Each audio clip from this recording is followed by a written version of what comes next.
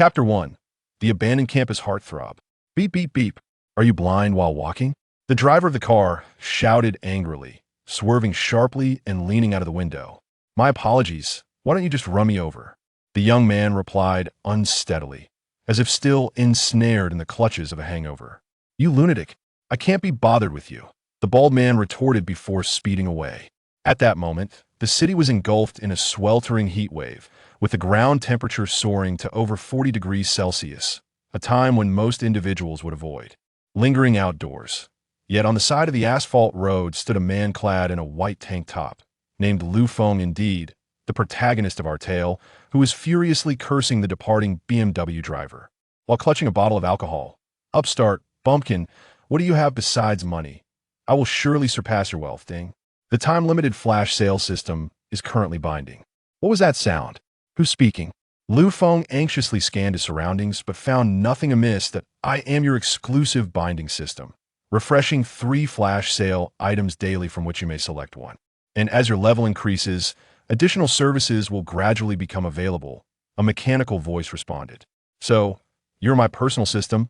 Feng asked, his face a mask of confusion. Indeed, the system's unyielding voice continued. So, does this mean that the realm of novels has truly manifested into reality, and I am destined for a glorious transformation? Correct. Then where are you located? He inquired hastily. I am currently within your mind. You need only concentrate to access the cerebral interface. Upon hearing this, Feng hurriedly focused his thoughts and was transported to a space reminiscent of a subdimension, where a computer-like interface hovered before him. Ding! Detection confirms that the host has accessed the system. Today's items have been refreshed. Feng quickly turned his gaze to the screen. One luxurious flat in the Guanlon International District of East City valued at 74 million renminbi. One Lamborghini Veneno 45 million renminbi, and one of Ferrari's original shares, worth 300 million USD. Feng stared at the newly refreshed items, momentarily stunned, and after a considerable pause, he finally reacted. Holy smokes, this is incredible. This will easily outshine anyone, he exclaimed. System, I adore you, ding. Today's refresh has concluded. Please make your selection promptly. I choose 3. No sooner had the system finished its prompt than Feng made his choice. Of course, I choose 3. 300 million US dollars, which converts to nearly 2 billion renminbi. This would instantly transform me from a penniless youth into a billionaire.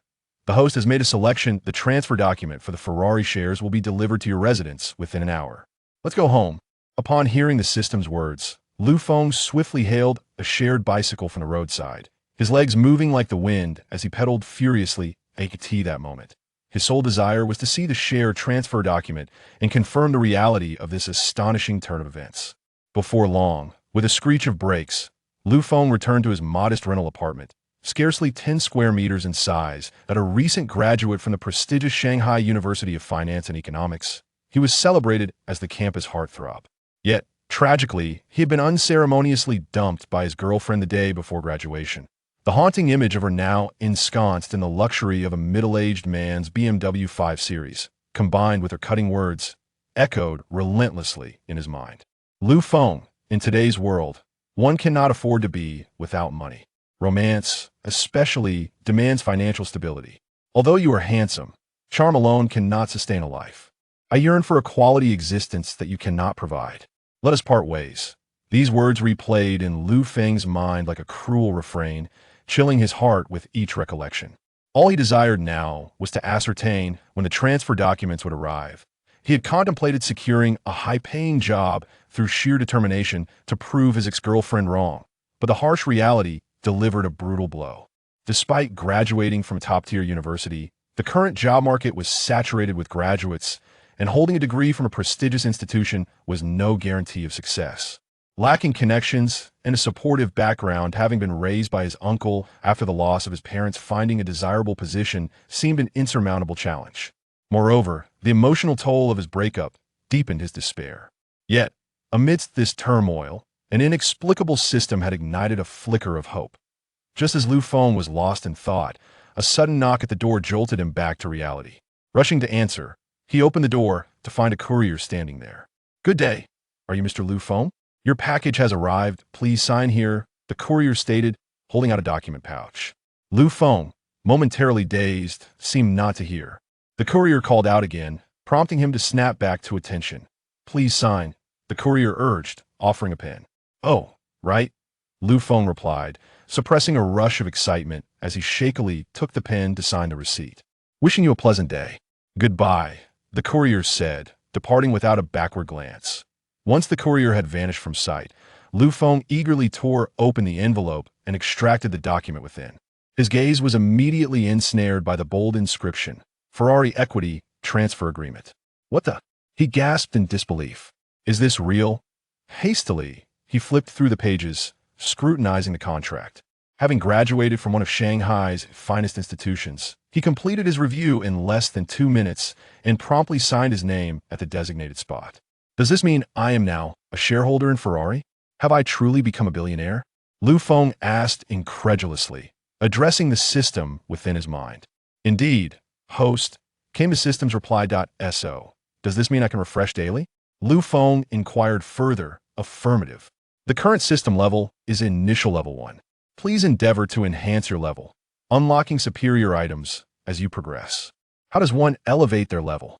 Lu Feng pondered aloud, perplexed. Truth be told, he remained utterly bewildered by the system's operation and its sudden manifestation in his life. Your net worth exceeds 10 billion, and the system will automatically upgrade to level 2, simultaneously activating the mall mode. You can exchange for numerous unexpected items in the mall in a similar vein. As your total wealth reaches 100 billion or 1 trillion, the system will continue to upgrade. All right, I understand now. It seems I can only toil daily to purchase items to elevate your level, Lu Feng remarked with a somewhat irreverent expression. However, at that moment, he remained oblivious to the fact that by relying on the system, he had acquired shares in Ferrari, inadvertently offending a significant power. This formidable force had been plotting for quite some time to obtain Ferrari shares.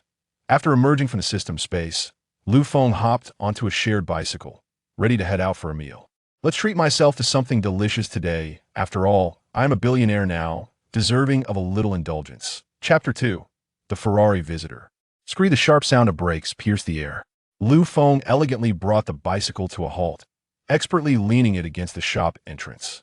He called out in a booming voice, "Boss, a serving of crab roe noodles, and make it extra generous with the crab roe 4 portions."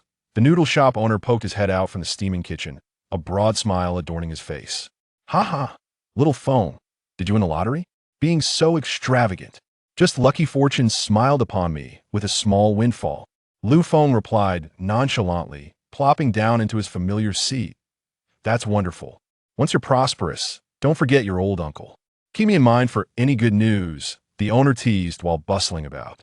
"Of course, uncle. You've always looked out for me. I remember it well. By the way, how's the job search going?" The owner transitioned the conversation. "I'm still looking, putting in the effort," Lu Feng responded vaguely. He had no intention of revealing anything about the miraculous system. It was far too absurd to share, and he feared it might lead to unwanted scrutiny. "There's no rush, take your time. Your noodles are ready, enjoy." The owner set a bowl of noodles before him. Lu Feng's eyes lit up. This bowl of crab roe noodles was simply divine. A thick layer of crab roe generously adorned the noodles, sprinkled with vibrant green scallions, the aroma wafting invitingly. Without hesitation, he grabbed his chopsticks, ready to savor the feast. Dingling, at that moment, an untimely phone call interrupted his meal. "Hello, who's this?" Lu Feng answered with irritation, his tone somewhat brusque. Who could be in a good mood when their meal was interrupted? "Hello, is this Mr. Lu Feng?" A sweet, gentle voice emanated from the other end of the line. "Yes, this is he. Who am I speaking with?" "I am Chen Xian, the assistant to the president of Ferrari's Asia-Pacific division." "Ferrari?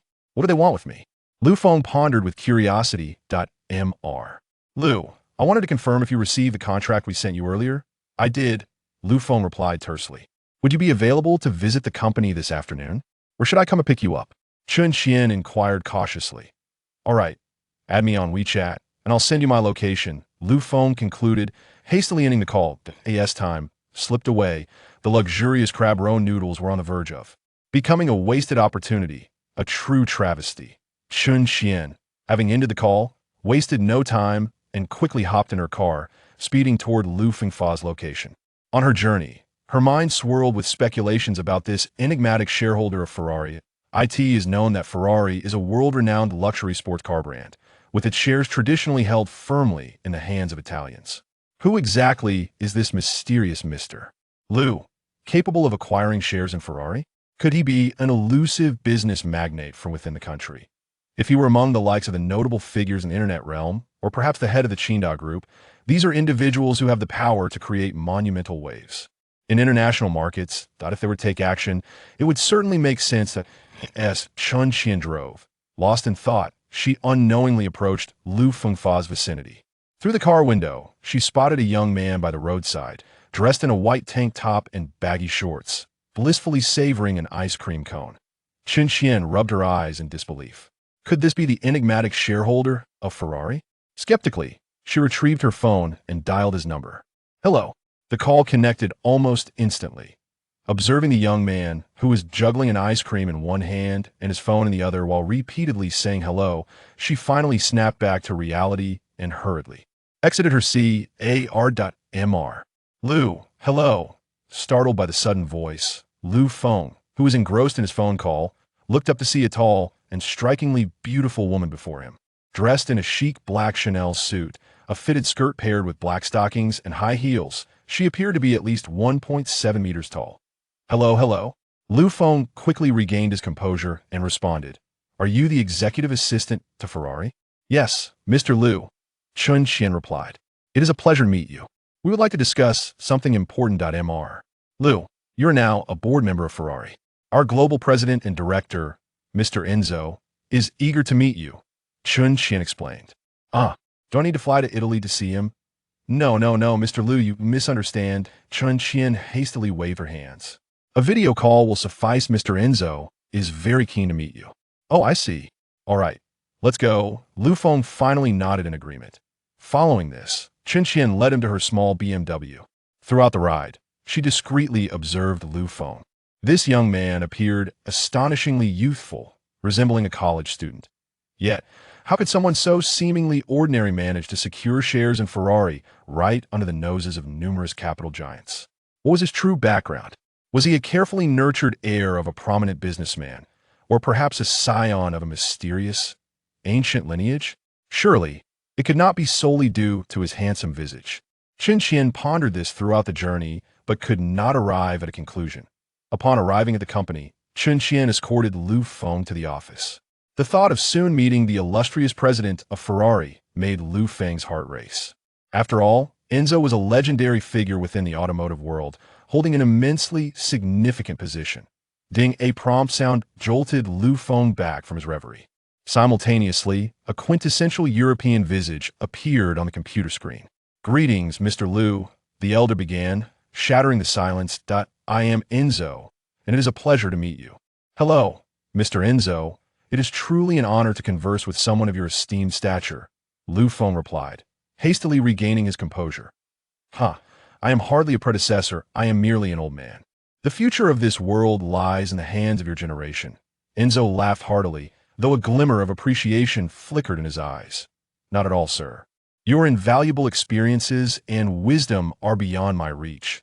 Lu Feng responded with utmost humility, and as their conversation deepened, his initial nervousness began to dissipate. Mr. Enzo, may I inquire about the purpose of your contact? Enzo, upon hearing this, casually waved his hand. Nothing of great significance. I simply wish to get acquainted with you and welcome you to Ferrari. As your host, I also wish to extend a gesture of goodwill. However, alongside this, there is another matter concerning the branch office. Being a newly established division, it currently lacks a competent leader, and your arrival perfectly addresses this gap. I intend to appoint you as the president of Ferrari's Asia-Pacific region. Please do not decline my offer, especially in light of my welcoming gift. Enzo's words echoed throughout the room, leaving Lu Feng momentarily speechless. To be appointed president right off the bat? The swift turn of events was almost overwhelming. Yet, he quickly acquiesced. Since you have offered it so graciously, I shall not refuse. Chapter 3. The second flash sale. After an extended conversation, the two finally concluded their phone call. Upon leaving Chun Qian, Lu Feng declined her offer to drive him home, as he felt the need for solitude. The events of the day had been utterly surreal. Just that morning, He had been a downtrodden university student, recently cast aside by his girlfriend, possessing nothing but good looks and overestimation of his own worth. For what does beauty matter when compared to the allure of the readers themselves? Yet, by a twist of fate, he had inadvertently bound himself to a system, leading to a dramatic transformation in his life. He had ascended from a mere nobody to someone capable of conversing on equal terms with the affluent elite of the automotive world. The swift fluctuations of his existence left him in dire need of calm. Thus, he made his way back to his rented apartment, where he tossed and turned on his bed, unable to find peace. I must delve back into the system to ascertain its authenticity, he declared, sitting upright and focusing his mind to access the cerebral interface. Welcome back, host, the system responded in its usual manner. When does the flash sale interface refresh? Feng inquired. It refreshes daily at midnight, the system replied. That is far too slow. Time drags on interminably, Feng lamented. Having already tasted the sweetness of his newfound opportunities and wishing not to wait another moment. Such is the system's design. It cannot be altered, the system coldly stated. Very well, I shall take a brief respite. Patience is a virtue, he mused. Besides, Enzo mentioned that the appointment letter would arrive tomorrow. By then, I shall be the CEO, Feng, the formidable tycoon, officially making his debut. With these thoughts in mind, he exited the system, resolved to sleep until the items refreshed. He set an alarm, eagerly anticipating the moment.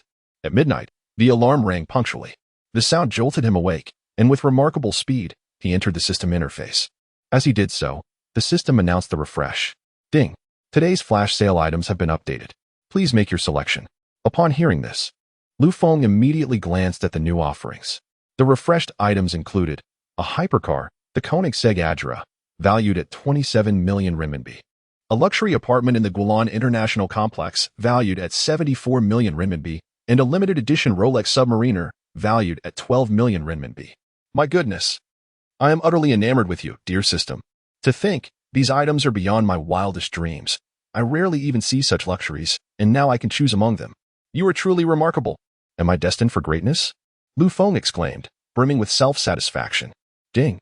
The system advises the host to refrain from daydreaming and to make a selection promptly. How harsh you are. I shall choose the luxury apartment, as it is the most expensive option. I have always believed in selecting the finest rather than the most suitable, as this will also aid in your upgrade, dear system. Furthermore, as the future CEO of Ferrari, I cannot possibly lack a splendid residence, Feng declared. Ding! The host has made a choice. One luxury apartment in the Guilan International Complex. Relevant documents will be placed on the host's desk tomorrow morning. As Feng exited the system, he lay back down on his bed and drifted off to sleep once more. The morning sunlight filtered through the leaves, casting dappled patterns of light across Feng's face. He rubbed his sleepy eyes and yawned, then quickly leapt to his desk, where he was delighted to find the coveted red property certificate. Nice!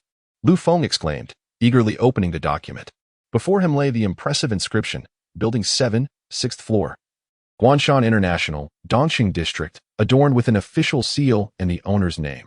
Each detail affirming that this property, valued at 74 million renminbi, was undoubtedly his. With an exhilarated heart and trembling hands, he dressed and stepped out, humming a tune. The early summer morning was refreshingly cool, devoid of the midday heat, replaced instead by a gentle breeze that caressed his face, reminiscent of a tender mother's touch upon her child. After parking his bike by the roadside and purchasing 2 buns, Feng savored his meal while riding towards his grand mansion. However, the shared bicycle was not permitted within the community. At the stern command of the security guard, Feng reluctantly parked his bike in the designated area for shared bicycles. Hello, do you have an appointment? The guard inquired.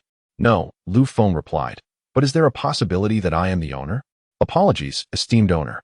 Service 9527 is at your service, the guard promptly saluted. Is registration necessary? Feng asked. No, please present evidence, and I will arrange for a vehicle to escort you inside. Upon hearing this, Feng retrieved the keys from his pocket. As the keys were custom-made, the guard could easily discern their authenticity at a glance. Welcome home, esteemed owner. Service 9527 is reporting for duty, the guard announced with enthusiasm. All right, very spirited. Take me to Building 7, Feng chuckled, finding the guard quite amusing. Under the guard's guidance, he boarded the security vehicle and arrived at the doorstep of his long-desired residence. With a heart full of anticipation, Feng entered the elevator. Stepping out of the elevator, he beheld the armored entrance door, crafted from alloy, and his heart soared. He hurriedly unlocked the door, ensuring to record his fingerprint on the lock as well. Upon entering, Feng was immediately captivated by an expansive dining and living area, resplendently decorated in luxurious style. The standard layout featured 4 bedrooms and 2 living rooms, including a study and 2 maids' quarters, totaling an impressive area of 343 square meters. This is to be my home, my first residence in the magical city. Yet certainly not my last, Feng mused while gazing out from the balcony at the breathtaking skyline. The entire city will lie at my feet. Just as he reveled in these thoughts, the sudden ringing of his phone interrupted his daydream. Greetings, I am the private butler from Guanlan International. You may refer to me as Xiao Wang. I hope I am not intruding with my call. I wish to inquire if you require assistance in preparing lunch. Do you offer such a service? Is there a fee? Feng asked with curiosity. Certainly not. The service is included within the property management fees you have already paid. The butler replied gently. Then please proceed with the arrangements, Feng affirmed before hanging up the phone. He reclined on the sofa, intending to explore the television, when the phone rang once more. To his surprise, the caller ID displayed Chun Qian from Ferrari. With a sense of curiosity, Feng answered the call. What is it? Miss Chen. Mr. Liu, your appointment letter has arrived. I would like to deliver it to you, but I am unsure of your location, Chun Qian said softly. Oh, please bring it over. I am at Guanlan International, Building 7, 6th floor. Drive safely, Feng instructed before ending the call. However, on the other end, Chun Qian's composure was shaken. Being a local of the bustling metropolis, she was well aware of Guanlan International, renowned for its opulent residences with average prices nearing 100 million. The thought that this newly appointed president of Ferrari resided there filled her with a tumult of emotions. With a mixture of anticipation and envy, Chun Qian drove to Guanlan International. Having received prior notice from Feng, she navigated the community without difficulty. As she walked through the luxurious surroundings, she mused to herself, "Oh, the wretched wealthy. How long must I toil before I can afford such a place?" Ding dong. The doorbell rang as she arrived at Feng's residence. Hearing the sound, Feng approached and opened the door. "Mr. Liu, here is the appointment letter from President Enzo. Kindly sign it, and upon doing so, you will officially assume the role of president for the Asia division. In this capacity, you will wield considerable authority. Even President Enzo will need to regard your opinions with respect," Chun Qian stated as she handed over the document. Though she felt a pang of discomfort over her own financial struggles, she recognized the necessity of her work. After all, one must not be dismissed by their superior. "Very well," Feng said, accepting the appointment letter and signing it. "Now, your role as my secretary transforms into that of a true presidential secretary," Feng remarked with a smile. "Indeed. Henceforth, I am your soldier. Wherever you direct me, I shall follow," Chun Qian responded with a cheerful smile. Chapter 4, President. Please refrain from such actions. Ha. Splendid. My dear secretary, let us dine here at noon. I have just placed an order, Feng declared with a smile. Then I shall not be polite, Chun Qian replied, her curiosity piqued by the enigmatic president. Young, handsome, and affluent, he epitomized the ideal romantic partner for many young women. "May I tour your residence?" Chun Qian inquired, turning her head to him. "Of course. Allow me to show you around," Feng replied readily. As he too was intrigued by this abode he had yet to explore, as Feng led Chun Qian into the master bedroom. Her gaze was instantly captivated by an enormous circular bed that could comfortably accommodate 4 or 5 individuals. Oh, the audacity of capitalists! Is this intended for group activities? Such thoughts flashed through her mind, though she misjudged Feng, who was entirely unaware of the layout of his own master suite. To her astonishment, the master bedroom also featured a walk-in closet. How enviable, how jealous, Chun Qian thought, standing within the elegant space filled with exquisite wardrobes crafted from precious fragrant wood. She was acutely aware that she stood in one of the most luxurious residences in the bustling metropolis, where every inch of land was invaluable. Lost in her reverie, she inadvertently pushed open the bathroom door. Goodness, she had not intended to intrude upon the lavatory. The door was simply too alluring, and she was unaware it led to a bathroom. Upon entering, she was further disheartened to discover that this bathroom was larger than her own bedroom. A grand double bathtub overwhelmed her senses, and the shower area boasted a sophisticated dry-wet separation. Most extravagant of all, there was even a sauna room. Curious, Chun Qian began to explore the various features of the bathroom. Lu Feng watched silently from behind, equally taken aback, allowing her to lead the way. Suddenly, Chun Qian inadvertently activated the overhead shower, and before she could react, she slipped and fell to the floor. Ouch! She exclaimed in pain. Her work attire became drenched under the cascading water. As she tumbled, twisting her ankle, Lu Feng finally sprang into action. Are you all right? He inquired urgently, rushing to assist her, only to find himself soaked by the spraying water as well. Ugh, it hurts. I've twisted my ankle, Chun Qian grimaced, her expression contorted in discomfort. Lu Feng glanced down, and in that moment, he was captivated. Chun Qian, clad in a short skirt, revealed her long, fair legs that drew his gaze. Moreover, her white blouse, now clinging to her form, became somewhat translucent, allowing glimpses of the dark undergarment beneath, leaving Lu Feng utterly mesmerized. Ah, when will you cease staring? Chun Qian's voice, gentle yet tinged with a hint of pain, jolted Lu Feng from his reverie. I beg your pardon, he quickly apologized, and then, taking Chun Qian into his arms, he carried her to the bedroom. Allow me to fetch you some clothing. You can dry your hair in the meantime. He handed her the hairdryer before hastily exiting the room. With a muffled laugh, Chun Qian covered her mouth as she watched Lu Feng flee. How endearing he is. Could he still be a novice? She mused, chuckling as she admired her own enticing figure. The dampness of her top made her ample curves conspicuously visible. And without stockings today, droplets adorned her long, slender legs. No wonder he faltered, Chun Qian thought to herself. Meanwhile, Lu Feng's heart raced as he dashed out of the room. He had never encountered such a situation before, though he had experienced romance. It had only ever extended to holding hands due to his girlfriend's reluctance. The unexpectedly alluring scene he had just witnessed left him feeling utterly unprepared for such a test of his composure. As he pondered this, he searched for clothing for Chun Qian. Given that the apartment was unoccupied, he found only a bathrobe in the bathroom cabinet. Hastily, he retrieved a pink bathrobe and brought it to her. Please wear this for now. I'll take your clothes to the dryer, he said as he handed her the robe. Thank you, Mr. Lu, Chun Qian replied, accepting the robe graciously. I will find you some medicinal ointment for bruising to apply, Lu Feng declared before stepping out once more. Hello, could you please deliver a bottle of blood circulation ointment to me? He asked over the phone as he exited the room. The community steward, upon receiving the call, promptly brought a bottle of safflower oil. Mr. Lu, here is the safflower oil you requested. Are you injured? Would you like me to take you to the hospital? The steward inquired with concern. No, thank you. It's merely a slight sprain, Lu Feng replied politely. Very well, I shall not disturb you further. Your lunch will be prepared shortly and delivered to you, the steward said before retreating. Lu Feng returned to the bedroom with the ointment. The medicine has arrived. Please apply it yourself, he said, his gaze falling upon Chun Qian, who sat on the bed clad in the bathrobe. From his vantage point, he could just glimpse her alabaster skin. Struggling to avert his eyes, he handed the ointment to her. Mr. Lu, I cannot bend down at the moment. Would you be so kind as to assist me?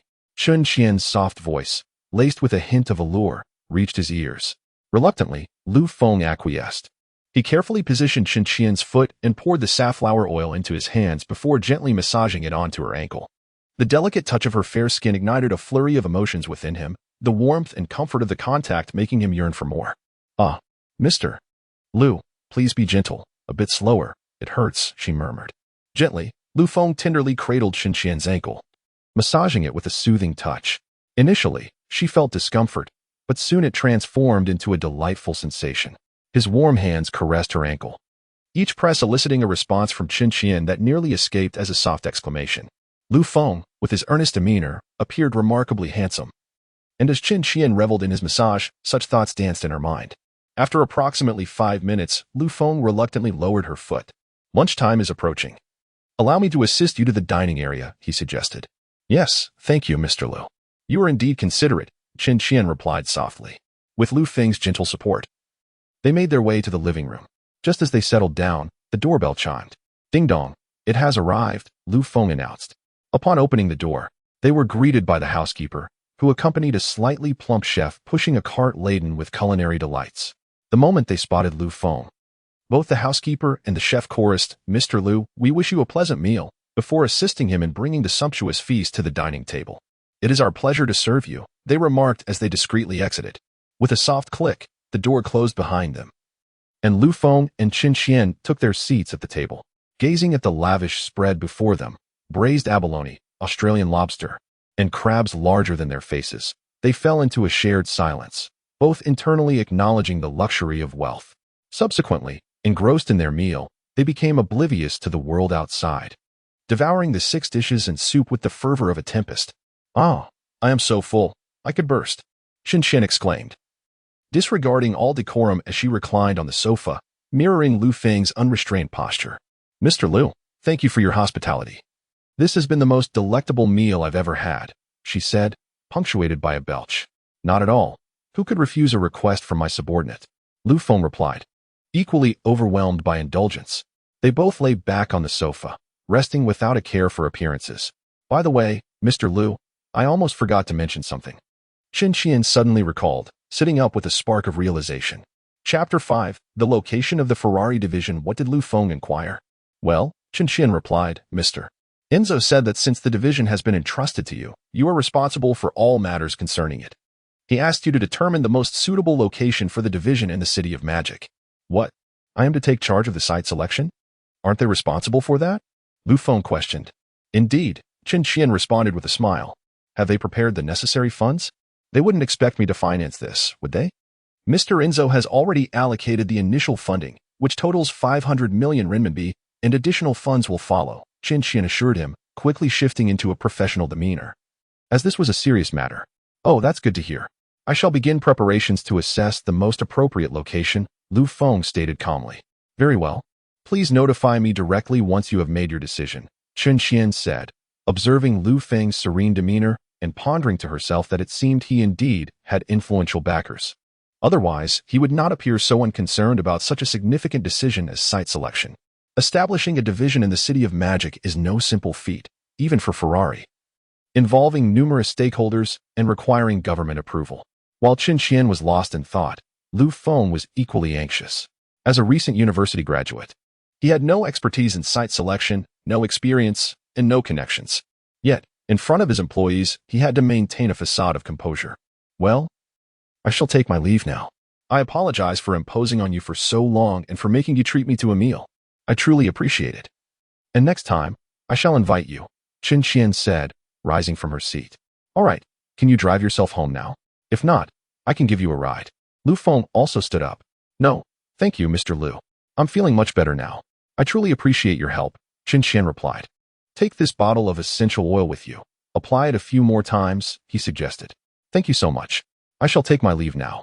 You needn't see me off." With the sound of the door clicking shut, Qinshan departed. Meanwhile, Lu Feng returned to his bedroom, intending to catch some more sleep. Having had a poor night's rest the previous evening, as he lay on the bed, he caught a whiff of a delightful scent. It was the fragrance left by Qinshan, and with that, he drifted off to sleep. On a June evening, the sky was painted in hues of crimson by the setting sun. Although the midday heat had dissipated, the air still bore remnants of the day's scorching warmth, causing the leaves to curl. As he stretched and yawned, Lu Feng awoke.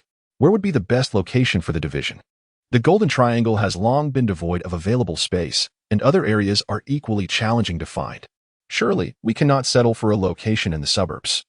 Lu Feng lamented. "Never mind, I shall go have a meal. I will think about it later. Tomorrow, I must also search for a car, after all. As the illustrious president of Ferrari, I cannot rely solely on shared bicycles." As Lu Feng pondered, a sense of distress enveloped him. Though he now held the esteemed title of president at Ferrari and resided in a grand mansion, he found himself financially constrained, with less than 2,000 yuan in his bank account. As he stepped out, these troubling thoughts continued to occupy his mind, leading him, almost unconsciously, to a barbecue restaurant where he decided to indulge in a meal.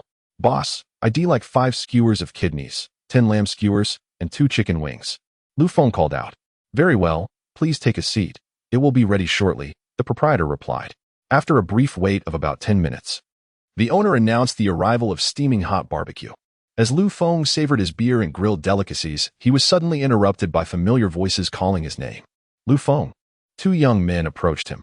It was his university roommates, Zhang Kai and Lu Li, who, having graduated, continued to live together as fellow townsmen. "Oh, it's you two. Come, join me for a drink." Lu Feng greeted them warmly, pleased to see his old friends. "You little rascal, enjoying a feast all alone without inviting us." Zhang Kai chuckled, taking a seat beside Lu Feng along with Lu Li. "I just needed to clear my mind and have a drink," Lu Feng responded with a smile. You're not still hung up on Su Lily, are you? Honestly, she is not worth it. She is a heartbreaker, Zhang Kai interjected. No, it's not about that. I merely wanted to enjoy a drink, Lu Feng replied, a hint of exasperation in his tone. Really? I wonder if I should believe you, Luli chimed in. Truly. I just came out to drink a little.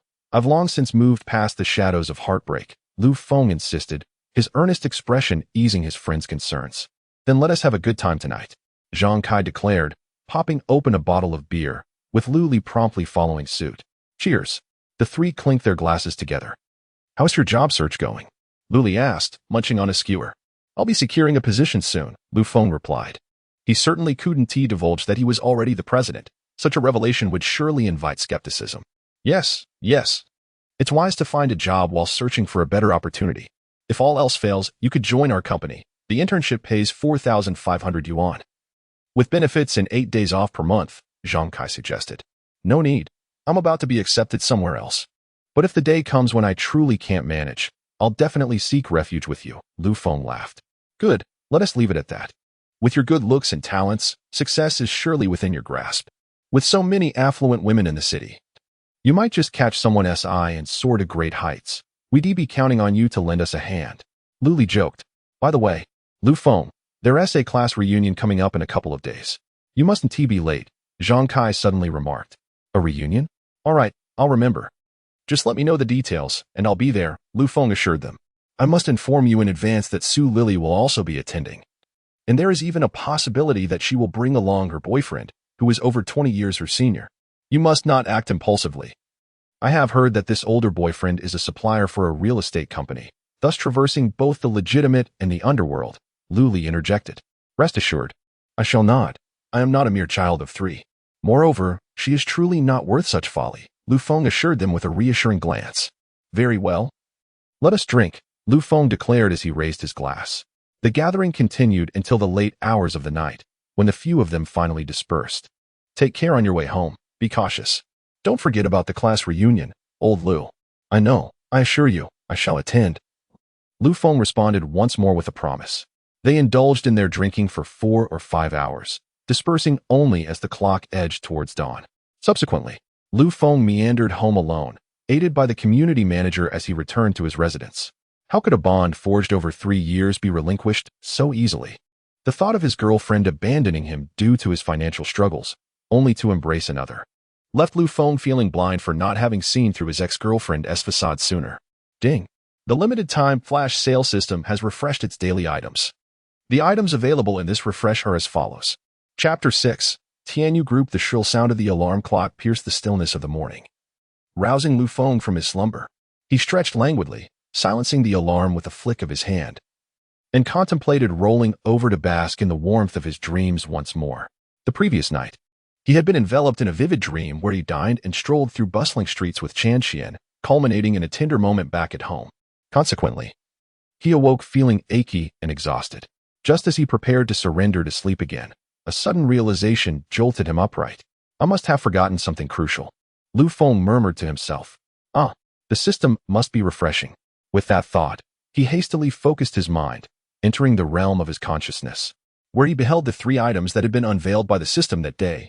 Cash, 30 million, legally and compliantly deposited into the host's bank account. 6 commercial properties on Shifeng Avenue, valued at 52 million renminbi. 10 stake in Tianyu Group, valued at 2 billion renminbi. Oh. Esteemed system, I humbly submit my need before you. You are my deity, Lu Feng exclaimed extravagantly. Ignoring Lu Feng's theatrics, the system coldly prompted, please make your selection promptly. I choose the 3rd option without hesitation. I must select the 3rd. 2 billion. This will elevate my worth to over 4 billion. Lu Feng mused, delighting in the prospect. Ding. The host has made a selection. 10 stake in Tianyu Group. Please retrieve the share transfer documents at the Tianyu Group office. What? Why can't it be delivered directly to me? I have to go pick it up? Lu Feng expressed his bewilderment. Ding. The method of delivery for items is random. The system replied. All right, I understand. I was just about to step out for breakfast, Lu Feng said, preparing to dress and rise. Meanwhile, at Tianyu Group, chaos reigned. The company's executive president abruptly received a call from the long-retired chairman. The conversation revealed that the chairman had suffered investment failures, leading to a severed financial chain. compelling him to sell 10 of the company's shares to navigate through the crisis.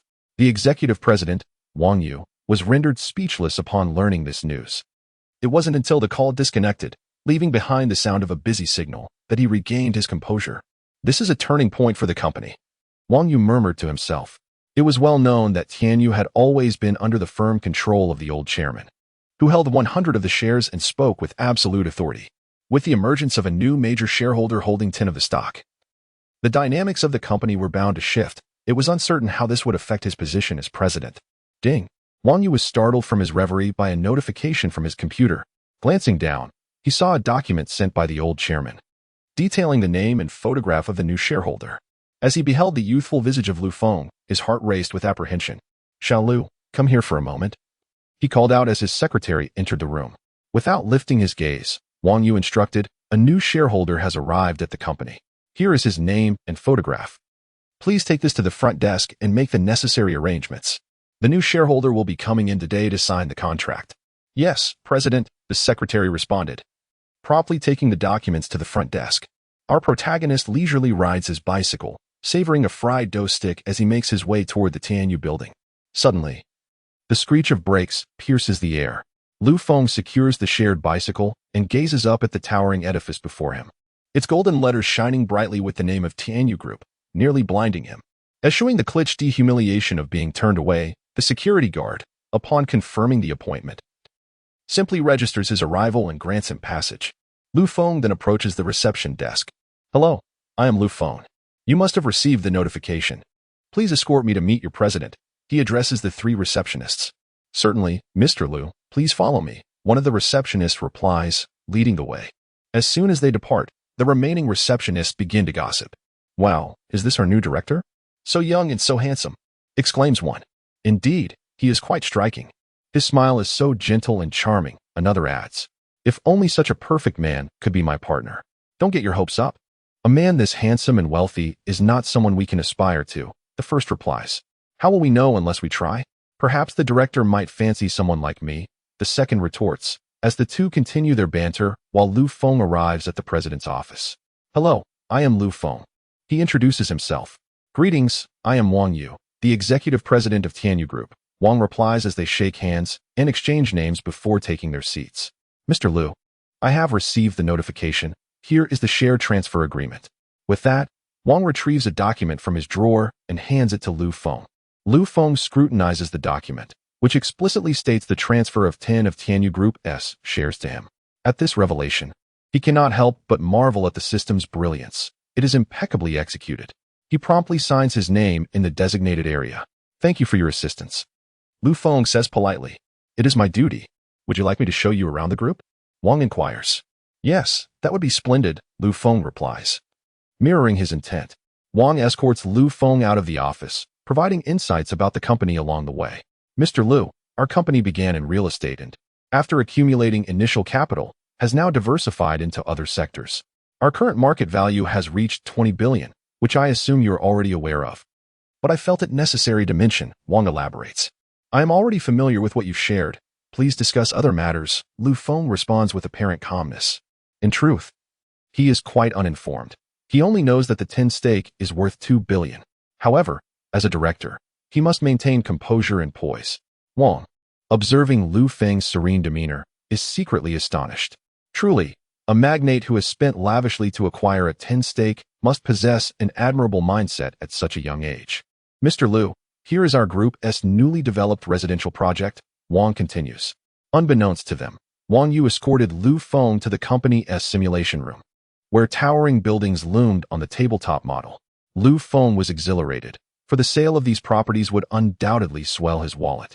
"Splendid, truly splendid," he remarked in admiration. "Well, we've explored quite enough here. I shall convene a meeting to formally welcome you today. After all, many of the executives and staff are not yet acquainted with you. What do you think?"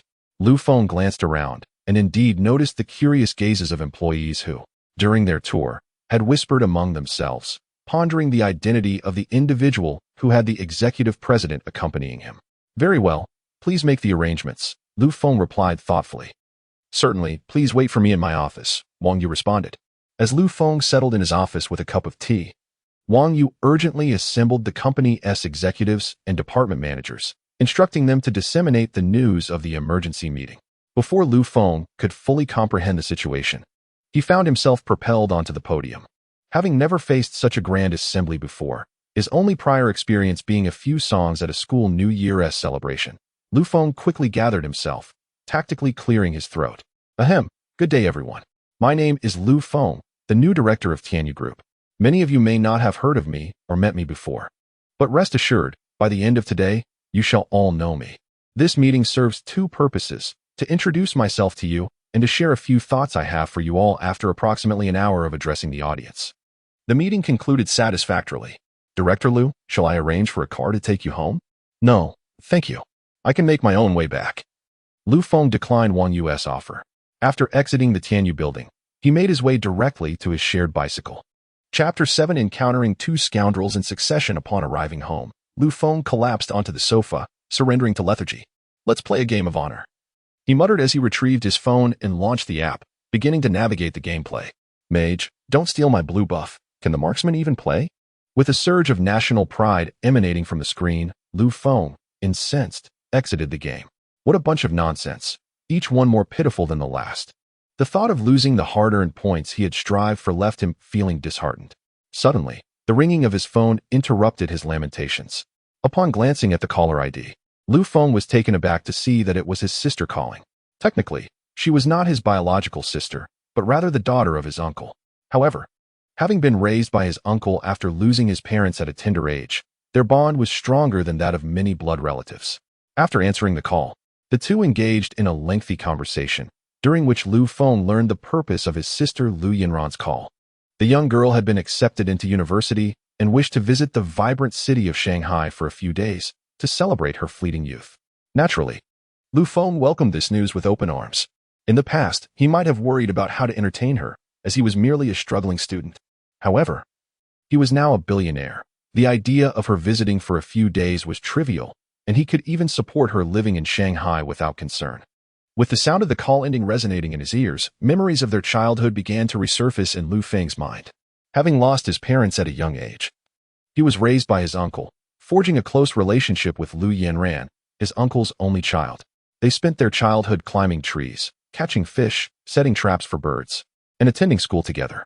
Whenever Lu Yinran faced bullying at school, she would come crying to her brother for vengeance. Upon learning of her plight, Lu Feng would confront her tormentor, leading to both of them being summoned by their parents, a situation that often required his uncle to meet with teachers due to such incidents.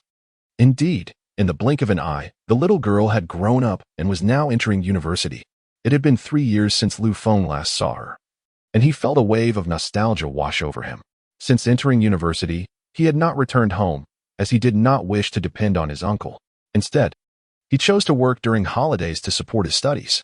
Even though his uncle frequently sent him money or urged him to come home, he steadfastly declined, wanting to sustain himself independently. Suddenly, a notification chimed on his phone, jolting Lu Feng from his reverie. He checked his device and discovered that Lu Yin had transferred money to him. Brother, I was afraid you wouldn't accept it, so I sent it directly. Please take it. When I visit in a couple of days, you can treat me. Reading his sister's note brought a mist to Lu Feng's eyes, for it was a testament to her concern for him. After reminding his sister to be cautious on her way, he prepared to step out for lunch. Having spent the entire morning at Tianyu Group, the noon hour provided the perfect opportunity not only to indulge in a meal, but also to acquire some new attire. After all, as a billionaire, it was inappropriate to remain clad in shorts and a tank top. At the Qingda shopping plaza, Lu Feng strolled through a clothing store, hoping to discover a garment that resonated with his taste. Just as he had set his sights on an appealing suit and was about to try it on, a voice abruptly interrupted him. Wrap that suit up for me. I'll take it. Turning in surprise, Lu Feng was taken aback to find it was none other than his university class monitor. What an unfortunate encounter, he thought with a hint of sarcasm. This was not merely a coincidence. During their school days, this so-called class monitor had harbored jealousy towards Lu Feng due to some girls expressing their affections for him through love letters. Their relationship had soured since then, and encountering each other today surely held no goodwill. Thus Lu Feng felt no obligation to be courteous. You pauper, what did you just say? Do you really think you can afford anything in this store? Chu Fan retorted without hesitation. I merely remarked that seeing you has ruined my day, Lu Feng countered. equally unyielding. Huh, encountering you is my misfortune as well. But tell me, what audacity allows you to enter such a luxury store? Can you truly afford that suit? At 28,000 yuan, how long would you have to toil to pay for it? Chu Fan scoffed. Excuse me, since I have taken a liking to this suit, I shall purchase it. Excuse me, could you assist me in wrapping this garment? Lu Feng addressed the intrigued sales assistant nearby. Oh, certainly, sir. I will wrap it up for you right away, the sales assistant responded, flustered. Wait, I want that suit. Chu Fan exclaimed from the other side. As Lu Feng observed the debate unfolding with Chu Fan, an unsettling thought crossed his mind. Is the following scene going to involve him raising the price? And then I play the role of the underdog, retaliating fiercely? Surely not. Such a cliché trope feels like something out of a novel. Lu Feng mentally lamented. Sir, we have several of these suits in stock. Why don't I wrap one for each of you? The sales assistant suggested. With this, both Lu Feng and Chu Fan paused, momentarily taken aback by the unexpected turn of events. After the two sales assistants had wrapped up the suits, Chu Fan left with a disgruntled expression, not forgetting to deliver a parting shot. At the class reunion, you'd better be ready, you discarded campus heartthrob. Lu Feng, having completed his purchase, prepared to return home, not wishing to disclose where he had procured the funds he had borrowed from Wang Yu before coming. Reflecting on the awkwardness of asking for money, Lu Feng felt a headache coming on.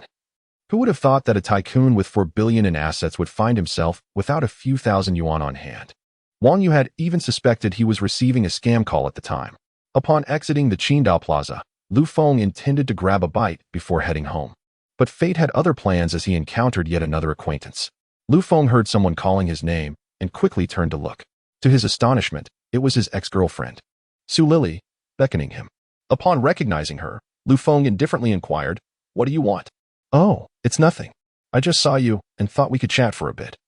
Su Lily replied with a smile. If you have nothing important, I'll be on my way, Lu Feng said, gazing at the beautiful girl before him. Memories of their joyous past surfaced, yet they were suddenly overshadowed by the image of a man in his 40s towering over her, leaving him with an overwhelming sense of disgust. Hold on. Have you found a job yet? If not, why not join my boyfriend's company? I can arrange a simple position for you. As a gesture towards our past relationship, Su Lily arrogantly suggested. Lu Feng was rendered speechless by her words. How could she refer to a man older than her father as her boyfriend? The realization struck him that he no longer recognized the woman standing before him. No, I've already secured employment, so there's no need for you to worry. You'd be better off spending your time with your boyfriend, he firmly declined. Sweetheart, what are you doing here? Just as Lu Feng finished speaking, a portly, balding man approached, his enormous belly swaying with each step. Lu Feng, witnessing this scene, felt a wave of disbelief wash over him. With Su Lily's petite frame, how could she possibly endure being overshadowed by this so-called boyfriend? Oh, I was just chatting with my ex, Su Lily said, leaning into the embrace of the hefty man. Ex? The one you dumped? The man scrutinized Lu Feng upon hearing this. Pfft, apart from being somewhat handsome, he is utterly worthless, the portly man scoffed. Yes. Back then I was young and naive. He persistently pursued me, and I reluctantly agreed. However, our relationship was innocent, as you know. Su Lily quickly defended herself to her boyfriend. Ha ha ha, of course you are innocent. I knew that from our very first night together. The man chuckled at her retort. How awful. You're so bad. Su Lily feigned shyness, playfully hitting the man. Ha ha, a man must be a little wicked for a woman to love him. What were you discussing with him? The man asked with a mischievous grin. Oh, nothing much. I just felt a bit sorry for him and thought you might help him out by letting him work at your company, considering he was my first love. Su Lily pouted. Ha ha ha. Fine. Since my darling has asked, let him join my company. I think he'd make a decent security guard. I'll pay him 5,000 a month. What do you say? The man contemptuously offered. By this time, Lu Feng could no longer contain his disdain and retorted, You? With your lack of height and only a protruding belly to boast of, even a mosquito would trip over you. You two are a perfect match, like rotten fish and spoiled shrimp. Upon hearing this, the corpulent man and Su Lily were left utterly astonished, momentarily rendered speechless. Meanwhile, Lu Feng swiftly turned and fled. Why, you may ask, did he run? Well, do you think the imposing figures standing behind the corpulent man were mere decorations? It was only when Lu Feng had completely disappeared from sight that the corpulent man and Su Lily regained their senses. Pursue him, locate him, and break his legs. The corpulent man exclaimed in a fit of rage. The burly men, upon hearing their employer's command, hastily gave chase. "Darling, please don't be angry." Su Lily hurriedly consoled the corpulent man. However, with a resounding slap, he struck Su Lily across the face. "Wretched woman, I shall deal with you thoroughly tonight. You have a class reunion, don't you? I shall attend as well, and ensure he leaves with nothing but regret." Chapter 8. Collecting rent at Times Square. Lu Feng sped towards the bicycle parking area, swiftly mounting his bike and making his escape. Today had indeed been unfortunate. He had encountered two insufferable individuals in quick succession. He grumbled as he pedaled along. Before long, he arrived home. Upon entering, Lu Feng headed straight for the bathroom to take a shower. Afterward, as he lay on his bed, he suddenly sat up. "Oh no. I was so preoccupied with my escape that I forgot to eat. I should order some takeout," he thought. He promptly opened his phone and accessed the Myling Takeout app. With practiced ease, he entered the details for his order, saved the address for Guanlon International, and then opened Douyin to scroll through short videos. Ding dong. Just as Lu Feng was engrossed in watching a beautiful woman with long legs, the doorbell rang. "Hello, resident. 9527 at your service. Here is your takeout," came the familiar introduction. Lu Feng was taken aback, for standing before him was none other than the community security guard, designated 9527. "Why are you my delivery person?" Lu Feng inquired, puzzled. "In order to ensure the safety of residents and their property, all takeout deliveries are handled by our property personnel," 9527 proclaimed loudly. "Well, thank you for your hard work," Lu Feng replied. "It is our honor to serve you." With that, 9527 handed over the takeout and departed. What a luxury residence. Unlike some communities that prohibit delivery personnel from entering and make residents retrieve their own orders, Lu Feng remarked as he returned to his room and began to eat. Realizing it was nearly evening and he hadn't eaten all day, he had originally intended to enjoy a nice meal at Qianda Plaza. But after a confrontation with an overweight man, he had left in a huff, missing his chance to dine. After finishing his meal, Lu Feng performed a quick wash-up and lay back down, preparing to sleep, as he hoped the system might refresh some valuable items for him by midnight. Ding, ding, ding. As the alarm clock rang, Lu Feng quickly sat up, shaking off his drowsiness and focusing his attention on the system. "Let us see if the system has anything worthwhile for me today," Lu Feng exclaimed with excitement. Ding. "Limited time flash sale items have been refreshed," the system announced. Hearing this, Lu Feng eagerly glanced at the offerings. The refreshed items were as follows: a Times Square property, valued at 1.5 billion renminbi, an Audi R8, valued at 2.4 million renminbi, an Armani clothing ensemble valued at 12 million renminbi. Lu Feng pondered over the three options presented to him. Although he was in need of a vehicle, the car offered this time was not particularly high in value. If it had been a luxury sports car, he might have chosen it without hesitation, but this time, he decided against it. As for the complete Armani outfit, he had recently purchased a suit, making that option unnecessary as well. Thus, he was left with no choice but to select the first option. I expected the first option to be the valuable Times Square property, thinking the second and third options would be even better, yet they turned out to be increasingly lackluster. Lu Feng grumbled to himself. The system announced, "The host has made a choice. Choice 1, Times Square, valued at 1.5 billion renminbi. The documents will be delivered by a courier at 8 a.m. With the system's words echoing in his mind, Lu Feng found his net worth increased by another 1.5 billion. "Well, this is quite good.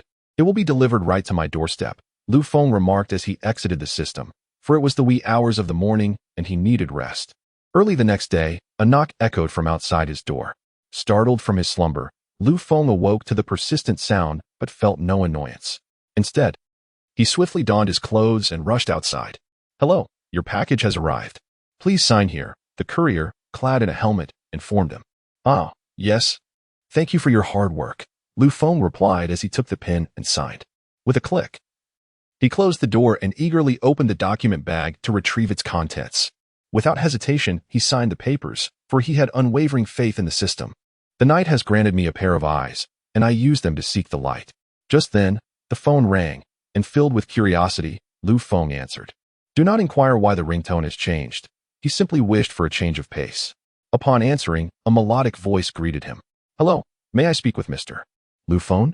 I am Wang Shui, the manager of Times Square." The voice introduced itself. "This is Lu Feng. How may I assist you?" he inquired. "As it happens, the rent for your Times Square property is due this month. and we would like you to come in to discuss whether the rent for the next quarter needs to be adjusted. Afterward, please provide us with your account details so we can transfer the rent directly to you, Wang Shui explained. Very well, I shall come over shortly, Lu Feng replied. His spirits lifted at the prospect of receiving money. Despite his newfound wealth, he found himself rather cash-strapped. The 5 billion from Ferrari was tied up in the company account. And with Tianyu Group not yet distributing dividends, he remained, in essence, a pauper. Driver, please pull over here, Lu Feng instructed the taxi driver. Indeed, he had opted for a taxi today instead of a shared bicycle. As he put it, what a joke. I am about to become a wealthy man. Why would I ride a shared bike? A taxi is a must. Upon exiting the vehicle, he noticed several individuals in suits gathered at the entrance of the square. Both men and women. Undoubtedly, they were the property management staff waiting for him. Meanwhile, Wang Shui, having hung up the phone, wasted no time rallying her team. She first instructed her staff to notify each merchant within the square to maintain their appearances and cleanliness. Then, she organized the cleaning crew to tidy up the public areas, while she herself awaited Lu Feng's arrival at the entrance with the other property personnel. You may wonder why such a grand reception. The answer is simple. With a new owner for the square, any discontent could lead to the dismissal of the entire property management company. At that moment, the group of individuals would have to pack their belongings and leave. Wang Shui had struggled for many years to ascend to the position of general manager. If, for any reason, she displeased Lu Feng and he decided to replace the entire property management company, she would have nowhere to weep. With a heart full of trepidation, Wang Shui waited alongside the property staff for half an hour until Lu Feng finally arrived. Hello, I am Lu Feng. Ah, you are Mr. Lu. Truly, a remarkable young man. You are far more handsome in person than in your photographs, Wang Shui exclaimed upon seeing Lu Feng for the first time. Showering him with compliments and doing everything in her power to make him smile, wishing she could accompany him that very evening. After all, she had nothing to lose. Lu Feng was exceptionally handsome and wealthy, and perhaps she could leverage his influence to ascend further in her career. Thus, Lu Feng strolled through the plaza, enveloped in Wang Shui's incessant praise. Mr. Lu, are you satisfied with our management? She inquired cautiously, standing by as Lu Feng sat in her general manager's chair, perusing the reports. Yes, the management is acceptable, Lu Feng replied without lifting his gaze, continuing to flip through the documents. Upon hearing his indifferent response, Wang Shui felt a chill run through her. She assumed she must have done something wrong to displease her new boss. In truth, Lu Feng was preoccupied with the rental reports in his hands. Store number 7's quarterly rent is 120,000 yuan. Store number 8's quarterly rent is 10,800 yuan. Store number 15's quarterly rent is 140,000 yuan. There were approximately 100 commercial properties in Times Square. Note, a quarter consists of 3 months, and rents vary based on the size of the stores. After reviewing the figures, he pondered whether starting a business was worthwhile. Perhaps it was better to simply collect rent. Finally, after Wang Shui's anxious anticipation, Lu Feng concluded his review of the report. All right, I have finished reviewing the report, he announced. Wang Shui hastily responded, Mr. Lu, are you satisfied? Yes, the rent is acceptable. For the next quarter, let us refrain from increasing the rent. We must also consider the circumstances of the merchants. I will notify you regarding any future rent increases, Lu Feng stated. Mr. Lu, your wisdom is commendable, Wang Shui flattered him once more. Stop showering me with flattery. I am aware of your thoughts. You are concerned about me replacing your property management, aren't you? Lu Feng asked with a smile. No, not at all. I am merely speaking the truth, Wang Shui stammered, realizing Lu Feng had seen through her facade. There is no need for fear. Your company manages quite well. Before I arrived, I was contemplating a replacement if management was subpar. Fortunately, your management is commendable. So, General Manager Wang, keep up the good work, Lu Feng said leisurely. Upon hearing Lu Feng's words, Wang Shui's previously anxious heart finally eased. Although she was somewhat opportunistic, she possessed the professional skills necessary to earn her position as general manager. Thank you for your praise, Mr. Lu. This is what we ought to do, and we will continue to strive for excellent management, Wang Shui replied with evident happiness. All right, I shall provide you with my account details. Once you have collected the rent, please transfer the amount directly to me, Lu Feng stated as he rose. Certainly. We will ensure the funds are transferred to you promptly, Wang Shui replied hastily. Very well, I shall take my leave now, Lu Feng remarked. I will see you off, Wang Shui said, quickly opening the door for him. No need for that. By the way, please inform everyone that this month, The salaries of all property staff will be doubled, with a subsequent increase of 30%. As for the funds required, you can deduct it from my rent. Feng added, gesturing dismissively. He understood the principle that to have a horse run, one must first ensure it is well fed. Once Feng exited the square, the property staff immediately gathered around Wang Shui in excitement. Chapter 9 Xin Shuyuan Sister Wang, what did Mr. Liu say? Wouldn't he consider replacing us, would he? Indeed. Indeed. Why are you so silent, Sister Wang? Oh no. I might lose my job. Mr. Liu looks so handsome. I was even contemplating whether to give him a chance to pursue me, and now he has turned around and fired us. While the employees were chattering incessantly, Wang Shui finally spoke up. Silence, she commanded. Stop your baseless speculations. Mr. Liu is quite satisfied with our work. He has instructed us to continue managing for him. So none of you are losing your jobs. As soon as Wang Shui finished speaking, the crowd erupted. Yay! I knew our diligent management would prevent Mr. Liu from letting us go. Hooray! I want to be unemployed after all. Such a good job, and such a wonderful leader like Sister Wang are hard to find. Since Mr. Liu isn't firing us, I've decided to give him a chance to pursue me. Don't be so conceited. What kind of person is Mr. Liu? Just getting a glance from him is your fortune. Just as the crowd was becoming chaotic again, Wang Shui promptly intervened. Ahem, she cleared her throat, and the employees turned their attention to her. Next, I have some good news for everyone. Mr. Liu has announced that this month's salary will be doubled. Are you all happy?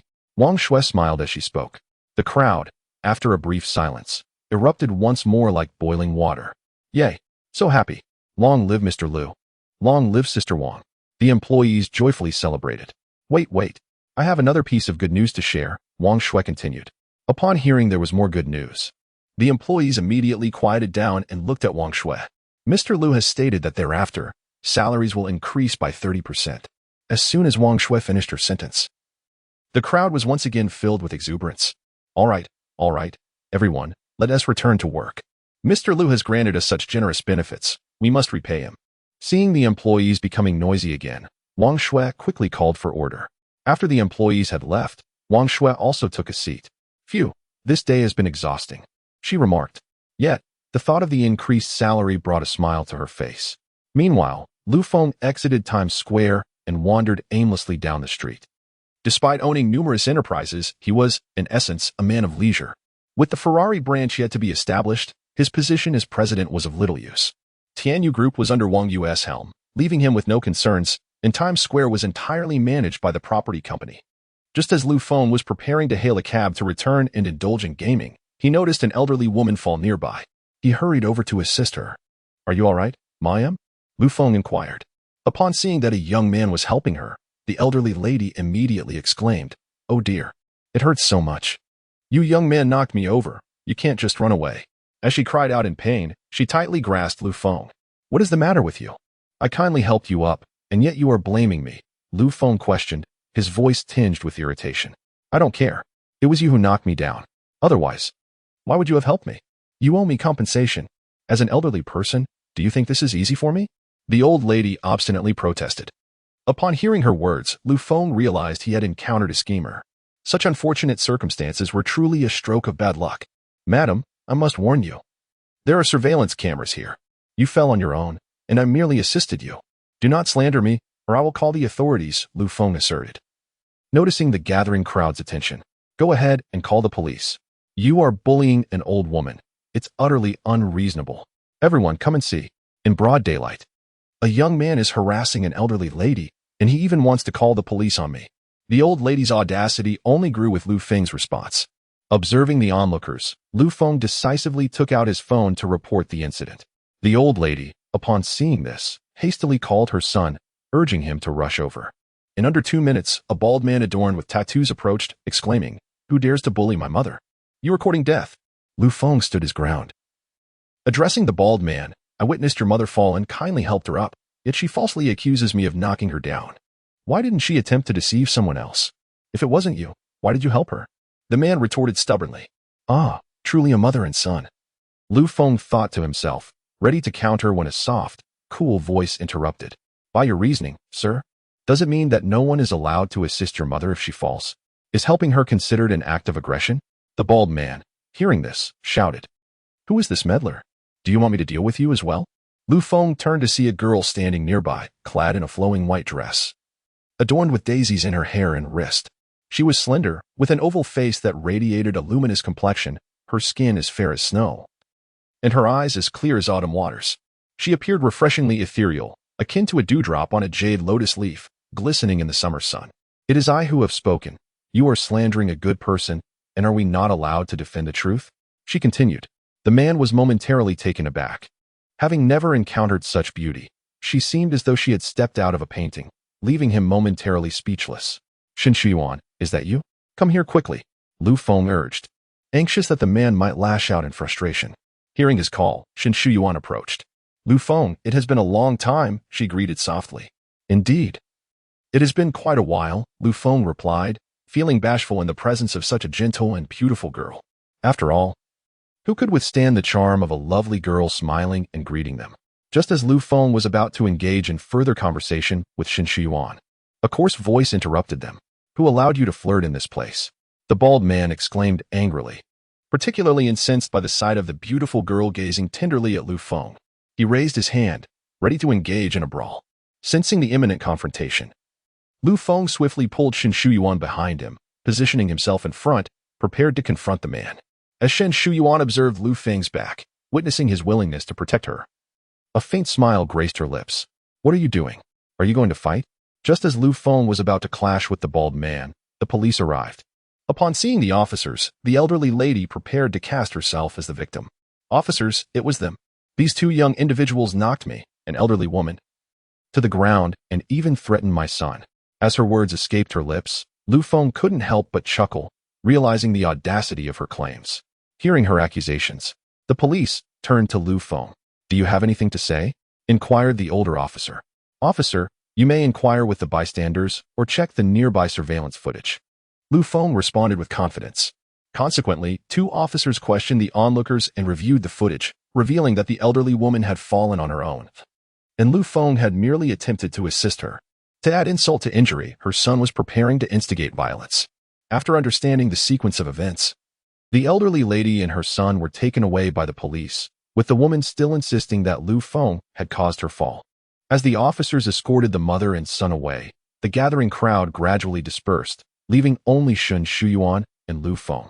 "Long time no see," they both exclaimed simultaneously, only to fall silent together afterward. Upon closer inspection, Lu Feng's ears had turned crimson, while Shen Shuyuan shyly lowered her gaze. Chapter 10. Dining with the campus belle. "How did you end up here?" Lu Feng broke the awkward silence. "I happened to pass by and witnessed this scene, so I came to take a look," Shen Shuyuan replied, her gaze lowered as she fidgeted with her slender fingers. "Thank you for speaking up for me today."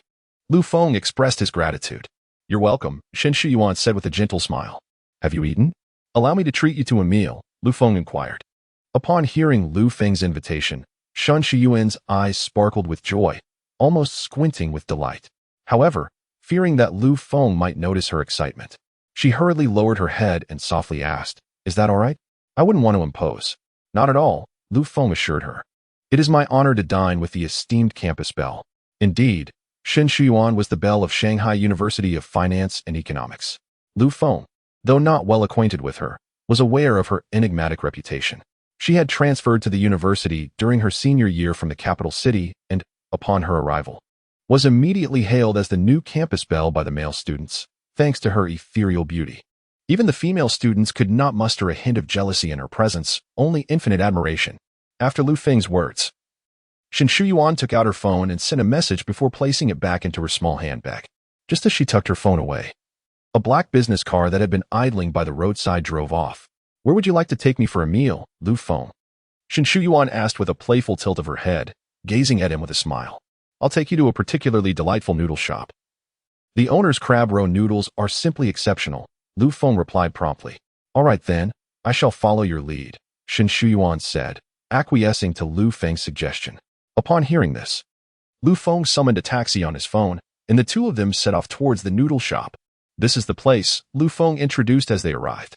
Shen Shuyuan, stepping out of the car, looked at the modest eatery, barely 20 square meters in size, with curiosity about how delicious it could truly be. Indeed, Lu Feng had brought Shen Shuyuan to his favorite noodle shop. As soon as they entered, Lu Feng called out, "Boss, 2 bowls of crab roe noodles, extra crab roe, and a serving of iced spicy crayfish. Coming right up. The boss replied. Is this little Lu's girlfriend? She's quite a beauty. The boss teased, noticing Shen Shuyuan behind Lu Feng. No, we're just classmates who happen to run into each other, Lu Feng quickly clarified. Do I look like I would believe that? You, my boy, would bring someone to dine with you purely by chance, the boss joked. It's really not like that, Uncle Chun. Please, just go prepare the food. Lu Feng urged, anxious that Shen Shuyuan might misunderstand. As the boss retreated to the kitchen, Lu Feng let out a sigh of relief and guided Shen Shuyuan to a table. Please don't take offense, Shun. The boss was merely joking. Lu Feng explained as they settled down. Upon hearing Lu Feng's explanation, Shen Shuyuan smiled gently and reassured him. It's quite all right, Lu classmate. I won't be upset. The boss was merely concerned about you, and I understand. Lu Feng, relieved to see that Shen Shuyuan was not angry, exhaled deeply. Little did he know. When the boss mistakenly assumed they were in a romantic relationship, Shen Shuyuan chose not to clarify, instead responding with a joyful smile. As the boss's words faded, 2 bowls of delectable crab yolk noodles were brought to the table. The noodles were generously topped with a thick layer of crab roe and garnished with green onions, making both Lu Feng and Shen Shuyuan salivate. Thank you, Uncle, Shen Shuyuan said sweetly to the owner of the noodle shop. Ha ha ha, you're welcome. Do try it quickly. The boss replied, visibly pleased by her gratitude. Meanwhile, Lu Feng urged, Shen classmate, hurry and mix the noodles, otherwise, they'll clump together. Shen Shuyuan, with a gentle gaze, replied. But, Lu classmate, I'm from the north, and this is my first time eating such noodles. I'm not quite sure how to mix them. Could you assist me? Of course. Let me help you, Lu Feng responded without hesitation. As Lu Feng mixed the noodles for her, Shen Shuyuan couldn't help but smile mischievously, resting her chin on her hand, gazing at him with happiness. Just then, the boss approached again, carrying 2 plates, one filled with crayfish and the other with handmade shrimp balls. Your crayfish is ready, he announced, placing the dish on the table. Uncle Chun. We didn't order shrimp balls, Lu Feng remarked, puzzled as he noticed the additional dish. I know you didn't order them. This is a gift for you. It's your first time bringing a girlfriend here, Uncle Chun said with a grin. Oh dear, Uncle, we are truly just friends. Please don't make wild assumptions. Lu Feng exclaimed, suddenly anxious. Thank you, Uncle, Shen Shuyuan interjected softly, just as Lu Feng was at a loss for how to explain. The boss, delighted by her gratitude, left with a smile. Lu Feng looked at Shen Shuyuan, slightly bewildered. Since Uncle has already served it, it would be impolite not to accept. She hurriedly explained upon noticing his gaze. Lu Feng, not overthinking it, picked up his noodles and began to eat. Seeing him start, Shen Shuyuan also began to eat gracefully. The meal lasted nearly half an hour before coming to an end. Have you finished, Shen classmate? Lu Feng asked after taking a sip of water. Yes, I'm done. It was so delicious. I felt so happy during this meal, Shen Shuyuan replied, her words hinting at deeper meanings. Lu Feng thought it was probably just because the food was exceptionally good, having fallen in love with the noodles after his first taste. After bidding goodbye to the boss, Lu Feng and Shen Shuyuan exited the noodle shop. The trees by the roadside stand in orderly formation, their canopies casting a shadow over the sunlit ground. The air is devoid of even the slightest breeze, while the chirping of cicadas resonates from the dense foliage. Delicate green leaves flutter in the sunlight, and distant birdsong drifts through the air, melodious and enchanting. Thank you, Lu. I am quite happy today, smiled Shen Shuyuan as she boarded the vehicle. Gazing at the beautiful girl before him, Lu Feng felt as though a gentle breeze had swept through, refreshing and delightful. You're welcome. Please take your time on the way back and be safe, Lu Feng replied with a smile as he closed the door for Shen Shuyuan. Watching the taxi as it receded into the distance, Lu Feng felt an inexplicable void within him, a sense of loss. After a moment of contemplation, he decided to cast aside these thoughts and took a taxi home to play video games. Meanwhile, Shen Shuyuan, having barely been in the car for long, instructed the driver to pull over. The driver, puzzled by the request from the lovely young lady, complied, for the customer is always right. Just as the driver came to a stop, an elongated Maybach pulled up beside the taxi, from which emerged a woman dressed as a secretary, who opened the taxi door. Miss, I am here to take you back, she announced. The driver was bewildered, wondering who she could possibly be referring to. Could it be the stunning young lady in the back seat? Hadn't she just gotten in? As the driver pondered this, Shen Shuyuan exited the vehicle, and the secretary gracefully opened the rear door of the Maybach for her to enter. Once inside, Shen Shiyuan seemed to transform entirely. The gentle and endearing demeanor she had moments ago was replaced by an air of aloofness and pride. "Don't forget to pay the fare," she remarked before closing her eyes. The secretary, upon hearing this, retrieved 500 yuan from her bag and handed it to the taxi driver before returning to the Maybach. Staring at the luxury vehicle as it disappeared from view, the taxi driver remained in a state of disbelief, looking down at the 500 yuan in his hand. Lost in thought. What just happened? Who am I? Where am I? Is this a movie? He muttered to himself. Chapter 11. The class reunion, miss. The master just called. The secretary informed Shen Shuyuan as she sat in the back seat of the Maybach. What is it? Shen Shuyuan replied with a cool demeanor. The master inquired when you would return to the capital. He and the madam miss you dearly. Please tell them I shall return in due time, Shen Shuyuan responded. Having heard the secretary's words, by the way, I would prefer this matter to remain confidential. If my parents were to find out, you are aware of my temperament. She added. Understood, miss, the secretary quickly replied. After speaking, Shen Shuyuan closed her eyes, feigning a light slumber. While her thoughts drifted back to the time spent with Lu Feng that day, suddenly, a joyful thought crossed her mind, causing the corners of her mouth to lift slightly. Ah Feng, you cannot escape the palm of my hand, Shen Shuyuan murmured to herself. Meanwhile, Lu Feng had just settled onto his bed at home when his phone rang again. Old Lu, their SA class reunion tonight. Don't be late. Zhang Kai's voice came through the line. Tonight, you say? I understand, Lu Feng replied. The venue is the Tunglong Grand Hotel, Zhang Kai added. What a lavish place. Can our wallets withstand it? Lu Feng questioned, surprised by the choice of venue. It is well known that the Tunglong Grand Hotel is quite prestigious in the metropolis, with even a simple banquet costing upwards of 20 to 30,000. For a high-end private room, the expenses could soar above 200,000. Not to mention the exorbitant prices of the elite suites.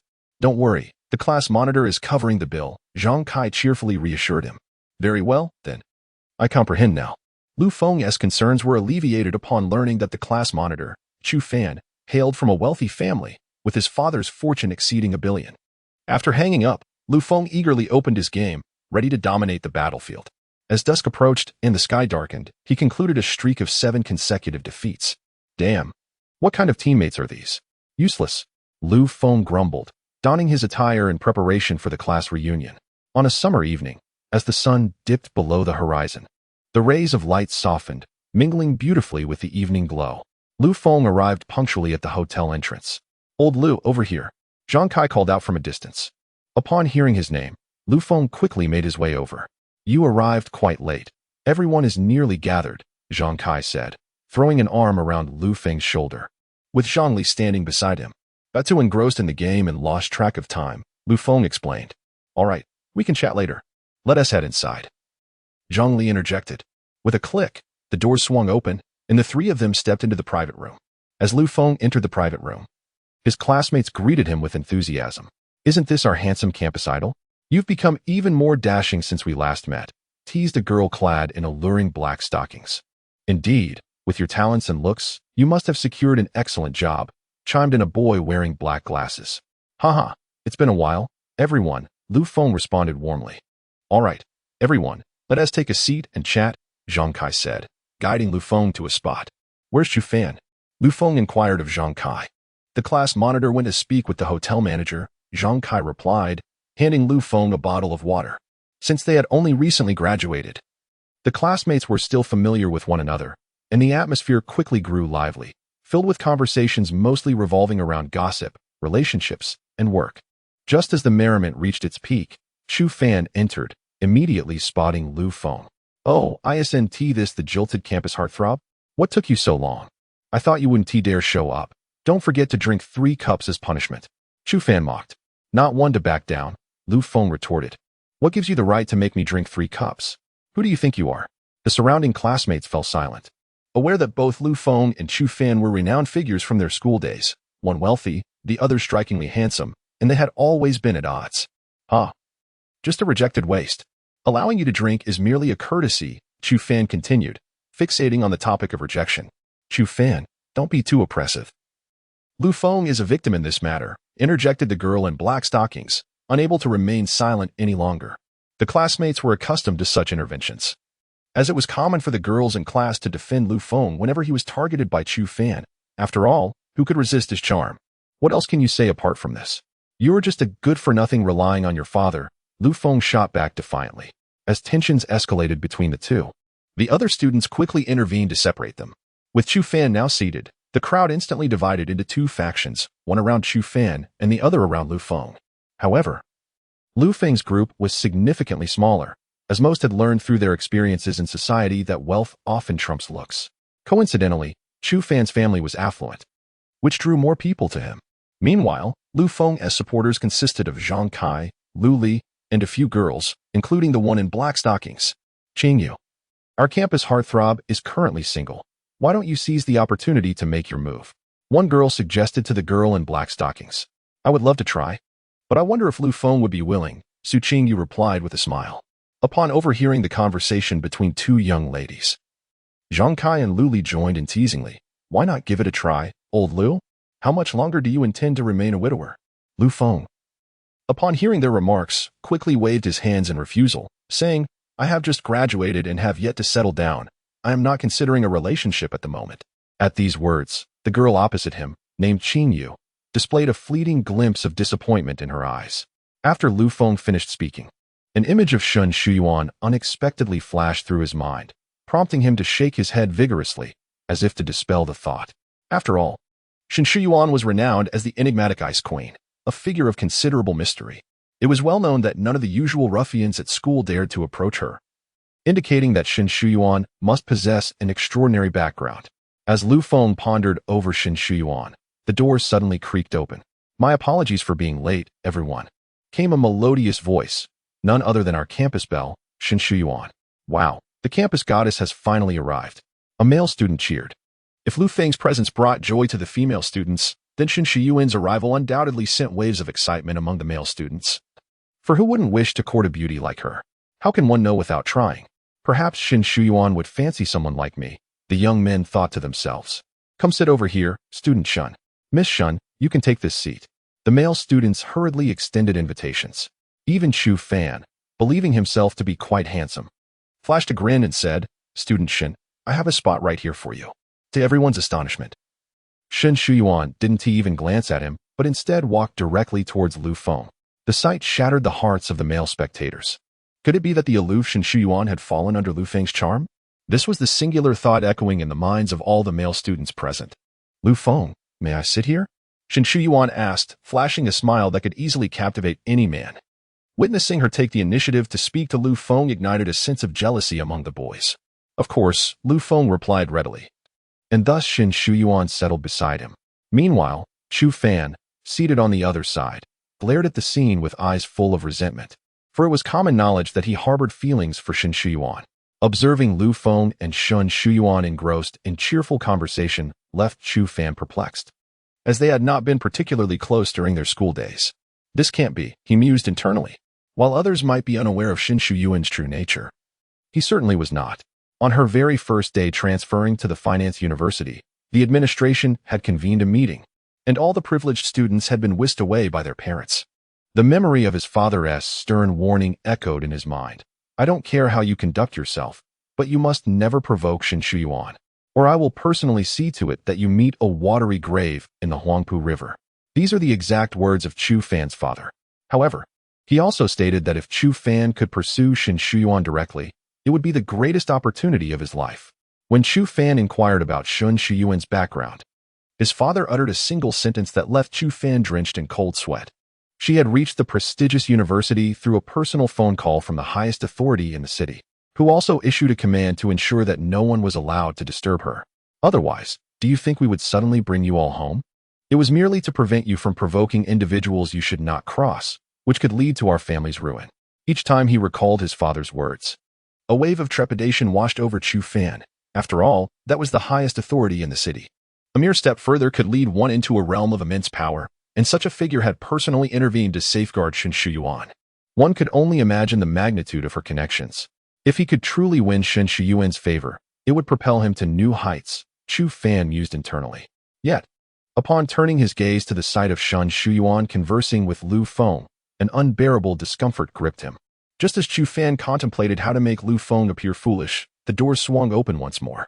Hello everyone. My apologies for being late. There was a traffic jam. A voice echoed from outside.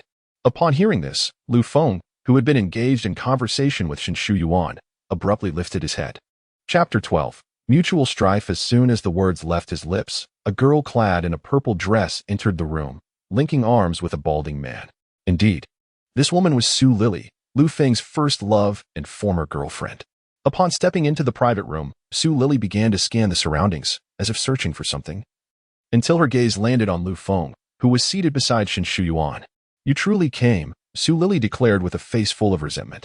The sight of Lu Feng ignited her anger. Had it not been for him, she would not have been assaulted by her boyfriend nor subjected to ridicule. Meanwhile, the bald man had also spotted Lu Feng, yet his attention was fixated on the alluring Shen Shuyuan. What a gem! If I could spend just one night with her, I would gladly sacrifice 10 years of my life, the bald man mused, momentarily forgetting about confronting Lu Feng. Why is it that you can come, but I cannot? Is this your family's establishment? Do you reside in the Pacific, to be so meddlesome? Lu Feng retorted in response to Su Lily's inquiry. Stunned into silence by a sharp reply, Su Lily tugged at the bald man's arm. Darling, look at him. He was the one who insulted you last time. Feeling the tug, the bald man finally turned his attention to Lu Feng. You little brat, I finally caught you. If I don't break your legs today, I'll reverse my surname, he boasted, his voice brimming with bravado. Lu Feng narrowed his eyes at the man's bravado, preparing to respond when he was interrupted by Chu Fan. Lily, please do me a favor. Today is a gathering of classmates. Let us resolve our issues later and not ruin the joy of everyone present. Considering Chu Fan's influential father, Su Lily acquiesced and sat down with her companion, planning to settle the score with Lu Feng after the meal. As the tension subsided and the dishes were served, Chu Fan recognized the opportune moment to rise and raise his glass. Dear classmates, today marks our first reunion since graduation. I would like to take this opportunity to wish everyone success in finding good jobs and thriving in life. Let us all raise a toast. Others, seeing this, stood up and lifted their glasses in unison. The atmosphere became lively, with everyone seemingly forgetting the earlier unpleasantness. However, in such a joyous setting, there are always those who prefer to stir trouble. Su Lily, with malice in her eyes, raised her glass once more, directing her gaze at Lu Feng. This toast is for you, Lu Feng. Hearing her words, a hush fell over the room, as everyone understood that Su Lily harbored ill intentions. I must thank him for letting me go. Otherwise, I would never have met my current boyfriend.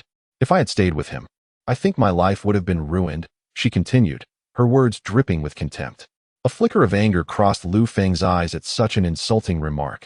Just as he prepared to retaliate, Chu Fan stood up alongside him. Ha ha ha, indeed. Thankfully, Lu Feng had some self-awareness. Otherwise, Lily, you would have endured a lifetime of hardship with him, Chu Fan said, casting a mocking glance at Lu Feng. With Chu Fan's support, Su Lily felt emboldened. Indeed. Class monitor, Su Lily continued to mock. I've heard that some individuals have yet to secure employment, their ambitions far exceeding their capabilities, rendering them utterly useless. Oh, who can argue with that? I initially intended to assist him, considering Lily's standing, and offer him a position at my company. To my astonishment, not only did he fail to express gratitude, but he also resorted to insults. The bald man, who had remained silent until now, abruptly entered the fray. As Lu Feng prepared to rise, he was restrained by Lu Li and Zhang Kai. Calm down, Lu, don't act impulsively, Zhang Kai whispered. Just then, unable to contain herself, Shen Shuyuan delivered a resounding slap across Su Lily's face. How dare you criticize others, you hypocritical gold digger, for the sake of financial gain. You've chosen a partner older than your own father. I can hardly fathom how you managed to utter the word boyfriend. Shen Shuyuan retaliated with the same scornful demeanor. Su Lily was taken aback by this sudden turn of events. The man beside her, witnessing his partner being struck, was about to interject when he was swiftly rebuked by Shen Shuyuan. And you dare to speak up? You found a mistress younger than your own daughter and have the audacity to attend her class reunion. Does your wife know about your little escapades? The bald man was rendered speechless by Shen Shuyuan's incisive remarks. As both individuals were momentarily stunned by Shen Shuyuan's retorts, Chu Fan stepped forward once again. Shuyuan, what are you doing? This is none of your business, he said, looking at her. Unexpectedly, Shen Shuyuan turned her ire towards him as well. You still have the nerve to speak? Just because I call you class monitor doesn't mean you should consider yourself important. Assisting outsiders and bullying your own kind. How can you be so shameless? And don't call me Shuyuan. We are not familiar enough for that. Don't think for a moment that I am oblivious to your intentions. Be careful, or you may find yourself in a predicament you cannot escape. Chu Fan's face turned a mottled shade of blue and white, yet he remained silent, fully aware of Shin Shuyuan's formidable background. However, his fear did not deter others. Just as Shin Shuyuan had finished confronting Chu Fan, the bald man finally regained his composure and raised his arm to strike her. In that critical moment, Lu Feng broke free from the grip of Zhang Kai and Lu Li, swiftly pulling Shin Shuyuan behind him and intercepting the man's incoming strike. Isn't it unbecoming to lay hands on a woman? Lu Feng coldly addressed the man.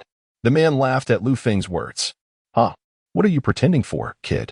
The moment you step out of this hotel, let us see if I can't break your legs. Upon hearing the bald man's taunt, Lu Feng merely smiled calmly. I hope you can still maintain that bravado in a little while.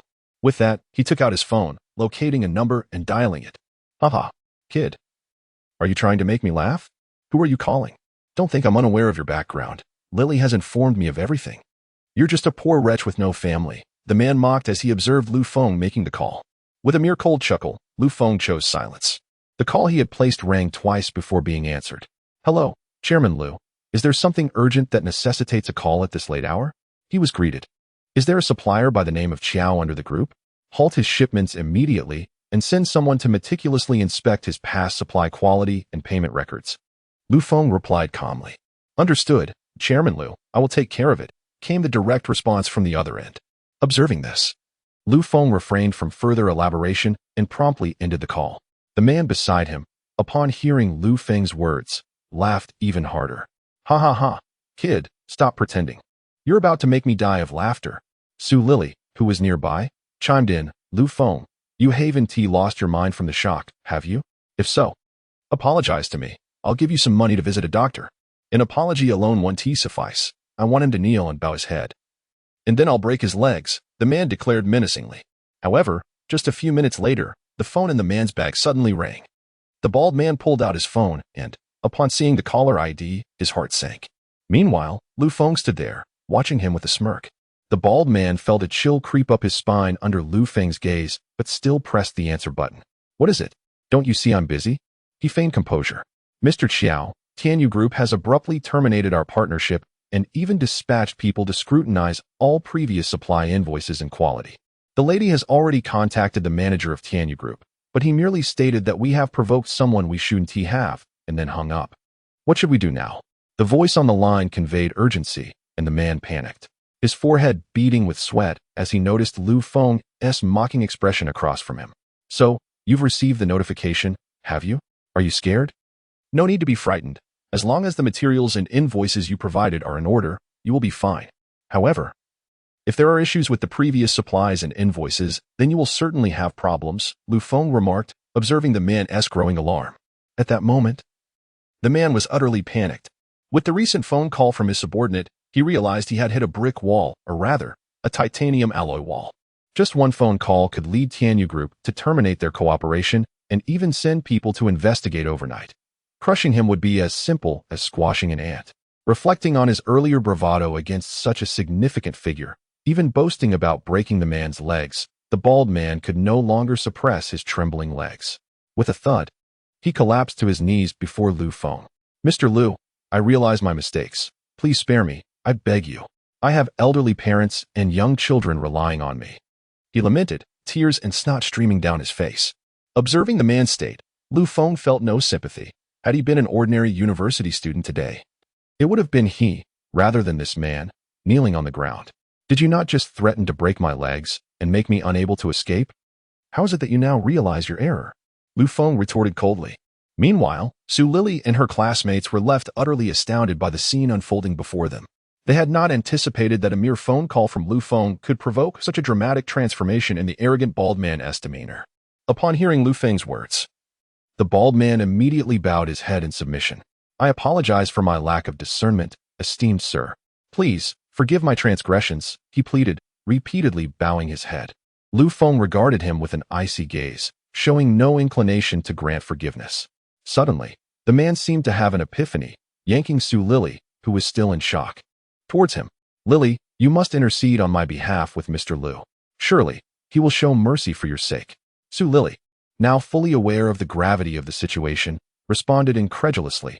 Are you out of your mind? You want me to apologize to him? Where are your bodyguards? Call them to deal with him. Although she may have started to grasp the situation, she still clung desperately to defiance. A resounding slap echoed as the man struck Su Lily across the face, bellowing, "Hurry up and apologize to Mr. Liu, or I swear I will end you." Stung by the slap and aware of her classmates' gazes, Su Lily felt her dignity slip away, and in a fit of rage, she lunged at the man, shrieking, "How dare you hit me? I'll claw your eyes out." The man, consumed by anger, was driven to the brink as his nearly bankrupt company teetered on the edge. All because of this insufferable woman before him. In a fit of rage, he seized Su Lily by the head, intent on slamming it against the table. Just as her head was about to collide with the surface, the onlooking male classmates finally sprang into action, restraining the man. Yet, even in confinement, he dropped to his knees before Lu Feng, proclaiming, "Young Master Liu, this wretched woman has caused you distress. I will bind her to your bed, and you may do with her as you please. Just grant me your forgiveness, and I shall comply with any of your demands." The bald man's brazen words left Lu Feng and everyone present utterly stunned. No one had anticipated such shamelessness from him. Su Lily, upon hearing his declaration, surged forward to confront him again. "You wretched Xiaobo, how could you treat me this way? Don't you remember that you once professed your love for me and spoke of marriage? I would never have left a Feng otherwise." The man chuckled derisively at her words. "How laughable. Even at this juncture, you feign innocence. It was my Land Rover parked by the roadside that prompted you to contact me, lured by my parking notice. Now you dare to twist the narrative?" The dialogue between them shattered the worldviews of all present. At this moment, the man disregarded the opinions of those around him and turned to Lu Feng, saying, "Young Master Liu, do not heed her baseless claims. It was she who enticed me. Today, I shall present her to you, allowing you to deal with her as you see fit." As he spoke, he reached for his phone to summon the bodyguards outside to apprehend Su Lily. "Enough." Lu Feng interjected with impatience, observing their ongoing commotion. Chapter 13. Midsummer Night. Upon hearing Lu Feng's words, the bald man promptly shut his mouth. "If I were on my knees today, begging for mercy, would you spare me?" Lu Feng coldly remarked, gazing at the man prostrated before him. "If I lacked a modicum of strength, your bodyguards would have likely shattered my legs the moment I stepped outside." The bald man fell silent at Lu Feng's statement, fully aware that if their positions were reversed, he would certainly not show Lu Feng any mercy. "Why the silence? You wouldn't actually consider sparing me, would you? Hence, I shall not extend you any leniency in return," Lu Feng continued as the man remained mute. Just as Lu Feng finished speaking, Chu Fan interjected. "That's enough. We are all classmates. No need to escalate the tension. Lu Feng, grant me this favor." Seeing Chu Fan attempt to play the peacemaker, Lu Feng retorted without hesitation. "There is no need for you to play the big shot at this moment, my esteemed class monitor. You just threw me under the bus. And now you wish to don the guise of a good Samaritan? Are you filled with nonsense in your head, forgetting so quickly?" Rendered speechless by Lu Feng's scathing words, Chu Fan could only retreat in silence. After dealing with Chu Fan, Lu Feng turned back to the bald man, declaring, "You brought this upon yourself. Prepare for the consequences." With that, he pulled Shin Shu Yuan and made to leave. "Ah Feng, wait," Su Lily called out, hurrying after him. "What more do you want?" Lu Feng replied impatiently. "Can we return to the past?" Su Lily pleaded desperately. Her intelligence was evident. She realized from a single phone call that Lu Feng could make the bald man submit immediately, indicating his formidable standing, and she yearned to return to his side. "Huh? Do you truly believe that is possible, Su Lily? Or do you think I, Lu Feng, would want a pair of worn-out shoes that belong to someone else?" Lu Feng mocked. Stunned by his derision, Su Lily stood frozen. Lu Feng chose not to engage further, leading Shin Shu Yuan out of the private room, convinced that the gathering held no further merit. Zhang Kai and Lu Li exchanged glances as they observed Lu Feng's departure, hastily pursuing him. Meanwhile, Su Lily, unable to bear the anguish of Lu Feng's indifference, charged back at the bald man, igniting a confrontation. No one among their classmates intervened. They all understood that Lu Feng was no longer the same, and they feared offending him. However, how could a girl like Su Lily hope to contend with a grown man? She was soon overwhelmed and dazed by the blows. While striking her, the bald man sneered. "You wretched girl, if it weren't for you, how could I have crossed paths with young Master Liu? You're a disgrace. I'll sell you off to Africa." Horrified at the man's threat, Su Lily panicked, fully aware that he was capable of such a heinous act. Upon contemplating the dreadful prospect of being sold into a life of misery in Africa, Su Lily fervently clung to the thigh of the bald man, pleading, "My dear, please do not treat me this way. Did you not profess your love for me? Were you not intending to marry me? The bald man, gazing down at Su Lily, sneered. Do you truly believe you are worthy of my hand? I merely found you somewhat appealing, a fleeting amusement. With that, he forcefully kicked Su Lily away and prepared to summon his bodyguards to escort her off. Unbeknownst to these events, Lu Feng had already exited the hotel with Shen Shuyan. Thank you, Shun. Once again, you have come to my aid today. Lu Feng expressed his gratitude. No need for thanks. I simply could not tolerate their behavior. Shen Shuyan replied with a gentle smile. Then allow me to treat you to a meal as compensation for today's gathering, Lu Feng suggested. That sounds delightful. I hardly had my fill because of you, Shen Shuyan teased. Just as Lu Feng and Shen Shuyan were about to dine, Zhang Kai and Luli caught up with them. Why are you two rushing off without waiting for us? Zhang Kai panted. I was just about to take Shen to eat. Would you like to join us? Lu Feng inquired. We shall pass. You two go ahead. Zhang Kai stammered, immediately intimidated by Shen Shuyan's piercing gaze directed at them. Very well, we shall proceed without you, Lu Feng stated decisively. Strangely, upon hearing Zhang Kai's refusal, Lu Feng felt a surge of joy, as if his subconscious preferred not to have them accompany them. Enjoy your time, then. We will take our leave, Zhang Kai said, pulling Lu Li away. As Zhang Kai and Lu Li distanced themselves, Lu Feng and Shen Shuyan hailed a taxi to depart from the Grand Hotel. Old Lu, did you notice? Zhang Kai suddenly remarked to Lu Li, who stood beside him. Indeed, a pair of scoundrels. I wonder how long they've been together. No wonder Lu Feng exited so swiftly. He had a beauty in his arms. Lu Li responded with a look of disdain. Indeed, what manner of person is Shen Shuyan? The Ice Queen. How did old Lu manage to win her over? Zhang Kai queried, perplexed. Who knows? While it's said that school beauties pair with school heartthrobs, Shen Shuyan clearly has significant connections. I hope old Lu doesn't end up facing her father's wrath, Lu Li expressed his concerns. Who knows? Let it be. To die beneath the peony is to be a spirited ghost. Perhaps old Lu enjoys the thrill. Come, let us not fret over this and go for a late-night snack, as I am still quite hungry, Zhang Kai declared. Hearing this, Lu Li nodded in agreement, slinging his arm over Zhang Kai's shoulder as they set off for a late-night feast. Meanwhile, Lu Feng and Shen Shuyan arrived at a bustling eatery. The dishes here are exquisitely prepared, especially the clams. You must try them, Lu Feng advised Shen Shuyan. I have come to realize that Lu has a particularly unique perspective on food, Shen Shuyan remarked with a smile. Haha, I usually don't have much to do besides working when I'm not in class, so I often find myself wandering around these humble eateries. Over time, I've become quite familiar with what is delicious and what is not, Lu Feng said as he opened a bottle of beverage for Shen Shuyan and handed it to her. Haha, I never would have guessed you were a gourmet, Shen Shuyan replied, giggling as she accepted the drink. The two continued their conversation for quite a while, pausing only when the dishes were served. As the stir-fried dishes arrived, Shen Shuyan eagerly began to sample them. This is truly delicious, she exclaimed, picking up a piece of garlic ribs. Haha, if you like it, then indulge yourself, take your time, there's no rush, Lu Feng said, momentarily captivated by Shen Shuyan as she relished her meal. In that moment, the usual icy demeanor of Shen Shuyan seemed to melt away, revealing a charming, lovely, and gentle side that Lu Feng had not seen before. Watching her eat, his heart unexpectedly stirred. Perhaps he was unaware of it himself, but it seemed that just seeing Shen Shuyan brought him joy. The two continued their feast until nearly 11 o'clock, when they finally concluded their culinary battle. Lu Feng prepared to summon a ride for Shen Shuyan to take her home, but she declined his offer. Let us take a walk together, Shen Shuyan suddenly suggested. Looking at Lu Feng, mesmerized by her beauty, Lu Feng found himself nodding in agreement. On that summer night, the stars hung high in the sky, and the oppressive heat of the day had long since dissipated, leaving only a gentle breeze. Walking alongside the river, the two shared a comfortable silence. Yet their hearts brimmed with joy. Lu Feng could not quite fathom why, but being with Shen Shuyan, even in silence, filled him with happiness. Just then, a soft breeze caressed their faces, tousling Shen Shuyan's hair and stirring the young man's heart. On this midsummer night, the scene of the young couple by the riverside painted a captivating picture. Chapter 14. The luxurious car fleet after parting ways with Shen Shuyan.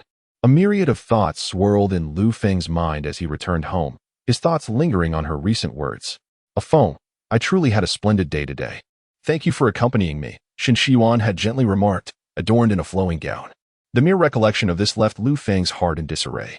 After much contemplation, he resolved to call Shen Shuyan to seek clarification, only to realize he did not possess her phone number. Perhaps I am merely being sentimental. How could someone like her ever take an interest in me? He mused with self-deprecation. Subsequently, he retreated to the bathroom for a shower and soon succumbed to slumber. The night passed in silence. In the morning, Feng was roused from his sweet dreams by the incessant chirping of cicadas. Groggily, he arose, prepared to wash up and embrace the promise of a new day. In the bathroom, as he brushed his teeth, his thoughts wandered back to the enchanting dream he had experienced the previous night. In this dream, he and Shen Shuyuan had known each other since childhood, playing house together, with her always clamoring to be his wife and to bear his children. How peculiar to dream such things, he pondered. After freshening up, Feng settled onto the sofa and accessed the system interface, a moment he cherished most each day. Ding! Upon entering, he was greeted by the sound he had eagerly anticipated. Today's flash sale items have been refreshed as follows. 1. A complete set of Patek Philippe timepieces valued at 470 million renminbi. 2. Ocean Conqueror yacht valued at 230 million renminbi. 3. A premier luxury car fleet, including 6 modified Mercedes-Benz G63s, 1 armored Audi A8 command vehicle, and 1 Rolls-Royce Phantom valued at 1 billion renminbi. Note: the vehicles in this fleet are specially customized and modified. They are impervious to bullets. Each car is equipped with automatic fire extinguishing and air purification systems. The central Rolls-Royce is outfitted with emergency medical equipment, including blood that matches the owner's type. Thus, the billion is indeed a reasonable price. Gazing at the 3 options on the panel, Feng found himself deep in thought. How should he choose? It is said that every successful man must possess a fine watch, yet old adages suggest that the affluent indulge in cars, while the exceedingly wealthy favor yachts. Oh, how I long for a yacht, Feng lamented. System, might I request all 3? He inquired, unabashedly hopeful. That is not permissible. You may only select one. The system coldly rebuffed his request. Very well, as per tradition, I shall opt for the most expensive one. I choose option 3, Feng conceded, resignation evident in his voice. Ding! The host has made a selection. Option 3 has been confirmed, and the reward has been dispatched. The car fleet will arrive at the community garage within 2 hours. With the system's announcement, Feng exited the system space. As for his choice of the car fleet, Feng had indeed contemplated extensively. Firstly, he currently had no vehicle at his disposal. He either relied on taxis or shared bicycles, which felt unbefitting of his status. Furthermore, this fleet was not just any ordinary collection of vehicles. Its modifications significantly enhanced safety, allowing him peace of mind for future travels. After all, one could say that he is now considered a wealthy individual. Who knows if someone might attempt to rob him? Furthermore, one cannot dismiss the possibility of future enemies lurking in the shadows, so, for the sake of his own safety, Feng opted for a convoy. While Feng awaited the arrival of his convoy at home, a luxurious fleet on the coastal road of the Magic City caught the attention of passers-by. The convoy, consisting of 8 vehicles, sped down the road.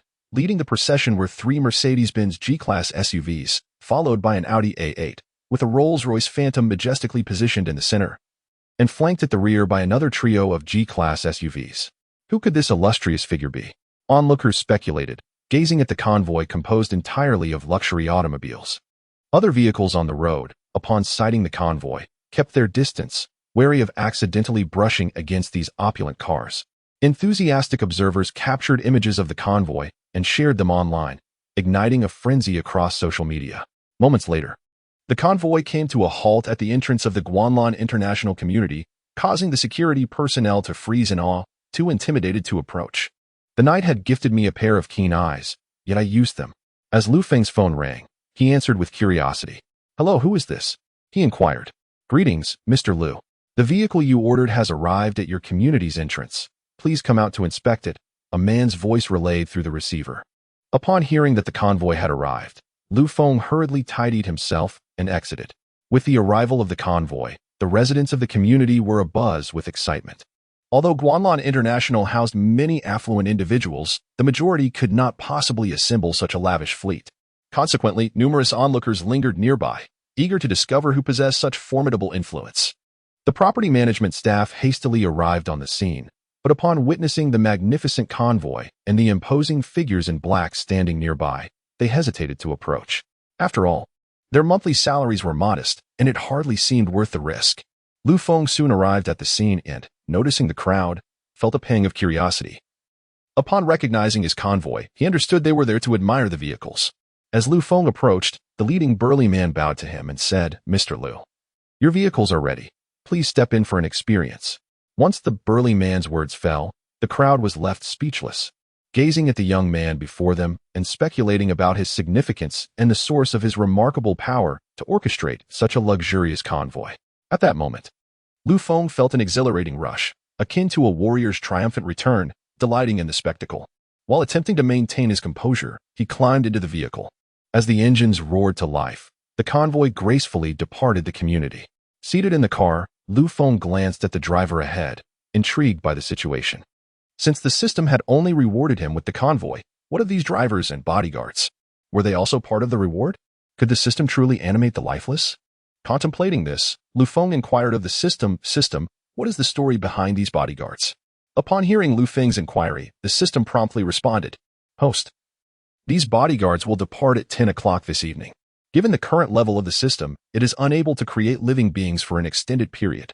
Stunned by the system's explanation, Lu Feng realized that these bodyguards were indeed conjured by the system, which could genuinely manifest living entities. This revelation left him restless. "System, when will you be able to create living beings for a prolonged duration?" Lu Feng inquired eagerly. Upon upgrading to level 2, the system will be able to refresh characters among the daily items available for instant purchase, as well as open the system's marketplace. The system replied, "Well, I had no idea you could bring characters to life." Lu Feng marveled. It seemed imperative for him to strive for the system's prompt advancement to level 2. He mused quietly. Just as Lu Feng was lost in thought, a call from Qin Qian abruptly interrupted him. Recognizing the urgency, he set aside his musings. "Hello. What can I do for you, Secretary Qin?" "Hello, Mr. Lu. Do you have a moment? I need to speak with you." Qin Qian's gentle voice resonated through the phone. "Something urgent? All right, I'll head over now," Lu Feng replied after pondering briefly. After hanging up, he instructed the driver to turn the car around and head towards the temporary office of Ferrari. Following the call, Qin Qian, accompanied by a few employees, awaited Lu Feng at the base of the office building. After about 10 minutes, she spotted a convoy of luxury vehicles approaching from a distance. However, she thought little of it, as their temporary branch was situated in the bustling Golden Triangle area of the city, teeming with listed companies and prominent conglomerates. The arrival of a luxury convoy in such a hub was entirely unremarkable. As the sound of brakes echoed, the convoy halted before Qin Qian and her colleagues. A group of bodyguards clad in black swiftly exited the vehicles and took their positions. The imposing figure at the forefront opened the rear door of a Rolls-Royce, and Lu Feng, dressed in a suit and donning gold-rimmed glasses, descended the vehicle with an air of elegance. Qin Qian, taken aback by the scene, realized after much speculation that this influential figure was indeed one of their own. Rushing forward amidst the throng of bodyguards, she greeted, "Hello, Mr. Lu," with utmost respect. The employees behind her, though astonished, echoed in unison, "Greetings, Mr. Lu." Chapter 15. An unprecedented coincidence. Lu Feng greeted the Ferrari employees who waved at him with a smile, responding, "Hello everyone." After exchanging pleasantries, Qin Qian led Lu Feng toward the company. Since this was a rented temporary venue, not many employees had been recruited. And the reason Qin Qian sought Lu Feng today was precisely due to this issue.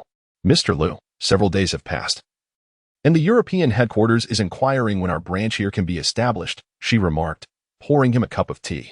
Upon hearing Qin Qian's question, Lu Feng felt a headache coming on. He still lacked a clear objective. However, since the inquiry had been made, he felt compelled to provide an answer.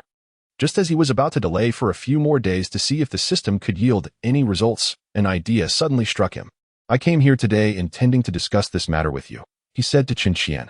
"I have already instructed someone to scout potential locations, and I will call him now to check on the progress."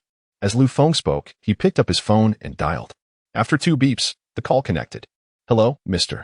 Lu, how may I assist you?" came the voice of Wang Yu on the other end. Wang Yu was currently troubled by issues concerning the group. The situation was as follows. Tianyu Group had undertaken the construction of a factory occupying 80 acres, along with an accompanying office building. However, now that the construction was complete, the other party had encountered a financial crisis and could no longer afford to proceed, unable even to pay the penalty for breach of contract. Wang Yu had been fretting over this matter for days, as a significant portion of Tianyu Group's funds had been invested in developing this factory. Consequently, there was hardly any liquid capital available, and to make matters worse, the group had another residential project awaiting development. Although the factory and office building were situated in a prime location, this also rendered them quite expensive, making a swift sale unfeasible. The inability to liquidate assets implied a lack of funds, which would halt the development of the upcoming residential project, subsequently impacting Tianyu Group's stock and reputation. Wang Yu had been nearly at his wit's end. Old Wang, is it possible for our group to help me find a prime piece of land and assist in establishing a factory and office building? Lu Feng asked, maintaining a facade of calm as he glanced at Qin Qian. Wang Yu, upon hearing Lu Feng's words, was momentarily taken aback, even dropping his phone without realizing it. Hello. Hello, old Wang, are you listening? Rest assured, every penny will be accounted for, Lu Feng quickly clarified. Thinking that Wang Yu might be concerned that this newly appointed director would take advantage of the company. Of course, Mr. Lu, Wang Yu finally responded, regaining his composure after Lu Feng spoke again. Upon hearing Lu Feng's request, he felt that he had never encountered such a pleasing proposition in his life. Not even the words "I do" from his wife during their wedding sounded as delightful as what Lu Feng had just said. Relieved by Wang Yu's affirmative response, Lu Feng sighed in relief. All right, then. I appreciate your assistance. Just let me know how much it will cost, he said, preparing to end the call. However, Wang Yu's excited voice echoed from the other end once again. Mr. Lu, please do not hang up just yet. I happen to have a newly constructed factory complete with an accompanying office building, and its location is absolutely prime, Wang Yu exclaimed hurriedly, fearing that Lu Feng might disconnect the call. What? Is Wang Yu truly this efficient? Has he already located it? Lu Feng expressed his astonishment upon hearing Wang Yu's words. Is this for real, old Wang? Please do not deceive me, Lu Feng inquired, a hint of skepticism in his voice. Indeed, Mr. Lu, it is absolutely true. Shall I send someone to fetch you? We can go and take a look right away. Wang Yu responded swiftly, sensing Lu Feng's doubts. No need for you to pick me up. Just send me the location, and I will head over to have a look.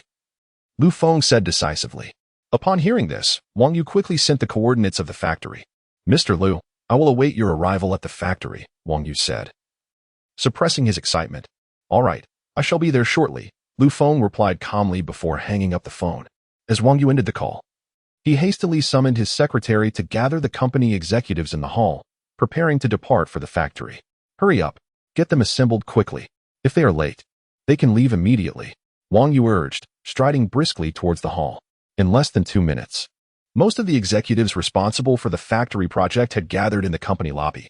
The receptionist looked on in bewilderment, unsure why the leaders were standing in the hall so orderly, not even taking a seat. Ding! As the elevator doors opened, Wang Yu burst forth, instructing the standing executives. Quickly, follow me. Get in the car. He then led the way to the waiting convoy outside. Hearing Wang Yu's command, the executives hurriedly followed, leaving the receptionist in astonishment. As the engines roared to life, the convoy sped off like a bird taking flight. What is happening? Why is the president rushing with the executives? An employee wondered aloud. I have no idea. Could they be going to seize a project? Another employee speculated. Stop guessing. Given the president's urgency, it must be something significant for the group. Perhaps a major event is unfolding, a third employee remarked mysteriously. Meanwhile, as the employees speculated, Wang Yu sat in the vehicle, incessantly urging the driver to accelerate. Faster. We need to arrive in 10 minutes, and I will promote and raise your salary, Wang Yu exclaimed excitedly. Seeing the president's eagerness, the driver exerted every effort, racing down the road with fervor. On the other hand, Lu Feng was en route to the destination with Qin Qian. This was Qin Qian's first time riding in a Rolls-Royce, and she curiously examined her surroundings, touching this and that with fascination, thanks to the driver's diligence. Wang Yu and the executives soon arrived at the factory location. After disembarking, Wang Yu stood under the blazing sun with the senior management, awaiting Lu Feng. However, the executives were puzzled as to why the president had assembled them all and brought them to the factory entrance, as if they were waiting for a distinguished guest. President, is there a leadership inspection scheduled for today? Inquired a senior executive. In response, Wang Yu veered off topic, stating, Are you aware that our company has reached a critical juncture in its existence? Upon hearing this, another executive laughed, replying, President, please, we are thriving as a company. There's no way we're at such a point of desperation. A different executive chimed in. Indeed, President, the factory I oversee has successfully completed its work. Once the funds arrive, we will have sufficient resources for our next project, and we might even secure the land in the Western District. I am well aware of what you are saying. But what if we fail to receive the funds from this factory? Wang Yu countered. Only he and the old director were privy to the troubling possibility that the company might not receive the payment for the project, a situation that could lead to bankruptcy, which is why Wang Yu had refrained from informing the other executives. Impossible. The project has concluded successfully. Surely, the Feng Group would not default on payment. One executive exclaimed incredulously. And what if I were to tell you that the Feng Group has declared bankruptcy? How would you respond? Wang Yu posed, gazing at the executives. His words sent a wave of panic through the room as they realized that without timely payment, Tianyu Group's next project would be halted, jeopardizing their ability to compete for the land in the Western District, potentially leading to their own bankruptcy. Is the old director aware of this? One executive suddenly asked. This information was conveyed to me by the old director. My hesitation to share it with you was to prevent panic, Wang Yu replied calmly.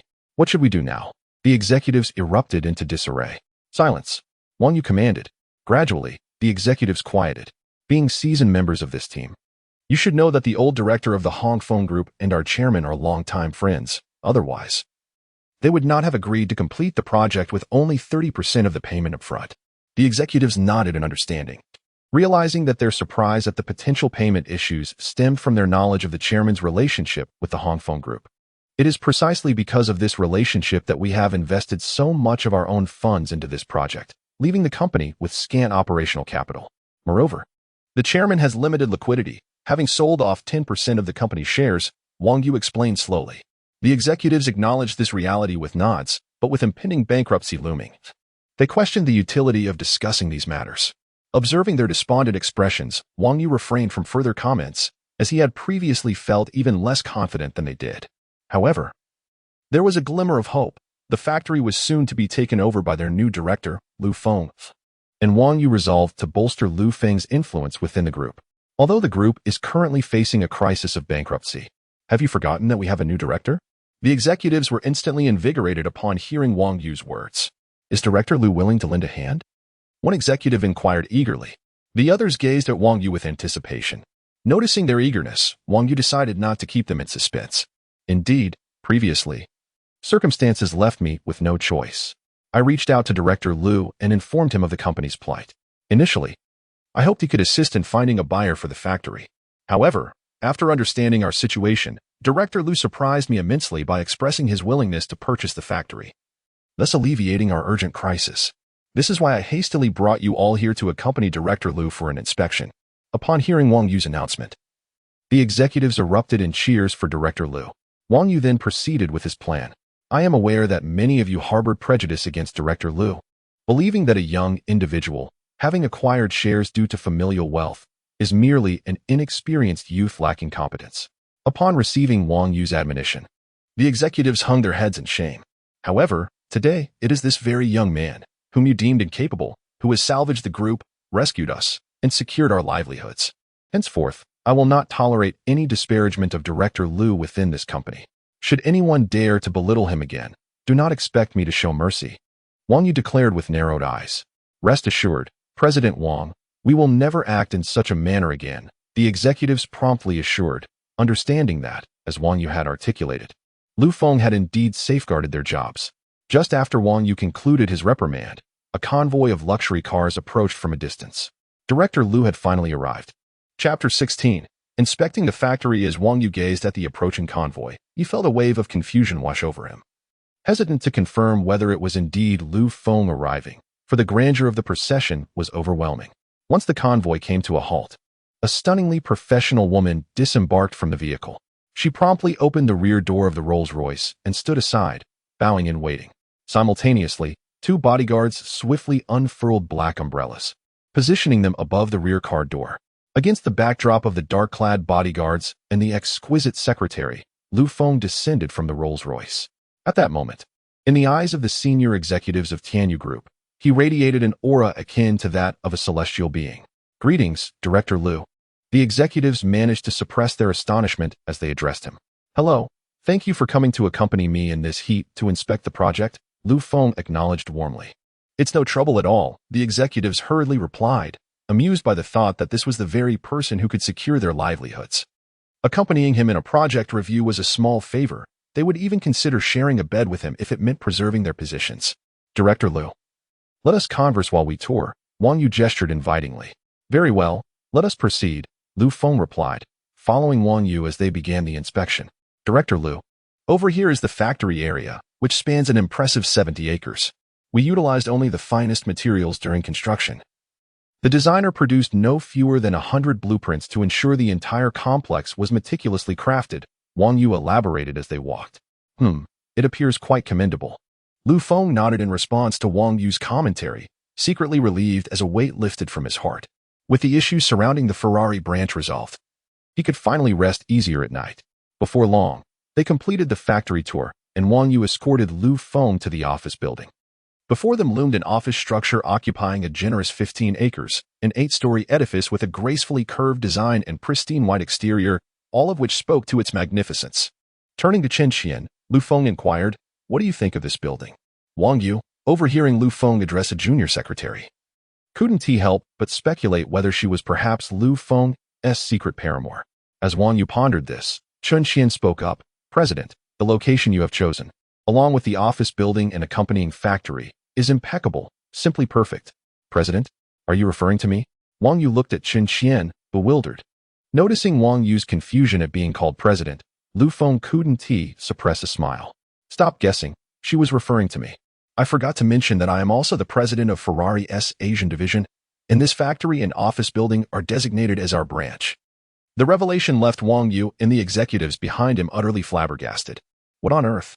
This young man is not only their director but also the president of Ferrari? Has the world become this extraordinary? Upon hearing this, Wang Yu cautiously inquired, "Director Lu, are you referring to the Ferrari that manufactures sports cars? Are you truly their president?"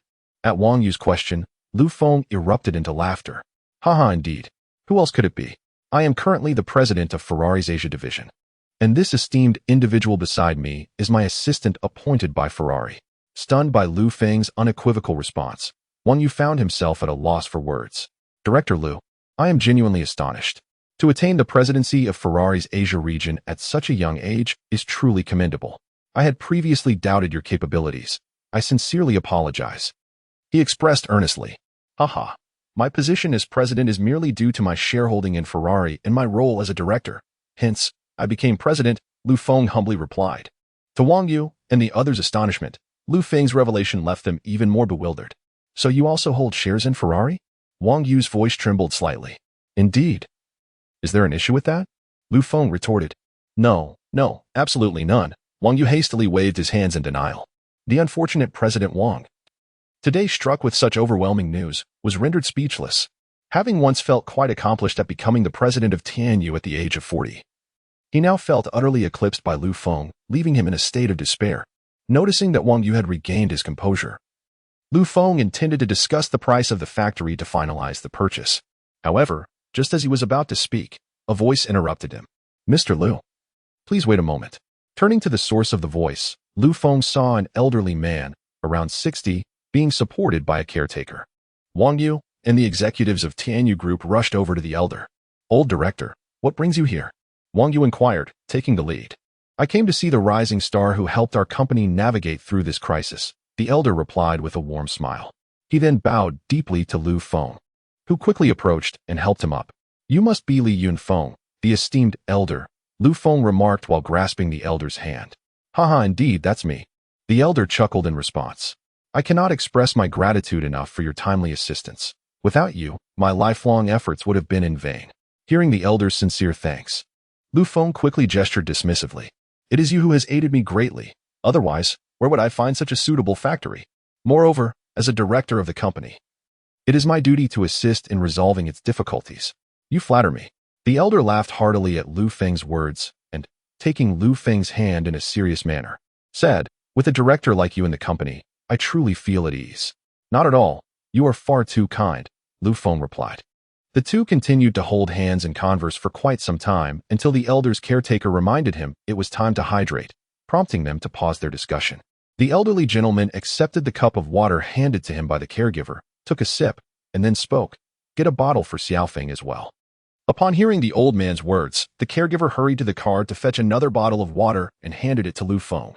Watching Lu Feng finish the water in his hand, the old man finally spoke again. "Xiaofeng, are you truly considering purchasing this factory? What if it leads to a shortage of funds? Perhaps we should leave it here and sell it slowly." As for the company's financial requirements, I can humbly seek assistance from old friends to tide us over. Upon hearing the old man's concerns, Feng replied, "Rest assured, sir. I genuinely need this factory and possess ample funds to acquire it, so you need not worry. I am not merely putting on a brave front." Despite Feng's assurances, the old man remained uneasy, fearing that Feng's desire to assist him might jeopardize his own financial stability, thus rendering him the villain in this scenario.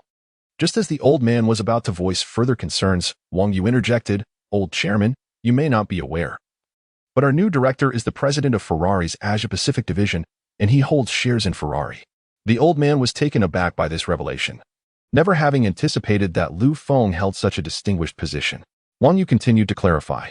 Lu Dong's acquisition of this factory is intended to serve as a branch for Ferrari, so we shouldn't need to invest excessively.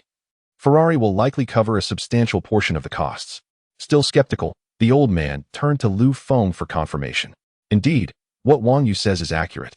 This factory will not require me to spend much," Feng explained quickly, seeing the questioning look in the old man's eyes. Hearing Feng's clarification, the elder ceased his inquiries, instead grasping Feng's hand tightly, repeatedly exclaiming, "The youth are formidable, the youth are formidable." In truth, Feng held immense respect for the elderly gentleman before him, who had built a company valued at 20 billion from scratch, relying solely on his extraordinary vision and decisive methods. Furthermore, the old man possessed a genuinely kind heart, initially fearing that Feng's assistance might lead him into difficulties, prompting him to decline Feng's support. "Since everyone seems to be in agreement, let us discuss the factory's cost," Feng stated as the silence lingered. Hearing this, Wang Yu refrained from speaking and instead looked toward the old man. "Bring forth the person responsible for this project to calculate the costs, and ensure no arbitrary estimates are made. Calculate only the cost price. Do not include labor expenses," the old man declared assertively, slapping his thigh. The assertiveness of the old man's statement left Wang Yu and the other executives bemused, compelled to comply with his directive.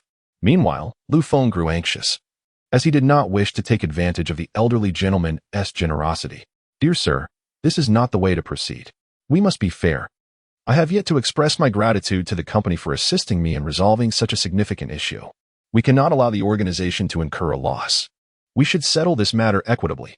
The elder spoke with unwavering resolve. As the elder and the youth appeared poised to engage in a heated argument, Wang Yu swiftly intervened. "How about this?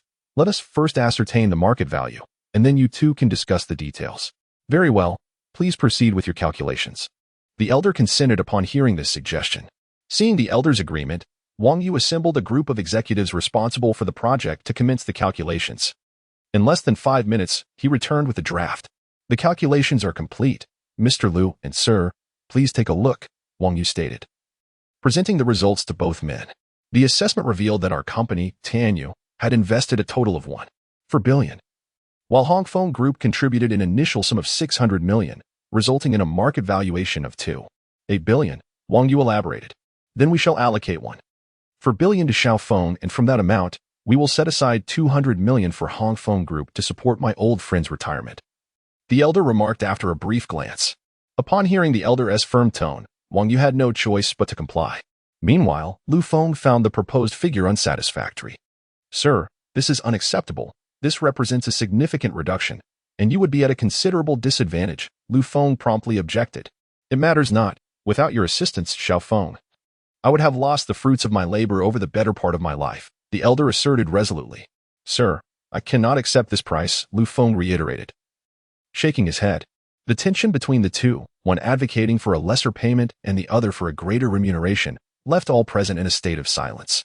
Chapter 17. Encountering Enzo again after countless negotiations, the factory was successfully sold to Feng for a staggering 1.9 billion.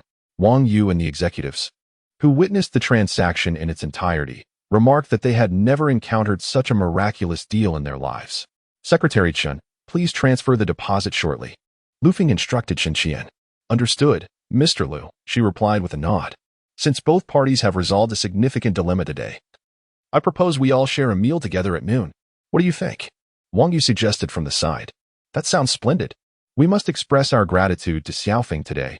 Mr. Li immediately concurred upon hearing this. "All right then, let us dine together to celebrate," Feng agreed, noticing the enthusiasm among the group. The group then entered their vehicles, preparing to head out for lunch. Approximately half an hour later, the convoy halted beside a building styled like an ancient farmhouse. Mr. Li, observing Lu Feng's curiosity, explained, "This is the Tingyao Xiaozhu, a true private dining establishment. Everyone who dines here, regardless of their status, must make a reservation. By coincidence, I arranged a reservation here a couple of days ago. So you are in for a treat today."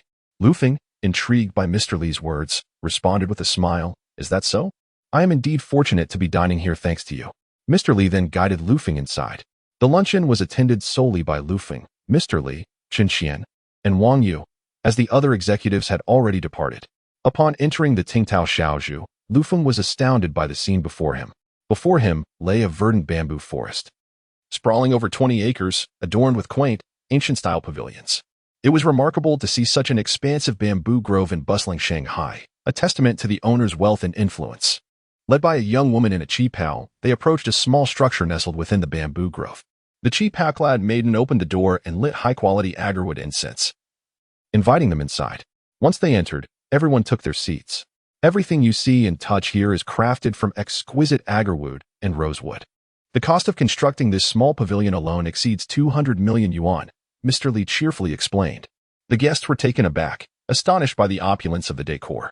Moreover, the ingredients used here are air-freighted from around the globe, with even a single meal costing no less than 3 million. I initially planned to host someone here to see if they could assist the company through its difficulties. Unexpectedly, I ended up inviting you, the very person who resolved our company's significant dilemma. Ha ha ha. Isn't that wonderful? You certainly didn't waste this meal, Lu Feng said with a smile. Ha ha ha, indeed. Xiao Feng. The more I observe you, the more pleased I become. It's a pity I only have a worthless grandson and no granddaughter. Otherwise, I would seriously consider having you as my granddaughter-in-law. Mr. Li chuckled heartily. Upon hearing the old man's words, Lu Feng was taken aback and hastily waved his hand in refusal, saying, "Grandfather, we cannot arrange marriages nowadays. We advocate for free love." The old man chuckled at Lu Feng's response and then shifted the topic.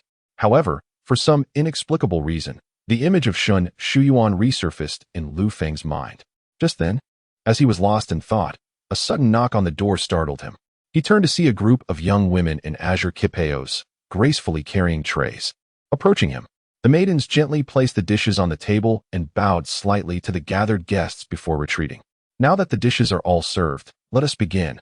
The old man beckoned. The others, hearing this, picked up their chopsticks without hesitation. The meal lasted for over an hour before concluding. As they were parting, the old man held onto Lu Feng's hand, insisting that he must visit him at home sometime. Lu Feng smiled and agreed. Subsequently, they all went their separate ways. The old man, being advanced in age, returned home directly, while Wang Yu headed back to the company. Lu Feng and Chen Xian, however, made their way back to the temporary Ferrari office. "Secretary Chen, the site selection for the branch office has been finalized. We can begin recruiting staff now. Let us establish the basic framework of the company so we can provide a report to the headquarters later," Lu Feng said as they sat in the car. "Understood. President Lu, rest assured, I shall take care of it," Chen Xian replied, nodding eagerly at Lu Feng's plans. The car soon arrived at the temporary Ferrari branch, and the two of them headed straight to the office. Their immediate task was to transfer 500 million to Tianyu Group from the funds received from Ferrari headquarters, and then request the remaining payment for the factory from headquarters. Inside the office, Chen Qian was busy transferring the funds to Tianyu Group, while Lu Feng initiated a video call with Enzo. As the connection was established, Lu Feng once again saw Enzo's face on the screen. "Hello, Lu. What brings you to me today?" Enzo greeted with a smile. "Mr. Enzo, it has been a while. I do have a matter to discuss," Lu Feng replied cheerfully. "The branch office has been selected and established. I have already transferred the deposit, and now I await your remittance for the final payment." Enzo appeared quite astonished to hear that Lu Feng had swiftly resolved the branch office matter. After all, he had entrusted the establishment of the branch entirely to Lu Feng, partly as a means of testing him. To his surprise, Lu Feng had accomplished it so efficiently, which even left Enzo, the formidable figure at Ferrari, somewhat taken aback. "Haha, Lu, you truly astonish me," Enzo remarked, adjusting his demeanor. Lu Feng merely smiled calmly in response. Meanwhile, Chen Qian had already sent the data regarding the branch's factory and office to Enzo while they conversed. Seizing the moment while Enzo reviewed the data, Chen Qian began to commend Lu Feng. President Enzo, you should know that President Liu has saved us a considerable sum on this branch office project. It is evident from the data that the factory's layout and location are impeccable. Most importantly, the factory is valued at 3 billion, and Mr. Liu acquired it for a mere 1.9 billion. Upon hearing Qin Qian's words, Enzo's initial reaction was one of disbelief. Liu, you two cannot possibly be jesting with me. This is nearly impossible, Enzo exclaimed, astonished. After all, this was not a mere market transaction where one could simply negotiate a 50 discount, with contracts involving billions. Managing to negotiate even a 10 reduction would be commendable. Seeing Enzo's skepticism, Feng proceeded to elucidate the circumstances. Mr. Enzo, this factory is a product of the group in which I hold shares. Due to certain special reasons, I was able to acquire it at cost price. Enzo, taken aback by Feng's calm revelation of such significant news, could not maintain his composure. Liu, I am immensely grateful for your assistance. However, since you hold shares in that group, I cannot allow you to incur a loss. I will arrange for 1.5 billion to be transferred to you shortly, which, combined with the previous 500 million, totals 2 billion.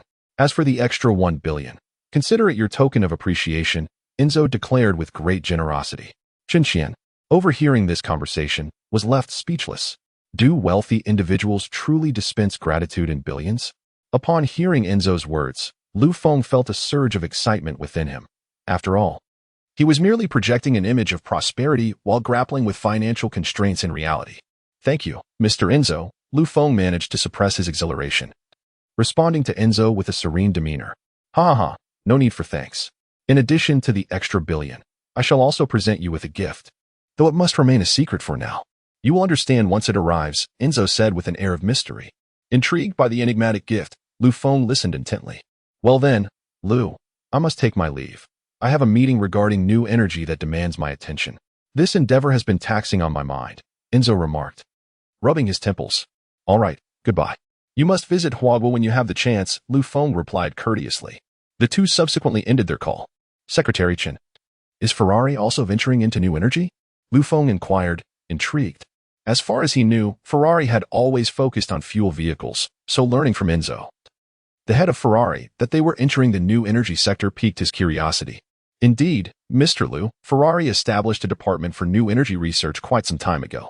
After all, new energy represents a burgeoning opportunity, and Ferrari wishes to partake in this feast, Qin Qian explained thoughtfully.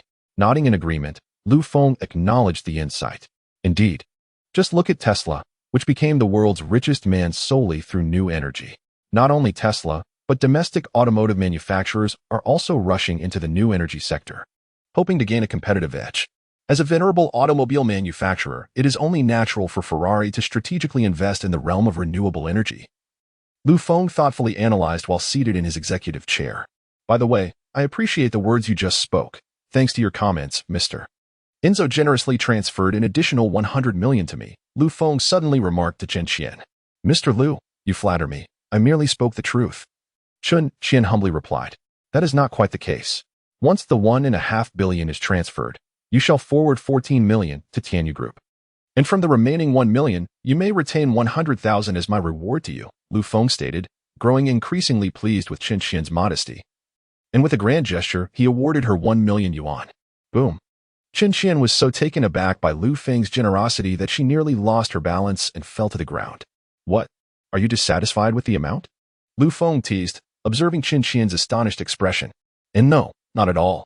I am merely overwhelmed with excitement, Mr. Liu, Qin Qian quickly clarified. Ha ha ha, do not be so agitated. Continue to work diligently by my side, and you shall reap the rewards in time, Feng proclaimed, painting a bright future ahead. Yes, Mr. Liu, you can rest assured. Qin Qian promptly assured him. Ha ha, well, I shall not keep you any longer. I must take my leave. Do not forget to deposit the remaining funds into my account. Feng said, rising to depart. Mr. Liu, please wait a moment. Allow me to treat you to a meal. I promised to take you out last time, but I never had the chance. Since you have rewarded me so generously today, I must insist on treating you, Qin Qian hurriedly interjected, blocking Feng's path. After contemplating Qin Qian's request, Feng ultimately acquiesced. Very well, let us dine together, but let us not venture to any extravagant establishments. A simple restaurant will suffice.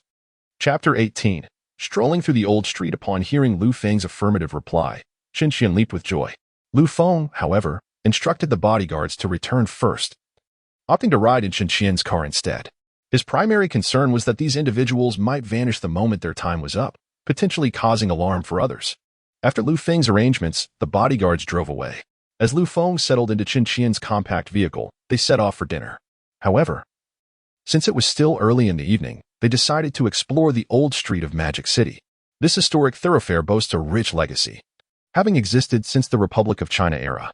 With the passage of time, the old street has become even more vibrant and grandiose. Once they parked the car, Chen Qian guided Lu Feng into the old street, where they observed numerous vendors dressed in garments reminiscent of the Republic of China, peddling their wares. The architecture lining the streets was quintessentially from that era, making Lu Feng feel as though he had traveled back in time. Mr. Lu, while we are here, you must try the pastries from Yuan Fuji, especially the osmanthus cake, Chen Qian enthusiastically recommended. Is that so? Then tonight, I shall defer to your expertise. You lead the way, Lu Feng replied. Delighted by his response, Chen Qian promptly led him to Yuan Fuji.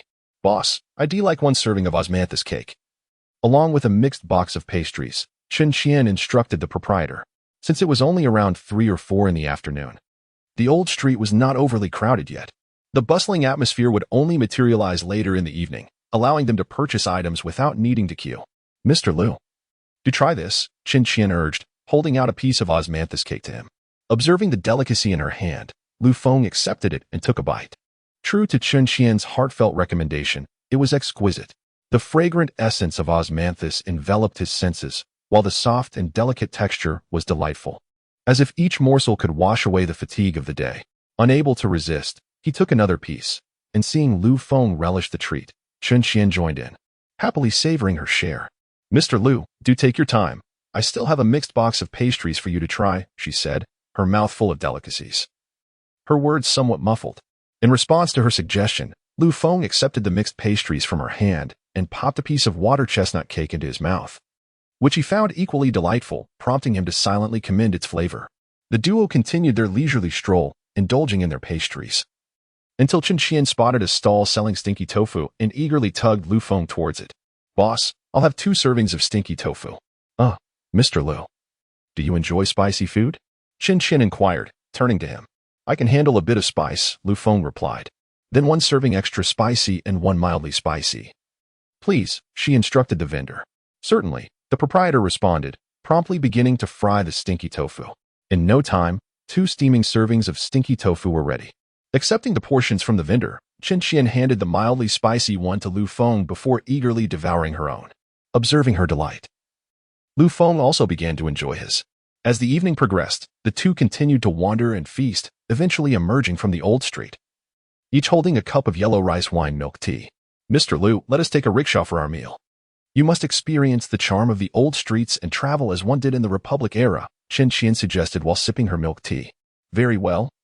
I am quite curious about it, Lu Feng replied, glancing at the rickshaw, as he had only ever seen such vehicles in films. It would be delightful to experience it firsthand. Upon hearing Lu Feng's agreement, Chen Qian approached the rickshaw driver to negotiate the fare. Sir, could you lower the price a bit? It's rather expensive, and with just the 2 of us, it would be quite easy for you. Chen Qian pleaded with the driver. Oh dear, young lady, this is already my best offer, the driver replied with a hint of resignation. Please, just a little more discount. Chen Qian continued earnestly. All right, the lowest I can go is 80, the driver acquiesced. Thank you so much, Chen Qian exclaimed gratefully, and after paying, she hurried back to Lu Feng. All set, Mr. Lu, let us go, she announced cheerfully. Together, they climbed into the rickshaw, relishing the gentle breeze that caressed them. Lu Feng, feeling at ease, closed his eyes, allowing his worries to drift away like leaves in the wind. Before long, the rickshaw driver announced their arrival. We've arrived. You may disembark now. At the sound of his voice, Lu Feng opened his eyes and stepped down alongside Chen Qian. Thank you, sir. They both expressed their gratitude. You're welcome. Enjoy your time, the driver replied before wheeling away. How was it, Mr. Lu? Quite delightful, I presume, Chen Qian inquired. Indeed, it was a wonderful experience. Lu Feng concurred. Are you sure you can still eat after that? He questioned, a hint of doubt in his voice. Of course, Mr. Lu, don't underestimate me, Chen Qian retorted playfully. She then led Lu Feng into a quaint little eatery, imbued with nostalgia. Observing her familiarity with the menu, Lu Feng sensed she frequented this place often. You must come here quite regularly, am I right? He asked. Absolutely. This is our go-to spot for gatherings with friends. The owner is a true local, and his authentic Shanghai cuisine is simply divine, she explained. After seated for about 10 minutes, their dishes began to arrive: stir-fried eel, braised pork, and fragrant scallion oil chicken, delicacies renowned in Shanghai. Mr. Lu, you must try this. The flavors are truly spectacular, Chen Qian urged. Unable to resist the tantalizing spread before him, Lu Feng picked up his chopsticks and began to eat. Is it to your liking, Mr. Lu? Chen Qian asked, her eyes sparkling with anticipation. Yes, indeed, it's quite delicious, Lu Feng affirmed, nodding in appreciation. After roughly half an hour, the table was cleared, their meal devoured with remarkable speed. Mr. Lu, would you like some water? Chen Qian offered, rising to pour him a glass. They rested in their seats for a moment before finally exiting the restaurant. After refusing Chen Qian's offer to drive him home, Lu Feng took a taxi back alone. Upon arriving home, he wasted no time and directly took the elevator down to the parking garage, eager to ascertain whether the bodyguards and drivers were still present. It was only when he observed the neatly parked convoy in the underground garage, devoid of any personnel, that he accepted the reality of their departure. After a brief wash, Lu Feng reclined on his bed, gradually sinking into contemplation. Just a few days prior, he had nothing. His girlfriend had left him for another man due to his financial struggles. Now, he found himself in possession of a fortune worth billions, with a bank account boasting a staggering 9-digit sum. The drastic transformation that had transpired in such a short span felt surreal to him. Moreover, he had managed to deliver a resounding slap in the face to his materialistic ex-girlfriend and his arch-nemesis. An exhilarating sense of satisfaction washed over him. Yet, as he drifted into thought, the image of Shun Shuqian resurfaced in his mind. Although he had attained considerable success, it paled in comparison to her illustrious background. Indeed, Lu Feng had gleaned some insights into Shun Shuqian's formidable connections during their last-class reunion. The fact that a prominent figure from the Magic City had personally called her spoke volumes of her significance. It was evident that a man of his current wealth could not afford to engage her services or even secure an audience with her. After all, she was a genuine titan in her own right, an individual burdened with immense responsibilities, and for an ordinary person to meet her was akin to a rare blessing. The pressure weighed heavily upon him. As these thoughts swirled in his mind, Lu Feng gradually succumbed to slumber. How vain of him to ponder so much about Shun Shuqian's feelings for him when he had no inkling of her affections. Truly shameless. Chapter 19. Brother, you aren't being kept by a wealthy woman, are you? Early the next morning, Lu Feng rose from his slumber, having received a call from Wang Shui at Times Square, informing him that the rent had been fully collected and transferred to his bank account. After hanging up, he glanced at the text message from the bank, and upon seeing the long string of numbers, a smile blossomed within him. Indeed, collecting rent was quite gratifying, he mused to himself. However, just as he was about to head out for breakfast, his phone rang again. Upon checking, he realized it was his sister, Lu Yinran, calling. Brother, I've arrived at the location you provided, but where are you? What? Lu Feng was taken aback by her words and hurriedly responded. Wasn't it supposed to be in a couple of days? Why are you here today? Brother, did you forget? The date I told you is indeed today. How could you forget? Men are truly unreliable, came Lu Yinran's indignant voice from the other end, clearly upset that her brother had overlooked her arrival. Lu Feng could sense the anger laced in her words, and he grimaced, realizing the absurdity of forgetting his own sister. All right, wait for me at the entrance. I'll come to get you right away. With that, he hastily ended the call and dashed downstairs. Meanwhile, at the eastern entrance of Guanlan International, a charmingly dressed girl was scanning the surroundings while pulling her suitcase. However, her beautiful face was marred by irritation, and this girl was none other than Lu Yinran, Lu Feng's sister. Damn that brother of mine. We clearly agreed on this, and not only did he fail to pick me up, but I've even found my way to his doorstep and still don't see him anywhere. Lu Yin furrowed her brow, her teeth gritting together in frustration. Yet, her attention was soon captured by the opulence of Guanlan International. Is this place truly luxurious enough for my brother to reside in? Did I perhaps come to the wrong location? After mumbling to herself, she took out her phone to verify once more. Yinran. Suddenly, a steady voice called out. And as Lu Yin turned to look, she was relieved to find her brother, Lu Feng, approaching her. Finally, you're here, you silly brother, she exclaimed, stowing her phone back in her pocket while dragging her suitcase with a huff. My apologies, my apologies. I've been rather busy these past few days. Let me treat you to a grand meal, and I'll cover all your expenses during your stay in the magical city as a way to make amends. Lu Feng quickly promised, eager to appease his sister's grievances. Seeing her brother's earnestness, a flicker of warmth washed over Lu Yanran. Although it had been nearly 4 years since they last met, her brother still cared for her deeply. Brother, I've missed you so much. Lu Yanran suddenly lunged into Lu Feng's embrace, holding him tightly. Lu Feng was caught off guard by her sudden affection, but quickly regained his composure, gently stroking her head. I've missed you too. After all these years, my little girl has blossomed into a stunning beauty. I almost didn't recognize you just now. You don't care about me at all. Otherwise, why haven't you returned all these years?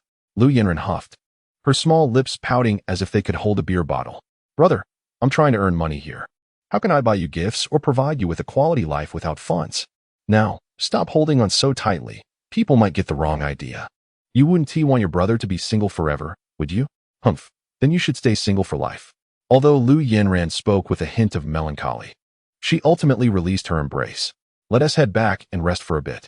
You've come all this way. We should enjoy ourselves.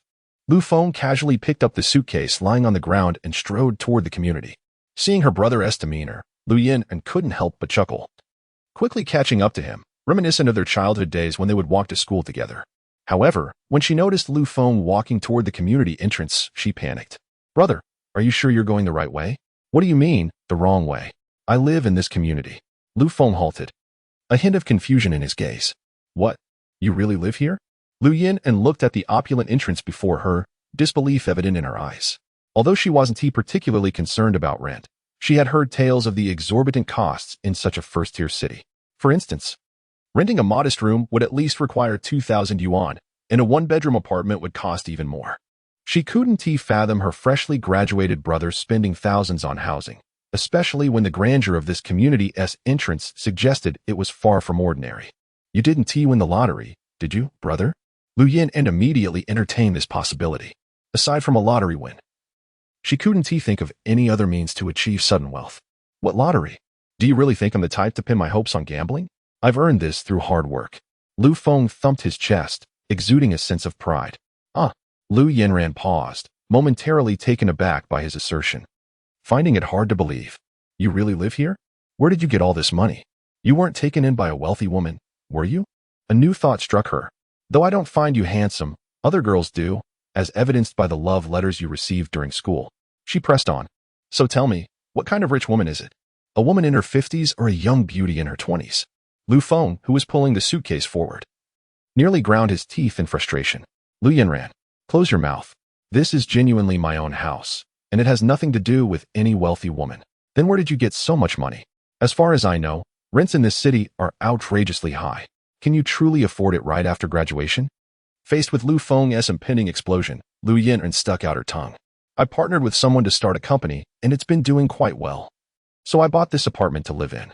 To avoid exposing the intricacies of the system, Lu Feng hastily concocted an excuse. But where did you acquire the funds? You must know that over the past 3 years, my father has sent you money, yet you have not touched a single cent. Lu Yanran, upon hearing that Lu Feng was starting a business, was even more perplexed. Establishing a company necessitates a substantial amount of capital.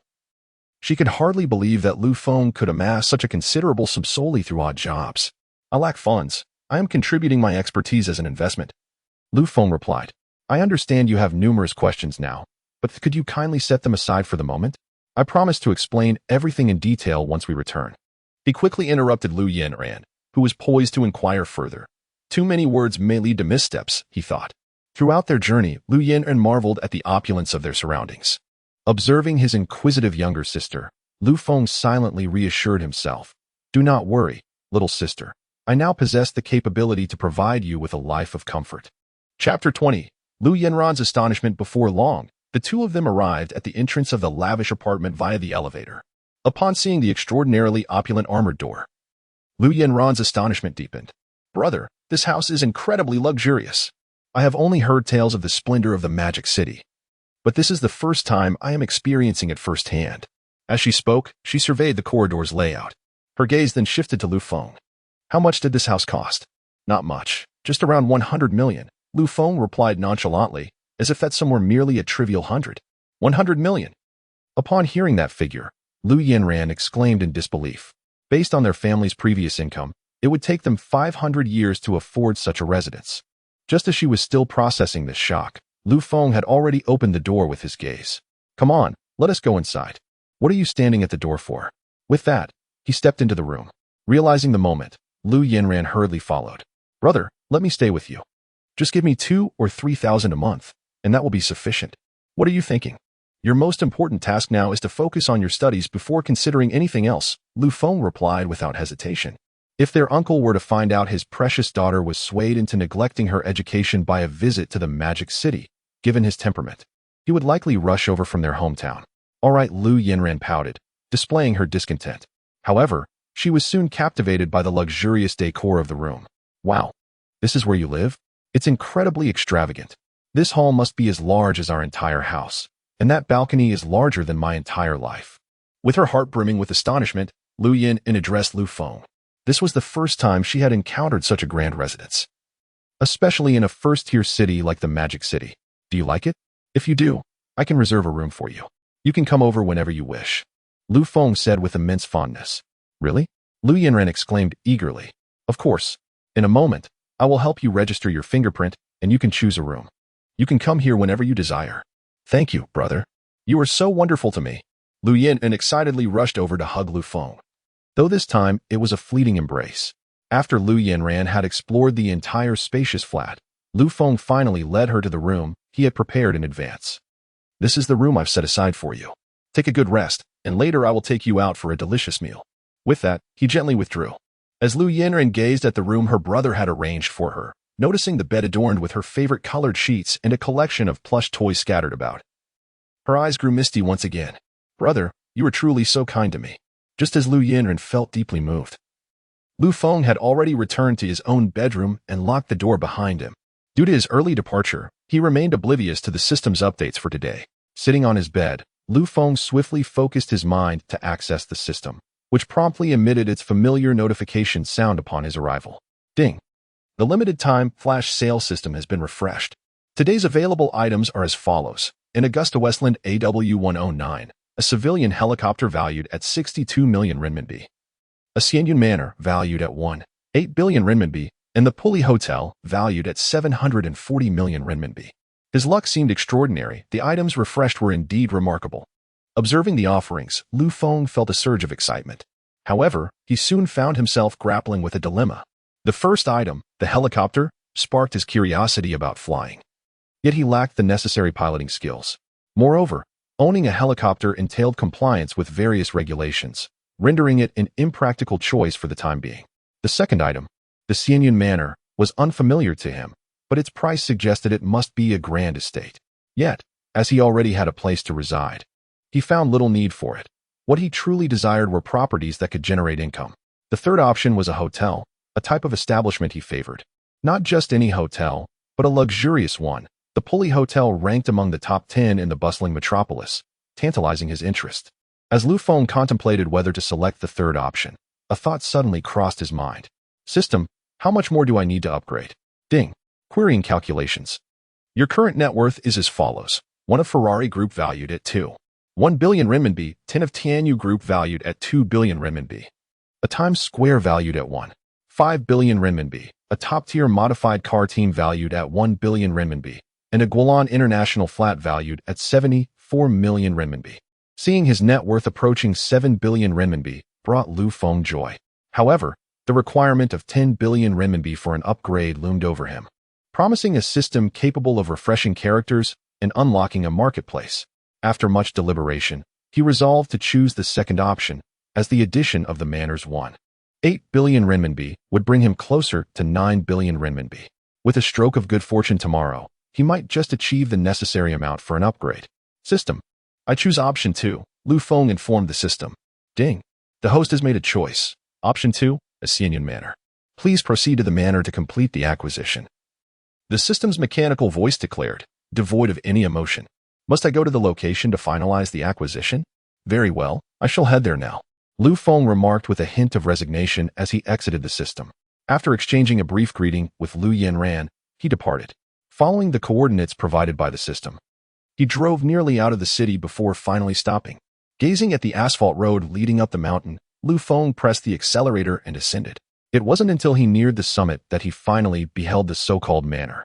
At the entrance of the estate stood several elegantly attired gentlemen, who, upon spotting a luxurious vehicle approaching, hastily prepared to extend their welcome. With a screech of brakes, the car came to a halt beside the suited men, and Feng emerged, opening the door.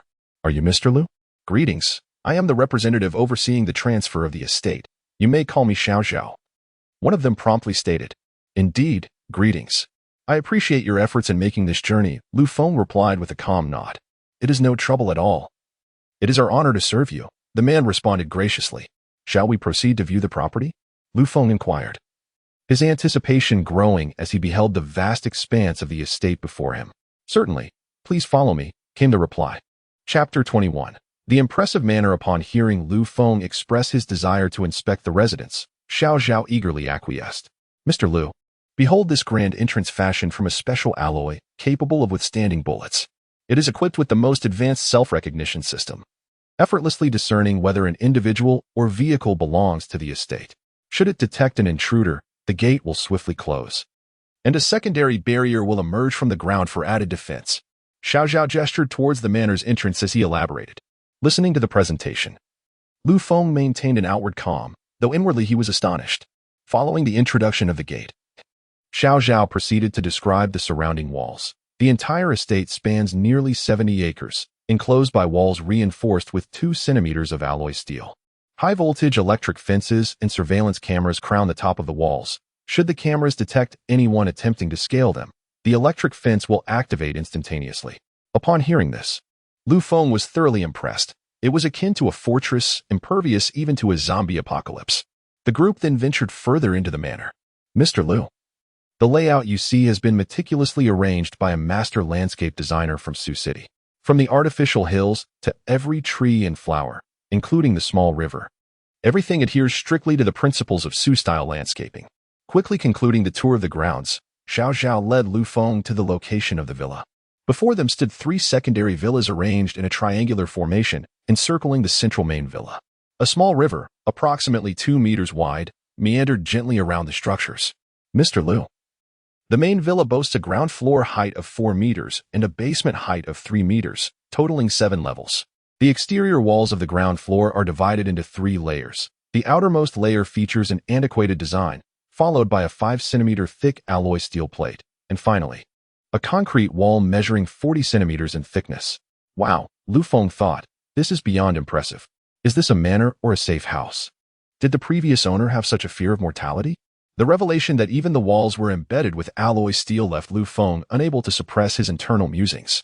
Noticing Feng's composed demeanor despite the overwhelming information, Xiao Xiao began to speculate about Feng's background, wondering what kind of significant figure could remain so unfazed. He recalled how, upon first learning about these properties, he had been left speechless for an extended period. The group continued their exploration of the villa, traversing through the grand hall, reception rooms, leisure areas, entertainment zones, and study rooms, each being thoroughly introduced. Finally, they ascended to the basement, where Feng was astounded to discover that the 3rd underground level housed a shelter capable of accommodating a dozen individuals with provisions for an entire year, complete with air purification systems and potable water filtration devices. Furthermore, the estate had invested significantly in an intelligence system, enabling Feng to control all aspects of the manor, including its surveillance and defense systems from within the main villa. After comprehending the details of the estate, Feng inwardly lamented how far he was from being a true affluent individual, realizing his perspective was still quite limited. Eventually, Xiao Xiao provided a brief introduction to the other 3 villas. Naturally, they could not compare to the main villa, as the other 3 only boasted 3 floors above ground and 2 below, with significantly lesser security measures. After the introduction, Feng promptly requested Xiao Xiao to present the transfer certificate, and without hesitation, he affixed his signature. Having successfully completed his task, Xiao Xiao did not linger, departing with his subordinates. Watching Xiao Xiao and his entourage recede into the distance, Feng eagerly began to manipulate the estate system. Upon accessing the defense interface and observing through the surveillance that Xiao Xiao's vehicle had departed, Feng immediately activated the defense system. The estate's main gates swiftly closed. followed by the emergence of a fully enclosed gate crafted from alloy, while the high-voltage electric fence sprang into action. Subsequently, he entered the surveillance system and, satisfied with the comprehensive monitoring enveloping the estate, he withdrew contentedly. Perhaps I should hire a few more security personnel for patrolling. Lu Feng murmured to himself as he surveyed the vacant estate. If it weren't for the comprehensive gun ban in Huagua, he might have even contemplated acquiring a few firearms for self-defense. Meanwhile, in the other estates on the mountain, the inhabitants became aware that the estate at the summit had welcomed a new owner. Who could this individual be, capable of acquiring the mountaintop estate? After all, I offered 2 billion, but was refused. An elderly man clad in traditional attire gazed toward the summit, contemplating aloud. There are only 18 estates on this mountain, and each owner is a prominent figure in the magical city or even throughout Huagua. Securing an estate from such individuals is akin to scaling the heavens. The news of the Summit Xianyan estate being purchased is indeed intriguing.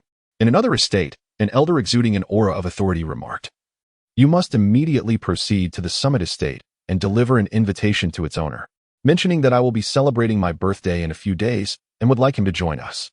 "Yes," responded the servant, promptly turning to execute the command. At this moment, Lu Feng had completed his exploration of the estate and was preparing to leave, but before he could enter his vehicle, he was called to a halt. Sir, please wait." A young man hastily approached. "What is it?" Lu Feng inquired, scrutinizing the individual before him. "It is as follows.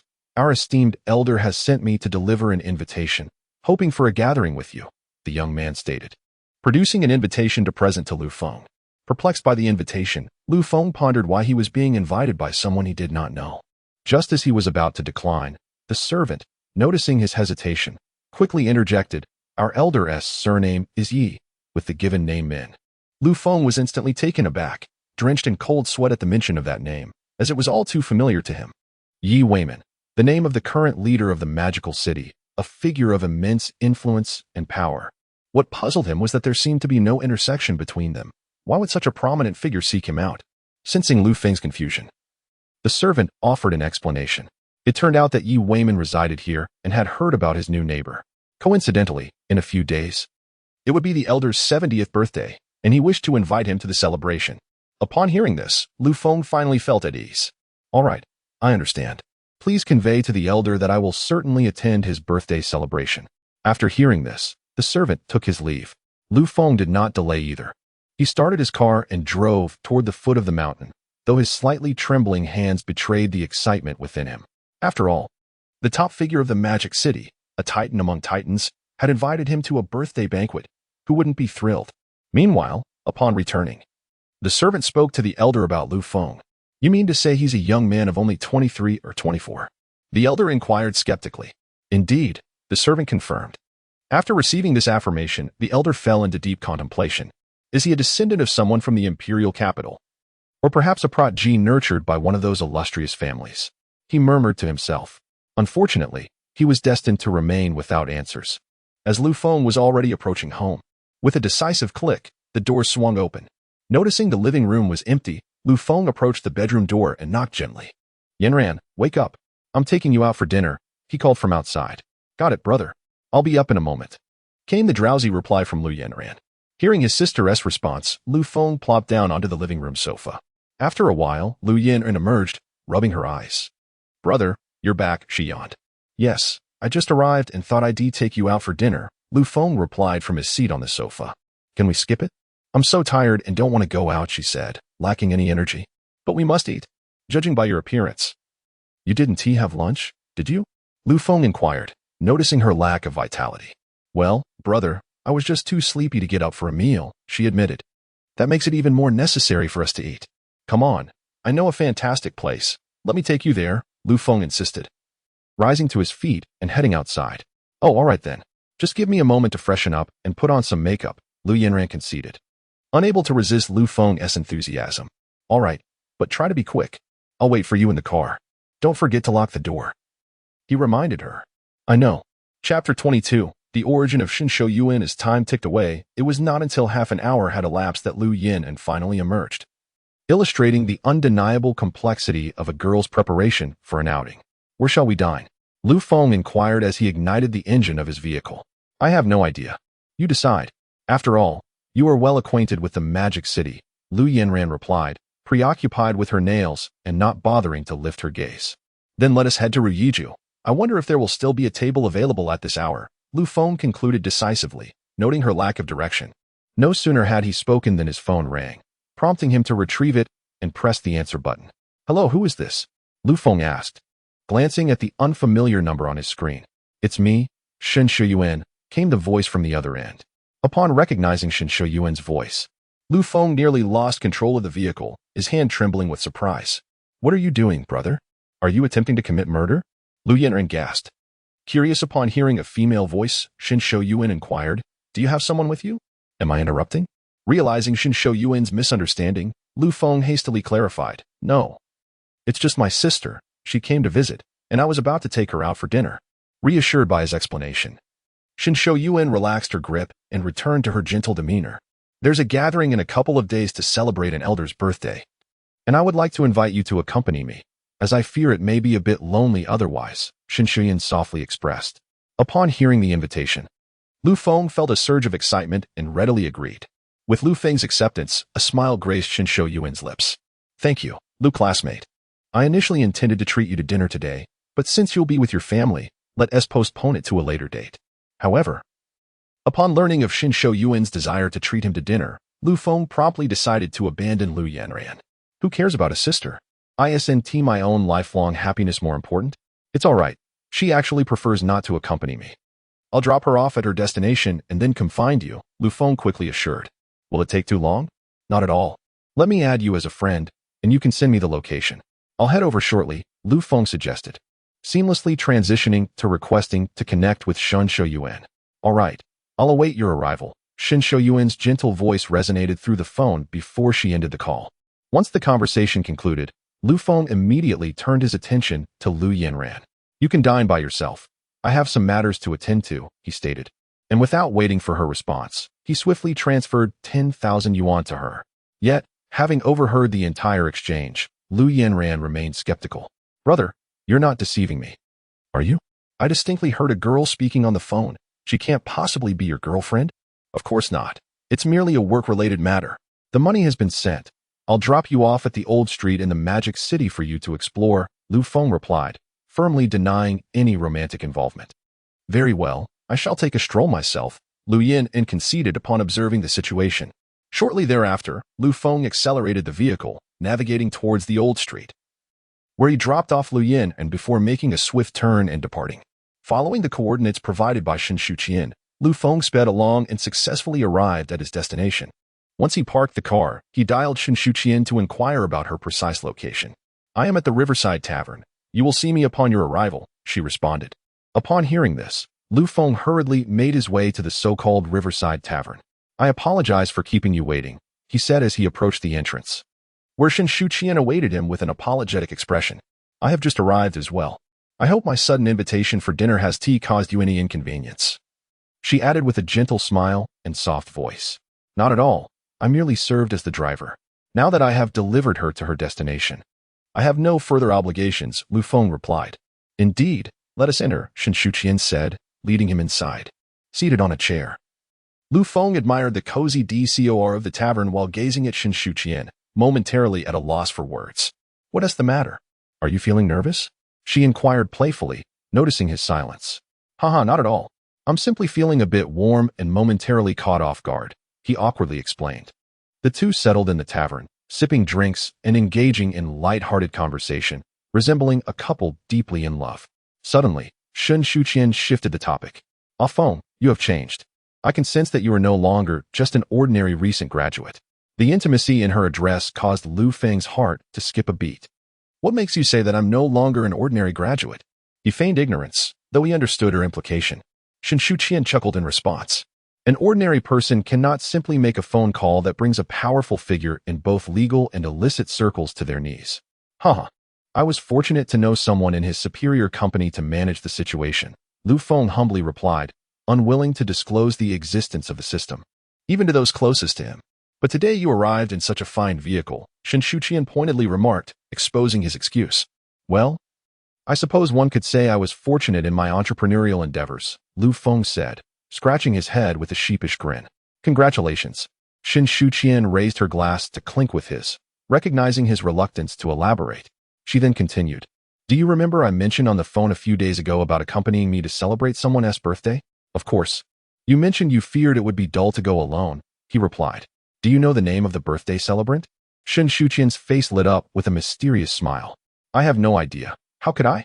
You just informed me today," Lu Feng responded with curiosity. "His name is Yu Weiman, the former leader of the Magic City," Shin Shuqian declared casually, revealing the identity of a significant figure. Lu Feng was taken aback. He had not anticipated that it would be Elder Yi. Not long ago, he had received an invitation from Elder Yi, suggesting a gathering. To his surprise, Shinsua Yuan was to accompany him, which seemed rather coincidental. Observing Lu Feng's astonishment, Shinsua Yuan offered a faint smile, secretly reveling in the moment. "Ah, Feng, are you startled? How amusing. Why would someone of such stature bring me along?" Lu Feng queried, gazing at Shinsua Yuan. "Oh, it's simply that I fear solitude. And since I have few friends here, I thought I would invite you," Shinsua Yuan replied languidly. "Is it truly just out of boredom? This is the former leader of Magic City. After all, if you were to market this opportunity, I reckon it could fetch $1 billion, Lu Feng expressed, skepticism evident in his tone. "By now, you should realize my significant background," Shinsua Yuan replied, sidestepping the question. "Indeed," Lu Feng responded, momentarily stunned, exhaling deeply. "I hail from the imperial capital, one of the 4 prominent families, Li, Yi, Shun, and Wang. I am a descendant of the Shin family." Shinsuan gradually unveiled her origins. Upon hearing that Shinsuan was from the illustrious Shun family of the imperial capital, Lu Feng was not at all surprised, as he had long suspected. With her surname being Shin and having transferred from the imperial capital a year prior, it was only the Shun family who could arrange for the current leader of Magic City to personally ensure her safety.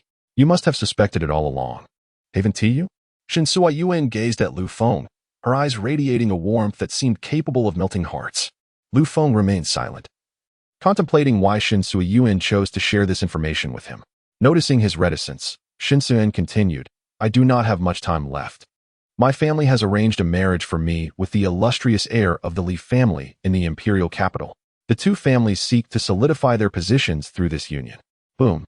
Her words struck Lu Feng like a thunderclap, leaving him seated in stunned silence, unable to regain his composure for an extended period. Chapter 23. System Upgrade. Lu Feng was utterly astonished that Shin Shuyuan would confide such a significant secret to him. Upon hearing that Shin Shuyuan was on the brink of a political marriage, a sharp pang of anguish pierced his heart. "What does this have to do with you taking me to attend Grandpa Ye's birthday banquet?" Lu Feng inquired, striving to maintain his composure. "Knowing that you have achieved a modest success, I have decided to lend you a hand to expedite your growth." Shin Shuyuan gradually revealed her intentions. "What? Help me grow swiftly? Why?" Lu Feng was even more perplexed by her words. "Because the boy I like is still too weak." Shin Shuyuan gazed tenderly at Lu Feng, her affection unmistakable in her eyes. Upon hearing her confession, Lu Feng's mind went blank, leaving him motionless in his seat. After what felt like an eternity, he regained his senses. What do you mean by this?" he asked, his voice trembling with excitement. "Indeed, what do I mean?" Shin Shuyuan smiled subtly at the agitated Lu Feng before rising to leave. Seeing Shin Shuyuan depart, Lu Feng hurriedly pursued her. "Wait, what do you mean by that? Who exactly are you?" He grasped her delicate arm, soft as snow. In that instant, the gentle touch left him momentarily spellbound. Shin Shuyuan, unperturbed by his grip, gently lowered his hand and caressed his cheek. "Ah, Feng, knowing so much at this juncture may not benefit you. You must strive to become stronger." With that, Shin Shuyuan exited, leaving Lu Feng standing alone in a daze. Inside the luxurious Maybach, Shin Shuyuan gazed at Lu Feng in the distance, her emotions surging uncontrollably. "Ah, Feng, I am sorry, but I can only proceed in this manner for now. If you can earn Grandpa Ye's unwavering support, then there may be a possibility for us. Although I have burdened you with so much pressure by revealing this early, I believe in your capabilities, for our time together is regrettably limited." On the other hand, a disoriented Lu Feng stumbled home, unaware of how he arrived there. All he knew was that someone had called for a designated driver, and soon he found himself sprawled on his bedroom bed. Lu Yinran had not yet returned, but with her fingerprint on the door, he felt reassured about her safety. Under the influence of alcohol, he drifted into a muddled slumber. The following morning, Lu Feng was awakened by a cacophony of sounds. As he rose, he discovered that it was Lu Yinran preparing breakfast. Though the kitchen resembled a scene of chaos, The dining table was adorned with perfectly fried eggs, warmed sandwiches, and freshly prepared oatmeal. Spotting Lu Feng awake, Lu Yanran cheerfully called out, "Brother, you're up. Hurry and freshen up. You must try my cooking." Upon hearing her words, Lu Feng immediately realized that the earlier sounds had been her efforts in the kitchen. Determined not to disappoint his sister's kind intentions, he steeled himself, refreshed, and took a seat at the dining table. As Lu Feng gazed at the charred fried egg on the dining table, his expression soured. Yet, upon seeing his sister's eager gaze, he steeled himself against the trepidation that filled his heart and reluctantly placed the burnt egg into his mouth. However, he had grossly underestimated the potency of this overcooked dish. The moment it touched his tongue, his mouth was inundated with a bitter and acrid flavor. It felt less like consuming an egg and more akin to gnawing on charcoal. "Is it delicious, brother?" she inquired. "Quite satisfactory," Lu Feng managed to reply, swallowing the egg with great difficulty before showering his sister, Lu Yanran, with praise. Upon hearing her brother's commendation, her eyes sparkled with delight. "Hee. I knew my culinary skills were exceptional. There are plenty more. Do indulge, brother." With this, she pushed 4 or 5 blackened fried eggs towards him. Faced with this culinary catastrophe, Lu Feng was at a loss for words. However, in a bid to spare his sister's feelings, he gritted his teeth and hastily consumed the entire meal before bolting back to his room. This bizarre spectacle left Lu Yan bewildered. What's the rush? She wondered. Meanwhile, Lu Feng returned to his room, barely pausing to examine the system's refreshed offerings before rushing to the bathroom to vomit. Just as he was recovering, his stomach gurgled ominously, and the urge to relieve himself surged. He found himself seated on the toilet, letting loose a cacophony of sounds. After approximately 10 minutes, a pallid Lu Feng emerged, leaning against the wall as he contemplated never again consuming his sister's cooking. He then collapsed onto his bed and opened the system interface. Beep. Today's flash sale items have been refreshed. The results are as follows. 1. Tenglong Hotel, valued at 1.9 billion renminbi. 2. A building in Yushan community, valued at 10 renminbi. 3.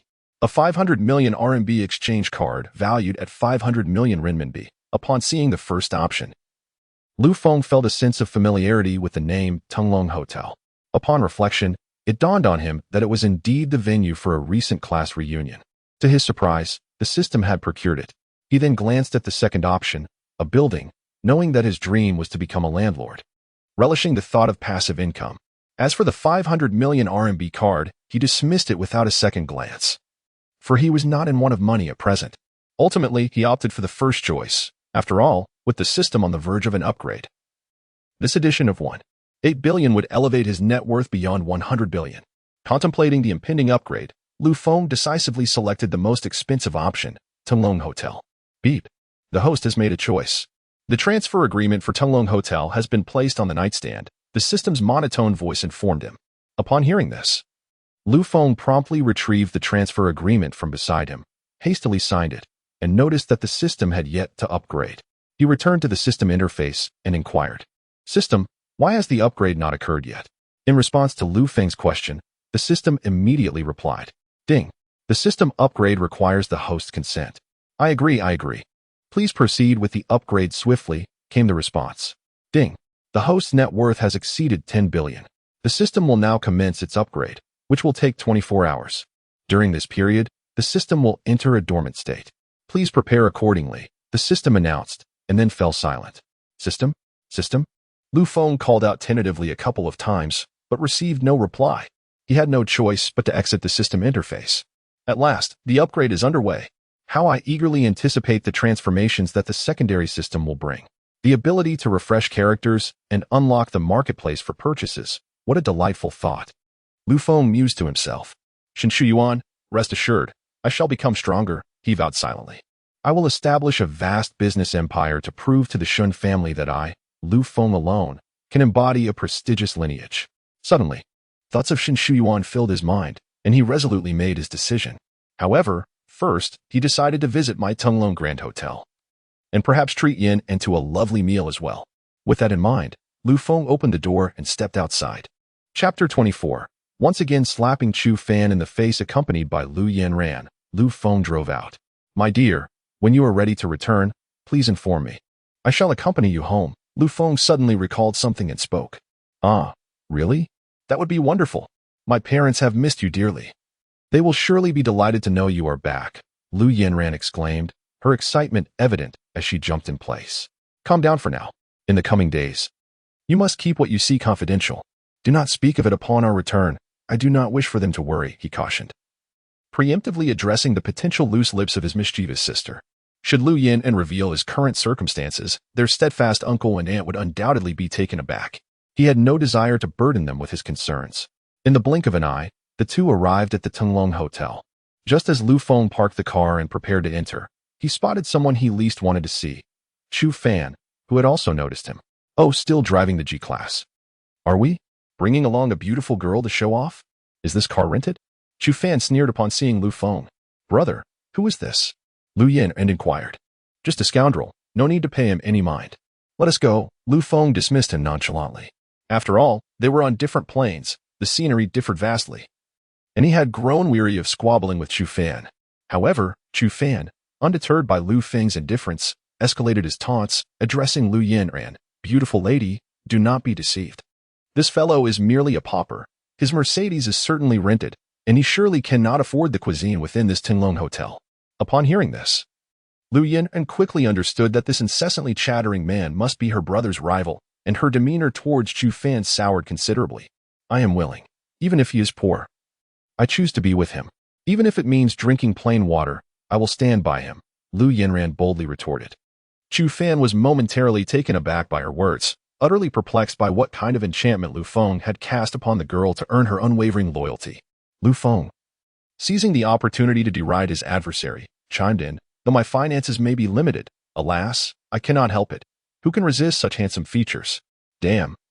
Chu Fan muttered under his breath, yet he was left with no recourse, for Lu Feng was indeed handsome. What brings you here, young Master Chu? Planning another feast for your classmates? Lu Feng's voice rang out once more. At this, Chu Fan proudly puffed out his chest. Today my father is hosting guests, and I was tasked with the preparations. How about it, pauper? Aside from the last time I graciously invited you for a meal, you shall likely never set foot in this place again. Just as Chu Fan was speaking, a sudden voice interrupted him. Xiao Fan, what are you doing over there? Have you completed the tasks I assigned you? A middle-aged man approached, flanked by a group of individuals. Upon recognizing his father's voice, Chu Fan hurried over, assuring him that everything was in order and awaiting their arrival. Upon hearing this, Father Chu nodded and turned his gaze toward Lu Fengjing. Is this your friend? He inquired. Not at all. I would never associate with such a pretentious individual, intent on puffing himself up, Chu Fan retorted disdainfully. Upon hearing his son declare that Lu Feng was not a friend, Father Chu promptly departed, for he had other guests to entertain and did not wish to squander time on trivial matters. Chu Fan, observing his father's departure, abandoned any further mockery of Lu Feng and hastily followed after him. As a few figures receded into the distance, Lu Yanran finally asked, Brother, was that your rival? No, merely a self-important scoundrel, Lu Feng replied indifferently. Let us proceed to take over this hotel. He stepped forward. What? What do you mean by taking over this hotel? Is it yours? Lu Yanran inquired, hastily pursuing him. Meanwhile, the hotel manager had already received the notification via phone and, eager to make a good impression on the new owner, stood outside with the staff awaiting Lu Feng's arrival. Coincidentally, Father Chu, accompanied by his guests, arrived at the hotel entrance just as the manager was stationed there, and he enthusiastically approached. Ah, Zhang, how could you possibly wait for me here? Father Chu exclaimed, brimming with excitement, extending his hand for a handshake. The bewildered hotel manager, taken aback by the enthusiasm of Father Chu, managed to complete the handshake in a daze. Chu Fan, observing his father command the presence of the manager of the prestigious Tenglong Hotel, felt a surge of elation. After all, having the manager of a renowned establishment personally greet them was a considerable honor. At that moment, Lu Feng also approached. Just as Chu Fan was about to launch into a jibe, he witnessed the hotel manager hastily rush to stand before Lu Feng. Good day, Mr. Lu. Hello. I merely wish to inspect the hotel and finalize the transfer. There is no need for such grandiosity, Lu Feng stated blandly, observing the manager's ostentatious demeanor. Of course. I shall have them disperse immediately, the manager responded, nodding vigorously. However, to Chu Fan, this scene felt surreal. He rubbed his eyes, questioning whether he was dreaming. Yet before he could process the situation, Lu Feng made his intentions clear. Do you see this person? Permanently add him to the blacklist. He is never to set foot in Tenglong Hotel again. Having spoken, he took the utterly stunned young girl by the hand and proceeded toward the hotel, but abruptly halted as he passed Father Chu. And this man as well, he is not permitted entry. Like father, like son, a crooked beam cannot support a straight roof. With that, he turned and entered the hotel, leaving Chu Fan and his father in a state of confusion. The manager, regaining his composure, swiftly blocked Father Chu from entering and stated, "Mr. Chu, I apologize, but our Mr. Liu has decreed that you and your son are no longer welcome at Tinglong Hotel. Please leave." Upon hearing the manager's words, Chu Fan hurriedly approached him. "Mr. Zhang, do not be deceived by that impoverished fool. He is nothing but a lowly wretch." As soon as Chu Fan uttered these words, the hotel manager's expression turned icy. "Security, come here. Throw this brat out," he commanded into the intercom. Moments later, several men clad in security uniforms swiftly arrived and escorted Chu Fan away. As he was dragged off, Chu Fan continued to hurl insults at Lu Feng. In the midst of this chaos, Chu's father was still trying to comprehend the situation. "Mr. Zhang, what is the meaning of this? You must provide me with an explanation today. I am not to be trifled with," he threatened, despite not fully understanding what had transpired. The hotel manager discerned the underlying thread in Chu's father's words and merely scoffed in response. "I call you Mr. Chu, but do not overestimate your importance. Offending our Mr. Liu could lead to dire consequences for you." With that, he turned on his heel and left, instructing the security personnel to bar Chu's father from re-entering. Faced with the manager's derision, Chu's father felt a surge of impotent fury, fully aware of the formidable power represented by the Tinglong Hotel. He knew he could not afford to provoke them. "Let us depart. We shall not dine here any longer." What nonsense it is to heed a mere youth's words. Is Mr. Zhang merely a pet of another? Chu's father muttered, unwilling to lose face before his business partners. "Farewell, Mr. Chu. It seems our collaboration is no longer viable. We have missed our meal and endured your humiliation. Furthermore, your son has clearly offended that young magnate. Should we continue our partnership, we might attract his ire." With that, the partner departed, leaving no opportunity for Chu's father to plead for reconsideration. "Wait, do not leave. Let us discuss this further," Chu's father called out. But his partner had already entered a vehicle and driven away. Watching the distant figure of his former collaborator and recalling the offense given to the powerful figure at Tinglong Hotel, Chu's father was consumed with rage. Just then, Chu Fan returned. "Father, why did all your partners leave?" he inquired. Noticing his father's silence and the hostile glare directed at him, Chu Fan instinctively recoiled. A resounding slap echoed as Chu's father struck Chu Fan across the face. "How dare you still call me father?" he roared like a wild beast, unleashing a torrent of fists and kicks upon his son. It took a full half-hour before an ambulance arrived to take Chu Fan away. Meanwhile, Lu Feng had already entered the most exclusive suite of the Tinglong Group, a room never open to outsiders, accompanied by the manager. Chapter 25. A call from Uncle seated in the opulent VIP room. Lu Feng handed the menu to the astonished Lu Yanran. "Peruse the offerings and order at your leisure. This is my hotel, after all," he encouraged. Upon receiving the menu, Lu Yanran's eyes widened at the extravagant listings: Australian lobster, premium Wagyu beef, king crab, and black truffle abalone. "Brother, is this truly your establishment?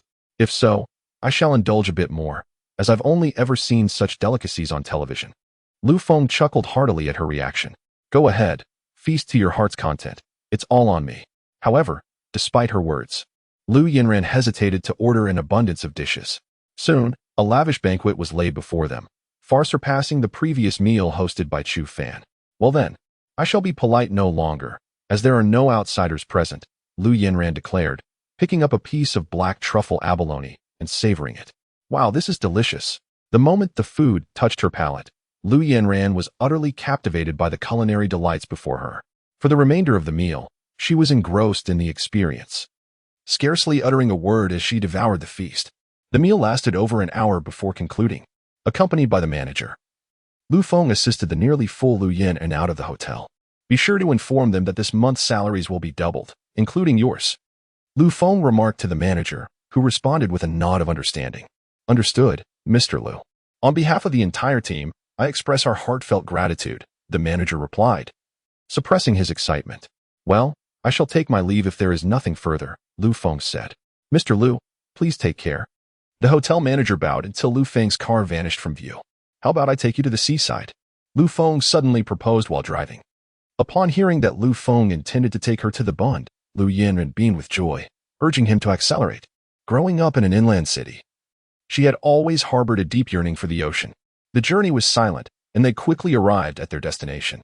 As soon as Lu Yin alighted from the car, she dashed towards a shop selling swimwear. "Wait for me.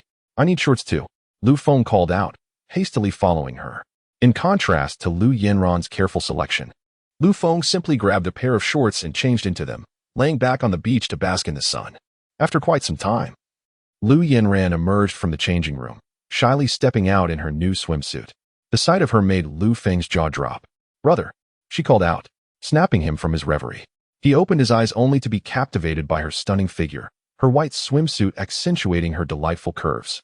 "You've truly grown up," Lu Feng murmured, unaware that he had begun to bleed from his nose. "What are you saying? You've got blood flowing from your nose," Lu Yanran exclaimed, her cheeks flushing as she stomped her foot in embarrassment. "Ah?" Lu Feng reached up to touch his nose, realizing the truth. "Enjoy yourself here. I will tend to this." In a moment of embarrassment, he uttered a hasty remark and fled from the reclining chair.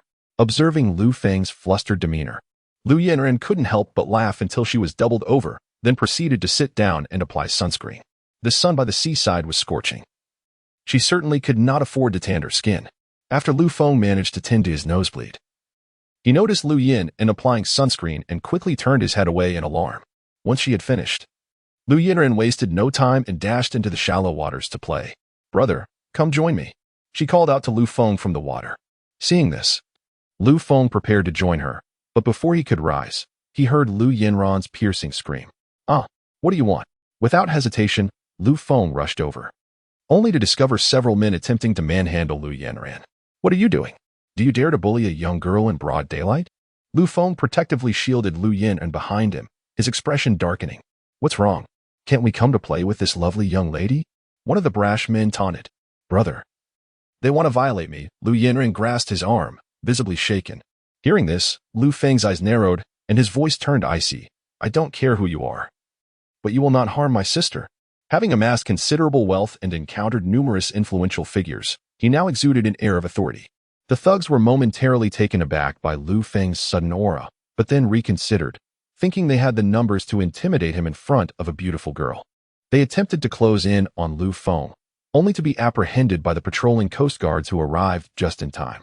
Following this incident, neither of them felt inclined to continue their outing and opted to leave. Upon returning home, Lu Yin collapsed onto the sofa in an unrefined manner, while Lu Feng settled into a rocking chair. Just as he reclined, the phone rang. "The night has granted me eyes, yet I seek the light." Upon hearing the phone, Lu Feng took it out and saw it was a call from his uncle, Lu Yanran's father. "Hello, uncle. How have you been recently?" Lu Feng inquired with concern as soon as the call connected. "All is well. Both your aunt and I are in good health," came a cheerful voice from the other end. Startled by the call, Lu Yanran shot up from the sofa and cast a pleading look at Lu Feng. "Yanran hasn't caused you any trouble, has she?" The voice continued. Lu Yanran's heart raced at this question, prompting Lu Feng to reassure her with a calming gesture. "Rest assured, uncle, Yanran has been very obedient here. I am keeping an eye on her." The voice on the line chuckled in response. "Haha, you rascal. I worry you might spoil her with too much affection." "Not at all. Yanran and I are no longer children." "You needn't worry," Lu Feng replied with a warm smile. "With your presence, I feel significantly more at ease. Otherwise, I would certainly worry about her going out to play. At this age, she still behaves like a child." Upon hearing her father's words, Lu Yanran pouted her lips in indignation. On the phone, her uncle, after inquiring about Lu Yanran, proceeded to ask when Lu Feng would return home. "Xiaofeng, when are you coming back? Your aunt and I miss you dearly," came the heartfelt words from the uncle, stirring a wave of emotion within Lu Feng. "I plan to return with Yanran this time, so I can spend some quality time with you both." "That's good. It's about time you came back. You haven't visited in 4 years, and you can forget about the money I've sent you." The uncle's voice grumbled over the line. Lu Feng chuckled in response, choosing not to engage further, and instead shifted the conversation, resulting in a lengthy exchange before they eventually ended the call. Just after hanging up, Lu Feng heard the notification sound for a bank transfer on his phone. Upon inspection, he discovered that his uncle had sent him 5,000 yuan, with a note urging him to treat himself and not to be too frugal. Overwhelmed by his uncle's affection, Lu Feng felt his eyes welling with tears. "Uncle, allow me to show my filial piety towards you from now on," he resolved silently. For he had long regarded his uncle as a father figure and Lu Yanran as a beloved younger sister. After a day of fun, the two lay motionless on the couch, even too disinterested to eat. Eventually, it was Lu Feng who called the housekeeper to have a meal delivered. After dining, Lu Yanran retreated to her room to rest, while Lu Feng settled back onto the sofa and accessed the system interface, gazing at the countdown to his upgrade. He suppressed his excitement and decided to retire to his room for sleep. For after all, time passes most swiftly in slumber, does it not?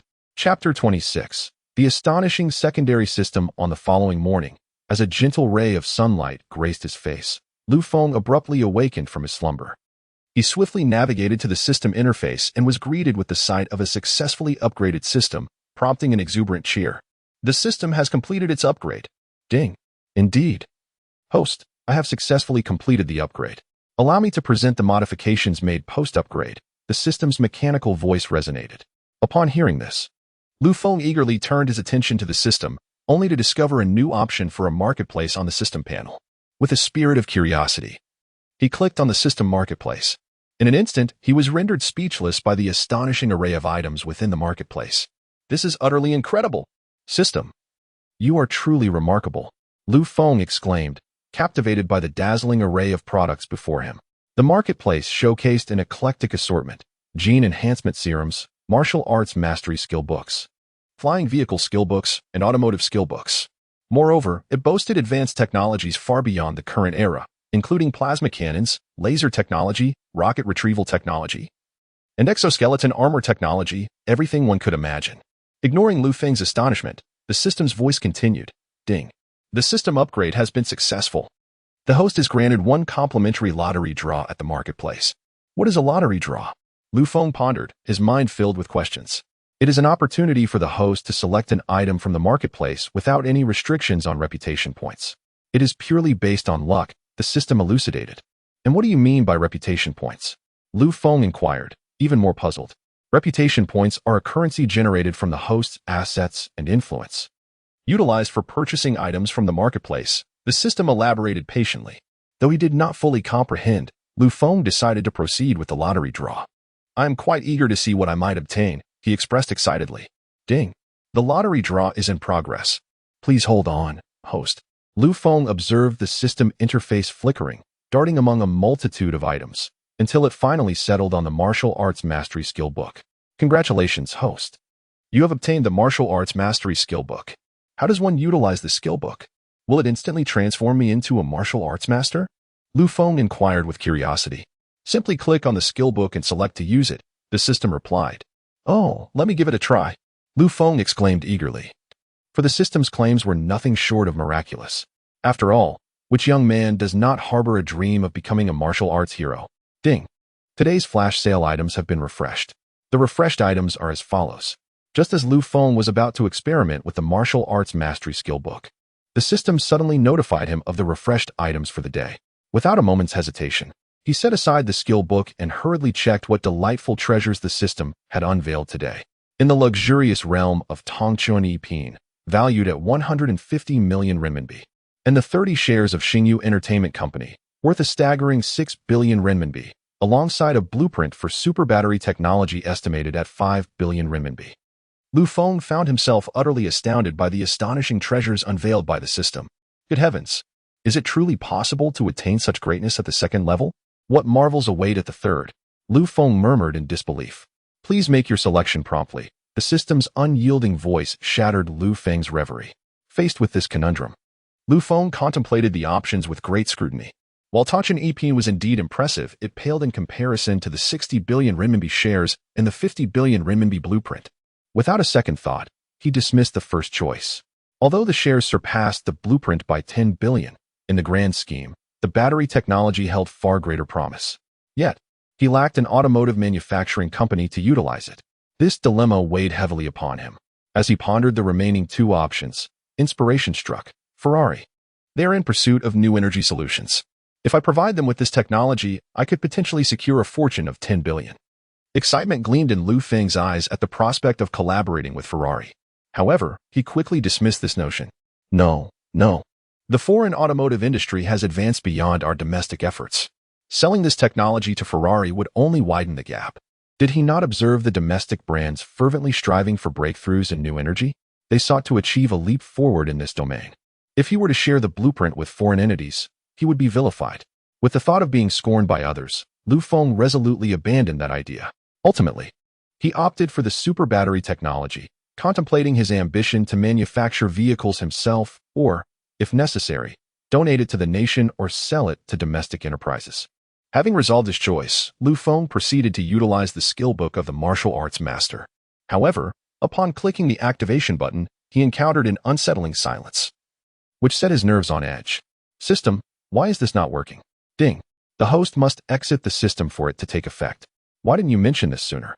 Feng retorted, hastily exiting the system. The moment he stepped out, a torrent of martial arts techniques and maneuvers cascaded into his mind, accompanied by an inexplicable force that began to reshape his body. Ah, it hurts. System, you've tricked me. With a cry of anguish, Feng fainted. Hours later, as the afternoon sun cast its rays, Lu Yanran, noticing her brother's prolonged absence, knocked on his door, rousing him from his slumber. Awakened by the commotion, Feng hastily opened the door. What is it, Yanran? He inquired, still dazed. Are you a pig? It's already afternoon, and you're still in bed. Lu Yanran rolled her eyes at her just-awoken brother. Huh. Feng glanced at his phone, and indeed, it was already 2 p.m.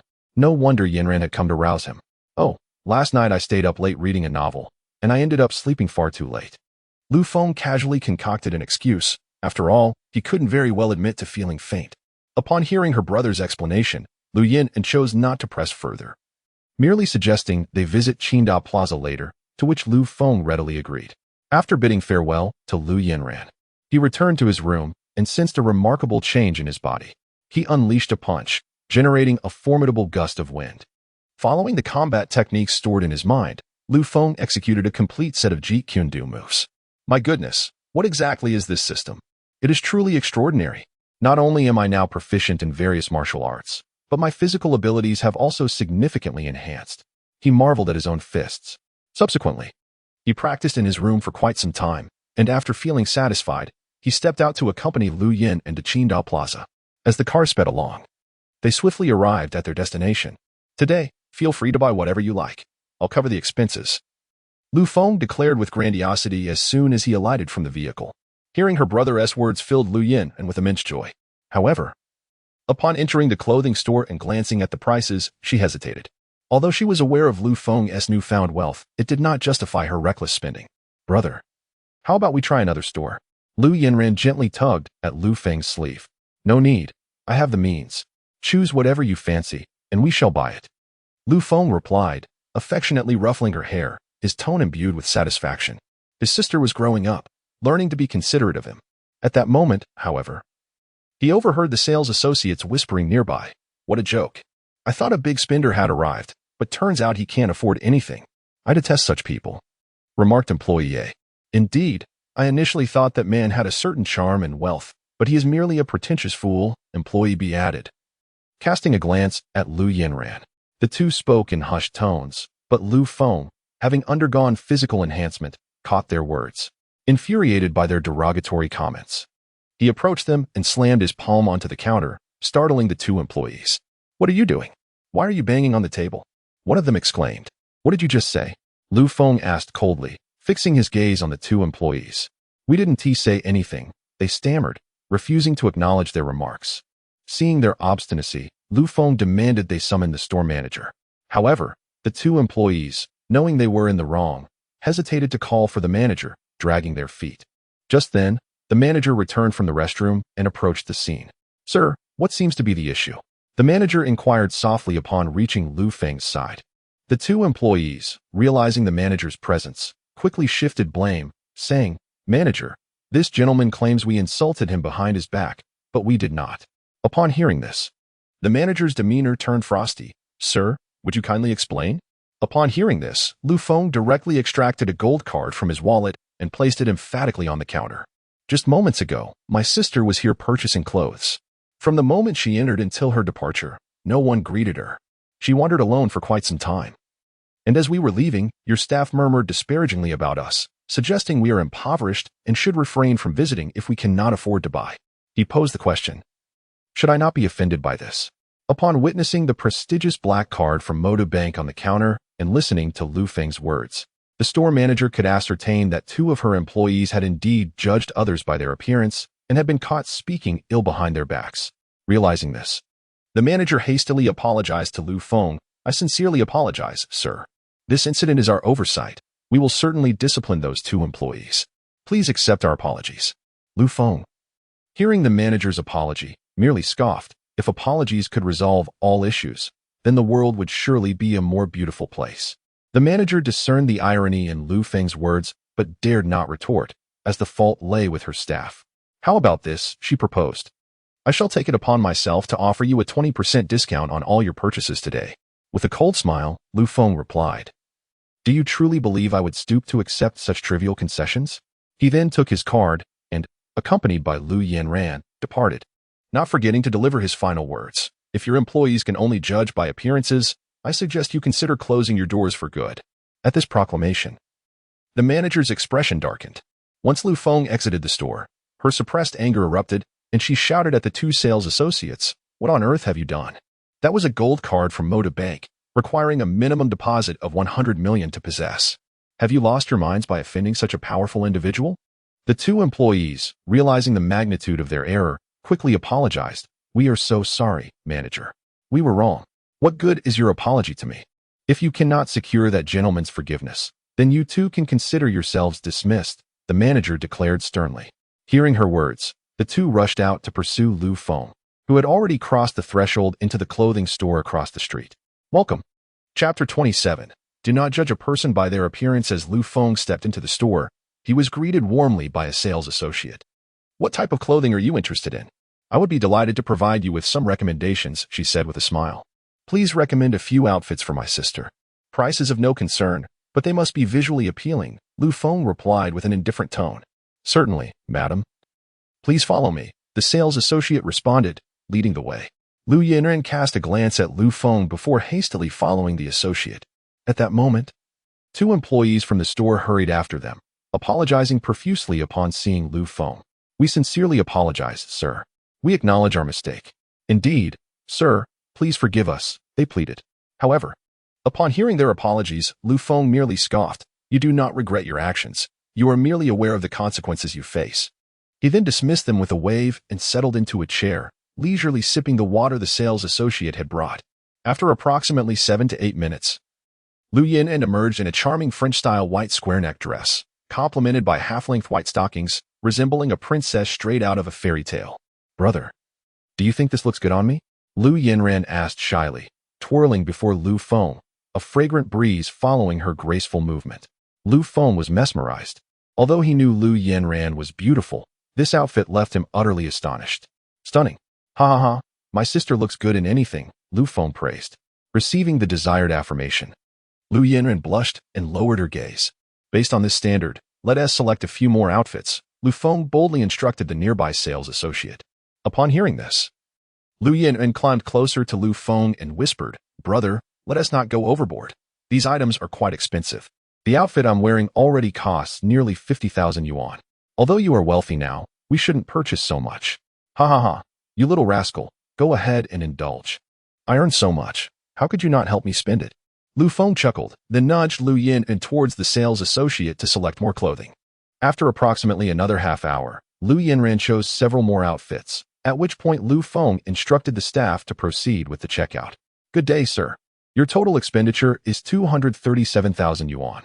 With a discount, you may settle for 230,000, the sales associate calculated and announced. "Charge it," Lu Feng said, retrieving his gold card from his pocket and placing it on the counter. The emergence of the gold card prompted even greater respect from the sales associate. And this scene left the two employees waiting at the entrance, their eyes filled with envy. Had this transaction occurred with them, they would have earned nearly 10,000 yuan in commission, but now they faced the prospect of losing their jobs due to their earlier folly. After completing the payment amidst the sales associate's respectful bowing, Lu Feng and the two women stepped outside, only to encounter the two previously haughty employees. "Sir, we truly acknowledge our mistakes. Please forgive us," the sales associate implored, her voice tinged with emotion, hoping to sway Lu Feng. Unfortunately, Lu Feng was not swayed by their antics. He turned his back and left, warning them that if they followed, he would call the police. The two employees were instantly frightened into silence. Had they known it would come to this, they might have thought twice.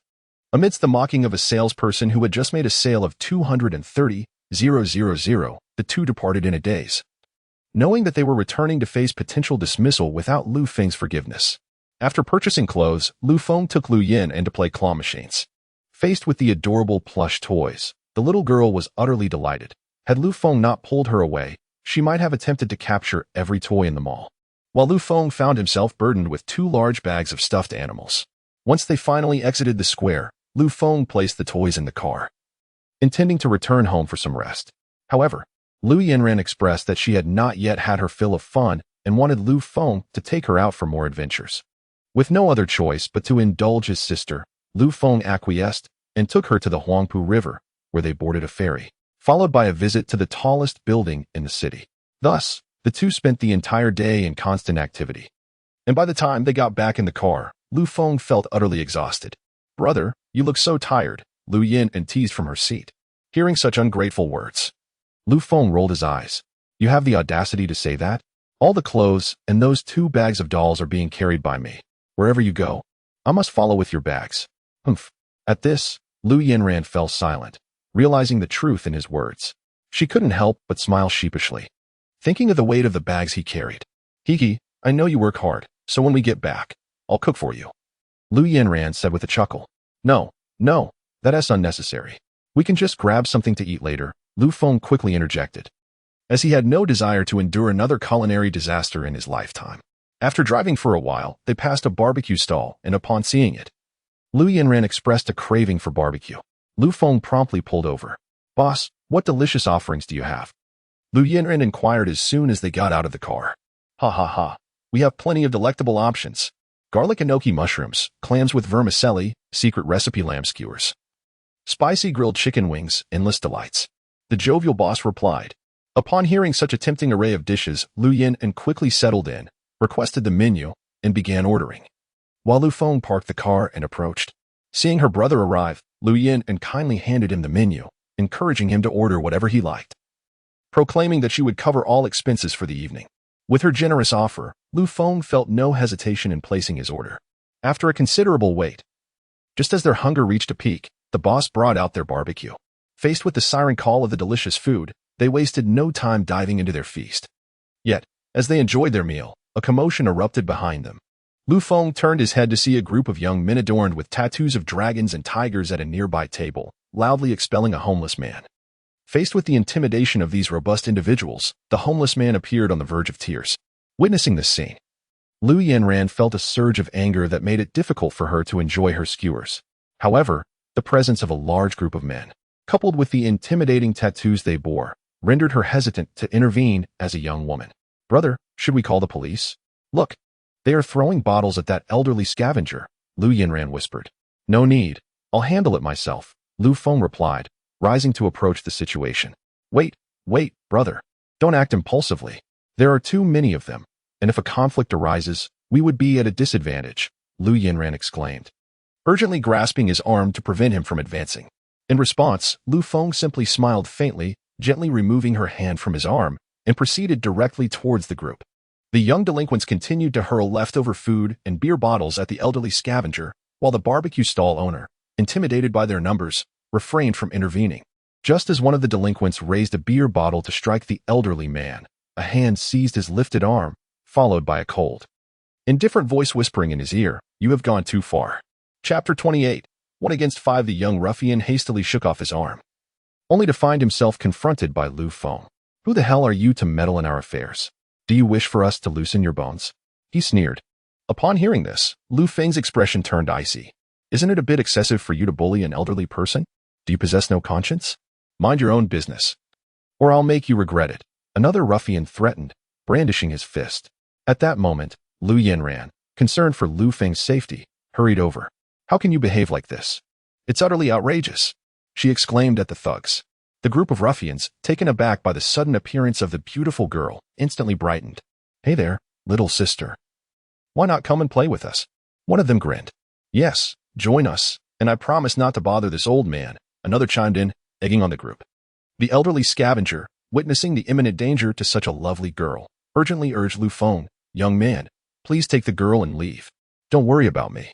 Upon hearing the elder's plea, Lu Feng turned to him with a reassuring glance. Do not fear, sir. I shall handle them. He then pulled Lu Yanran behind him. Stay back and watch how I deal with these scoundrels. As soon as he finished speaking, the ruffians grew incensed and hurled a beer bottle at him, shouting, You think you're tough? If we don't cripple you today, we might as well quit. Another thug grabbed a bottle as well, muttering, In front of you. We'll have some fun with this little beauty, just to show you what happens to those who stick their necks out. Before he could finish, Lu Feng swiftly seized a nearby stool and swung it towards them. Initially, he had intended only to stop their bullying of the elder. However, their audacity to insult Lu Yin and ignited his fury. He could endure much, but not this. With a resounding crack, the stool struck one of the ruffians, leaving him dazed and bewildered, unable to comprehend how one person dared to act against five. Lu Feng then grabbed another stool and called out to the still stunned Lu Yanran. Get back. I don't want you to get hurt. Seeing her brother engaged in a fight, Lu Yanran rushed to assist but was once again halted by Lu Feng. The battle swiftly escalated. Endowed with a physique akin to a special forces operative and masterful combat skills, Lu Feng made short work of the ruffians. He effortlessly executed a shoulder throw on one thug, followed by a flying kick that sent another sprawling. Witnessing Lu Feng's formidable prowess in taking down two of their own, the remaining three thugs gritted their teeth and charged him simultaneously. With a swift punch, Lu Feng felled one oncoming ruffian, then employed a series of expert moves to dispatch another with ease. As the final assailant appeared to behave suspiciously, he seized a bottle of liquor and hurled it towards Lu Feng. However, Lu Feng effortlessly shattered the beer bottle with a single punch and retaliated with a swift kick, sending the young thug sprawling on the ground, motionless and frothing at the mouth. With remarkable efficiency, Lu Feng dispatched the skirmishers and hurriedly turned his gaze towards Lu Yanran, anxious for her safety. To his dismay, he found her staring blankly, seemingly paralyzed by the scene before her. Yanran, are you all right? Lu Feng rushed over to inquire. But it was as if his words fell on deaf ears. Assuming his sister was simply in shock, he gently shook her to garner her attention. After a few moments, Lu Yanran finally snapped back to reality. Brother, are you all right? Your hand is bleeding, she exclaimed, as she grabbed a roll of paper towels from the table to tend to his wound. Everything is fine. It's just a minor cut from the glass. Lu Feng replied nonchalantly. Possessing masterful combat skills and the physique of a special forces soldier, he regarded the thugs as inconsequential. Why were you so reckless? There were so many of them, and you still dared to fight back. You frightened me to death. Lu Yanran's tears streamed down her cheeks uncontrollably. Heaven knows how worried she had been moments before.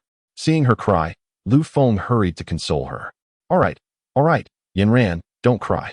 I only acted after hearing them insult you. However, upon realizing this was the cause of the altercation, Lu Yanran's sobs intensified, believing it was her presence that had instigated the conflict. At that moment, the police finally arrived, bewildered by the chaotic scene before them. They had been informed of a gang intimidating someone, yet here lay the thugs on the ground. To ascertain the facts, the officers questioned the owner of the barbecue stall, who stood in shock as he observed Lu Feng comforting his sister. You mean to say this young man single-handedly defeated all those thugs? A skeptical young officer asked. Disbelief etched across his face. Indeed, I was about to lend a hand when he dispatched them all in mere moments, the barbecue owner recounted, still shaken. Upon seeing the police, Lu Feng approached with the young girl by his side. The officers proceeded to interrogate him, and when asked who initiated the conflict, both the stall owner and an elderly scavenger unanimously stated that the thugs had struck first, noting the absence of surveillance cameras in the vicinity. After understanding the sequence of events, the police took the thugs into custody, and the elderly man was also escorted away.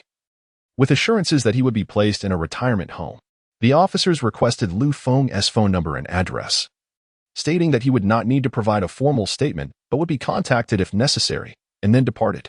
Once the police had left, the barbecue stall owner generously prepared an abundant feast for them, insisting on refusing payment as a token of gratitude for Lu Feng's gallant intervention. Unable to decline such kindness, Lu Feng accepted the owner's goodwill but discreetly tucked 1,000 yuan under the plate as he took his leave. On the journey home, Lu Yanran incessantly inquired how Lu Feng managed to defeat 5 ruffians. Upon hearing her questions, Lu Feng began to boast about the rigorous training he had undergone in martial arts over the years, all in the hope of one day protecting his family and upholding justice. His words moved Lu Yanran to the point of tears. Upon arriving home, Lu Yanran insisted on tending to Lu Feng's injuries, pushing him onto the sofa.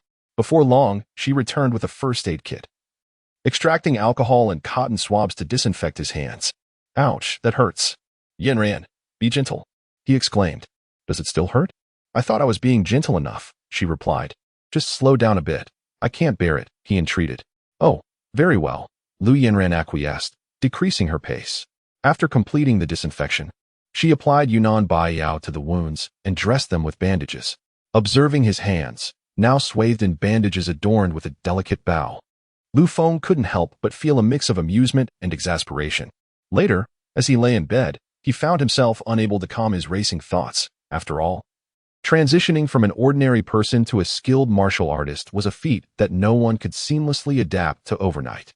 Chapter 29. The Girl in My Memories. The following morning, Lu Feng awoke naturally, brushed his teeth, and upon opening the door, was greeted by a dining table adorned with a sumptuous breakfast spread, steamed dumplings, fried dough sticks, and tea eggs.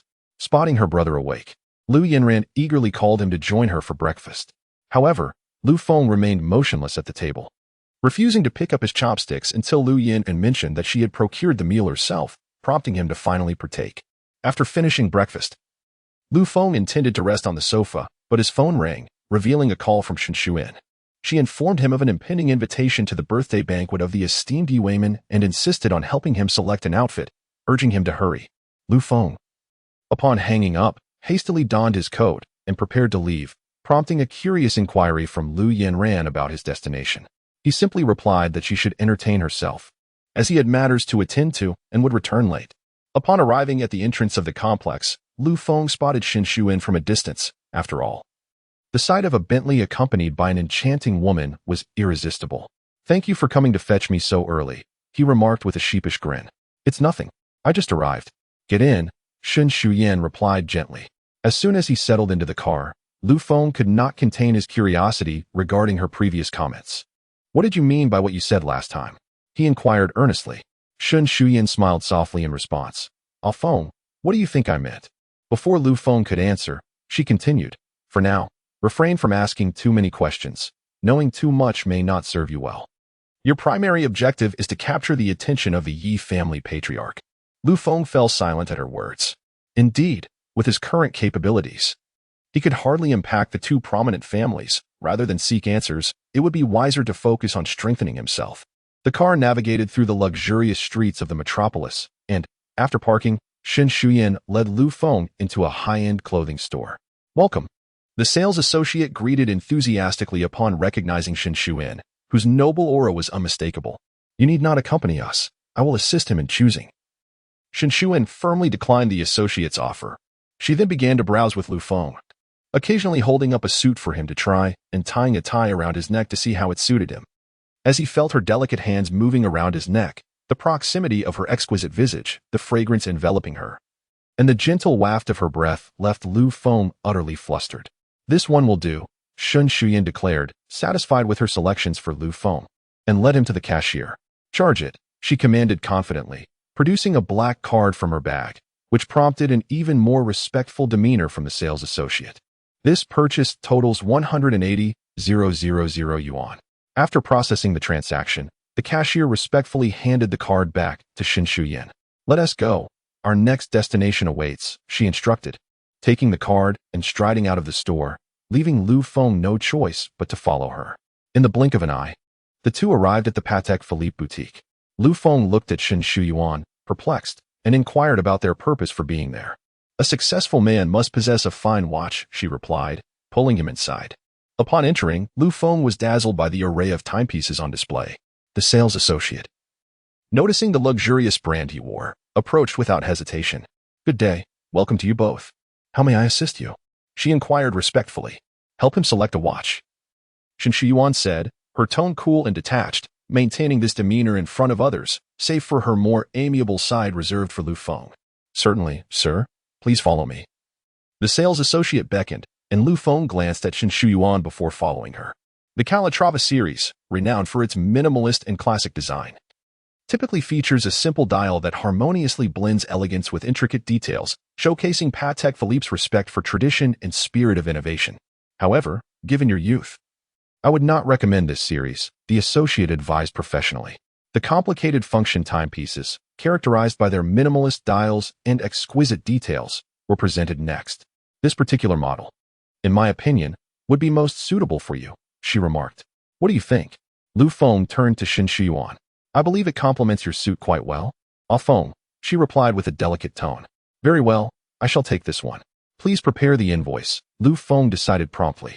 Of course, please hold on. The associate exclaimed in excitement, knowing this sale would yield a commission of nearly 20,000. The total is 708,000 yuan, the associate announced. Hearing the price, Shen Shuyuan intended to pay, but Lu Feng stopped her, insisting she should not. However, Shen Shuyuan insisted that the items were gifts for him, and that he could not refuse. Unable to withstand her resolve, Lu Feng acquiesced. After the payment was completed, Shen Shuyuan gently helped Lu Feng don the exquisite Patek Philippe watch. Quite splendid. It suits you remarkably, she said with a smile as she admired his appearance. Really?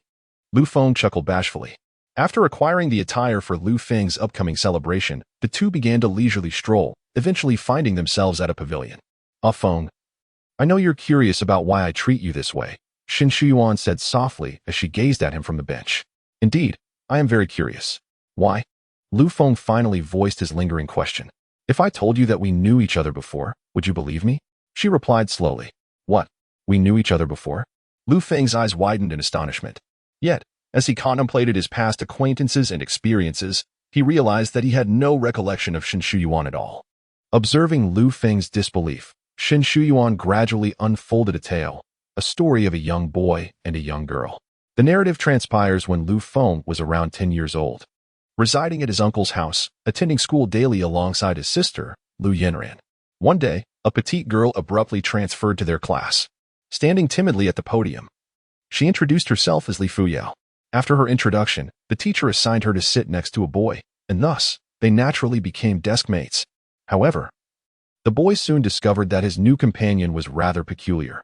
Whenever he spoke to her, she would remain unresponsive, and when he offered her snacks, she declined to partake. Gradually, the boy ceased to engage with the girl. One fateful afternoon, as school concluded, he witnessed some boys from another class bullying her, taunting her about her father's absence. Upon hearing the cruel remarks, she bravely confronted them. Yet, as a girl, she was no match for the group of boys her age and was swiftly overpowered. The boy, passing by, witnessed the injustice inflicted upon his deskmate and, without a moment's hesitation, rushed to her aid, engaging in a scuffle with the bullies. With his ferocious determination, he soon frightened them into retreat. Blood streaming from his nose, he helped the girl to her feet and inquired if she was unharmed. She promptly shook her head, assuring him of her well-being, and retrieved a tissue from her backpack to tend to his injury. Later, when she asked him why he had come to her rescue, the boy simply thumped his chest and declared, "You are my desk mate, which means you are my responsibility. I must protect you, otherwise, how could I call myself a man?" The girl, upon hearing his earnest words, erupted into laughter. Subsequently, she became his devoted shadow, following him wherever he went. In their playful games of pretend, she often insisted on being his wife, to which he vowed that he would indeed marry her when they grew up. Time passed blissfully until one day, upon returning to school, the boy stood at the entrance awaiting the girl who, come rain or shine, would always wait for him to enter together. As he glanced at the empty seat beside him, tears streamed down his face for the first time, and he cried out to find her. Yet, no matter how tirelessly he searched, the girl seemed to have vanished from his world as suddenly as she had appeared, leaving behind only the echoes of their shared laughter. Chapter 30. The reason, therefore, you are Li Fuyao? Lu Feng was taken aback. Indeed, I am, replied Shen Shuyuan calmly while observing Lu Feng's astonishment. Then how have you transformed back into Shen Shuyuan? What on earth is happening? His mind was on the verge of unraveling. The little girl who had trailed behind him in their childhood had suddenly blossomed into a beloved campus beauty, and it seemed she harbored feelings for him. Anyone would be driven to madness under such bewildering circumstances. Lu Feng even began to suspect that he had been so deeply wounded by his ex-girlfriend that he had succumbed to prolonged negativity, resulting in his fainting spell. Perhaps all that was transpiring was merely a dream, as everything seemed so utterly abnormal. First, he acquired a system, ascending to the pinnacle of life. Then he had humiliated his materialistic ex-girlfriend, and finally, he had a quarrel with his balding boyfriend at a class reunion. And now, to top it all off, the childhood sweetheart had reappeared. It all felt like a surreal dream. As Lu Feng grappled with his turmoil, Shen Shuyan rose and took a seat beside him to elucidate the situation. It turned out that Shen Shuyan was called Li Fuyao in her childhood because she took her mother's surname. Her parents' union had been a political marriage. Although Shen Shuyan's mother also bore the surname Li, they were not from the esteemed Li family of the capital, but rather from the prominent Li clan of Su City, the city's most distinguished family. Thus, the Shen and Li families had chosen to enter into a political alliance, yet neither of Shen Shuyan's parents favored such unions. After Shen Shuyan's mother gave birth to her, a significant quarrel ensued, leading her mother to take Shen Shuyan and leave home. After their departure, Shen Shuyan's mother chose to live under an assumed identity, never returning to Su province, but rather settling in a province. During her primary school years, Shen Shuyan encountered Lu Feng, but due to the school registration system, the Shen and Li families quickly located them. The Li family of Su City arrived first to take Shen Shuyan and her mother away, leaving Shen Shuyan with no chance to bid farewell to Lu Feng. Once Lu Feng absorbed Shen Shuyan's narrative, his immediate concern was for her parents' reconciliation. He feared that Shen Shuyan might have endured hardships due to her family's discord. Upon hearing Lu Feng's immediate concern for her well-being rather than inquiring about anything else, a flicker of warmth stirred within Shen Shuyan. They have reconciled. My father faced severe repercussions from my grandfather because of this incident, and he deeply regretted driving my mother away. After my mother and I left, my father frantically sought us, yet he never imagined we were hiding in a small county and in province. Consequently, he has spent each day in remorse and self-reproach. Shen Shuyan recounted. That is all that matters. I worry for your well-being, Lu Feng said, his gaze filled with compassion for Shen Shuyan. It's all in the past. A phone. It's all behind us, Shen Shuyan replied, her heart swelling with sweetness at Lu Feng's sympathetic demeanor. Then why did your parents consent to the political marriage if they so despised it? Lu Feng inquired, a look of confusion etched across his face. Upon hearing Lu Feng's question, Shen Shuyan began to slowly unfold the reasons behind it. After Shen Shuyan was brought back by the Li family of Su City, her father rushed to the Li residence at once. However, Shen's mother vehemently refused to meet him. It was not until her father stood outside the door, fasting for 4 days and nights, collapsing from exhaustion, that her mother finally forgave him. Subsequently, their relationship blossomed rapidly. After spending over half a year in Su City, Shen Shuyan's father brought both mother and daughter back to the Shen family in the capital. There, Shen Shuyan met the illustrious Li Junmo, the pride of the Li family. At her school, from their very first encounter, Li Junmo sought to grow closer to her. Yet, Shen Shuyan's heart was steadfastly occupied by Lu Feng, leading her to disregard his advances. Nonetheless, being young and playful, they soon became good friends, though Shen Shuyan remained cautious about their boundaries. Her affections rested solely on Lu Feng. As the years passed, when Shen Shuyan prepared to study abroad, Li Junmo confessed his feelings for her. As anticipated, she coldly rejected him before embarking on her studies overseas. While studying abroad, Shen Shuyan blocked all means of communication with Li Junmo and completed her academic pursuits in just 3 years, graduating successfully from Cambridge University. Upon her return to the country, she leveraged her connections with the Li family to discover Lu Feng's school and transferred there. Unexpectedly, during her absence, Li Junmo had diligently endeared himself to Shen's parents. Once he had garnered sufficient goodwill, he proposed a union to them. Initially, Shen Shuyan's parents intended to refuse, as they wished to spare their beloved daughter from a fate akin to their own. However, Li Junmo argued that they had grown up together, sharing a bond since childhood, and thus had genuine feelings for one another. Considering this, and influenced by voices within the Shen family, they eventually consented, albeit with the stipulation that Shen Shuyan and Li Junmo would merely explore their compatibility. If it proved unsuitable, they would not force their daughter into a marriage with someone she did not cherish. The next step involved bringing Shen Shuyan back to the capital to co-manage a company with Li Junmo, aimed at fostering their relationship. Initially, Shen Shuyan contemplated refusing, but then reconsidered. If Lu Feng were merely an ordinary person, the obstacles to their union would be formidable. Hence, she agreed to co-manage the company, intending to utilize her resources to aid Lu Feng's swift advancement until the day he could stand proudly by her side. Upon hearing this, Lu Feng's pent-up emotions erupted, and he embraced the girl before him tightly, tears streaming down his face as he realized the sacrifices Shen Shuyan was making to be with him, all while bearing immense pressure. Startled by Lu Feng's sudden embrace, Shen Shuyan quickly reciprocated, holding him tightly. They remained entwined for a considerable time before reluctantly releasing each other. Yet their hands remained firmly clasped. "Ah Feng, for my sake, You must perform splendidly at the old Master Ye's birthday banquet tonight, Shen Shuyuan said, her eyes radiating warmth that seemed capable of melting Lu Feng's resolve. Rest assured, I shall shine tonight. It won't be long before I can stand proudly behind you, Lu Feng declared earnestly. The two of them reminisced about countless amusing anecdotes from their childhood.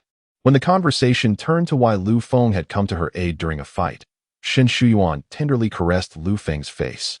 And they continued their dialogue until dusk enveloped the sky. As Shen Shuyuan prepared to take Lu Feng to a birthday celebration, Lu Feng requested a brief detour to his home. Although puzzled, Shen Shuyuan did not inquire further and drove towards Lu Feng's residence. Upon exiting the vehicle, Lu Feng leaned close to Shen Shuyuan's ear and whispered that he had a surprise for her before sprinting away, leaving her utterly bewildered. After a considerable interval, Lu Feng returned, breathless. As he settled into the car, Shen Shuyuan, brimming with anticipation, extended her hand, eager to discover the surprise he had prepared. In response, Lu Feng mysteriously produced 2 boxes from his grasp and presented them to her. With uncontainable delight, Shen Shuyuan accepted the boxes and opened the first one, revealing an exquisite, oversized sapphire necklace that was nothing short of breathtaking. Is this a gift from you? Shen Shuyuan asked joyfully. Indeed, this gemstone is known as the Heart of the Ocean, which was later fashioned into a necklace by a master jeweler in Europe. Now, I bestow it upon you, Lu Feng elucidated the necklace's origin. Is this not the Heart of the Ocean that was purchased by a mysterious billionaire at an international auction for $2 billion a few years ago?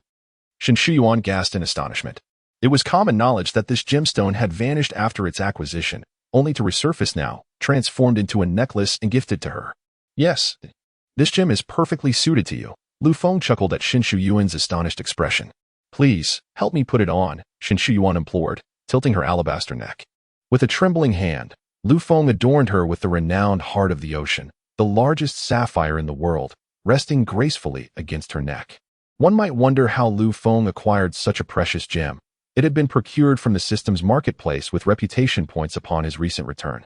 The marketplace boasted not only advanced technology but also a plethora of luxurious items. I can hardly wait to see what lies in the second box, Shen Shuyuan exclaimed as she opened it. To her surprise, a red invitation card came into view. Confused, she picked it up, uncertain of why Lu Feng would present her with an invitation.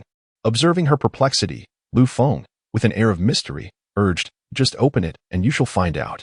Chapter 31. Attending the birthday banquet, gazing at the mysteriously enigmatic Lu Feng, Shen Shuyuan could no longer contain her curiosity and promptly opened the invitation card. After a mere glance, she stared at Lu Feng in disbelief. Is this yours? Did old Master Yi give this to you? Seeing Shen Shuyuan's astonishment over the invitation, Lu Feng proudly began to boast. What do you think? Impressive, isn't it? Indeed, it's truly remarkable. Ah Feng, you've become so enigmatic.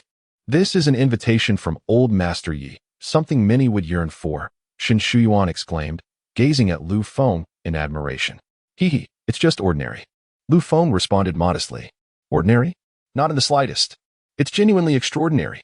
Moreover, this is a handwritten invitation. You should know that I didn't receive a handwritten one for old Master Yu's birthday banquet, Shen Shuyuan praised. Lu Feng, slightly taken aback, acknowledged the statement. Considering the Shen family's prominence in the imperial capital, acquiring a handwritten invitation should be a simple matter. Really? Given the Shen family's standing, you should have received a handwritten invitation as well. Of course, we could have, but only if my father were here, as I am merely a junior. I cannot obtain one, Shen Shuyuan clarified. Oh, I see. The two continued their conversation as they drove, swiftly arriving near old Master Yi's estate. After parking the car, they walked side by side toward the manor. Handing the invitation to the inspecting bodyguard, they stepped into the estate under the respectful gaze of the guard. Particularly for Lu Feng, when he presented the handwritten invitation, the bodyguard's demeanor shifted significantly. Once they departed, the bodyguard quickly communicated via walkie-talkie to inform the staff within the manor that a distinguished guest holding a handwritten invitation had arrived.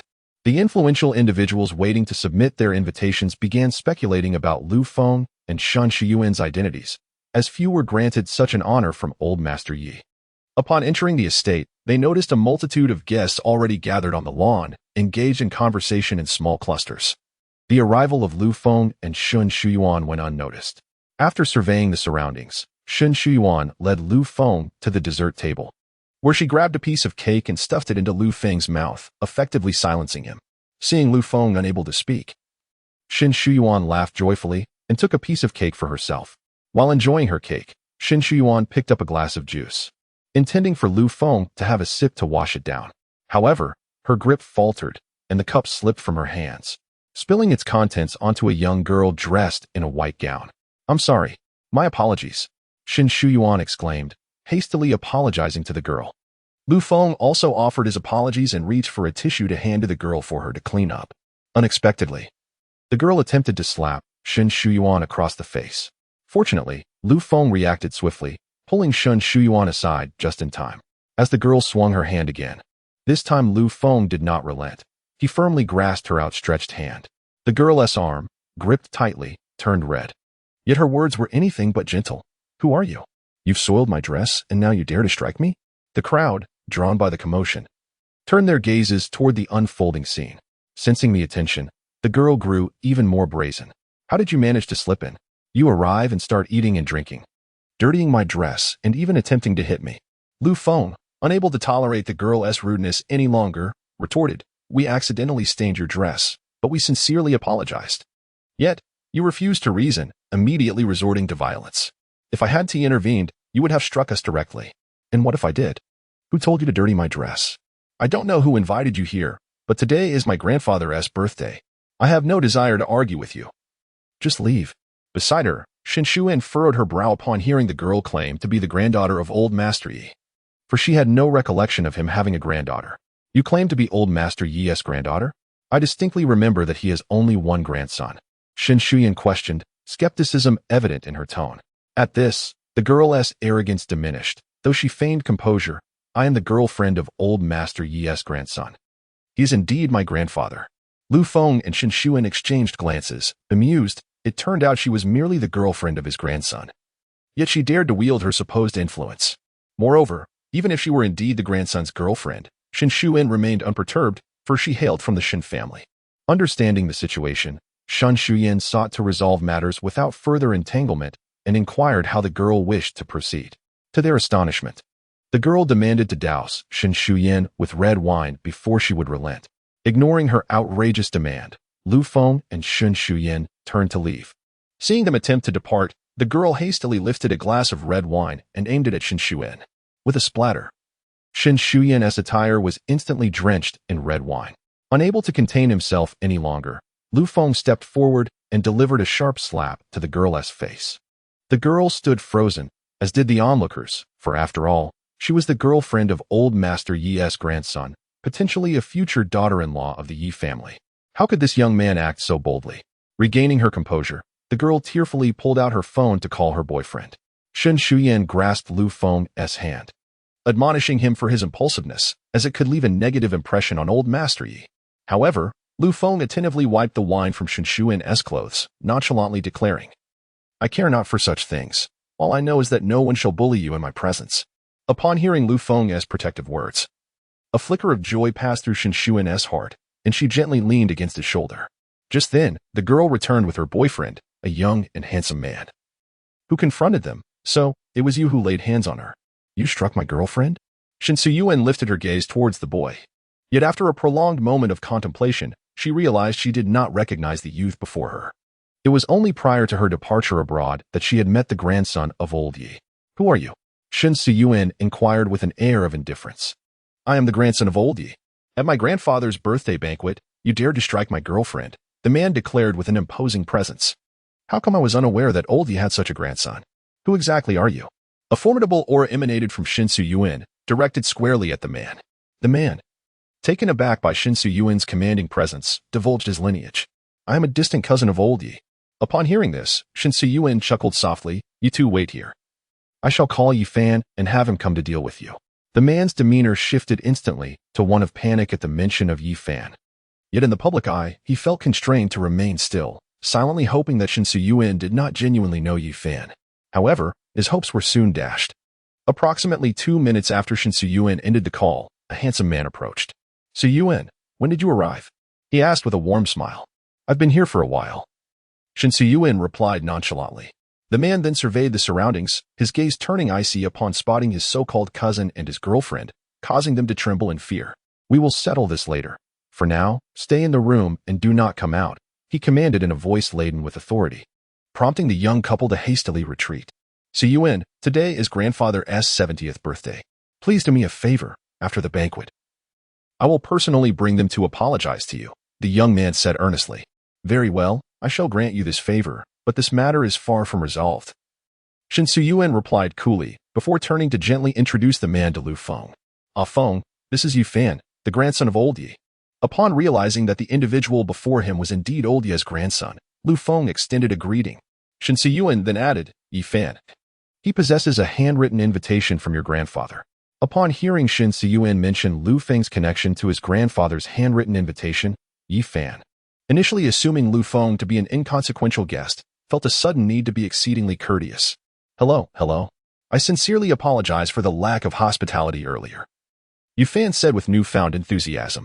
Lu Feng, caught off guard by the abrupt shift in Yu Fan's demeanor, struggled to respond, engaging in a mutual exchange of pleasantries. It was not until some time later, when Yu Fan had other matters to attend to, that they finally parted ways. Did these people really change their demeanor so swiftly? Lu Feng inquired with curiosity. Indeed, those born into prominent families are rarely without merit, much like the heir of the Qianda group. What you observe is merely what they allow you to see, Shen Siyuan elucidated to Lu Feng. Chapter 32. Farewell indeed. The portrayal of brainless wealthy young men in novels is merely a fabrication. How could those who truly excel within their families be so devoid of intellect? Lu Feng concurred. Just as the two were about to continue their conversation, Lu Feng heard someone calling his name. Puzzled by the unexpected attention in such a setting, he turned to see the elder from Tianyu Group approaching. Xiao Feng, it has been a long time. The old man greeted with a warm smile. Old sir. It has indeed been a while, Lu Feng replied politely. The two stood together, engaging in casual conversation, during which the elder inquired about the girl beside Lu Feng, wondering if she was his girlfriend, leaving Lu Feng momentarily flustered. Ultimately, it was Shen Shiyuan who introduced herself, providing Lu Feng with a much-needed reprieve.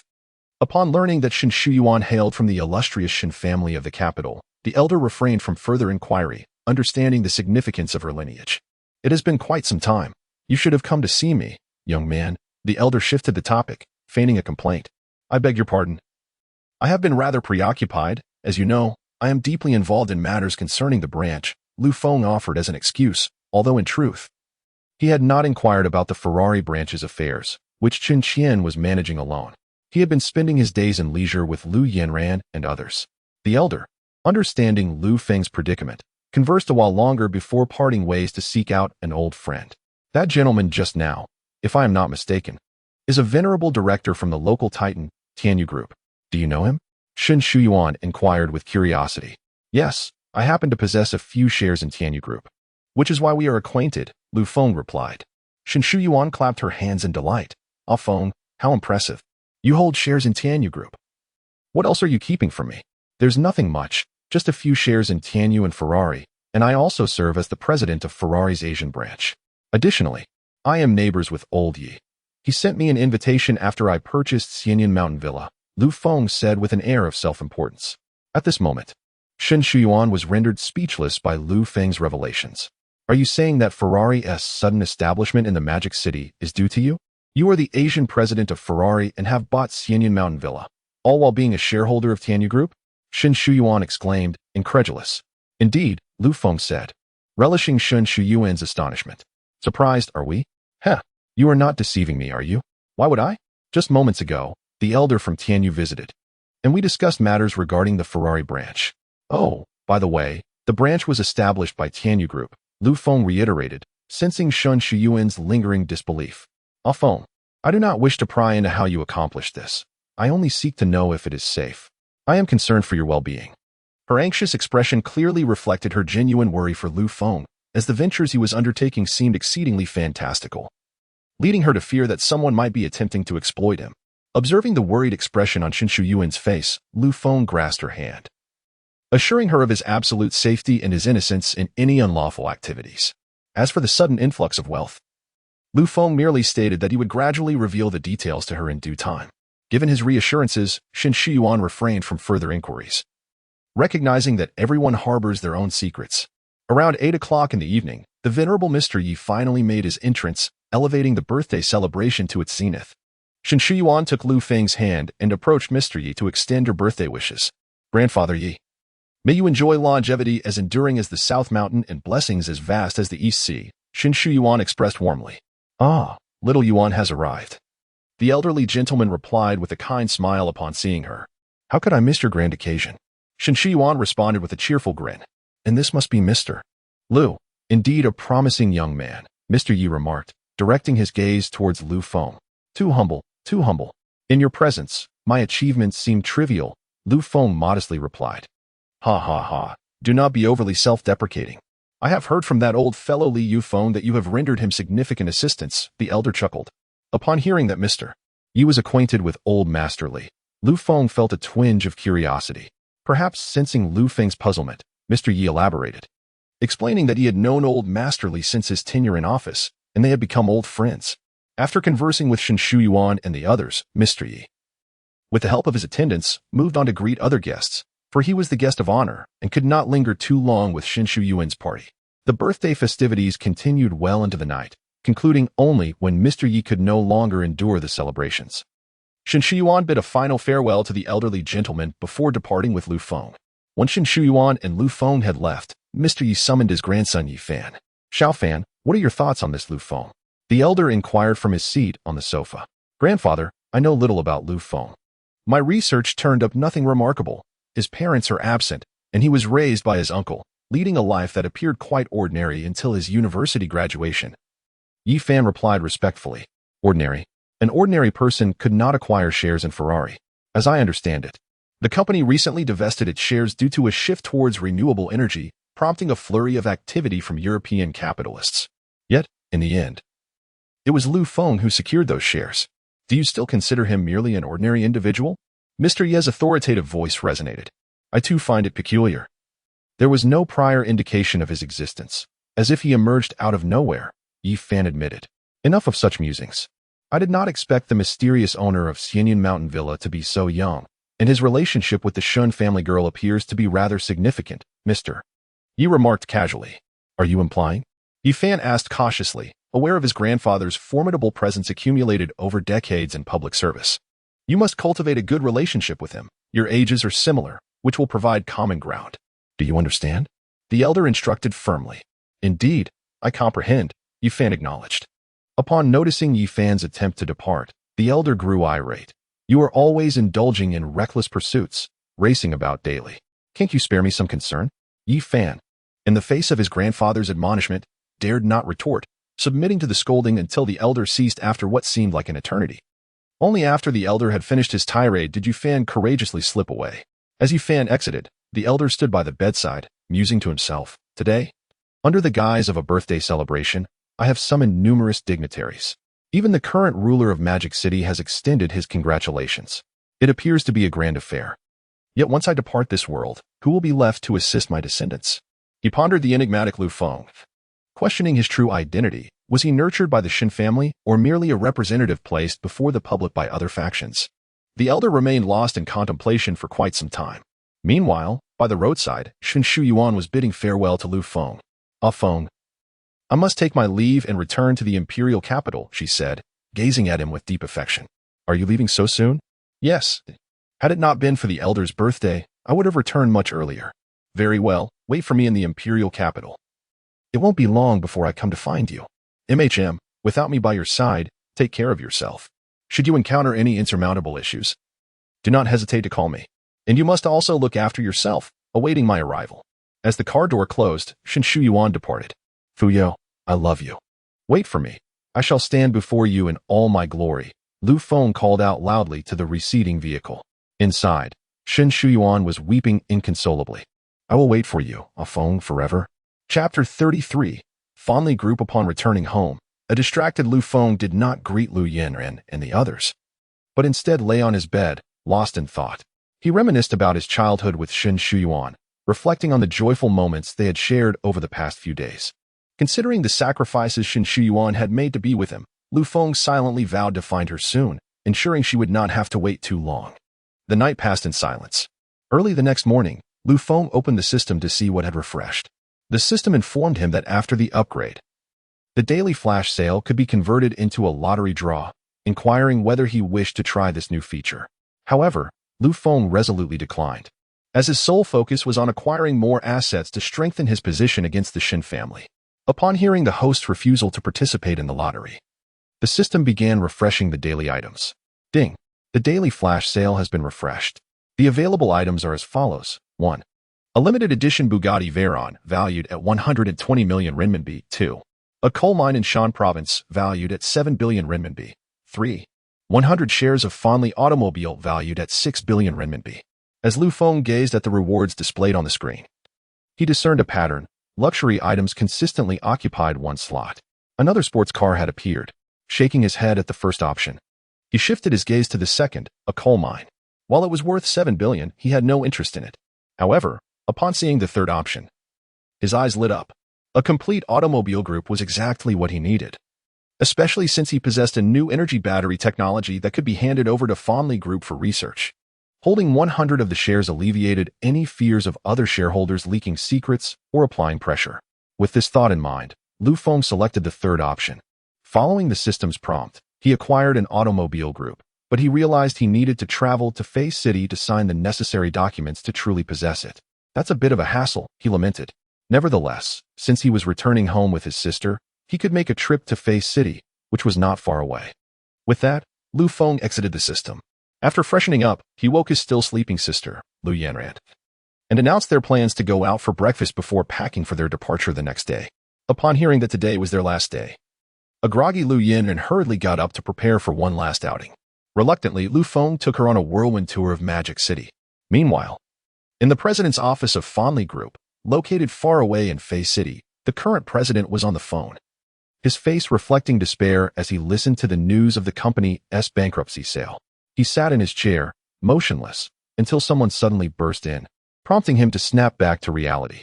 Old Zhao, you received the notification, right? All of the company's shares have been sold in bulk.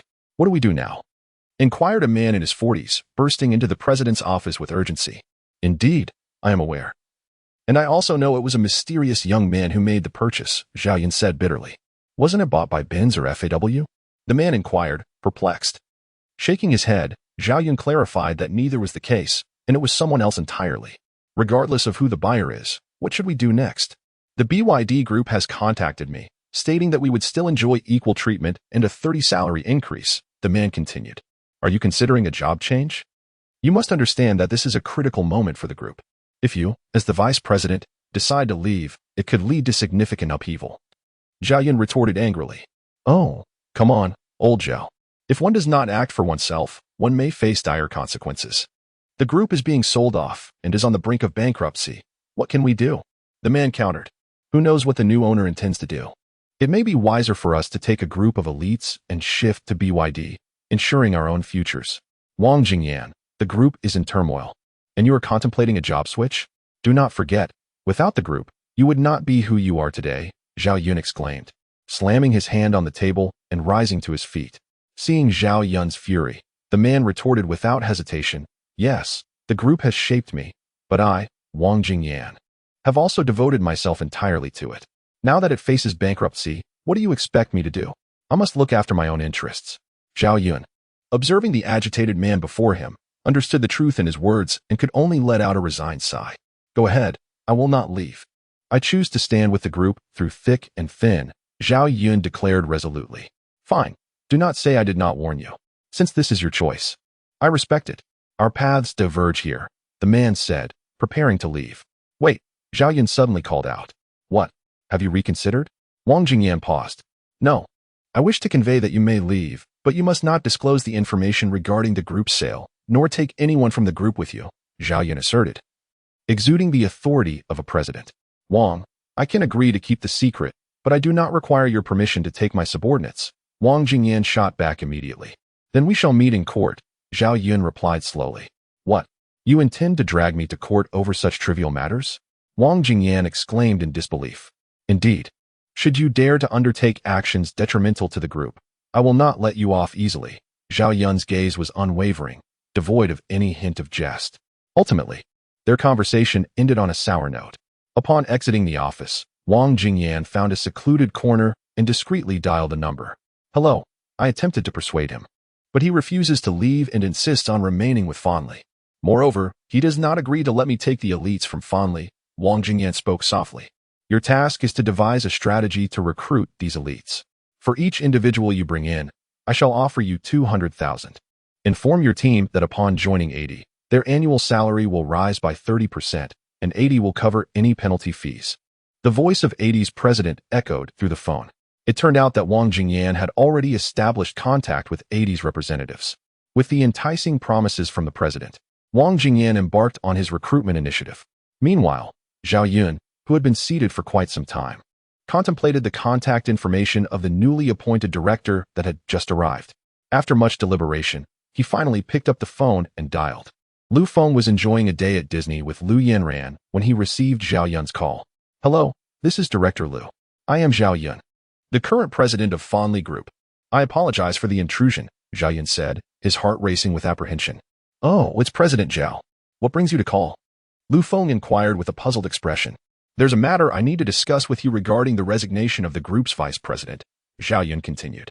After Zhao Yun elucidated the situation, Lu Feng began to understand why a company valued at 20 billion was only worth 6 billion RMB. It was on the brink of bankruptcy. When informed of the vice president's impending departure, Lu Feng smiled faintly, acknowledging that he was aware of the circumstances and would personally address the issue at the group in a few days. He instructed Zhao Yun to stabilize the situation before his arrival, assuring him that he would present the group with a monumental surprise, one that would undoubtedly turn Fanli's fortunes around. Listening to Lu Feng's words, Zhao Yun developed a keen interest in this unfamiliar director. Ultimately, Lu Feng insisted that Zhao Yun must not disclose this matter to the vice president. Zhao Yun quickly assured him that he would keep the information strictly confidential. Thus, the two concluded their inaugural conversation. Chapter 34. Home. After ending the call, Lu Feng lost all desire to continue his activities and casually settled onto a nearby bench. I knew it, he sighed. There's no such thing as effortless fortune. It turns out to be a bankrupt conglomerate. The words of Zhao Yun echoed in his mind, intensifying his headache. The bankruptcy of Ferrari Group was not a conventional one. It was a casualty of pressure exerted by Mercedes, marking it as a battlefield of commercial warfare, one in which Ferrari had suffered defeat. The repercussions of this failure left the group on the brink of collapse, forced into a desperate sale.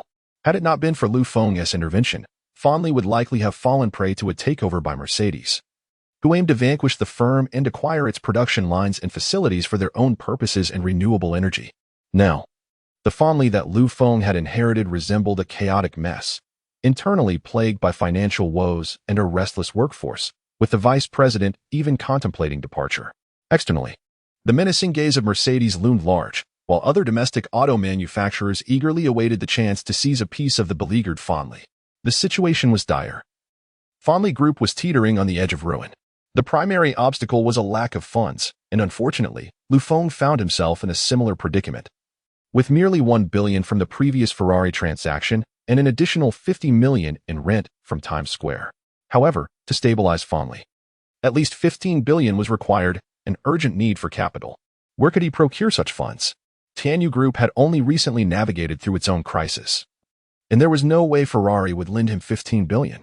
Was selling Times Square his only option? Lu Feng sat on the amusement park bench, troubled by these thoughts. Suddenly, he recalled Shin Shuyuan, but quickly dismissed the notion. No, I just boasted that I would seek her out. And now would be to ask for a loan? What about my pride? He decided to check if the system had any solutions. Upon entering the system, Lu Feng articulated his pressing concerns, hoping for assistance. To his delight, the system did not disappoint, revealing that he could purchase cash cards with reputation points to alleviate his financial woes. Elated, he leapt from his seat. In the marketplace, he discovered cash cards available in denominations of 1 million, 10 million, 1 billion, and even 10 billion or 100 billion. However, with only 10,000 reputation points, he could afford a maximum of 1 billion RMB. After a moment's hesitation, he gritted his teeth and purchased the 1 billion, reducing his reputation points to 0. Having resolved his immediate concerns, he exited the system just as a notification arrived, confirming the deposit of 10 billion RMB into his bank account. Sighing with relief, Lu Feng felt a weight lift from his shoulders. With funds in hand, any obstacle would seem surmountable, and with his knowledge of renewable energy, revitalizing Ferrari was no longer an insurmountable challenge. After spending a day at Disney, Lu Yanran officially concluded her graduation trip. Without delay, the two drove back to Guanlan International. With their departure scheduled for tomorrow, it was essential to pack their belongings tonight to avoid any disruption to their plans. Brother, it truly brings me immense joy to be with you. I scarcely wish to leave, Lu Yanran remarked to Lu Feng as she busily packed her belongings. Ha. You can always return later. I have reserved a room for you. You may visit whenever you desire, Lu Feng replied with a smile, gently tapping her nose. Thank you, dear brother, she responded with a grin. After approximately half an hour, Lu Yanran completed her packing. Once everything was in order, they each retreated to their rooms to rest. For they would be embarking on a journey the following day. The night passed without incident. In the early morning, Lu Feng awoke early and called out to Lu Yanran, who was still lost in slumber. After a simple breakfast, the two set forth on their journey home. Their hometown was located in Ontario, approximately 400 kilometers from the bustling metropolis, a distance that could be deemed both near and far. The car sped along the road, and after 2 hours, they finally arrived at their destination, Xian City. Gazing out at the familiar scenery, Lu Feng couldn't help but reminisce about his childhood, for he had not returned home in 4 years. The vehicle soon entered the neighborhood, and upon seeing the unchanged surroundings, Lu Feng felt a pang of nostalgia and hesitated to ascend the stairs. Ultimately, it was Lu Yin and who encouraged him to go up. Once they reached the door, Lu Feng lingered, unsure of how to initiate the conversation. It was Lu Yanran's impatience that led her to knock on the door, her hand tapping rhythmically against the wood. With a click, the doors swung open, revealing a woman in her 40s. Years of hard work had etched faint crow's feet at the corners of her eyes. Yet her lustrous, thick short hair remained strikingly dark. Her eyes, adorned with beautiful double eyelids, sparkled with brightness and grace, exuding a mature beauty. Upon seeing Lu Feng at the doorstep, the woman quickly rubbed her eyes, fearing she might be mistaken. After a closer inspection, disbelief washed over her until Lu Feng called out, "Auntie." In an instant, her eyes welled with tears, and she enveloped him in a warm embrace, weeping as she uttered, "My child, you have endured so much." At that moment, Lu Feng could no longer contain his emotions and wept alongside her. Witnessing this poignant scene, Lu Yin too was moved to tears. "What takes so long to open the door?" A voice suddenly called from within the house. Shortly thereafter, a bespectacled man, slightly portly, emerged. Upon seeing Lu Feng, he froze momentarily, hastily removing and wiping his glasses before putting them back on. "Is that you, Xiao Feng?" Upon hearing her husband's words, the woman released Lu Feng from her embrace and turned to the middle-aged man, exclaiming, "It's Xiao Feng who has returned, my dear." As the man heard this, his eyes glistened with emotion. Looking at the familiar figure before him, Lu Feng knelt down, bowing his head 3 times. The middle-aged man rushed forward to help him up, as did the woman. "Uncle, Auntie, I have returned," Lu Feng said, his voice rich with feeling as he remained on the ground. "Oh, my dear child. What are you doing? Please rise. The floor is quite dirty," the woman urged, pulling Lu Feng to his feet. "Indeed, why kneel when one can engage in conversation?" A middle-aged man spoke up. Chapter 35. A warm family reunion. Upon hearing this, Lu Feng rose to his feet and accompanied by his aunt. He stepped into the home he had departed from 4 years ago. Gazing at the familiar decor and the family portrait of Four adorning the wall, tears nearly brimmed in his eyes once more. As soon as they entered, his aunt urged him to take a seat while she busied herself with airing out the bedding. Lu Yin ran, and he had returned secretly, wishing to surprise the couple, thus they had not informed their uncle in advance, leaving him unaware of Lu Feng's arrival. Seated on the living room sofa, Lu Feng began to endure his uncle's admonitions, who lamented about his absence from home during his 4 years of university. Expressing disappointment that he had not even accepted the money the two elders had sent, as if he regarded his uncle as a stranger. Listening to his uncle's incessant chatter, Lu Feng felt no trace of annoyance. Rather, he was enveloped in warmth. Reminiscent of his childhood when he would misbehave and his uncle would tirelessly remind him to behave and study diligently. After a while, once the bedding was sufficiently aired, his aunt joined in the family's lively discourse, while Lu Yanran added her playful embellishments. Thus, the family of four conversed until nearly dusk, only pausing reluctantly when his aunt suggested going to buy groceries, promising to prepare a feast for Lu Feng, particularly his childhood favorite, sweet and sour ribs. Although Lu Feng initially proposed dining out to spare his aunt the exertion, he could not resist her enthusiasm and ultimately acquiesced. He then offered to accompany her for the grocery shopping, while his uncle remained at home to prepare the ingredients. His aunt led Lu Feng and Lu Yanran outside to procure the necessary items. Much like their childhood, whenever his aunt went grocery shopping. Lu Feng and Lu Yin trailed closely behind, eagerly anticipating the chance to indulge in snacks. As they strolled through the community, Lu Feng's aunt appeared particularly cheerful today, greeting everyone they encountered and introducing Lu Feng to others. Having lived in the area for many years, she was well acquainted with many residents. However, after 4 years away, Lu Feng was hardly recognizable. Thanks to his aunt's introductions, many in the community learned that the mischievous yet helpful little boy of yours had returned. Boss, I'd like one of those geese. I'm going to make soup, his aunt declared to a vendor. Oh, what special guests do you have at home today? The vendor replied with a smile. Pointing at Lu Feng, his aunt remarked, my child has come back. How could we not treat him well? Lu Feng felt profoundly touched by her words. Before long, they secured a goose, and his aunt, still accompanied by her 2 little shadows, proceeded to the next stall. They visited numerous vendors until Lu Feng and Lu Yanran could hardly carry all their purchases. Finally, once everything was acquired, as they prepared to return home, Lu Feng's aunt suddenly spotted a vendor selling candied hawthorns. She dashed over to buy 2 skewers for them, playfully reminding them to save it for after dinner. As if they were still children, the trio, bathed in the warm glow of the evening sun and embraced by a gentle breeze, ambled homeward. Their laughter and chatter creating a picturesque scene that resembled a beautiful, heartwarming painting from a distance. Upon returning home, aunt and uncle busied themselves with various tasks, while Lu Feng, eager to assist, was gently turned away by the elderly couple. Left without a purpose, Lu Feng retreated to his designated room, meticulously prepared for him by his uncle and aunt. The chamber was spotless and well ventilated, devoid of any unpleasant odors despite 4 years of disuse. As he gazed at the neatly arranged bed, his heart swelled with emotion. Indeed, his uncle and aunt had always treated him as their own, showering him with affection that often surpassed that given to their biological daughter, Yanran. Now, he felt a profound sense of gratitude, realizing that it was finally his turn to repay their kindness and allow them some well-deserved rest.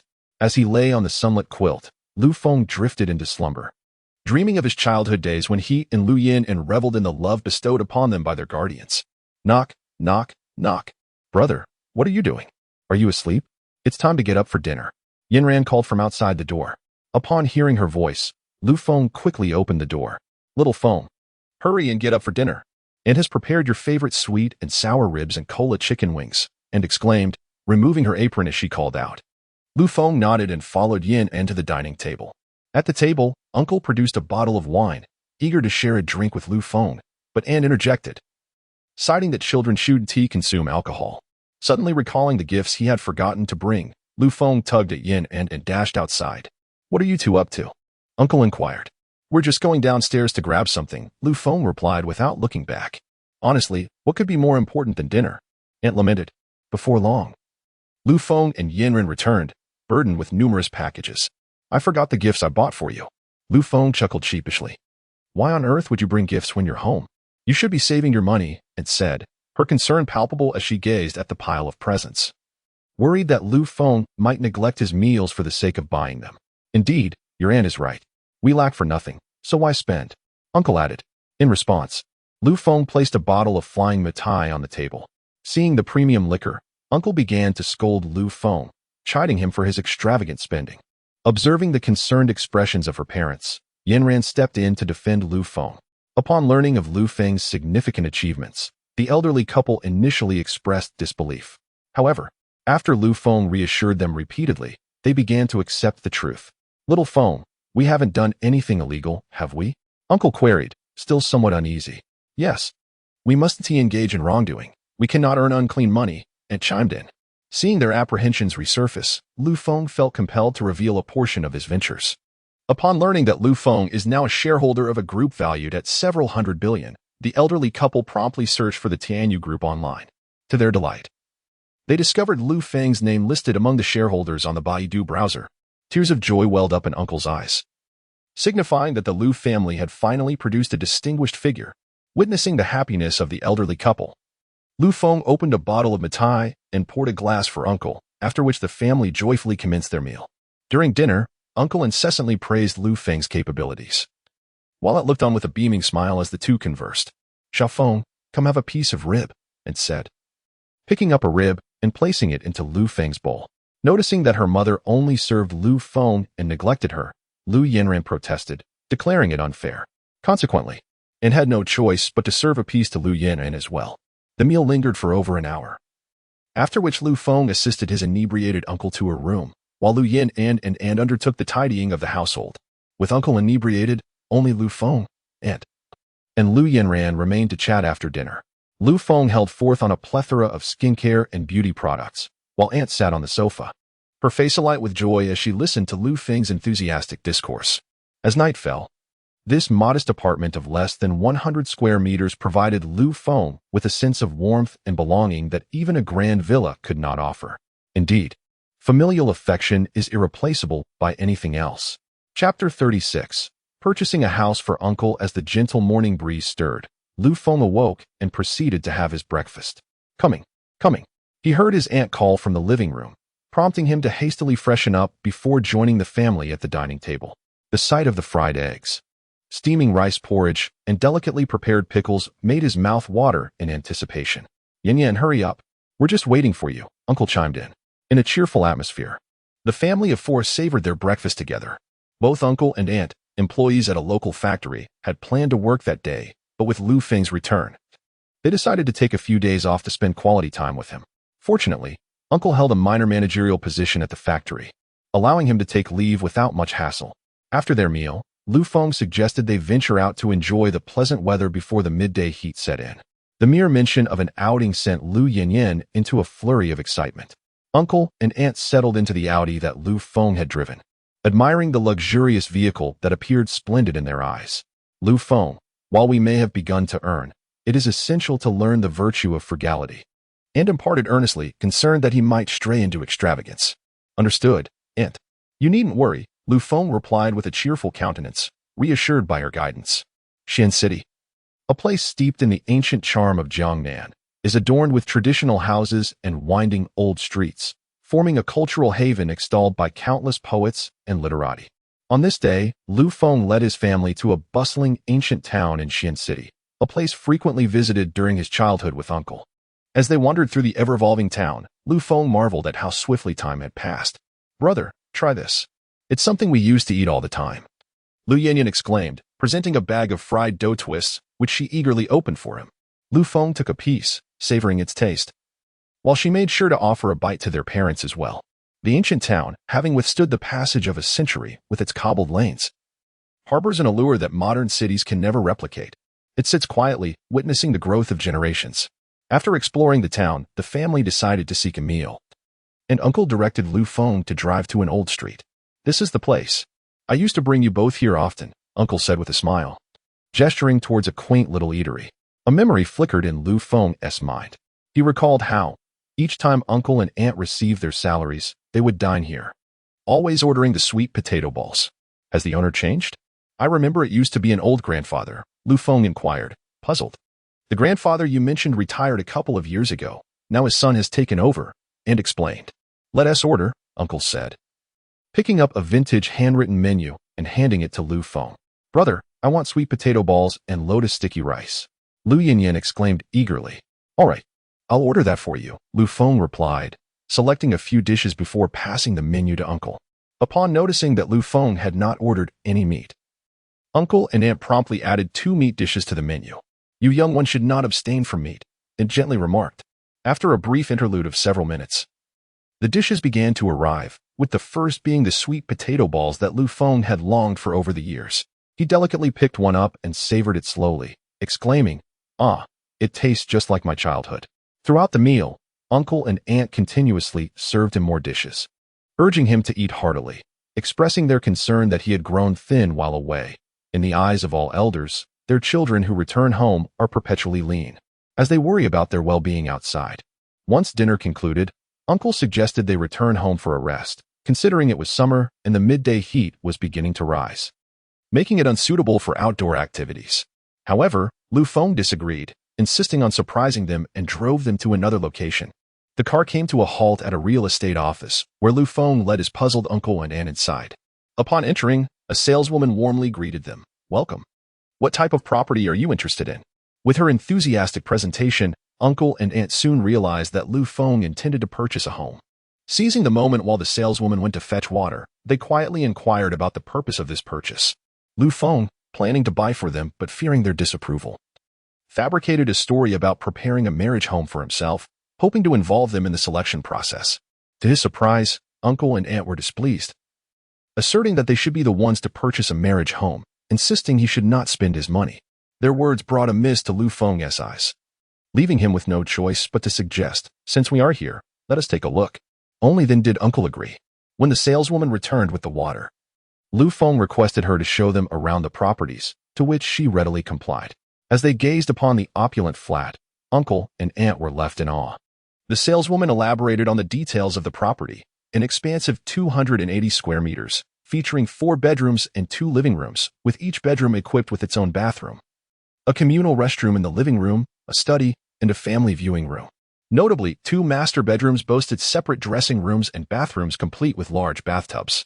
After the saleswoman concluded her presentation, she guided them through the premises. Uncle and aunt reveled in the spacious bedrooms, bright bathrooms, and the grand dining and living area. Observing their delight, Lu Feng discreetly pulled Lu Yinjin aside to converse quietly. He confided in her to keep their parents occupied while he returned to the sales office to finalize the payment. Understanding Lu Feng's newfound wealth, Lu Yinjin refrained from further objections, as she, too, wished for their parents to enjoy a better life. Under Lu Yinjin's careful diversion, Lu Feng successfully made his way back to the sales office to settle the payment. Lu Feng hurried to the sales office and approached the sales manager, expressing his desire for a particular property and mentioning the name of the saleswoman who had accompanied him. The manager began to calculate the costs, and Lu Feng's mention of the saleswoman's name stemmed from his concern that the manager might appropriate her commissions. The saleswoman had been exceptionally diligent, assisting with property introductions, serving tea, and guiding them through the available units in the sweltering heat, so Lu Feng was more than willing to lend her a hand. "Good day, sir. The property you are interested in boasts a total area of 318 square meters, with a usable indoor space of 280 square meters and a shared area of 38 square meters, the sales manager stated respectfully. "Just tell me the price," Lu Feng replied nonchalantly, as he was unconcerned with the shared area due to his affluence. This property, being fully furnished and equipped with all necessary appliances, is priced at 32,000 yuan per square meter, totaling 10,176,000 yuan. I can arrange for you to pay only 10 million and waive the property management fees for 3 years. The sales manager said, suppressing his excitement as he spoke softly. "All right, let us proceed with the card payment," Lu Feng said without a moment's hesitation, handing his bank card to the property manager. This action further convinced the property manager that this young man was indeed a person of significance. After all, it was uncommon for someone to purchase a property worth over 10 million yuan within such a short time frame, especially with full cash payment. The property manager took the bank card to the finance department and personally processed the transaction. As he swiped Lu Feng's gold card on the machine, he found himself momentarily stunned. The finance personnel, initially thinking the machine had malfunctioned, approached to investigate, only to be equally astonished upon seeing the balance displayed on the card. After a considerable pause, the sales manager trembled as he inquired, "Xiao Qiao, am I mistaken? How many digits does it display?" The finance worker, Xiao Qiao, nervously counted with shaking hands. "Manager, it shows nearly 1.2 billion in total deposits," she replied in a quavering voice. Upon hearing the figure of 1.2 billion, the manager was unequivocally convinced that Lu Feng was indeed a remarkable individual. For anyone possessing such a substantial sum in a single bank card would be valued at no less than 10 billion. This realization only deepened the manager's respect for Lu Feng. Meanwhile, Lu Feng sat comfortably on the sofa, enjoying the attentions of the other saleswomen who brought him fruits, snacks, and freshly brewed tea, accompanied by their subtle flirtations. The motivation behind their eagerness was evident. It was clear to them that a man who could effortlessly pay over 10 million for a property in less than 2 hours must possess considerable wealth. Should Lu Feng request their phone numbers, they would likely be quick to inform him that they were available for the night, and even if he suggested a group rendezvous, they would hardly refuse such an opportunity, especially given Lu Feng's handsome appearance. As Lu Feng languished on the sofa, a man suddenly noticed him and approached with purpose. "Lu Feng, truly you rascal." Chapter 37.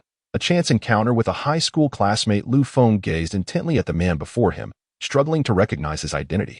Noticing that Lu Feng had yet to recall who he was, the man playfully remarked, "You truly are forgetful, my dear friend. I am Lu Ziyang, your classmate from high school." The name sparked a memory for Lu Feng. Lu Ziyang, a classmate with whom he had maintained a rather ordinary relationship. Ziyang, it has been ages. You've changed so much that I hardly recognized you, Lu Feng said with a smile as he extended his hand. Indeed. Since you went to university, you haven't returned, so it's no surprise you see such a transformation, Lu Ziyang responded, shaking Lu Feng's hand. What brings you here? Lu Feng inquired. Don't even mention it. I'm here to look at properties. My girlfriend insists we check out houses in this area. Lu Ziyang replied with a hint of exasperation. Oh, are you both getting married now? Preparing for your new home? Lu Feng teased. Not quite. We're just scouting for options. This area boasts the finest properties in Xuanqing, so it's our primary target, Lu Ziyang explained. Yes, the houses here are quite impressive. Lu Feng acknowledged. Especially the spacious apartments. They are truly luxurious. However, my budget only allows for a standard unit. Lu Ziyang chuckled, shaking his head in resignation.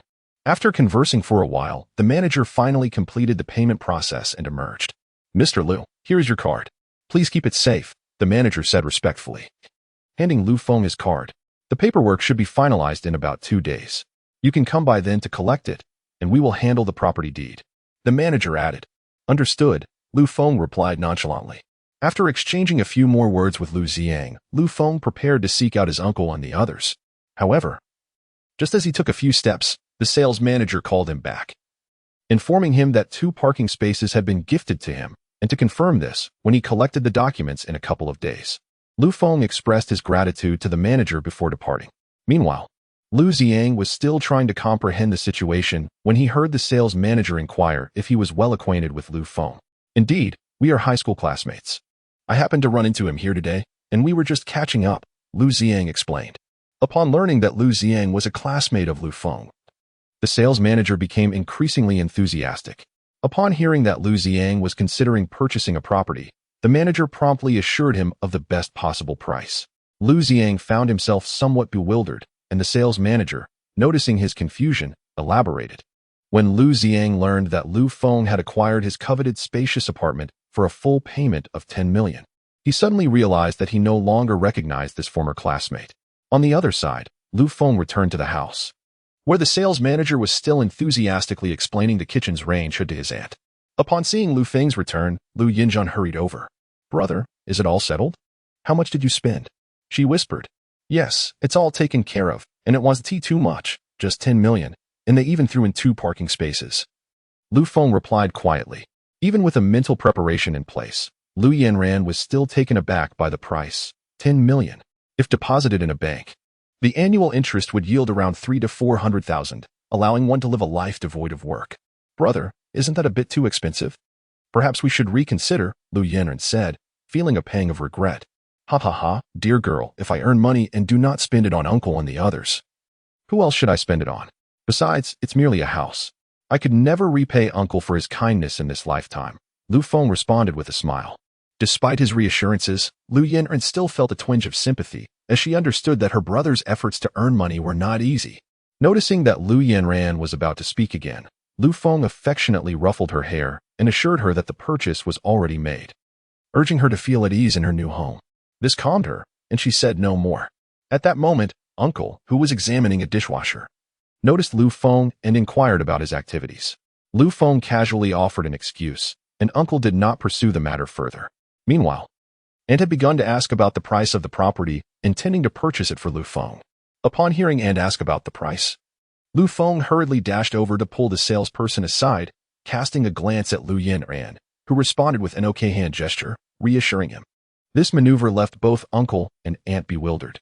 As Lu Feng exited with the salesperson, the latter blushed deeply, perplexed by why this handsome young man had taken her outside. Observing the flustered young lady, Lu Feng clarified that he had already made the payment for the house, and that the commission and credit for the sale would be attributed to her.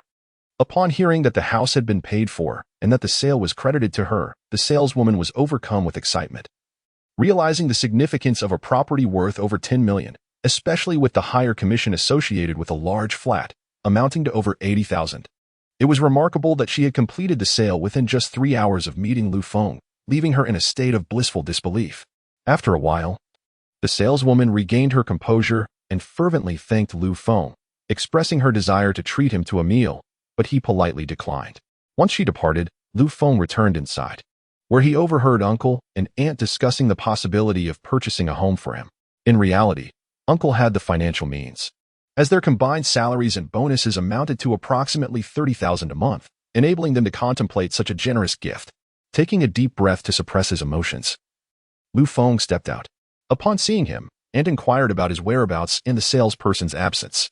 Lu Feng sat on the sofa, regarding uncle and aunt with a serious expression, cautioning them to prepare themselves for what he was about to disclose. They were left in a state of confusion. Uncle, aunt, please do not be overly excited. Lu Feng smiled at them. What's the matter, kid? Are you saying we don't have enough money? Uncle asked with concern. No. I merely wish to ask if you like this house, Lu Feng inquired. How delightful.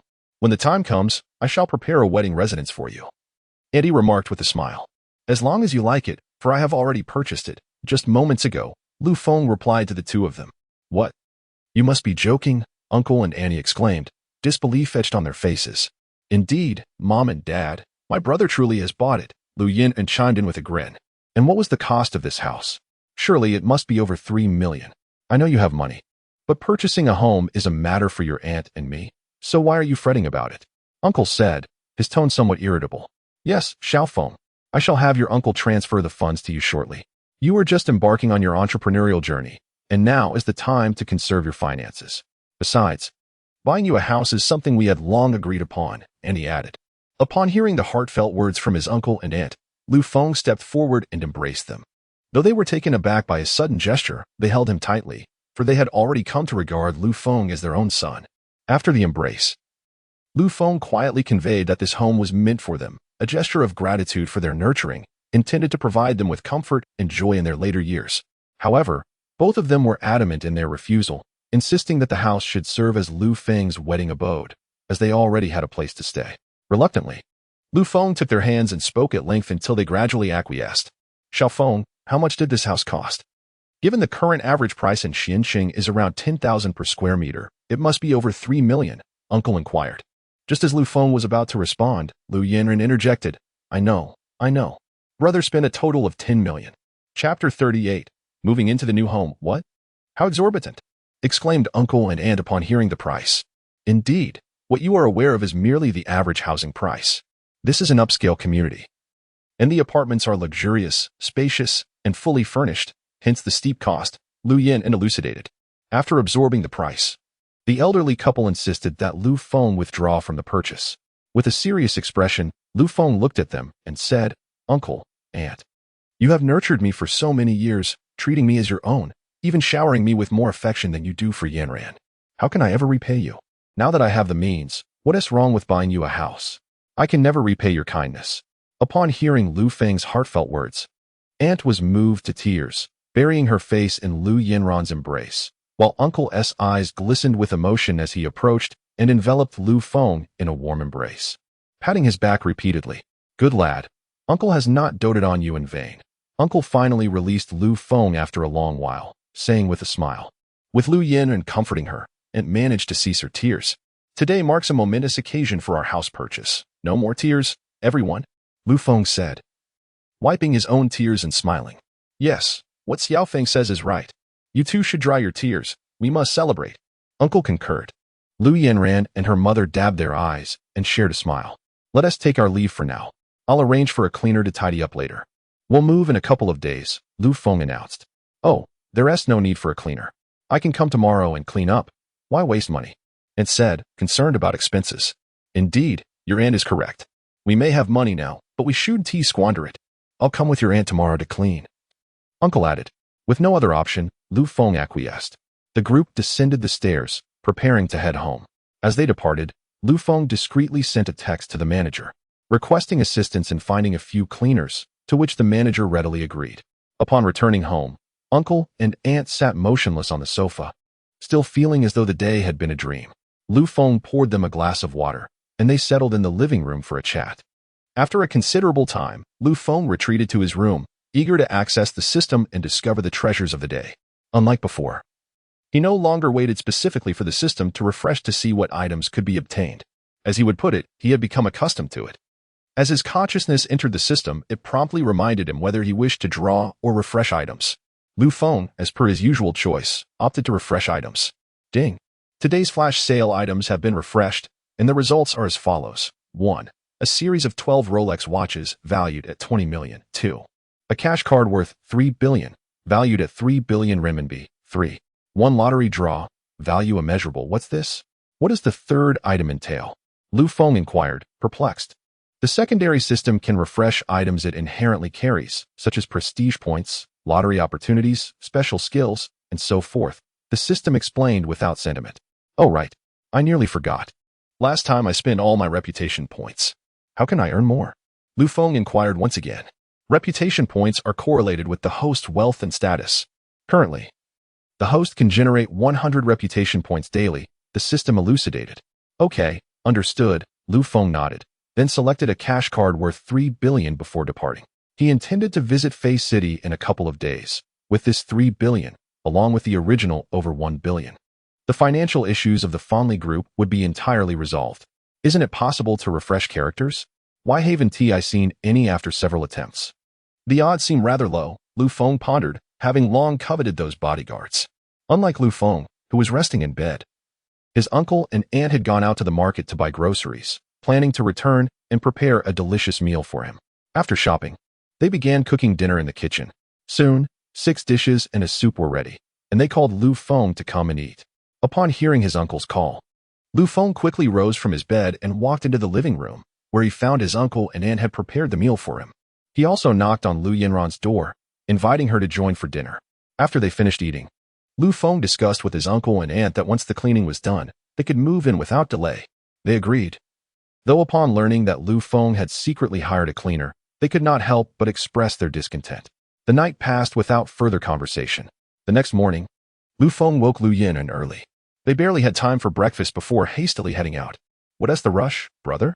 I'm so sleepy. Why did you wake me up so early? Lu Yanran yawned, sitting in the car. We're going to buy some essentials for the new house. If we prepare now, we won't have to move old items back and forth, Lu Feng explained. Hearing about the shopping trip instantly revitalized Lu Yanran, who eagerly mentioned that her new room needed a vanity table. Lu Feng generously responded, once we arrive, feel free to choose whatever you desire. Soon, they drove to the largest home improvement plaza in Shuangqing. Although most items were already available in the spacious flat, they still lacked some small objects and necessities, such as blankets, bath towels, and washcloths. That is why Lu Feng had brought Lu Yanran out early that morning to purchase these items. They first visited the furniture section, where Lu Yanran chose a white and blue vanity table. Lu Feng provided the address of their new home for the afternoon delivery. Subsequently, they moved to the home essentials area, selecting necessary items like towels, bath towels, and slippers.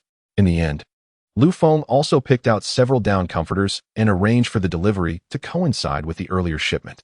Before long, the morning passed, and Lu Feng and Lu Yanran grabbed a quick bite on the street before heading to their new home. Upon arriving downstairs, they found the delivery personnel waiting for them, and Lu Feng guided them inside. Thanks to the diligent efforts of the delivery man, everything was swiftly brought to the new home.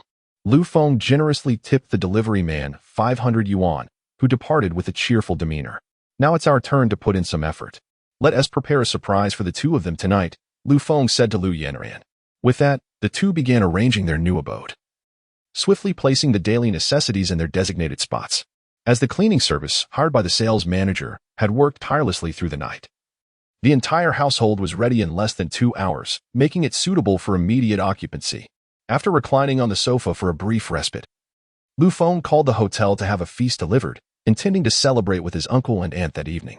With all preparations in place, Lu Feng instructed Lu Yanran to await the arrival of the food while he returned to fetch his relatives. Chapter 39. A tumultuous turn of events. Uncle, open the door, Lu Feng called from outside. Hearing the commotion, Uncle approached and opened the door for him. Where have you been all day? I haven't seen you or Yanran. Uncle inquired with curiosity. I can't say. I have a surprise for you, Lu Feng replied mysteriously. What could be so secretive, little Feng? I'm curious too. Aunt chimed in, having overheard their conversation. Come with me. You'll find out when we arrive, he said, pulling the two of them downstairs. Although they were puzzled, Uncle and Aunt followed him with cheerful anticipation. Soon, they arrived at the newly purchased residence, Tan Yuan.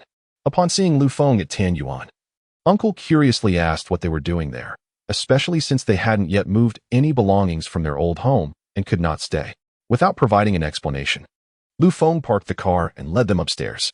As soon as he opened the door, Lu Yin and leaped out, simultaneously launching a confetti popper. "Welcome, Mom and Dad, to your new home," Lu Yin exclaimed with a bright smile. Uncle and Aunt were still trying to comprehend the situation when Lu Feng elaborated. "Today, Yanran and I have been busy preparing for the new house. It's ready for immediate occupancy with everything already in place." Uncle and Aunt were deeply moved by Lu Feng's thoughtfulness. Suddenly, Aunt interrupted, "I need to hurry and buy groceries and condiments. Dinner will be ready soon." Hearing this, Lu Yin took her mother's hand and led her to the dining area. Upon seeing the meticulously arranged dishes, Lu Yin explained that Lu Feng had prepared everything. Aunt was impressed, praising Lu Feng for having grown up. Subsequently, the family joyfully enjoyed their first meal in their new home. As Aunt carried the dishes to the kitchen, she intended to wash them, but Lu Yanran swiftly placed the dishes into the dishwasher and began instructing her mother on how to use the kitchen gadgets. Although Lu Yanran was not skilled at cooking, being young, she quickly adapted to the new technology. Under her guidance, and soon grasped the workings of the modern kitchen. Meanwhile, Lu Feng and Uncle were conversing in the living room about Lu Feng's need to travel to Fei City for work-related matters the following day. Uncle simply advised him to drive carefully and stay safe. After some more conversation, Lu Feng returned to his room and accessed the system to make his daily selection. However, luck seemed to be particularly unfavorable today, as the best option available was a Patek Philippe watch set valued at 65 million. After making his choice, Lu Feng lay down and fell asleep. In contrast, Uncle and Aunt, in their new room, found it difficult to sleep. They reminisced about the past, sharing stories of Lu Feng and Lu Yanran's childhood antics, until deep into the night, unable to believe that they were now residing in a house worth 10 million. The night passed in silence. The next morning, after enjoying the breakfast prepared by Aunt, Lu Feng drove towards Fei City. As Lu Feng was en route to Fei City, chaos ensued at the Ferrari Group. Ever since the fallout between Zhao Yun and Wang Jingyan, the latter had begun to persuade his subordinates to join him at Yachty for the sake of personal gain. However, apart from his loyal associates, very few were willing to follow him, oblivious to the impending bankruptcy of the group. Upon learning from his secretary about Wang Jingyan's recruitment efforts, Zhao Yun was consumed by anger. He had explicitly warned Wang Jingyan that while he was free to leave, poaching employees was unacceptable. Yet, Wang Jingyan disregarded his words. Infuriated, Zhao Yun summoned him to the office. "Wang Jingyan, what are you doing?" Zhao Yun exclaimed, slamming the table in frustration. "Old Zhao, I haven't done anything. Why are you so angry?" Wang Jingyan replied nonchalantly. "Do you realize the repercussions of your actions on the company? You're recruiting from within the ranks." Zhao Yun pressed. "I merely informed my subordinates of my departure. They chose to follow me willingly. Clearly, the company was blind to hire you in the first place. Zhao, I advise you to refrain from making baseless accusations. You are barely holding on yourself, and yet you discourage me from seeking a better future?" The two engaged in a heated argument, their voices echoing throughout the office, startling the employees who passed by. Moments later, the office door swung open, and Wang Jingyan stepped into the corridor, addressing the employees still working below. "Everyone, pay attention. The company has declared bankruptcy and is up for sale. Zhao Yun, our esteemed president, is concealing this from you. I cannot bear to see you unemployed, so I've contacted Yachty Group. Those willing to follow me should immediately submit their resignation letters. This opportunity will not last beyond today." The employees, taken aback by the vice president's revelation, were thrown into disarray. They recognized the truth in his words. Despite Zhao Yun's attempts to mask the situation, whispers had circulated regarding the company's fate. Wang Jingyan's candid announcement confirmed their worst fears. Those who had already contemplated leaving with him promptly rose to submit their resignation papers, while the remaining employees stood frozen, uncertain of their next steps. In less than a minute, from Wang Jingyan's declaration to the moment Zhao Yun grasped the gravity of the situation, it was already too late. He could scarcely believe that Wang Jingyan had audaciously proclaimed the company's bankruptcy in public. Zhao Yun rushed out, pointing a finger at Wang Jingyan in a fit of rage. At this point, Wang Jingyan, resigned to the situation, engaged in a fierce exchange of words with Zhao Yun. The company's executives, witnessing the public altercation, hurried over to separate the two. Zhao Yun, disregarding any further argument with Wang Jingyan, swiftly retrieved his phone to connect to the company's communication system, preparing to clarify the situation. "Do not believe the recent statements. The company has not gone bankrupt, but has merely changed its chairman. I have received notification that the new chairman will arrive today. bringing with him a substantial sum of funds intended to help the group navigate its current difficulties. Please trust me. The lower-level employees, upon hearing the president's explanation, largely chose to believe him, with the exception of Wang Jingyan's immediate subordinates, who opted to resign. The executives possess more knowledge than the employees below them, and thus nearly a quarter of them are willing to follow Wang Jingyan to Audi. Wang Jingyan, prepare for a lawyer's letter, Zhao Yun declared with indignation after sending the message. Seeing that approximately a quarter of the executives chose Wang Jingyan only fueled Zhao Yun's anger, as he reprimanded them for not considering the group's interests. Wang Jingyan laughed heartily upon hearing these words. Zhao, people die for wealth, and birds perish for food. The group is bankrupt. Why should we remain loyal? He scoffed. Just as Zhao Yun was about to retort, Wang Jingyan raised his voice again. Isn't the new chairman arriving today? Perfect timing. Here is my resignation letter that requires his signature. He then instructed the executives and employees preparing to leave with him to draft their resignation letters for the new chairman to sign upon his arrival. As Zhao Yun attempted to intervene, his phone rang from his pocket. Checking the caller ID, he saw it was Lu Feng calling. Zhao Yun hurriedly answered the phone and, upon hearing that Lu Feng had arrived, he was so overwhelmed with emotion that he nearly cried, quickly rushing down to greet him. Wang Jingyan watched Zhao Yun depart. His expression one of disdain, for he understood the current state of the group. With someone taking over fondly, it would be impossible to stabilize the turmoil without at least several billion in funds. To turn the company from loss to profit would require at least 4 to 5 billion. Let me see how this new chairman addresses the group's present challenges.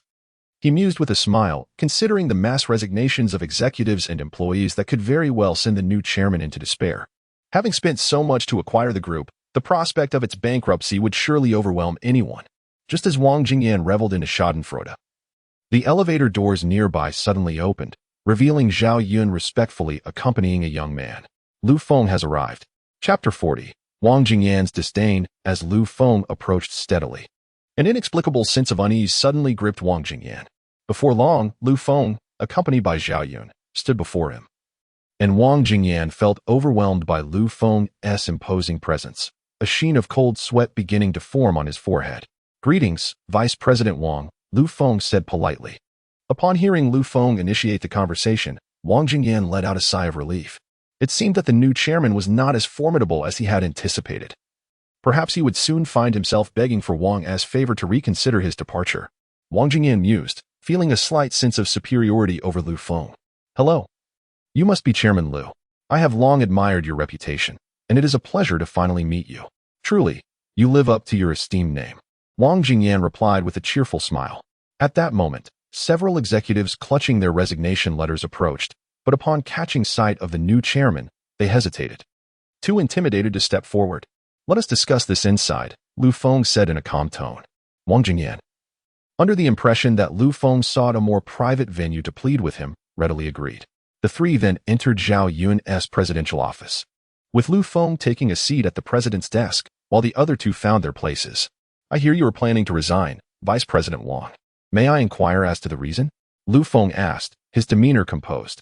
Well, Chairman Lu, I have reached an age where I find myself somewhat overwhelmed, and I am simply looking for a more leisurely position to enjoy life, Wang Jingyan offered, attempting to mask his uncertainty about Lu Feng's intentions with a convenient excuse. Oh, so you wish to retire? Why not enjoy your golden years within the company instead of seeking employment elsewhere? I do not wish to hinder the company's progress, so I thought it best to resign, allowing everyone to find ease in their work. Yet, if you wish to retire in peace, why do you insist on leading your subordinates away with you? Such actions hardly align with the demeanor of someone seeking a tranquil retirement. Chairman Lu, they are following me of their own volition. If you wish, you may call them over and inquire, Wang Jingyan replied. A hint of trepidation creeping in as he noted Lu Feng's unnerving calmness, as if he were merely an observer in this unfolding drama. Upon hearing Wang Jingyan's words, Lu Feng instructed Zhao Yun to summon the departing employees and executives. In an instant, dozens of individuals filled the presidential office, yet they exchanged glances, none daring to speak. What is the matter? Why is there such silence? Lu Feng scanned the room, lifting his teacup. The employees and executives, upon being addressed, felt their fear intensify, each one hesitant to respond. Vice President Wang, you should encourage them to speak, Lu Feng said, taking a sip of water and directly calling out names. Under Wang Jingyan's coaxing, the trembling employees and executives finally voiced their willingness to follow him away from Ferrari Group. Just as Zhao Yun prepared to reprimand them for their disloyalty, a single glance from Lu Feng silenced him. Since everyone wishes to depart from the group, believing it can no longer sustain itself, I shall do you the favor, as it is imperative not to sever your means of livelihood. Thank you, Chairman Lu. As soon as Lu Feng concluded his remarks, Wang Jingyan stood up to express his gratitude. Very well, since I am here today, I might as well sign your resignation letters, starting with Vice President Wang, Lu Feng said, directing his gaze at Wang Jingyan. Although he did not comprehend why Lu Feng so readily acquiesced without attempting to dissuade him, Wang Jingyan dutifully handed over his resignation letter. After reviewing the resignation, Lu Feng took up his pen and inscribed his name at the designated spot. He also signed the resignation letters of the other executives, while delegating the signing of the employees' letters to Zhao Yun. In no time, the resignation letters were completed under the signatures of Lu Feng and Zhao Yun. Thank you, Chairman Lu, for your understanding, Wang Jingyan exclaimed joyfully, ensuring that the other executives and employees voiced their gratitude to Lu Feng as well. Upon hearing their expressions of thanks, Zhao Yun could no longer remain seated, pointing an accusatory finger at Wang Jingyan, berating him for his lack of conscience.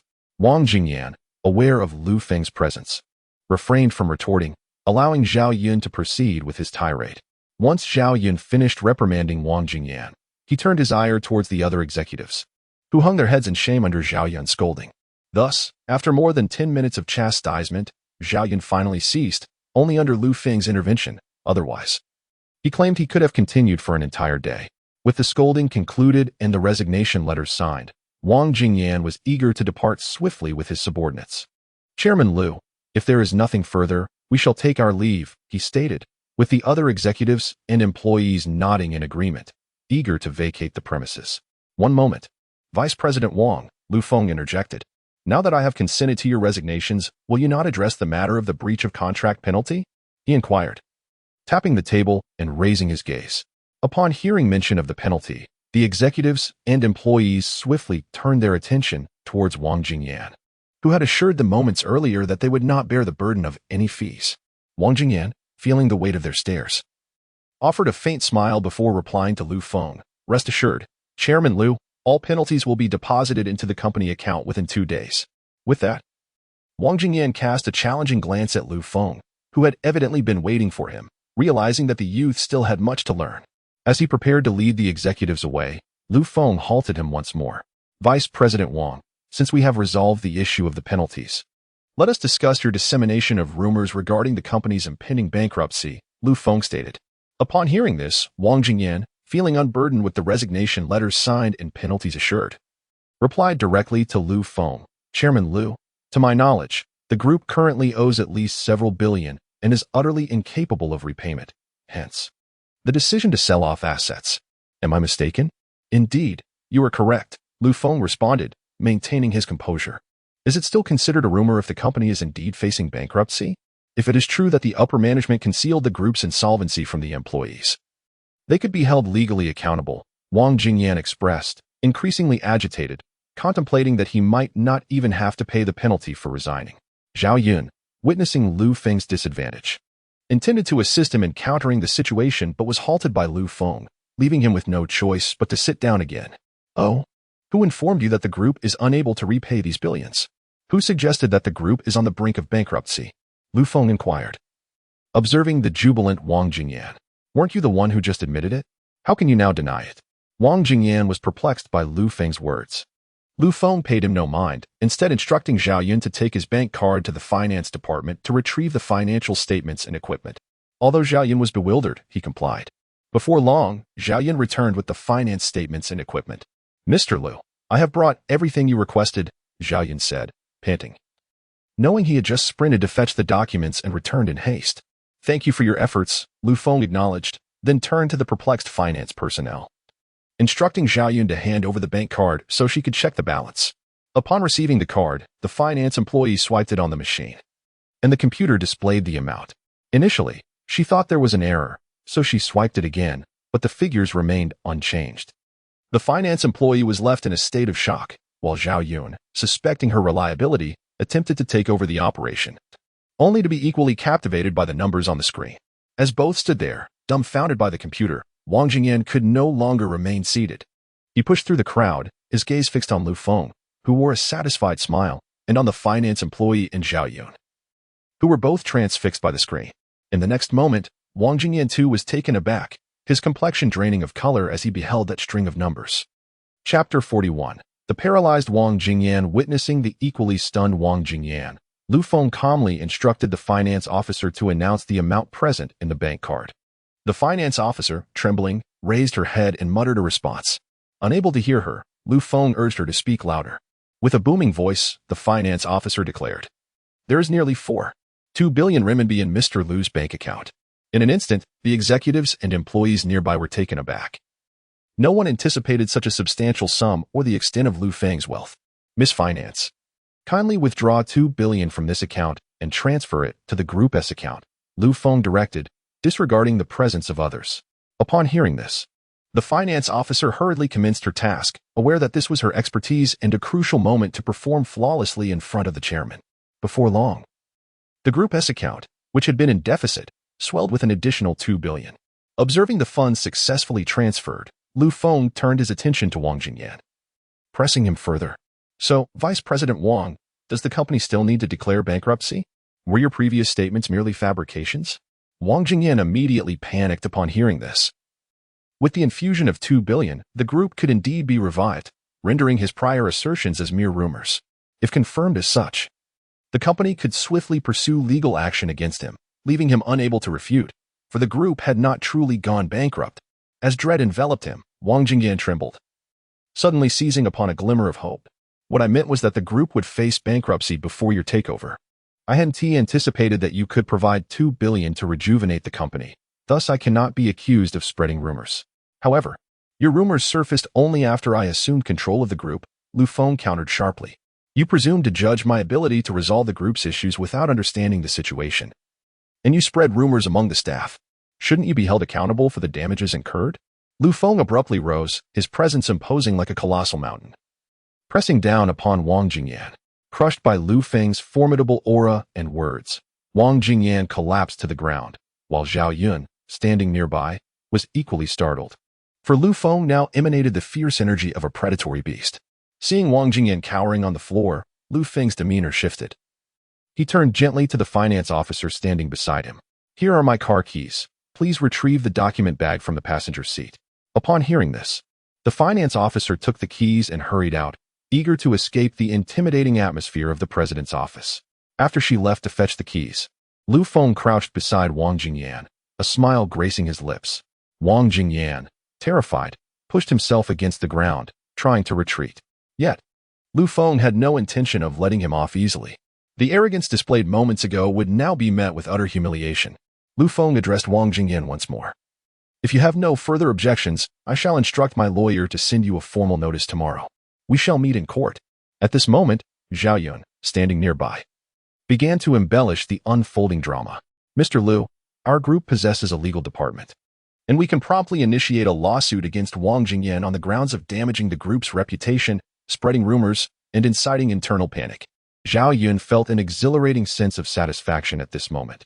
Having just witnessed Wang Jingyan's arrogant display, he had been seething with frustration, and now he could finally unleash it upon Wang Jingyan. "Is that so? Then let the legal department proceed," Lu Feng replied, readily acquiescing upon hearing this course of action. Following the directive, Zhao Yun hurriedly exited to personally inform the legal department. Just as Zhao Yun departed, the finance officer returned, breathless. Mr. Lu, here are the documents you requested," the finance officer gasped, handing over the car keys along with a substantial folder. "Thank you for your hard work. I shall grant you 3 days of paid leave to rest," Lu Feng remarked, observing the finance officer's labored breathing. Upon hearing of the generous leave, the finance officer expressed heartfelt gratitude before exiting. After receiving the folder, Lu Feng returned to his chair and began perusing its contents. Wang Jingyan, having finally risen from the floor, found himself standing submissively, paralyzed by fear. After examining the documents for a while, Lu Feng lifted his gaze, a flicker of rage momentarily crossing his face before it quickly vanished. He then fixed a darkened stare upon Wang Jingyan, who was taken aback by the sudden shift in Lu Feng's demeanor. Until that moment, Lu Feng had not exhibited such emotion. raising the question of what revelations within the documents could provoke such ire from a typically composed director. Wang Jingyan, do you not wish to know what these documents contain? Lu Feng's calm voice resonated ominously in Wang Jingyan's ears, leaving him utterly disoriented.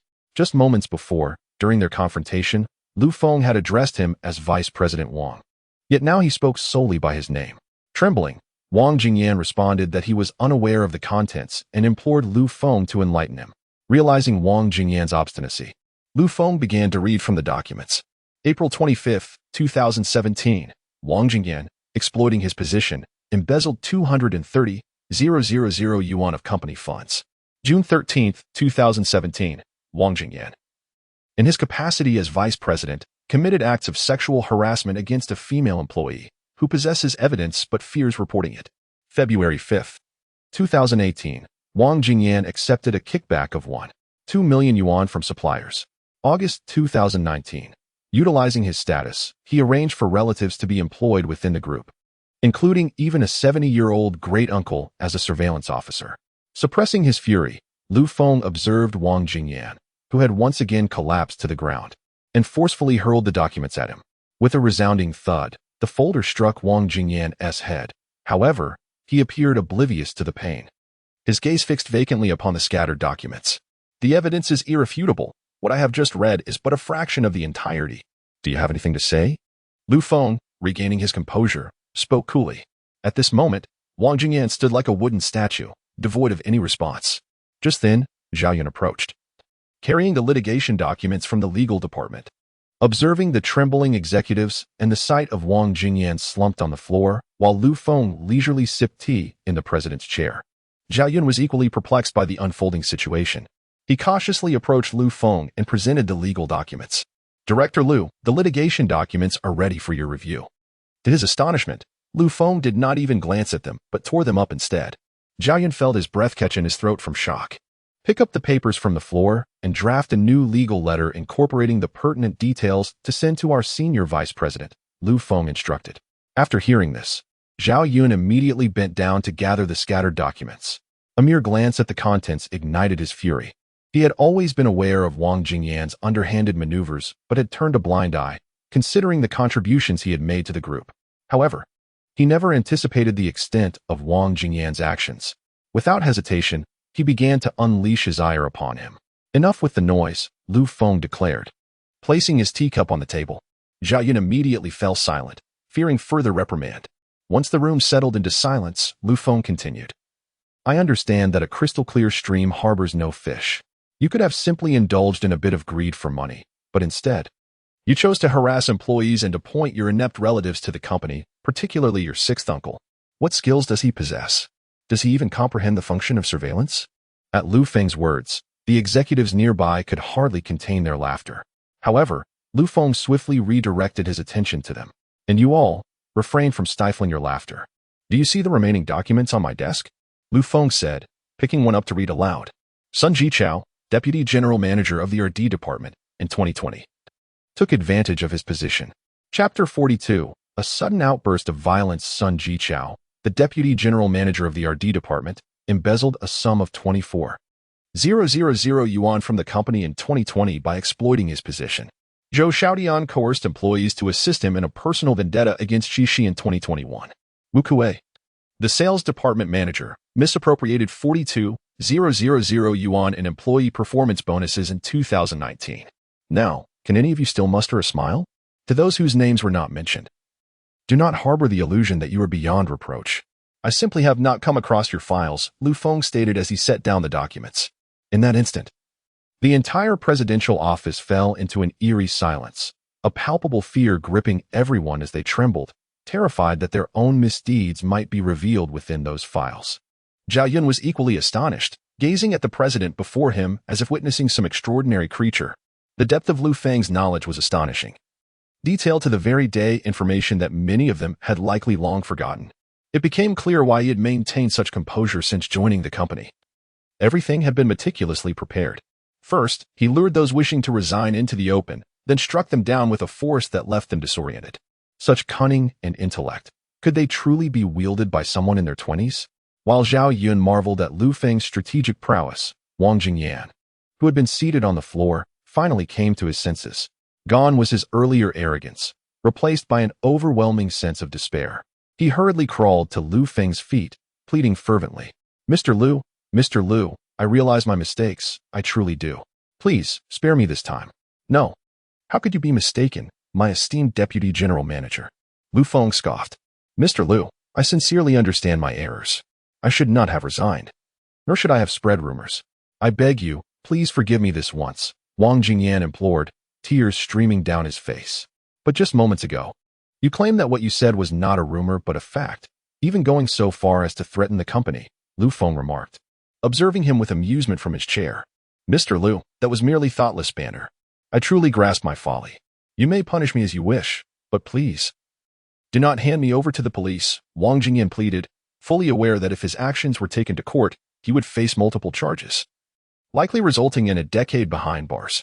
Deputy Wang, I am rather curious. Did it ever cross your mind that it might come to this? When you orchestrated the coup to force resignations, when you sought personal gain from Yachty, when you poached others, did you ever consider the interests of the group? Lu Feng's barrage of questions left Wang Jingyan speechless, unable to formulate a response. You never once considered the group, not even in the slightest. When trouble arose, you were the first to flee, instigating panic and scheming against your own. Thus, I see no reason to consider your plight. Lu Feng declared as he rose from his seat. Meanwhile, Wang Jingyan continued to bow repeatedly, striking his own face in self-reproach. Mr. Lu, I have given you all my savings. I implore you, please do not sue me, Wang Jingyan exclaimed, clinging desperately to Lu Feng's leg as he saw him rise. Zhao Yun, observing Wang's distress, felt a wave of regret wash over him. Had he known this would happen, he would have acted differently. However, Lu Feng coldly kicked Wang away, gazing down at him with indifference. What will become of the female employee you threatened and harassed? I may forgive you, but will she? Wang fell silent in an instant, and Lu Feng turned to leave. Mr. Lu, if I can obtain the forgiveness of the female employee, will you forgive me? Wang suddenly called out. At this, Lu Feng chuckled ominously and replied, What gives you the right to seek someone else's forgiveness? Even if she were to forgive you, I would personally ensure you face the consequences. With that, he strode out of the office, accompanied by Zhao Yun, who promptly called security to remove Wang. Just as Zhao Yun hung up, Wang burst from the president's office, brandishing the arm-strengthening tool he had found there. If I suffer, you shall not escape unscathed, he shouted as he charged at Lu Feng. Mr. Lu, watch out, Zhao Yun yelled, rushing to intervene, only to be knocked down by Wang's blow. Lu Feng quickly reacted, executing a sweeping kick that sent Wang sprawling. He then followed through with a powerful strike to Wang's chest, causing him to foam at the mouth. Lu Feng hastily helped Zhao Yun to his feet, inquiring about his well-being. I'm fine, truly. Just a small fracture in my arm, Zhao Yun grimaced through the pain. Even with a broken arm, you claim to be fine? Come, let me take you to the hospital, Lu Feng insisted, ready to escort Zhao Yun. No need, Mr. Lu. I can endure. Let's deal with Wang first, Zhao Yun replied, gritting his teeth against the discomfort. At that moment, security arrived, accompanied by other employees and executives who, upon learning of Wang's assault on the president, swiftly restrained him. Lu Feng then called the police. Upon hearing of the armed assault, they rushed to the scene. After interviewing the witnesses and reviewing the surveillance footage, it was confirmed that Wang had attacked with a weapon and Lu Feng had acted in self-defense. Consequently, both Wang and Zhao Yun, along with Lu Feng, were taken in. The police first transported Lu Feng and Zhao Yun to the hospital before escorting Wang for medical evaluation, as Lu Feng's kick had indeed been rather forceful. After ensuring Zhao Yun received proper treatment for his arm, they spent considerable time at the hospital before finally emerging. Once outside, the trio hurried to the police station to give their statements. Given the overwhelming evidence, Lu Feng and Zhao Yun swiftly completed their reports and exited, while Wang was left in custody. As they departed the police station, Lu Feng drove Zhao Yun back to the company, where chaos awaited. Thank you, Vice President Zhao, Lu Feng said, glancing at him as they drove. You are truly exasperating me, Zhao Yun remarked with a bitter smile. I have been of no assistance whatsoever, and I have only delayed you from reaching the hospital. Had I known of Lu Feng's formidable prowess, I would have refrained from intervening. Now, here we are, no help rendered. And I have made quite the spectacle of myself. That is not entirely fair, Lu Feng replied. Had you not momentarily delayed Wang Jingyan, I would not have had the time to react. He then expressed his intention to grant Zhao Yun a few days of paid leave due to his injuries sustained while rescuing him, along with a gift. Upon hearing this, Zhao Yun quickly asserted that the company was at a critical juncture and that he could not afford to take a break. Lu Feng, upon hearing this, acquiesced but insisted that the gift could not be declined. Faced with Lu Feng's earnest demeanor, Zhao Yun reluctantly agreed. Just as Lu Feng and Zhao Yun arrived at the company entrance, they noticed the executives and employees who had previously expressed their intent to resign waiting for them. As Lu Feng and Zhao Yun stepped out of the car, a throng of individuals rushed forward. "Mr. Lu, we recognize our mistakes," one exclaimed. "Indeed, Mr. Lu. You are magnanimous. Please grant us leniency this time. Zhao, we beseech you for assistance. Do speak a kind word on our behalf. Mr. Lu. The sudden departure of so many personnel will lead to management issues. Please allow us to redeem ourselves." Observing the clamorous crowd of employees and executives, Lu Feng maintained a stoic expression, ignoring their pleas as he guided Zhao Yun through the company doors. "Security, block their entry. Not a single one is permitted inside. Should even one manage to enter, you will all be dismissed from your posts." Lu Feng's flat voice resonated. Upon hearing his directive, the head of security hastily ordered his team to prevent the group from entering. Chapter 43, Zhao Yun's encounter with Lu Feng upon entering the company. The two were immediately surrounded by a throng of employees. "Mr. Lu, are you and Mr. Zhao all right? Mr. Lu, are you injured? Mr. Zhao, how is your arm? Mr. Zhao, is your injury serious?" Lu Feng and Zhao Yun, seeing the concern etched on their colleagues' faces, had no choice but to slow their pace and respond to each inquiry. What should have been a brief 2 or 3 minute walk extended into a lengthy 10 minutes before they finally reached the office. Once inside, Lu Feng summoned Zhao Yun's secretary, instructing her to announce a meeting in 10 minutes. The secretary hurried off to relay the message. Soon, employees gathered in the conference room. Initially, Lu Feng intended for Zhao Yun to rest while he attended alone. However, Zhao Yun insisted on accompanying him, citing Lu Feng's unfamiliarity with the staff. Relenting to Zhao Yun's insistence, Lu Feng agreed. Together, they entered the conference room and took their places at the podium. "Greetings, Mr. Lu. Greetings, Mr. Zhao." The employees chimed in unison. "Hello, everyone." Lu Feng and Zhao Yun responded in kind. After the exchange of pleasantries, Lu Feng commenced his address. "Allow me to introduce myself. My name is Lu Feng, and I am your new chairman. I believe this is the first time many of you are meeting me and hearing my name. The group has faced considerable challenges, leading to its bankruptcy and sale, which undoubtedly caused anxiety among you. However, it is heartening to see so many still placing their faith in the group. Rest assured, we are on the cusp of a resurgence." As he spoke, he gestured for the finance team to project the company's account balance onto the large screen behind him. Seeing the figure of 2 billion on the screen, the employees finally felt a sense of relief wash over them. After providing this reassurance, Lu Feng continued his address. "I have another piece of good news to share. In addition to being the chairman of this group, I am also a director at Ferrari and the president of Ferrari's Asia-Pacific division. Therefore, regarding the previous onslaught from Mercedes, I will lead Ferrari in our response. You may rest assured." The revelation of Lu Feng's position at Ferrari astonished the employees, sparking a flurry of discussions among them. Lu Feng and Zhao Yun observed the murmurs without interruption, recognizing the necessity for the staff to absorb this information. The decision to disclose Lu Feng's affiliation with Ferrari was a strategic one, devised to instill a renewed sense of hope among the employees. It was crucial to counter the prevailing fear of Mercedes, which could adversely affect their productivity. It is worth noting that as early as the 1920s, Mercedes had already made its entrance into China. Over the years, these international brands have significantly influenced the perceptions of Chinese consumers, often leading them to believe that foreign products surpass domestic offerings. Moreover, Mercedes-Benz enjoys the substantial backing of the Volkswagen Group, a formidable entity that holds stakes in numerous automotive companies, including several within China. This truly represents an international conglomerate of great repute, capable of inciting a tempest in the global arena should it choose to act. As the murmurs of discussion gradually subsided, Lu Feng delivered an address regarding the development and innovation of the group. It was not until approximately half an hour later that he concluded his remarks. Ultimately, he shared some delightful news: a 30 salary increase for all employees present, with this month's wages doubling as a token of gratitude for their trust in the group. As Lu Feng finished speaking, the employees erupted with enthusiasm, chanting praises for both Lu and Zhao Yun. At this juncture, Zhao Yun stood up, preparing to deliver the closing remarks. "Everyone, please be quiet and listen to what I have to say." The employees quickly hushed as Zhao spoke. "I wish to express my gratitude for your trust in the group, and I assure you that we will not disappoint you. As Lu has mentioned, We at Fondly have entered a new spring. I hope we can work together to make this family of ours even better. I trust that none of you wish to let Lu down, Zhao Yun remarked with a cheerful smile.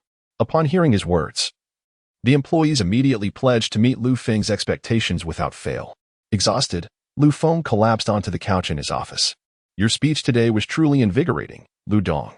I feel like rallying our team to take on Mercedes-Benz, Zhao Yun jested. Ha ha ha. Old Zhao, please don't tease me, Lu Feng replied with a smile. I genuinely did not anticipate that the surprise you mentioned for the group would be your role as a Ferrari board member. With your influence, Fondly need not fear the pressures posed by Mercedes-Benz. The surprise I referred to is not my position on the Ferrari board, Lu Feng said, a look of puzzlement crossing his face. What? Zhao Yun was equally bewildered. I meant to say that the surprise I previously mentioned for the group is not merely my board membership with Ferrari. It pertains to something else, Lu Feng stated nonchalantly. The fact that the Ferrari board membership was not the surprise was astonishing. With such a connection, Fondly might potentially collaborate with Ferrari in the future. Furthermore, with Ferrari's backing, Fondly could stand firm against Mercedes-Benz. Zhao Yun began to eagerly anticipate the surprise Lu Feng alluded to that could turn the tide for Fondly Group. Lu Feng, not wishing to keep him in suspense, inquired, what is the current maximum range of electric vehicles? Without hesitation, Zhao Yun responded, Tesla cars boast a range of approximately 1,000 kilometers. Upon hearing this, Lu Feng, with an air of mystery, posed the question, what if I possess battery technology that could extend the range of vehicles to 2,000 kilometers? Wouldn't that be a surprise capable of revitalizing the group? Thunderstruck, Zhao Yun felt as though he had been struck by lightning, momentarily rendered speechless. After a considerable pause, he finally regained his composure, his voice trembling with disbelief. Mr. Lu, is what you said true? Lu Feng observed Zhao Yun's reaction and couldn't help but chuckle. Of course it's true, old Zhao. Would I jest with you? Once Zhao Yun realized that Lu Feng was indeed serious, he became so excited that he struggled to articulate his feelings, merely raising his water cup and drinking fervently. After some time had passed, Zhao Yun finally composed himself and began to inquire about the battery technology in Lu Feng's possession. However, Lu Feng chose to disregard Zhao Yun's questions and instead urged him to join him for a meal. Once in the car, Zhao Yun continued to press for information regarding the technology, but Lu Feng remained unresponsive. He retrieved a gift box from the glove compartment and handed it to the still curious Zhao Yun. Mr. Lu, what is this? Zhao Yun exclaimed, finally realizing he was holding a gift. Open it, and you shall find out, Lu Feng replied, starting the car to head to dinner. Upon hearing this, Zhao Yun placed the box on his lap and awkwardly attempted to open the gift with one arm. To his astonishment, he revealed a stunning wristwatch, adorned with over 80 diamonds on its silver dial, radiating an air of opulence under the light. Spotting the Patek Philippe emblem, Zhao Yun quickly covered the box and attempted to return it to Lu Feng. Mr. Lu, this is far too extravagant. I cannot accept it, he insisted, shaking his head fervently. Lu Feng, however, simply expressed that it was merely an ordinary watch, and once a gift was bestowed, it should not be retracted. After all, Zhao Yun had come to his aid, standing out among the multitude to protect him. Lu Feng had always been generous to his allies. Chapter 44. Feng Ning. Upon hearing Lu Feng's remarks, Zhao Yun accepted the gift, silently cherishing Lu Feng's kindness in his heart. The car soon came to a halt before a restaurant, and the two alighted, entering the establishment where they casually ordered several dishes. Once the food arrived, they devoured it ravenously, having worked themselves to the brink of starvation. Mr. Lu, I am genuinely curious about how you managed to obtain the dirt on those executives and Wang Jingyan. I'm in the group daily and am unaware of such matters. Zhao Yun inquired, unable to suppress his curiosity. It struck him as peculiar that Lu Feng, having only just arrived at the group, was privy to information that he himself was oblivious to. Upon hearing Zhao Yun's question, Lu Feng offered a faint smile and simply replied, it's a secret. This response left Zhao Yun feeling quite disheartened, rendering the meal before him less appetizing. As for how Lu Feng acquired this knowledge, it was, of course, through the system he had discovered. Just a couple of nights prior, Lu Feng realized that one could purchase information about others within the marketplace. The prestige required for such acquisitions varied according to the individual. For instance, Wang Jingyan's profile cost a significant 100 prestige points, while the combined profiles of other executives did not amount to his. One might underestimate the value of 100 prestige points, but it is noteworthy that 100 million yuan equates to merely 1,000 prestige points. In other words, 100 prestige points are tantamount to 10 million yuan, making the purchase of an individual's information rather exorbitant. However, a drawback of this information procurement was that one had to interact with the individual in question to make the purchase. Lu Feng had only been able to acquire Wang Jingyan's details after conversing with him and waiting for the other executives to appear, subsequently having the information delivered to him by the company's finance department. Just as Lu Feng and Zhao Yun were finishing their meal, a phone call interrupted them. "Hello, who is this?" Lu Feng answered the call. "Hello, may I speak with Mr. Lu of Ferrari Group?" A gentle female voice emanated from the other end. Lu Feng, puzzled, was unsure who was seeking him. "Yes, this is he. Mr. Lu, I am the secretary to the president of Mercedes-Benz for the Huayra region. I apologize for the intrusion, but I would like to inquire about your current location, as there are some matters I need to discuss with you." Upon realizing that the call was from Mercedes-Benz, Lu Feng immediately understood that they were likely seeking to address grievances, given that they had exerted considerable effort to secure Ferrari Group, only to have it snatched away by him. It would be understandable for anyone to be irate in such a situation, knowing that Mercedes-Benz intended to confront him. Lu Feng remained unperturbed and directly relayed his location to the caller. After ending the call, Zhao Yun, having overheard the conversation, was somewhat flustered and suggested they return to the group. Lu Feng firmly declined Zhao Yun's proposal, insisting on waiting for the representatives of Mercedes-Benz to arrive. Eager to see how they would approach him, Zhao Yun resigned himself to accompany Lu Feng in this wait. Approximately 20 minutes later, a sharp and assertive woman, accompanied by a group of individuals, entered the modest restaurant. Upon entering, the woman surveyed her surroundings before striding directly to Lu Feng. "Greetings, Director Lu. I am..." Before she could finish her sentence, Lu Feng interrupted her. "Ah, I know, the secretary from Benz," he said lazily, gesturing dismissively while picking at his teeth with a toothpick. Witnessing Lu Feng's blatant disrespect, a flicker of displeasure crossed the secretary's face, yet she quickly composed herself, instructing her attendant to secure the restaurant exclusively for their conversation, ensuring that no one would intrude. The attendant promptly dashed off to find the proprietor. Seeing this, Lu Feng could not resist mocking. "No wonder it's Benz. They carry such an air." To his surprise, the woman merely smiled faintly, explaining that this was a sign of respect for Lu Feng, as she wished to prevent any interruptions. Afterward, she greeted Zhao Yun, who stood nearby. If Lu Feng did not recognize this woman, Zhao Yun certainly did. She was Feng Ning, the assistant president of the China division of the Benz Group. To regard her merely as an assistant would be a grave misjudgment. Within the ranks of Benz and Huayra, she was second only to the president. Rumor had it that the president had proposed her promotion to vice president of Benz and Huayra. Moreover, the downfall of Ferrari Group was attributed to Feng Ning's strategic maneuvering, and undermining Ferrari was her ultimate test for the vice presidency. However, Lu Feng's unexpected presence had rendered all of Feng Ning's prior efforts futile. Upon learning that Lu Feng was at Ferrari, she had rushed over, only to find him dining with Zhao Yun, leaving her empty-handed. Undeterred, she requested Lu Feng's contact information and subsequently located him at this very restaurant. "Hello, Miss Feng," Zhao Yun said courteously. Though she harbored a strong desire to confront Feng Ning, she maintained a facade of politeness. After exchanging pleasantries, Feng Ning turned directly to Lu Feng. "Director Lu, I trust you are aware of my intentions. I require Ferrari Group, and I have ascertained that your acquisition cost was 6 billion. I am prepared to offer 5 billion. You would merely need to facilitate the transaction to earn a profit of 500 million. What do you think?" "Haha." Lu Feng erupted into laughter. "What is it that amuses you?" Feng Ning inquired, puzzled. "I find your naivety amusing. Ferrari Group is a domestic enterprise. You would assist foreign companies in undermining our own for the sake of your advancement. I laugh at your short-sightedness," Lu Feng replied coolly. "Director Lu, I must disagree with your perspective. Business knows no borders. My allegiance lies solely with my group," Feng Ning explained. "Indeed, many proclaim that there are no borders. Yet when Huayra is constrained by foreign powers over technology, where are the cries against such nationalism?" Lu Feng countered. "Thus, Miss Feng, I truly disapprove of your approach, so I must kindly ask you to leave. I can raise my offer to 7 billion, Director Lu. I implore you to reconsider," Feng Ning persisted, undeterred. "No need. I shall not acquiesce. Should you possess any further tactics, feel free to employ them. I shall meet them all with the utmost composure," Lu Feng stated, delivering his ultimatum with an air of unwavering authority.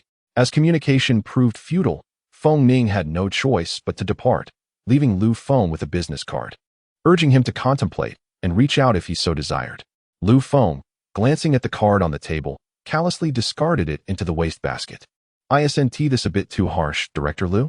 Zhao Yun inquired softly. Harsh? I find it far from it. In fact, I believe I was rather restrained. Had she not been a woman, I might have unleashed my ire, Feng retorted. However, given Feng Ning's temperament, she is likely to retaliate against Ferrari Group. The organization has just begun to stabilize. Should we not avoid unnecessary conflict? Zhao Yun elucidated. Not at all. You needn't worry. She will soon have no time to deal with Ferrari. I will instruct Ferrari to launch an offensive against Mercedes. Before long, her position at Mercedes will be in jeopardy. Feng declared. Feeling the formidable presence of their chairman, Zhao Yun refrained from further comments. Let us proceed. Take me to observe Ferrari's research department, Feng commanded. Rising to his feet, prompting Zhao Yun to hastily follow suit. Boss, let me calculate the bill. Zhao Yun rushed over to settle the payment. The bill has already been taken care of, the proprietor responded. Director Liu, did you settle the payment? Zhao Yun queried, eyeing Feng. Not at all, gentlemen. It was that lady's subordinate who covered it, the owner clarified. Upon learning that Feng Ning had generously treated them, Feng praised her generosity. Zhao Yun looked on in disbelief, recalling how he had just been ready to berate her moments ago, now extolling her virtues instead. Once in the car, they sped towards Ferrari's research department under Zhao Yun's guidance. Meanwhile, Feng Ning, having encountered resistance from Feng, sat in her vehicle and made a phone call. The plan can be executed. If successful, I shall allocate 10% of Ferrari Group's dividends to you. Chapter 45. The Research Institute. Feng was oblivious to the fact that an intricate web was being woven around him as he drove towards Ferrari's Research Institute with Zhao Yun. Soon, the vehicle came to a halt in the factory district of Ferrari Group, where the Research Institute had been conveniently established within the premises to facilitate experimentation. Anticipating the arrival of the chairman and president, the factory director and the head of the Research Institute awaited them at the entrance. Good day, Director Liu. Good day. President Zhao greeted a man in his 40s and a woman in her 30s, who were the factory director and the head of the graduate team, respectively. Greetings. Feng responded cordially. Under the guidance of the factory director, Feng first toured the operational conditions and equipment of the factory. Director Liu, behold our state-of-the-art assembly line equipment procured from France. The reason why Mercedes-Benz has gone to such lengths to target us is that they covet our existing facilities and personnel. Zhao Yun explained as they walked.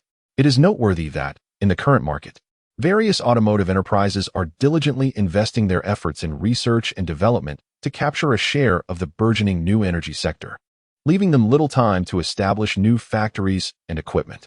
Some machinery takes an extended period to manufacture, prompting many companies to acquire existing facilities to conserve time and focus their energies on new energy research. We must not let them succeed. The new energy sector presents our Chinese automotive companies with the most opportune moment for a leapfrog advancement. Should we miss this chance, our industry may find itself without prospects for the next 2 decades, Feng remarked with a hint of gravity. Before long, they completed the tour of the factory and, under the direction of the head of the Research Institute, Feng and Zhao Yun proceeded to the Group's research facility. Director Liu, this is our very own Ferrari Research Institute. Inside, we have a team dedicated to traditional gasoline vehicles, as well as a recently recruited foreign team focusing on new energy. After all, who wouldn't want a slice of the new energy pie? Zhao Yun introduced with a smile. Are you implying that the new energy research is conducted by foreigners? Feng inquired. Indeed, although it is difficult to admit. Our group's capabilities compel us to recruit talent from Europe for research, unlike BYD or Great Wall Motors, which possess the resources to cultivate their own research teams. Zhao Yun replied with a hint of bitterness. Very well, I understand. Lead the way, Feng said as he stepped inside. Upon entering, he observed numerous researchers clustered in groups, diligently examining automotive components. There certainly are a lot of people here, Feng remarked, smiling at the lively scene before him. What you are witnessing now is the research area for traditional gasoline vehicles. The new energy team is located within. The head of the Research Institute, Zhang Ru, informed him. Let us proceed to take a look, Feng suggested as he moved forward, pushing open the door to the new energy research department. He was met with a stark contrast to the exterior, superior research equipment, and a more comfortable environment, all of which underscored Ferrari's commitment to new energy. Jason, please pause your research and come over here, Zhang Ru called out to a foreign researcher engrossed in his work nearby. The researcher, upon hearing her, approached them. Lu Feng scrutinized the foreign man before him, who appeared to be in his 40s with striking blue eyes, and then extended his hand. "Hello, Professor Jason. I am the newly appointed director of Ferrari Group," Lu Feng greeted. "Hello, I am Jason," the middle-aged man responded, shaking hands in return. Zhang Ru explained to the man.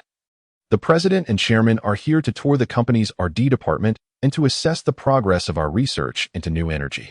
Zhang, I believe I have already informed you that advancements in new energy research do not occur swiftly. If they did, the leading research teams would not have taken so long." Jason retorted impatiently. Zhang Ru fell silent, feeling chastened. Although she was the head of the research institute, she dared not offend these foreigners, after all. If they decided to withdraw their collaboration, she would bear the blame. Zhao Yun observed the awkward scene, feeling powerless since he had exerted considerable effort to bring this team on board. "Are you implying that I have invested money to bring you here for research, and I am not permitted to inquire about the process?" Lu Feng challenged Jason without a hint of concession. When Jason realized it was the chairman speaking, he tempered his irritation a bit and replied, "Chairman, we are the professionals in this research, and I would prefer if you did not disturb us frequently. Research requires tranquility." Upon hearing Jason's words, Lu Feng turned to Zhao Yun and inquired, "How long have you had them here?" Zhao Yun quickly replied, "They have been here for 6 months. So, in these 6 months, you have not produced even a hint of results?" Lu Feng pressed Jason again. Noticing Lu Feng's dissatisfaction with the pace of their research, Jason resorted to the same evasive rhetoric he had used with Zhang Ru. However, Lu Feng was not persuaded and insisted on demanding research outcomes. Seeing that Lu Feng was not easily swayed, Jason redirected his attention to Zhao Yun, stating, "Mr. President, I had initially informed you that the research would not yield results quickly, but what is the meaning of this?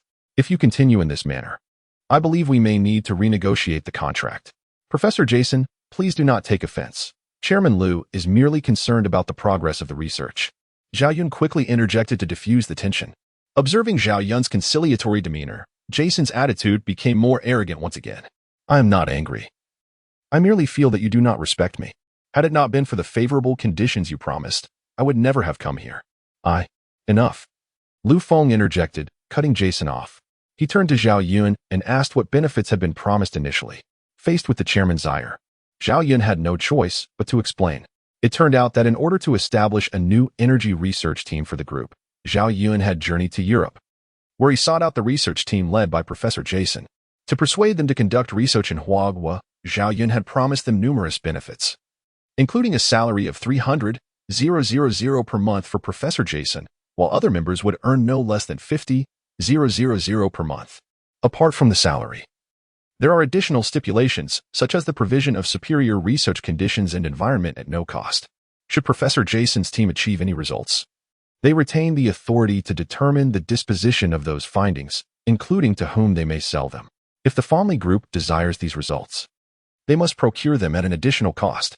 Upon hearing Zhao Yun's remarks, Lu Feng was both infuriated and amused. "Mr. Zhao, are you implying that we are investing in their research, providing them with equipment and facilities, and paying exorbitant salaries each month, only to find that the outcomes of their endeavors are inaccessible to us unless we purchase them again?" Zhao Yun was taken aback by Lu Feng's words, realizing that the chairman was genuinely upset. However, he felt helpless. The foremost automobile manufacturing groups in the country had long embarked on research in new energy and possessed their own dedicated research teams. Ferrari could only establish a team by poaching talent, having to agree to numerous inequitable conditions to entice them. Just as Zhao Yun attempted to clarify, Lu Feng interrupted. "Professor Jason, under such favorable conditions, it appears you and your team have yet to produce any tangible results, correct?" Lu Feng's voice was as frigid as the winter wind. "Chairman, if you continue to pressure us in this manner, I may need to reconsider our collaboration," Jason replied resolutely. He had long understood the precarious position of the Ferrari Group. Otherwise, he would not have dared to impose such excessive demands. He was confident that Ferrari could not find a team superior to his own. Should his team depart, it would be impossible for Ferrari to secure a better one. And if he were to leave, merely circulating rumors about Ferrari would deter any team from conducting research for them. With this thought, Jason grew even more audacious.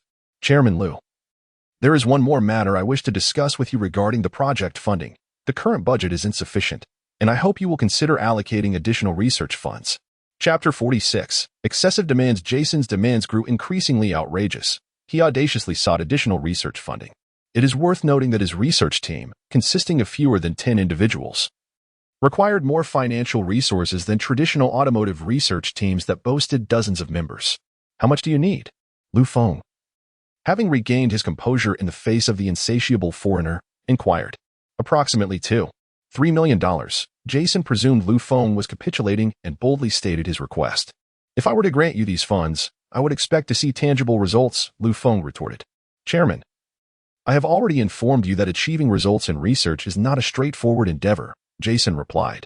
Am I to spend this substantial sum merely to chase an elusive hope? Chairman, you cannot frame it that way.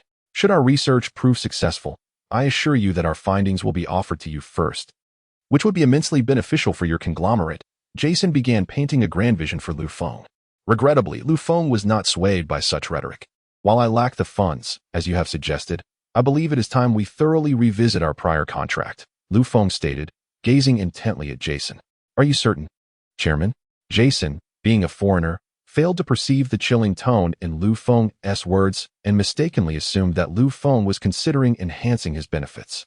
Indeed, I believe the previous contract warrants reevaluation, Feng observed the elated Jason, who seemed oblivious to the underlying implications. Then allow me to articulate my conditions. I seek a 30 salary increase, applicable to all members of my research team. Additionally, I expect the group to provide us with suitable accommodation. 2 individuals residing in a 100 square meter apartment is rather insufficient. Furthermore, I propose that the second tranche of research funding be raised to $30 million, Jason exuberantly declared. Jason's statements left Feng and his companions utterly bewildered.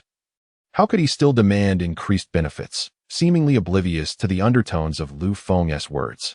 Realizing that Jason genuinely misunderstood the intent, Feng took it upon himself to elucidate further. He explained that Feng sought to amend the contract to ensure that any outcomes from their research would be prioritized for use by the Ferrari Group, which would in turn provide bonuses to the team. Moreover, the allocation of research funds would necessitate oversight from the head of the research institute to clarify their intended use. Upon hearing this, Jason erupted in fury. Zhao, is your group intent on breaching the contract? Jason exclaimed, incensed, as he ordered his team members to cease their research and gather around him. I demand an explanation. Zhao, had it not been for your initial sincerity, I would never have come here, Jason bellowed at Zhao Yun. Zhao Yun, observing Feng's grim demeanor and Jason's ire, felt overwhelmed. Professor Jason, that is not what Chairman Liu meant, Zhao Yun hastily clarified. Indeed, that is precisely what I meant, Feng replied coldly. Zhao, have you noticed? Your chairman shows us no respect at all. Jason is well aware that Ferrari cannot sever ties with them. Hence he disregards even the chairman of the Feng Group. If you genuinely desire my respect, you must present your research progress to me. It has been half a year already. Yet you have failed to communicate any advancements to the group. I equally perceive your lack of respect towards us. Observing the escalating argument between the two, Zhao Yun hastily instructed the head of the research institute to pull Jason aside, while he took Feng out of the new energy research department. Director Feng, I understand your frustration, but this predicament is unavoidable, Zhao Yun explained. Must we utilize this research team? Is there no possibility of a replacement? Feng countered. Director Feng, it is not so simple. The renowned figures in the international new energy sector have already been recruited by various overseas automotive companies, leaving us with only those who lack prominence. Professor Jason's team is quite illustrious across Europe. Otherwise, I wouldn't have exerted so much effort to secure numerous unequal contracts to retain them. If we were to replace Professor Jason's team, it would be exceedingly challenging to find a better one in a short time frame. The group has already fallen considerably behind other enterprises. If we delay further, we may find ourselves in dire straits. After hearing Zhao Yun's explanation, Feng struggled to contain his simmering anger. Can we truly trust these foreigners? If I entrust the new energy technology to them, will they not merely sell it off? Feng retorted. We can bind them with contracts, Zhao Yun suggested after some contemplation. Contracts are the least effective measures. If they refrain from leaking information domestically but divulge it upon returning to Europe, what recourse do we have? Zhao Yun fell silent, acknowledging Feng's concerns. Indeed, the value of the technology in Feng's hands is immeasurable. No one can guarantee that Jason's team will remain untempted. With the technology Feng possesses, the group hardly needs Jason's team anymore. With it, Ferrari could easily gain the upper hand. However, a trustworthy research team is essential to interpret the technology Feng holds. and it is evident that Jason's team is unsuitable. Zhao Yun found himself at a loss. Yet Lu Feng proposed, let us proceed as previously discussed. If Jason's team complies, we can retain them. If they cannot accept it or make more unreasonable demands, we shall dismiss them. Upon hearing this, Zhao Yun entered the research room to convey Lu Feng's sentiments to Jason. At that moment, Jason was still seething, while Zhang Ru stood by, offering conciliatory words. Professor Jason, please calm down, Zhao Yun approached. Seeing Zhao Yun advance, while Lu Feng remained absent, Jason assumed Zhao Yun was there to smooth things over. And thus his demeanor became even more arrogant. Zhao, we had an agreement. What do your sudden changes mean? Your current actions are quite disheartening. Moreover, I find myself in a state of emotional instability, rendering me incapable of conducting research at present. I have resolved to take a month-long respite with my team, enjoying leisure in Huagua, and you shall bear the expenses of our travels, with salaries disbursed as usual during this period. Jason articulated his demands to Zhao Yun, confident that Zhao would acquiesce, even believing that additional funds would be allocated to prevent his month-long hiatus. This would consequently provide them with enhanced research funding for the exploration of renewable energy. Should they successfully develop any technology, it would not be utilized by Ferrari Group, but rather transported back to Europe for the benefit of the European consortium. Thus, Jason envisioned a dual reward of fame and fortune. As for Ferrari Group, he could only offer them his prayers. Upon hearing Jason's excessive demands, Zhao Yun felt a surge of anger. Even a clay figurine possesses a degree of temper. How much more so for the president of a corporation? Professor Jason, I am here to convey our chairman's directive. The chairman has stated that the contract must be signed as he just proposed, and furthermore, no additional expenses can be incurred. Zhao Yun stated coldly. What? Jason exclaimed, incredulous, as he leapt to his feet. This was not what he had anticipated. Zhao, are you speaking the truth? Jason could hardly believe that Zhao Yun had adopted such a resolute stance, as previously, he would acquiesce to whatever demands were made. Indeed, I speak the truth, unequivocally, Zhao Yun affirmed. Upon seeing Zhao Yun's unwavering demeanor, Jason pointed a finger at him in a threatening manner. Zhao, I believe we no longer need to collaborate. My team and I shall depart tomorrow, and I will not only leave but also publicly denounce your group in international publications. I look forward to seeing which teams will dare to conduct research for your organization thereafter. As Jason threatened Zhao Yun, the laboratory door swung open abruptly, and Lu Feng entered with a file in hand. I fear you may not be leaving after all. Chapter 47. From arrogance to embarrassment as soon as his words fell. Lu Feng approached Jason with a folder in hand. Mr. Lu, what do you mean by that? Are you attempting to forcibly detain us? Jason inquired, a hint of apprehension in his voice. Certainly not detaining you. We, the people of Huagua, would never resort to such indiscriminate actions, Lu Feng replied. Then what do you mean by saying we cannot leave? Quite literally, as it appears, Lu Feng stated. I'm afraid I do not comprehend, Jason admitted. Perhaps this document will enlighten you, Lu Feng said as he handed the folder to Jason. Curious, Zhao Yun watched as Jason opened the folder. As he perused the contents, Jason's complexion paled, his hands trembling uncontrollably. Noticing Jason's fear, Zhao Yun seized the document from him and began to read. To his shock, the document revealed that Jason had clandestinely diverted a significant portion of the research funds allocated to him into his personal account during his tenure. Professor Jason, you must provide me with an explanation. Zhao Yun glared at him with a fierce intensity. Jason, now flustered, had kept his embezzlement a closely guarded secret, even from his team members. Puzzled by how Lu Feng had uncovered this, he stammered, his already limited command of Chinese faltering further under pressure.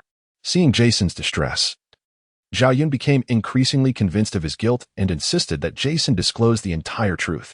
He threatened to bring Jason to justice, demanding he face trial and imprisonment.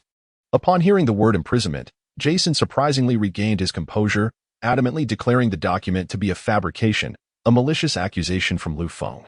A forgery. This document is a forgery, Jason exclaimed. It seems you are unwilling to accept reality, Lu Feng retorted, producing a bank transfer record from the folder. This is the record of your illicit transfers of research funds. Your actions were discreet, but ultimately futile, he asserted, handing the document back to the still unconvinced Jason. In a fit of desperation, Jason tore the document in half, loudly accusing the corporation of scheming against him. The members of the research team, having overheard, gathered around, demanding an explanation from Lu Feng. Undeterred, Lu Feng found a computer, connected the USB drive from the folder, and publicly opened the file directory. The clear transfer records displayed on the screen left the researchers speechless as they faced irrefutable evidence. Witnessing this, Jason crumbled, rushing to Feng to confess. Mr. Chairman, I realize my wrongdoing. I had no choice. My wife is gravely ill and requires a substantial sum for her treatment. My love for her compelled me to misappropriate the research funds. Rest assured, I will accept deductions from my salary moving forward. I no longer require a paycheck, he pleaded, turning his attention to Zhao Yun with a desperate entreaty. Zhao, I implore you to assist me. I am truly at my wit's end. I promise to expedite my research so that you may witness the results sooner rather than later. You must help me. Zhao Yun, gazing at the desperately pleading Jason, softened upon hearing his assurances in the claim that he embezzled funds solely to finance his wife's medical treatment. He felt compelled to intercede with Feng. Director Liu. After all, Jason. Zhao Yun's words were abruptly cut off by Feng.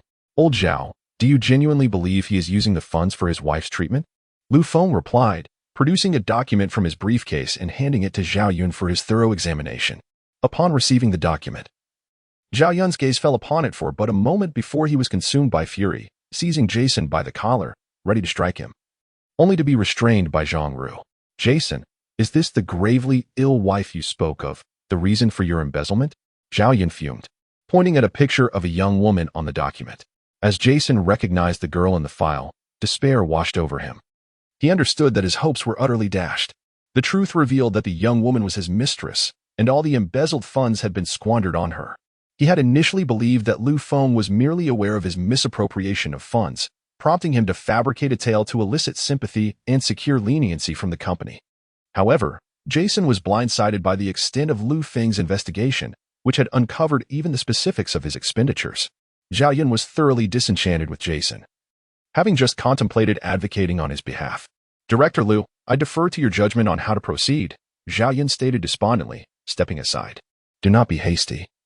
Let us examine this document further, Feng calmly suggested, producing another file. As Jason caught sight of the contents, which included his own documents, he attempted to rush forward to seize it, only to be firmly restrained by the security personnel he had summoned earlier. Zhao Yun's eyes widened as he scrutinized the new file, which explicitly detailed an agreement between Jason and a European conglomerate. It stipulated that, should the research team achieve results, the conglomerate would facilitate Jason's return to Europe, where he would sell his findings to them. It was akin to a man investing both time and money, only for the offspring to bear another man's name upon birth. Suppressing his rage, Zhao Yun meticulously reviewed the document. He then approached Jason, who was still being held by security, and displayed the file before him. Faced with the exposure of his greatest secret, Jason desperately struggled against his captors, yearning to reclaim the document. Yet, he was no match for the two burly security guards, and his efforts to escape were in vain. Director Liu Zhao, allow me to explain. It is not as it seems, Jason pleaded in vain. Realizing the futility of his regrets was too late. The exuberance he once displayed would now be matched by his impending despair. Let the police hear your justifications, Feng remarked coolly. Zhao Yun promptly dialed the authorities, directing the call to the Economic Investigation Unit. While waiting for the police to arrive, Jason, having abandoned his previous haughty demeanor, relentlessly pleaded for mercy from Feng. Given the substantial amount of money involved and the fact that it pertained to a foreigner, law enforcement arrived swiftly. Upon reaching the scene, Zhao Yun presented the meticulously organized documents to the officers. After reviewing the materials, the police promptly instructed their personnel to take Jason into custody. As the president of the corporation, Zhao Yun was also required to accompany them to provide a statement and confirm information. Before departing, Feng inquired about the potential sentencing for Jason's situation.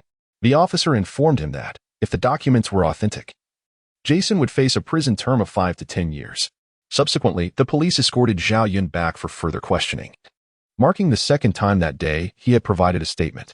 After the officers left, Feng observed the flustered foreign researchers before him and chose not to elaborate further. He simply advised them that if they were not involved in Jason's embezzlement of company funds, they could opt to terminate their contracts without concern, as the corporation would not impose any hardship upon them. Having said that, he assigned Zhang Ru to handle matters concerning the foreign researchers and then departed. Just as he exited the factory gates, Feng received a phone call. Noticing the local number from Fei City, he was uncertain of the caller's identity but proceeded to answer. Hello, who is this? Is this Mr. Feng? Yes, this is him. Who am I speaking with? And what is the matter? You need not concern yourself with my identity at this moment. I have a business proposition for Mr. Liu regarding Ferrari Group. I do not know you. How can we discuss anything? Lu Feng replied, increasingly perplexed. We will become acquainted shortly. Remember, come to Japan Racing Circuit. The caller concluded before abruptly ending the call. Lu Feng was left bewildered, struggling to decipher the meaning behind the conversation. Just as he pondered the significance of the call, his phone rang again. Hello, who is this? Hello, Mr. Liu, this is the finance department. The tax bureau is currently at our company, suspecting us of tax evasion and intending to seal the company for an inspection, a frantic female voice relayed. Upon hearing the finance officer's words, Lu Feng immediately connected the dots to the mysterious phone call he had just received. Was it you? Japan Circuit. I shall see who this individual is. Chapter 48. The unexpected inspection. Upon returning to the headquarters, Lu Feng was met with the sight of numerous law enforcement officials gathered at the entrance. Without pausing to greet the employees, he made his way directly to the finance department. The finance personnel, currently cooperating with the investigation, hurried over as soon as they spotted Lu Feng. Mr. Liu, we are taken aback by this sudden visit.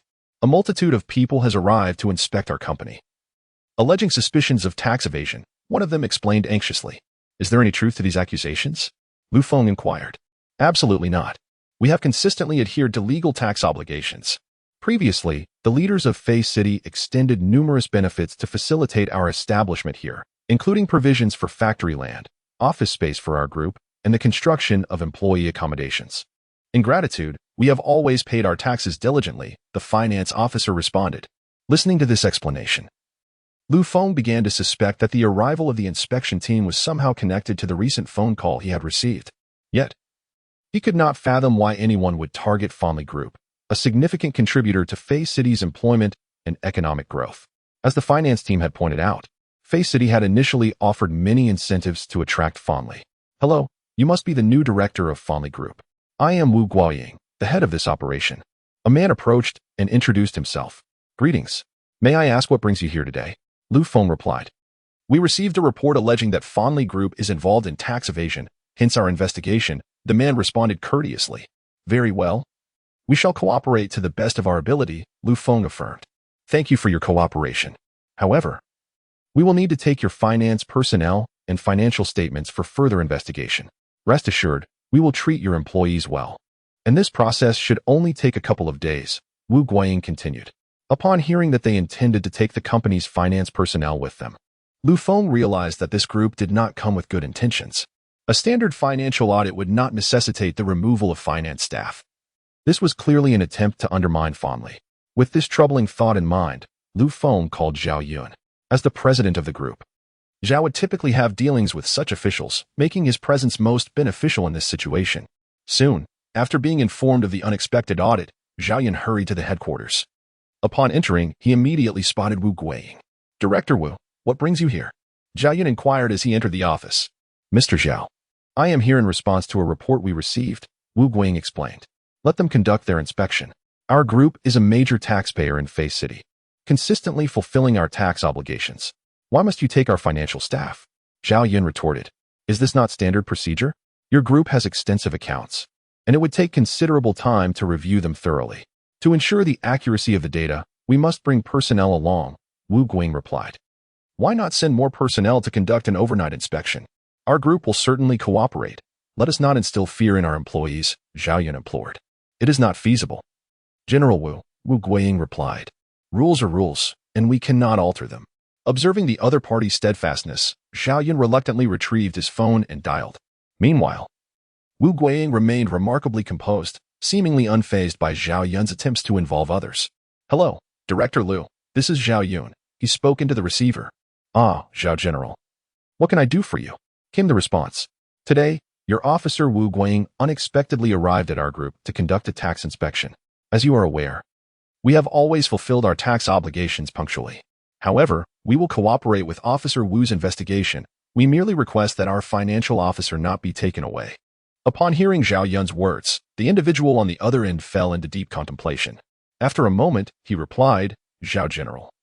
There are laws for state-owned enterprises and regulations for families. We cannot breach this protocol. If your group demands such actions today, what will prevent other groups from doing the same tomorrow? It would lead to chaos. It is best to adhere to the established process. I will ensure that Wu Guiying treats your employees well. With that, he terminated the call, denying Zhao Yun an opportunity to respond. Zhao Yun's expression darkened as he turned to Lu Feng. Director Zhao, have you finished your call? If so, please arrange for the financial team to accompany us. Wu Guiying interjected. Zhao Yun glanced at Lu Feng, seeking his counsel. Very well, Zhao. Please arrange for them. Assure them this is merely a routine financial investigation. Lu Feng replied coolly. With no other choice, Zhao Yun proceeded to organize the staff. Thank you for your understanding, Director Lu. Wu Guiying smiled. Unexpectedly, Lu Feng fixed him with a piercing gaze, startling Wu Guiying. Director, what do you mean by that? He inquired. Lu Feng remained silent as he retrieved a pack of cigarettes from his pocket, lighting one and exhaling the smoke towards Wu Guiying. Caught off guard by the sudden cloud of smoke, Wu Guiying almost choked. Just as he was about to question Lu Feng, the latter spoke calmly. Captain Wu, I trust my employees will not endure any grievances during this process, and I require access to the 24-hour surveillance footage. Suppressing his anger, Wu Guiying insisted that this was merely a standard procedure intended for their assistance with the investigation and would entail no further complications. Thank you, Captain Wu. However, I must remind you that regardless of who you represent, you have offended me today, Lu Feng said, patting Wu Guiying on the shoulder before turning to comfort the company employees. Wu Guiying was left alone, his thoughts clouded with uncertainty. Eventually, with Zhao Yun and Lu Feng's reassurance, the employees calmed their nerves and departed with their computers and documents in tow, following the investigators. Once everyone had left, Zhao Yun muttered a curse under his breath. When the group was thriving, who would dare to act in such a manner? We have always adhered to the law. Yet still, we are subjected to scrutiny. It is utterly infuriating. All right, Lao Zhao, do not be so upset. This is how people are when you are down. No one respects you, but when you shine, they all come back to curry favor. Lu Feng consoled the irate Zhao Yun. I understand the reasoning, Director Lu, but I am still angry, Zhao Yun replied. Have you ever considered relocating the group? Lu Feng suddenly inquired. What? Zhao Yun thought he had misheard. I said, have you considered moving the group? Lu Feng reiterated. Director Lu, relocating is not so simple. We cannot carry all these assets with us. Zhao Yun said with a wry smile.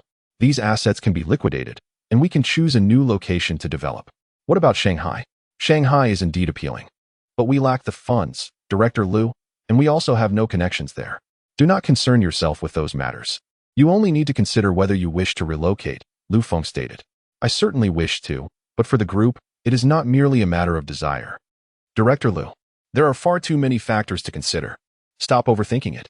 Once the finance team returns, convene a meeting to inform the staff that the company is preparing to leave Fei City and that they should be ready, Lu Feng said calmly. After assigning Zhao Yun a few tasks, Lu Feng departed, as he needed to meet the enigmatic caller. Although there was no concrete evidence, his intuition suggested that the company's investigation was undoubtedly related to this matter. Setting the navigation, Lu Feng hastened towards the Jupin Mountain circuit. I am eager to see what prominent figure awaits. Chapter 49. Captured after a considerable period of travel, Lu Feng swiftly arrived at the so-called Jupin Mountain racetrack. Upon registering his name, he was promptly guided to a track entrance within the circuit. Upon his arrival, Lu Feng spotted a group of affluent youths, elegantly attired, engaged in idle chatter around several vehicles. One of them caught sight of him and hastily pointed in his direction, prompting the others to direct their gazes toward him as well. I am Lu Feng. Which one of you seeks me? Without a trace of pleasantry, Lu Feng cut straight to the chase. Upon hearing his words, one man stepped forward. Ah, so you are Director Lu. It is an honor to finally meet you. Your reputation precedes you. I am Wei Changqing. However, Lu Feng showed no interest in his name and directly inquired about the purpose of his visit. Despite Lu Feng's forthrightness, the man remained unperturbed and tossed a cigarette towards him. Yet, Lu Feng merely swatted the cigarette to the ground. Observing this gesture, the man did not exhibit anger. Instead, he burst into laughter. Ha ha ha, as expected of the new director of Ferrari Group, you certainly possess audacity. But tell me, what is the reason for your summons? Why have you sent someone to investigate my company? Lu Feng's gaze remained cold and penetrating. Well, I feared that you, Director Lu, might be too preoccupied to attend. Hence I resorted to certain measures, the man explained with a smile. As for why I sought you out, it is, of course, to discuss business with you. It seems we have no business to discuss, Lu Feng replied curtly. Please, Do not be so hasty in your refusal. Allow me to introduce the individuals beside me, and then you may reconsider." The man proceeded to introduce each of his companions one by one. After hearing their affiliations, a chill flickered in Lu Feng's heart. It turned out that these young individuals either had powerful parents in the Fei City Chamber of Commerce or family members in government. It was evident that one could not bypass these figures if they wished to develop in Fei City. "What exactly do you wish to discuss with me?" Lu Feng inquired impatiently. "Since you are so eager, let me be frank. Miss Feng Ning is a dear friend of ours. We have heard that you recently declined her acquisition offer. I believe you acted somewhat impulsively." Hearing the other party's tone, which suggested a sense of entitlement, Lu Feng couldn't help but chuckle. "So, this elaborate setup today is to persuade me to sell fondly to Feng Ning? Indeed, Mr. Lu. A business deal that could yield 10 billion is a rare opportunity. If you find that insufficient, I can certainly sweeten the pot." The man continued. "Mercedes is a colossal entity, and I hope you will give this serious consideration. And what if I refuse?" Lu Feng narrowed his eyes. "Then you must prepare for daily scrutiny of your group and be wary of certain unsavory characters causing trouble for you," the man threatened with a smile. "It appears that there is no possibility of reconciliation between us." Lu Feng's tone turned ominous. "If you decline our proposal, then it is evident that reconciliation is out of the question," the man retorted arrogantly. Upon hearing the words, Lu Feng remained silent, turning to leave, unwilling to squander time amidst this group of second-generation elites. Just as he was about to depart, a young man rose from the sofa. "Is this a place you can simply come and go as you please? You must leave something behind if you wish to exit safely," he declared. "What did you say?" Lu Feng turned his head to inquire. "I said, if you refuse this business deal, you shall not leave here unscathed. Are your ears deaf?" The red-haired man continued his brazen taunt. "From your tone, it seems this matter cannot be resolved amicably today. Am I correct?" Lu Feng remarked, directing his gaze towards the first man who had stood. "Mr. Lu, if you agree to my proposal, we will become like family. What do you think?" The man assumed Lu Feng would concede. "You lot think you can negotiate business with me?" Lu Feng's words were astonishing. "Are you rejecting it then?" the man asked. "Why would I refuse? Am I a fool?" Lu Feng retorted mockingly. As his words hung in the air, the red-haired man hurled a beer bottle towards him. The bottle shattered on the ground, yet the anticipated chaos did not ensue. "This is your method? Quite unimpressive," Lu Feng remarked, his tone darkening. Seeing Lu Feng's demeanor, the red-haired man picked up another bottle from the ground and threw it again. However, once more, it missed its mark, and Lu Feng effortlessly shattered the bottle with his bare hands. This spectacle left the red-haired man and the others in a state of shock. "Is throwing beer bottles your only skill?" Lu Feng jeered. "Boy, do not be so arrogant." The red-haired man charged at him, prompting several others to join in, except for the man who had just negotiated with Lu Feng. Unfazed by the approaching assailants, Lu Feng seized the opportunity to deliver a left hook to the red-haired man's face, sending him flying 3 to 4 meters, motionless on the ground. Then, employing a straight punch from Jeet Kune Do, he struck another man, who also crumpled to the ground, clutching his abdomen. A crack echoed as a tattooed youth attempted a sneak attack with a stick, landing a painful blow to Lu Feng's back. In response, Lu Feng swiftly turned, delivering 2 punches to his assailant, followed by a powerful kick that sent him flying. The remaining 2 men were dispatched with a swift double kick from Lu Feng. Calmly, Lu Feng approached the man named Wei Chongqing, retrieving a cigarette from his pocket and lighting it. Exhaling a puff of smoke, he gazed at the now dumbfounded man. "Do you still wish to detain me?" Lu Feng inquired. At this, the man jolted upright, stammering, "Why you shouldn't be so arrogant? We live in a society governed by law. What can you do, even if you're strong? Do you have any more tricks up your sleeve? If not, I may take my leave," Lu Feng stated. "Humph, you cannot escape now. Did you think we had only these means?" the man suddenly declared. No sooner had he spoken than a group of uniformed law enforcement officers approached briskly. "We received a report of a brawl occurring here," the leading officer stated.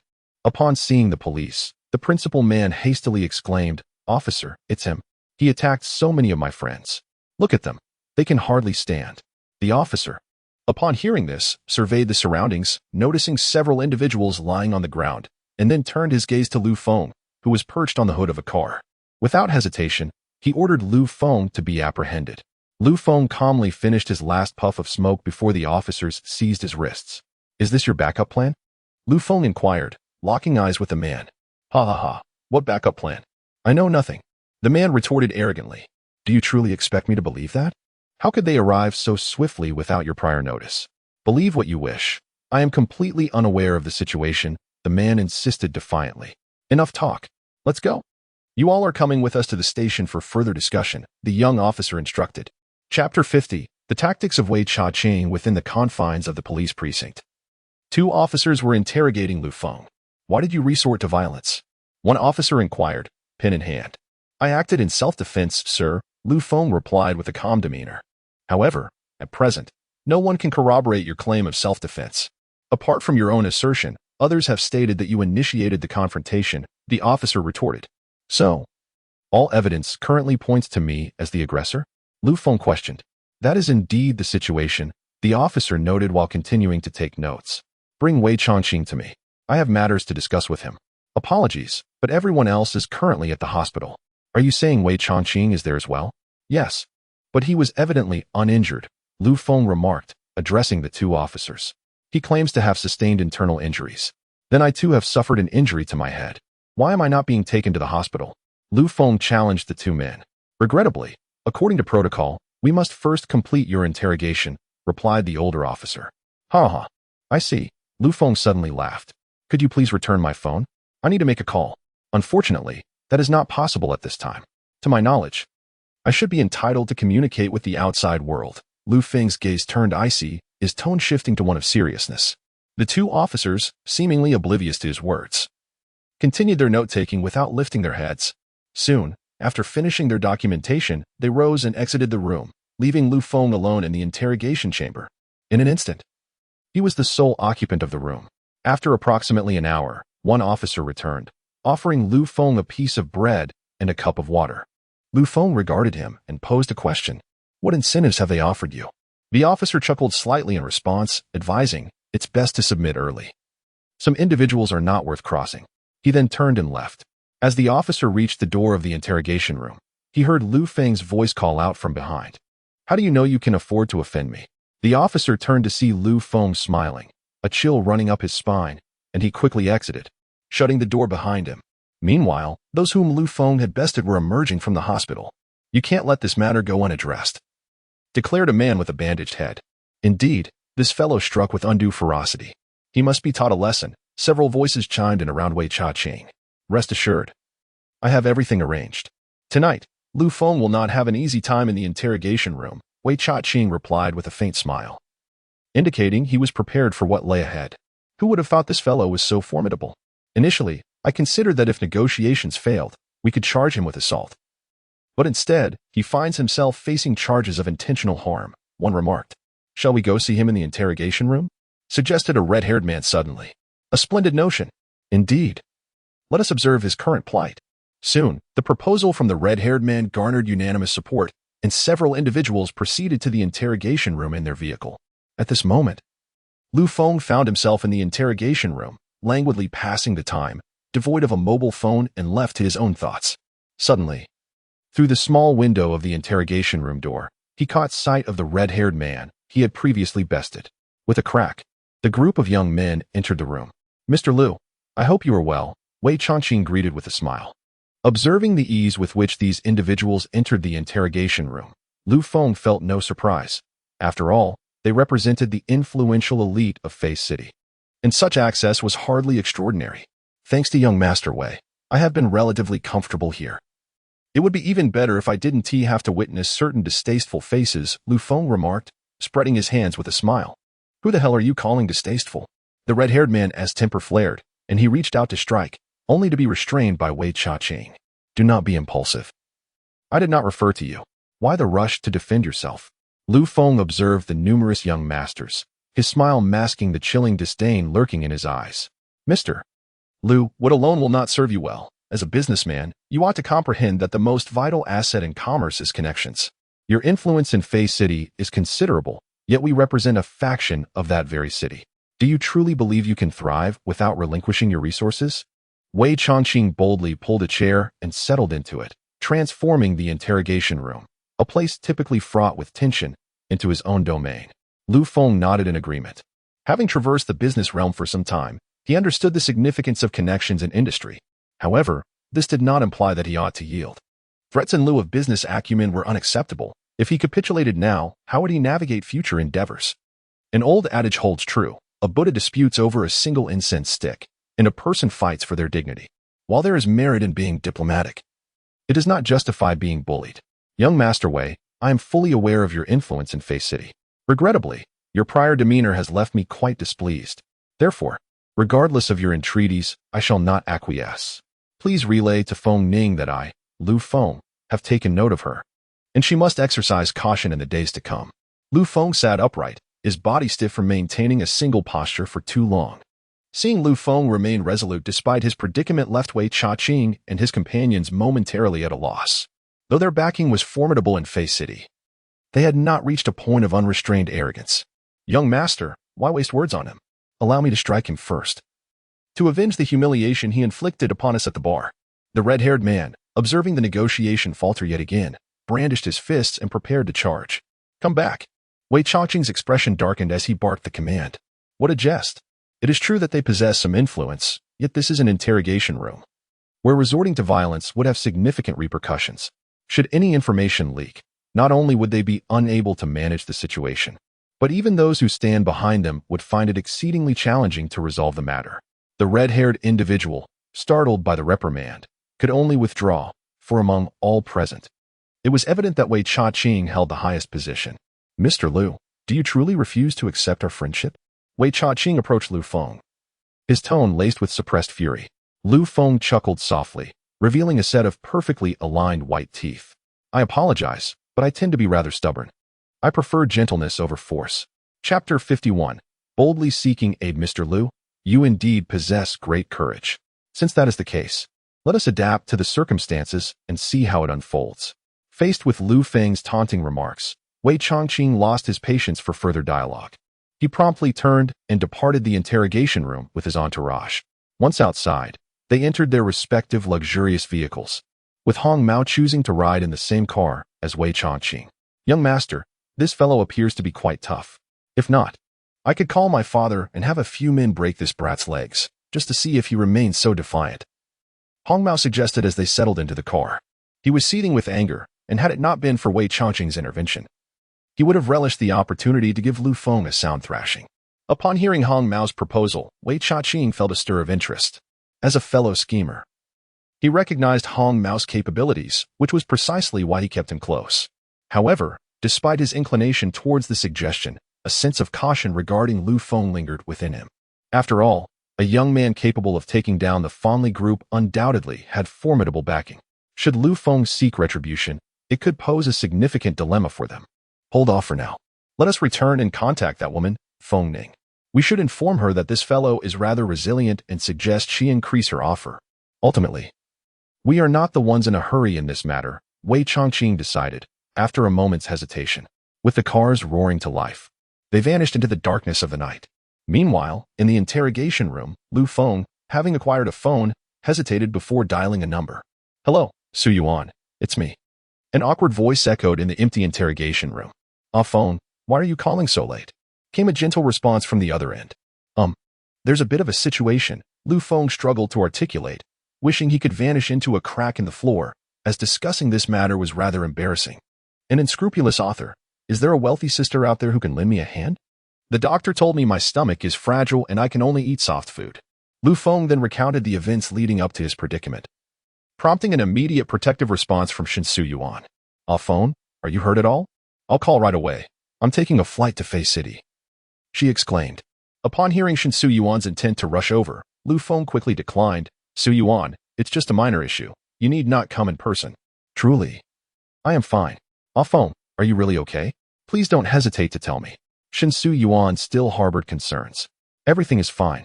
I initially hesitated to inform you, but being unfamiliar with the surroundings left me with no choice. Why are you treating me so distantly? You actually thought of not telling me. Su Yuan huffed directly.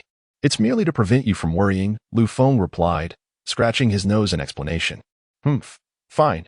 I'll contact someone first, so wait a moment, Su Yuan declared before hanging up the phone.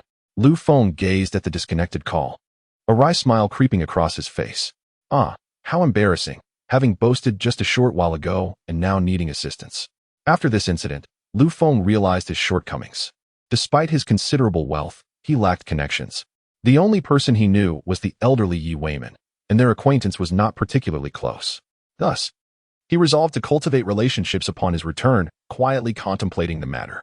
On Shin Shuyuan's end, after ending the call, she suppressed her rising anger and sought the phone number of the mayor of Fei City, concerned that Lu Feng might be enduring hardship in the interrogation room.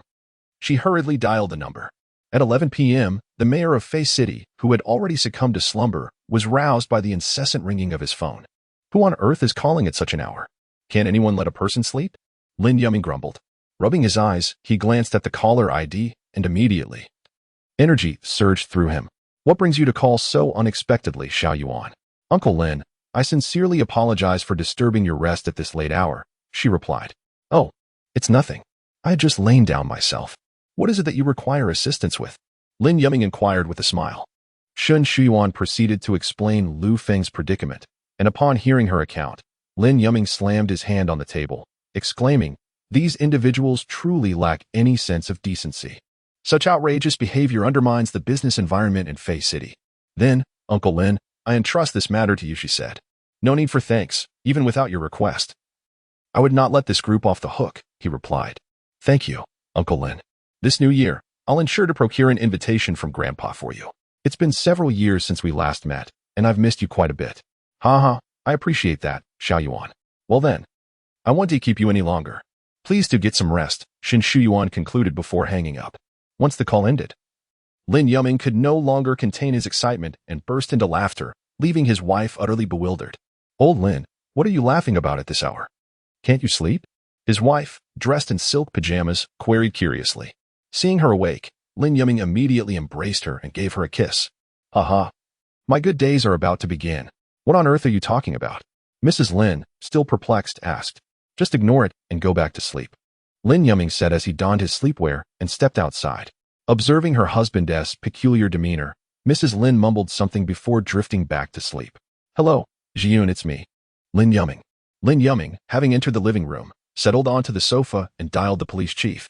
The police chief, jolted from his deep slumber upon recognizing Lin Yuming's voice, hastily inquired if there was an urgent matter at such a late hour. Jiyun, you truly need to manage your people more diligently. Lin Yuming's words sent a shiver down the police chief's spine. Why yes, you are absolutely right. He could only acquiesce. Lin Yuming then proceeded to recount the situation in detail. After listening attentively, the police chief assured him repeatedly that he would handle the matter with utmost care, advising Lin Yuming to await good news. Satisfied with his assurances, Lin Yuming concluded the call and returned to rest. Meanwhile, the police chief, immediately after hanging up, donned his attire and rushed outside. Upon reaching the ground floor, Su Jian hurriedly drove his car towards the police station where Lu Feng was located. This was certainly a predicament. To have prompted a personal call from the mayor, one must possess considerable influence. Soon, amidst Su Jiyun's anxious anticipation, he arrived at the interrogation room where Lu Feng awaited. Chapter 52. The director's personal visit. Who is on duty here today? Su Jiyun inquired as he entered. Who are you to come here at such a late hour? The duty officer responded. I am Su Jiyun, the director, he replied. The duty officer, upon hearing the name, quickly sprang into action to greet him. If I hadn't come, you would have caused a scandal, Su said. Director, what do you mean? The officer stammered. Did your precinct apprehend a young man today? He is still being held in the interrogation room. Indeed, there is one, brought in for assault, the officer confirmed. Then hurry and take me there. Su Jiyun commanded loudly. Yes, please follow me, the duty officer said, leading Su towards the interrogation room. As they departed, he gestured to his colleague, instructing him to promptly notify the precinct head that Su Jiyun had arrived. Navigating through the corridor, the officer brought Su Jiyun to an interrogation room. Director, he is inside, he announced, opening the door. Lu Feng, noticing the police officer and the middle-aged man who entered, was perplexed by the situation. You must be Lu Feng, Chairman Lu, Su Jiyun stated. Yes, that is correct, Lu Feng replied. Quickly release Mr. Lu from his handcuffs. Su ordered, and the officer promptly complied. I sincerely apologize, Mr. Lu, for the inconvenience caused. I am fully aware of the circumstances surrounding this matter, and I assure you that I will provide a resolution, Su Jiyun said. Upon hearing Su's words, Lu Feng realized that he was the reinforcement sent by Shen Shuyuan, and he inwardly marveled at the Shun family's influence. And you are? Although he understood that this man was a savior, Lu Feng was still unaware of his identity. My memory fails me. I neglected to introduce myself. I am Su Jiyun, the chief of the Fei City Police Department, he replied. Lu Feng was taken aback by the revelation of the man's position, realizing he was indeed a powerful figure, summoned by Shen Shuyuan in the middle of the night. Greetings. And I sincerely apologize for troubling you at such an hour, Lu Feng said courteously. Mr. Lu, your words are too kind. It is my lack of oversight that has allowed a law-abiding citizen like yourself to endure such unfair treatment, Su responded. It is only natural that you, with your numerous responsibilities, may overlook minor matters. I admit my actions were rather severe this time, causing you undue trouble, Lu Feng chuckled lightly. Haha, Mr. Lu. You are far too gracious, Su laughed in reply. Let us step outside and converse further, Su suggested. Very well, Lu Feng agreed, and they exited the interrogation room. Where do you reside, Mr. Lu? Allow me to escort you home, Su offered, intrigued by the young man before him. At merely 20-something. Lu Feng had acquired a conglomerate like Fanli, valued at 20 billion. Although Fanli had encountered difficulties recently, it was still a formidable entity. Moreover, the fact that the young heir of the Shen family had summoned Su Jiyun in the dead of night hinted at Lu Feng's significant background. Lu Feng promptly declined Su Jiyun's offer to give him a ride. Thank you for your kindness. But I cannot impose on your rest by making you come out here at such a late hour. I can easily take a taxi back myself. Just as Su Jiyun was about to respond, a voice interrupted the conversation. A stout man hurriedly approached Su Jiyun, panting as he spoke. Director, is there something urgent that brings you here at this hour? You could have just called. There's no need to come in person. Su Jiyun regarded the rotund figure with a cold smirk. Zhou Daniu, are you unaware of my purpose for being here? The deputy director, Zhou Daniu, sensed the chill in Su Jiyun's words, causing him to shiver. He was acutely aware of Su Jiyun's intentions. Had he known Lu Feng's background earlier, he would never have dared to treat him so dismissively. In his eagerness to curry favor with Wei Cha-cheng, he had ordered his subordinates to confiscate Lu Feng's phone and had left him in handcuffs, forcing him to remain seated throughout the night. Director, I am merely acting in accordance with the law. After all, Mr. Lu did inflict harm.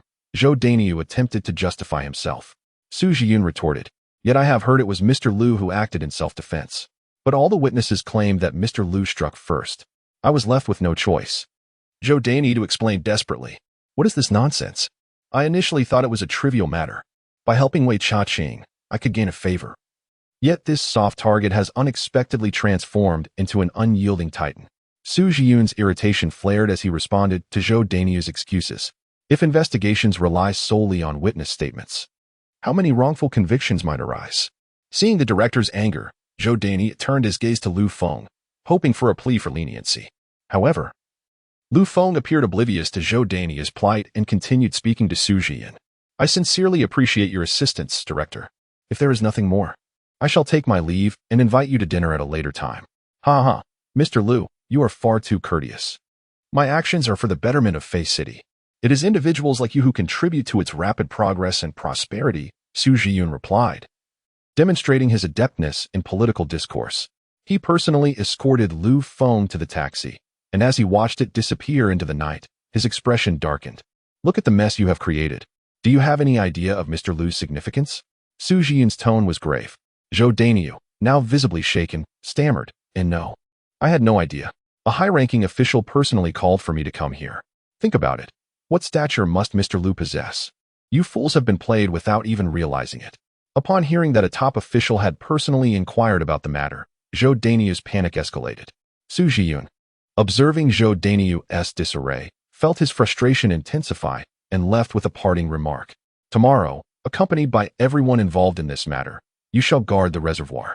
With that, he drove away, leaving Zhou Daniu alone, slumped on the ground. What have I done? Lu Feng had already taken a taxi back to the Rose Bar. As he could not return to the hotel to rest, his car was still parked there. Just as he ignited the engine, Shen Shuchen's call came through. Hello, a phone. Are you all right? Shen Shuchen's concerned voice resonated through the line. Hearing her worry warmed Lu Feng's heart. Yes, I'm fine now, Shuchen, Lu Feng replied. That's good to hear. Make sure to rest early. Understood, you too. Thus, Lu Feng drove while conversing with Shen Shuchen and soon arrived at the hotel entrance. I've reached my destination, so don't worry. Make sure to get some rest, Lu Feng said. All right, you too, good night. Good night. After hanging up, Lu Feng checked into the hotel, pushed open his room door, and collapsed onto the bed, drifting into slumber. Yet, a nagging feeling lingered, as if he had forgotten something essential. Chapter 53. Assassination. The following day, Lu Feng did not rise until nearly noon. What did I forget yesterday? He mused while dressing.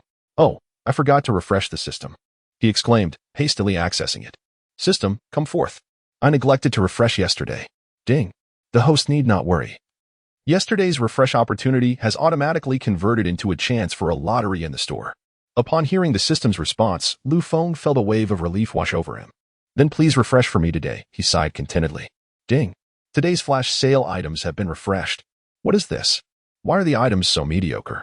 Wasn't it supposed to improve over time? Lu Feng complained. It turned out that the best item available today was merely 10,000 reputation points, while the other two were ordinary luxury goods. Ding.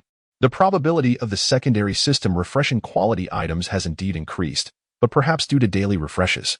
The host's luck is not in his favor, the system replied, its tone tinged with a hint of schadenfreude. Never mind. Let us convert all daily refreshes from the past few days into lottery chances. Who knows? I might draw something remarkable, Lu Feng declared. Understood.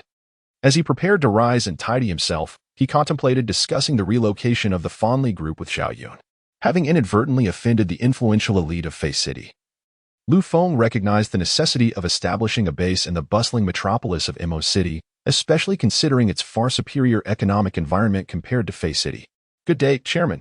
Good day, Chairman, greeted the employees as Lu Feng returned to the group. Old Zhao, have you had breakfast yet? Lu Feng inquired, carrying soy milk, fried dough sticks, and buns into Zhao Yun's office. Chairman Lu, it's nearly 11 o'clock. Isn't that a bit late? Zhao Yun remarked, observing Lu Feng. Not at all. Come. Have some, Lu Feng insisted. No, thank you, Chairman Lu. I had breakfast this morning. Very well, then I shall eat alone. Zhao Yun watched as Lu Feng sat on the sofa, a bun in his right hand and a fried dough stick in his left, sipping soy milk from a cup on the table. In that moment, he was at a loss for words. This was a far cry from the astute billionaire chairman he had seen the day before. After a considerable time, Lu Feng finally finished his meal. Ugh, I'm so full, he said, rising to fetch another glass of water. Chairman Lu, when I visited our seized finance team today, they mentioned they have returned to the group. Was that your doing? Zhao Yun queried. At this, Lu Feng paused, then chuckled. It seems these individuals are not as foolish as I had presumed. What do you mean by that, Chairman Lu? Zhao Yun asked, intrigued. Nothing significant. It's good they're back. I came to discuss the company's relocation further, Lu Feng replied. Upon hearing Lu Feng mention the relocation of the group, Zhao Yun found himself in a dilemma.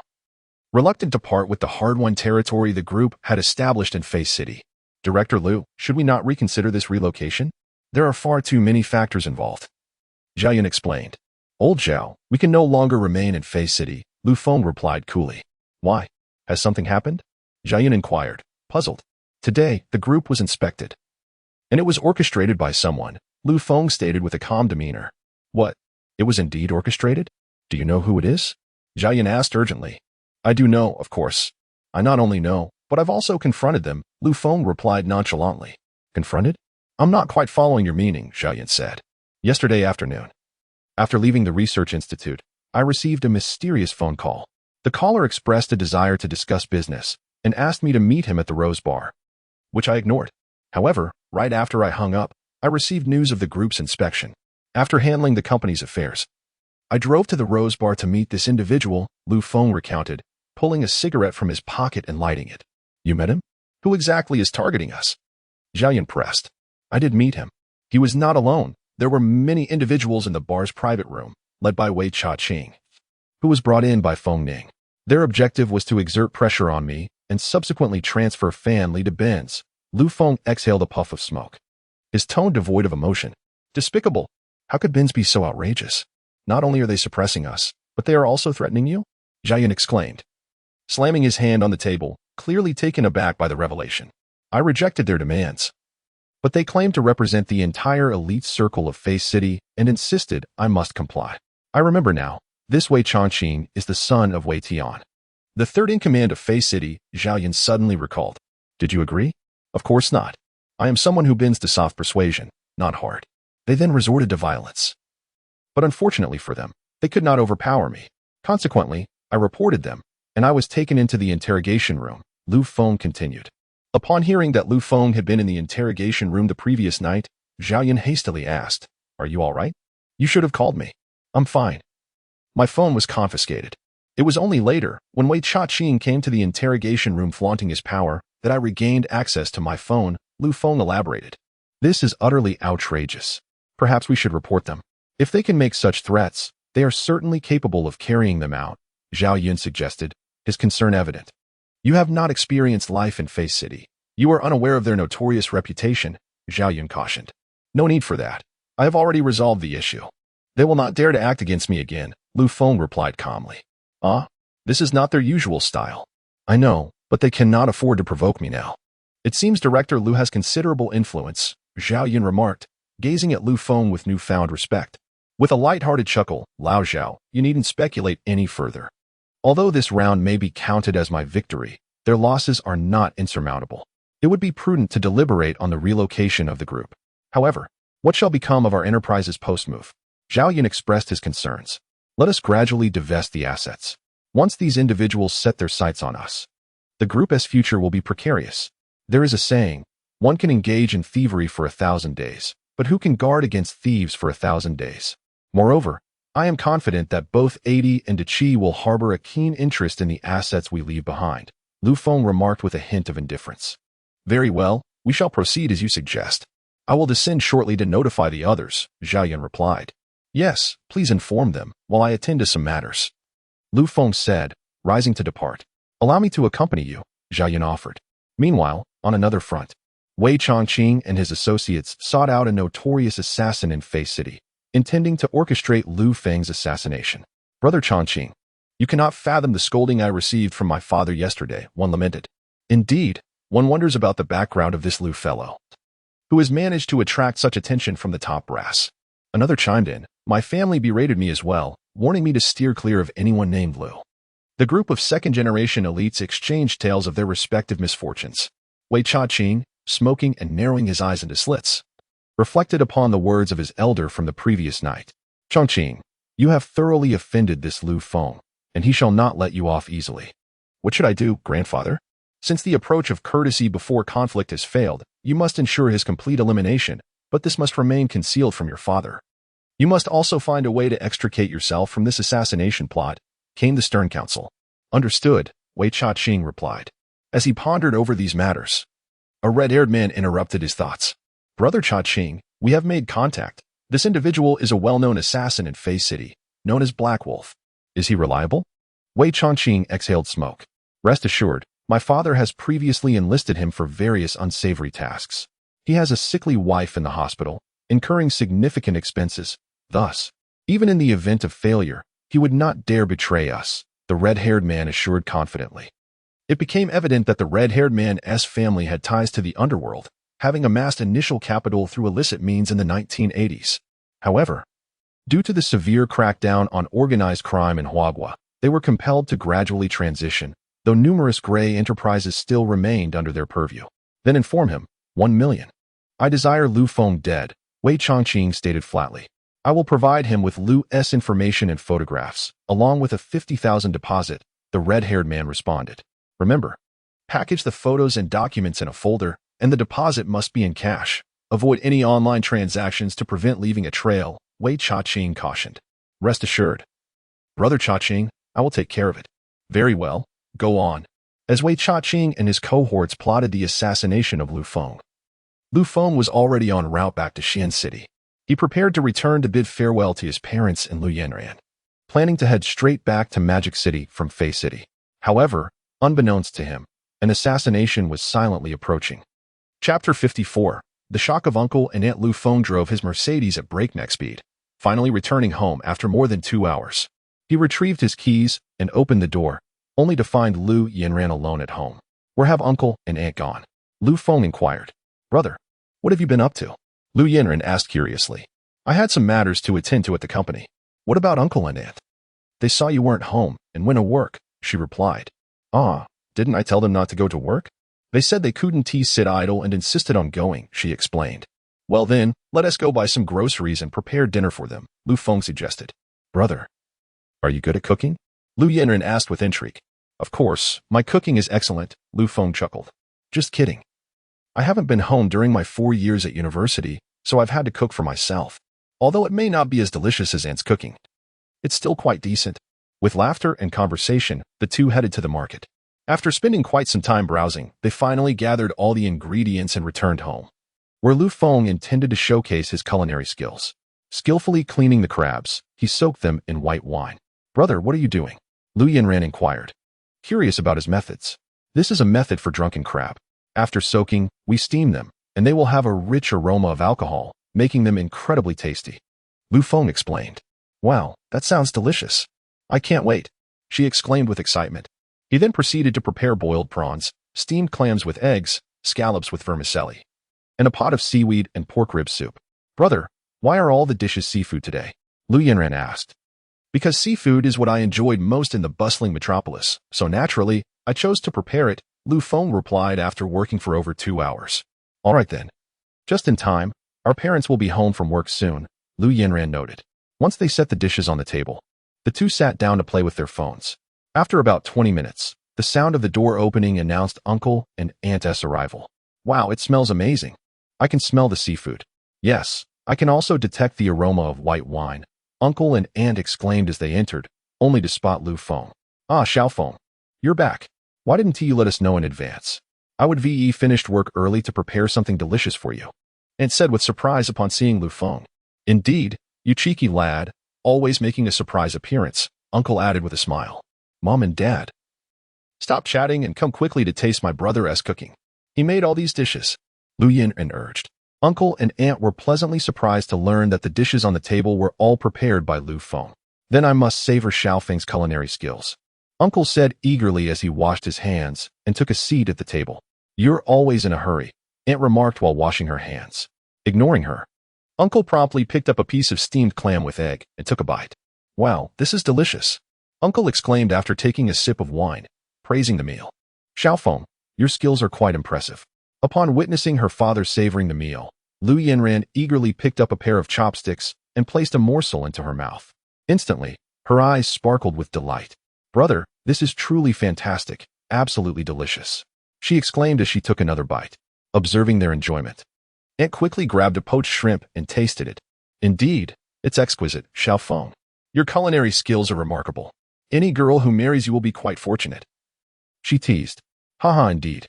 I never anticipated that Feng would be such a talented chef," Uncle complimented. "Brother, may I live with you in the future? I want to eat your cooking every day," Yanran asked. "Haha, Uncle, Aunt, and Yanran, please refrain from praising me too much. It's making me prideful." Feng chuckled. "Haha, if I possessed your culinary skills, I would be proud too. You have no idea. Your aunt never allows me to cook because she finds my meals unpalatable." "Is that truly the case?" "It's not disdain. It's genuinely inedible," and interjected, responding to Uncle's remarks. "Ha ha ha. Dad, is your cooking really that bad?" The meal concluded swiftly amidst laughter and joy, after which Yanran was assigned to wash the dishes in the kitchen. Feng then invited Uncle and Aunt to sit on the sofa. "Uncle, Aunt, haven't tea? I told you not to go back to work? You can rest at home. I will take care of you," Feng asserted. Upon hearing his words, Uncle and Aunt were touched, praising Feng for being a good son. "Feng, we cannot remain idle. Staying at home every day is dull. It's better for us to work," Uncle replied. "Your uncle is right. Once Yanran starts school, it will just be the two of us at home. We will be quite bored, so it's better to work. The time will pass more quickly," and added, "Then why not travel? Explore the beautiful landscapes of our homeland. You should return to work. You have sacrificed so much for Yanran and me. Now that we have the means, you should enjoy life," Feng encouraged. "Traveling is exhausting and costly. I have no desire for that. Staying at home to play mahjong and sip tea is fine too. Playing mahjong makes my back ache, and drinking tea keeps me awake. Daily exercise and dancing would suffice. That's not much better than working at the factory." "Uncle, Aunt, I understand you are reluctant to spend my money, but if I earn it, what's the point of not spending it on you?" Feng said, exasperated. "Of course, your earnings should be saved for yourself. Your uncle and I are still young and capable of working. We can help save some for you later," Aunt replied, leaving Feng both amused and exasperated. His tears were born of gratitude, for they genuinely cared for him, and his laughter stemmed from the joy of having such a wonderful family. Realizing he could not persuade them otherwise, Feng promptly took out his phone and began to take action. as the sound of a text message chimed from his phone. Uncle gazed at it with a look of confusion. Upon noticing a notification regarding a substantial transfer to his bank account, his demeanor shifted dramatically. Xiaofeng, why have you sent me money? He inquired, bewildered. Oh, it's just a little something for you both to enjoy, came the casual reply. But this is far too much. You've transferred 10 million in one go. Aunt, overhearing this, quickly urged Uncle to return the funds to Lu Feng. We cannot accept this money. You will need it for your business, she stated firmly, snatching the phone from Uncle's hand, intent on transferring the money back to Lu Feng. However, Lu Feng swiftly intervened, waving his own phone in front of them. Do you see how much is in my account? He asked with a smile. Uncle and Aunt nodded, still in a daze. How much is there? Please tell me. Lu Feng pressed, suppressing his laughter. The couple began to count aloud. 10, 100, 1,000, 10,000, 100,000, million, 10 million, billion. How much is it really? Uncle queried. There is over 2 billion, they finally exclaimed. So, is it too much for me to transfer you 10 million? Lu Feng teased. No, that is not too much. They replied in unison. Then, may I accept it? He asked.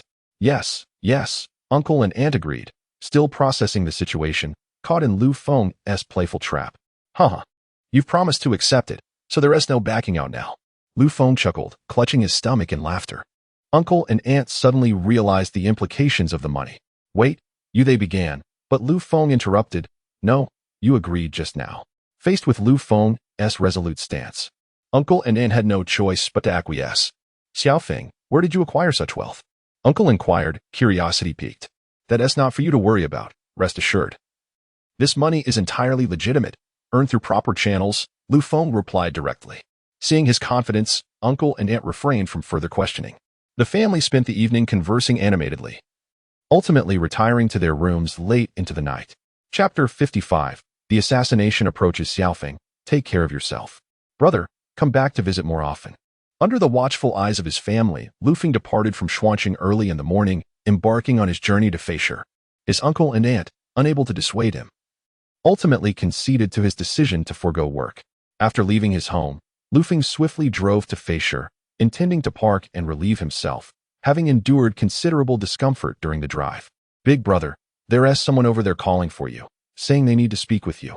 A little chubby boy approached him as soon as he stepped out of the car. The sudden appearance of the child left Lu Feng bewildered, unable to grasp the situation. Little brother, I don't believe we've met. Why are you looking for me? Lu Feng inquired, gazing at the chubby boy. Brother, you are Lu Feng, right? The boy replied, licking a lollipop. Yes, I am Lu Feng. Who wishes to see me? Lu Feng gently ruffled the boy's hair. An uncle gave me this lollipop and told me to come and inform you, the boy innocently explained, pointing towards a dim alley beside the public restroom. Upon hearing the boy's words, Lu Feng glanced towards the shadowy alley and was instantly reminded of Wei Changqing's earlier warnings. A cold smile crept across his face. Oh, they are indeed prompt, he thought. It appeared that evasion was futile. As soon as he entered Feisher, they were already aware of his presence, likely monitoring his license plate. Rather than hiding, I might as well confront them. What if they can't find me and target my uncle instead? Lu Feng mused, resolving to approach them. Thank you. Little friend, your task is complete. You may go play, he said, patting the boy's head before striding towards the alley. Goodbye, uncle, the chubby boy exclaimed joyfully, savoring his lollipop as he ran off. Lu Feng soon entered the alley, which was shrouded in darkness, making it impossible to discern any figures even in broad daylight. I'm here. You may reveal yourselves, Lu Feng announced, standing in the alley. No sooner had the words left his lips than a young man clad in combat attire and a hood emerged from the shadows. Lu Feng scrutinized the man before him. Despite possessing master-level combat skills in the physique of a special forces soldier, he felt an undeniable aura of menace and pressure emanating from this individual. This man must have taken a life. Lu Feng's first impression of him crystallized. Lighting a cigarette, Lu Feng took a drag and asked, Did Wei Changqing send you? However, the man remained silent, his predatory gaze locked onto Lu Feng like a leopard stalking its prey. You may not speak, yet I am aware it is indeed him. But why are you alone? Did they not inform you of my capabilities? Lu Feng remarked nonchalantly. The man continued to ignore him, gripping his combat knife even tighter. You must be a soldier, given your attire and the aura you exude. What compels you to become an assassin? Lu Feng pressed on, yet the man remained unresponsive, as if he had not heard a word. Soon, Lu Feng finished his cigarette, and at the very moment he discarded the stub, a man lunged at him with a dagger. The blade swiftly grazed Lu Feng's chest, yet he adeptly evaded the thrust. Observing his initial strike miss its mark, the man quickly pivoted, aiming for Lu Feng's head. Seizing the opportunity, Lu Feng grasped the man's attacking hand, intent on disarming him. However, the man discerned Lu Feng's intention and retaliated with 2 swift jabs that forced Lu Feng to retreat. The two then separated momentarily. Remarkable agility. Your military background is evident. And not just any military, Lu Feng remarked. You are not so shabby yourself. The man finally spoke, swiftly initiating another offensive, his dagger dancing in a flurry of strikes that compelled Lu Feng to evade repeatedly. As the man pressed him into a corner, Lu Feng retreated to the wall. In a moment of opportunity, he leaped, grasping a rope suspended above the alley, executing a mid-air kick that sent the dagger flying from the man's grip. The man, quick to react, seized Lu Feng's leg as the dagger fell and yanked him down. He attempted to retrieve the weapon, but Lu Feng swiftly grabbed a brick from the ground and hurled it, forcing the man to dodge. Subsequently, Lu Feng charged at him, and they engaged in a fierce hand-to-hand combat. The man's strikes were fierce and rapid, leaving Lu Feng with little more than the ability to defend himself. This was to be expected. While Lu Feng possessed masterful skills in the physique of a special forces soldier, his practical experience was nearly non-existent, having only faced ordinary opponents twice. In contrast, the man before him boasted physical prowess and combat skills that rivaled Lu Feng's, having emerged from the battlefield with lethal expertise honed to perfection. With a swift kick aimed at Lu Feng, he raised his arms to block. But the man leveraged Lu Feng's own arms to propel himself upward and delivered a downward kick. With no retreat left, Lu Feng could only raise his arms once more in defense. The impact forced him to one knee, and the man pressed his advantage without offering Lu Feng a moment's respite. In desperation, Lu Feng rolled to evade the onslaught. But it was evident that the man was determined to deny him any chance to breathe, launching a series of relentless, decisive attacks. Lu Feng, fatigued and on the verge of succumbing, suddenly seized a fleeting opportunity amidst the man's assault and executed the Black Dragon 18 techniques, compelling his adversary to retreat. Is that the Black Dragon 18 techniques? Where did you learn it? I recall that it was banned in Huayra back in the 80s, the man remarked, a glimmer of surprise flashing in his otherwise composed gaze. Panting heavily, Lu Feng chuckled, You wish to learn? I can teach you. At this, the man charged once more, and Lu Feng countered with the Black Dragon 18 techniques. Unfamiliar with the intricacies of the technique, the man found himself evenly matched against Lu Feng. After exchanging countless blows, both combatants found themselves utterly exhausted, their bodies marred with injuries, yet neither succumbed, their gazes fiercely locked onto one another. I underestimated you, the man gasped, struggling to catch his breath. You are quite formidable as well. My curiosity about you grows, Lu Feng inquired, intrigued. With your skills, securing a 6-figure salary as a bodyguard would be effortless. Why then choose the path of an assassin? To Lu Feng's surprise, the man revealed. Perhaps it is a bond of mutual understanding. I too am a prisoner of circumstance. My wife suffers from a terminal illness, and I am compelled to engage in such deeds to finance her medical expenses. Wait a moment, Lu Feng began, but before he could finish, the man launched another attack, evidently intent on ending Lu Feng's life. Left with no alternative, Lu Feng had to counter once more, and after several more exchanges, he seized an opportunity to kick the man down, creating some distance. Hold on, Lu Feng continued. However, the man refused to grant him the opportunity to speak, rising swiftly to attack again. Realizing the man was advancing once more, Lu Feng had no choice but to draw the handgun from his waist, aiming it at the man. Upon seeing the firearm, the man froze in terror, recognizing its authenticity as a standard M1911, a testament to his war-torn past. Can we now engage in a proper conversation? Lu Feng said coolly. Chapter 56. Capturing the Assassin. Black Wolf. Upon hearing the words, the man immediately raised his hands. After grappling with Lu Feng for some time, he understood that at their current distance, his chances of seizing the gun were non-existent. Lu Feng would undoubtedly shoot him dead the moment he attempted to do so. I have lost, the man declared, standing there. No, you have not lost. If it were not for my firearm, the outcome would remain uncertain. Lu Feng replied with a faint smile. Since you possess a gun, why did you not draw it from the very beginning? The man questioned, perplexed. Given that Lu Feng's pistol was equipped with a silencer, he could have easily taken it out and killed him without delay, rather than engaging in such a lengthy confrontation. Because I wish to test my combat abilities, Lu Feng explained. Upon hearing this, The man fell silent, incredulous. This is a life and death struggle, not a game. Your audacity is astounding. In Hua country, firearms are strictly regulated, and many involved in illicit activities only possess crossbows or homemade weapons. How did you come by that gun? The man inquired, voicing his curiosity. The origin of my weapon is, of course, a secret I cannot divulge, Lu Feng stated. However, I find it intriguing and lamentable that with your skills, you could have pursued a far better path. What affliction does your wife suffer from that has led you down this path? Listening to Lu Feng, the man sank to the ground and began to recount his tale. My wife suffers from cancer. She relies on dialysis and chemotherapy to survive. The exorbitant medical expenses are beyond my means, compelling me to engage in this trade of killing and smuggling, he confessed, seemingly resigned to his fate. You are a soldier, are you not? Lu Feng asked. I served in the French Foreign Legion, essentially as a mercenary. I had thought you were a soldier of Hua country. Have you ever killed a Hua citizen? I mean, an ordinary person? No, my dealings have been exclusively with the underworld. Those individuals deserve their fates, and I am not part of the underworld, so why seek to kill me? I am out of money, and my wife requires treatment.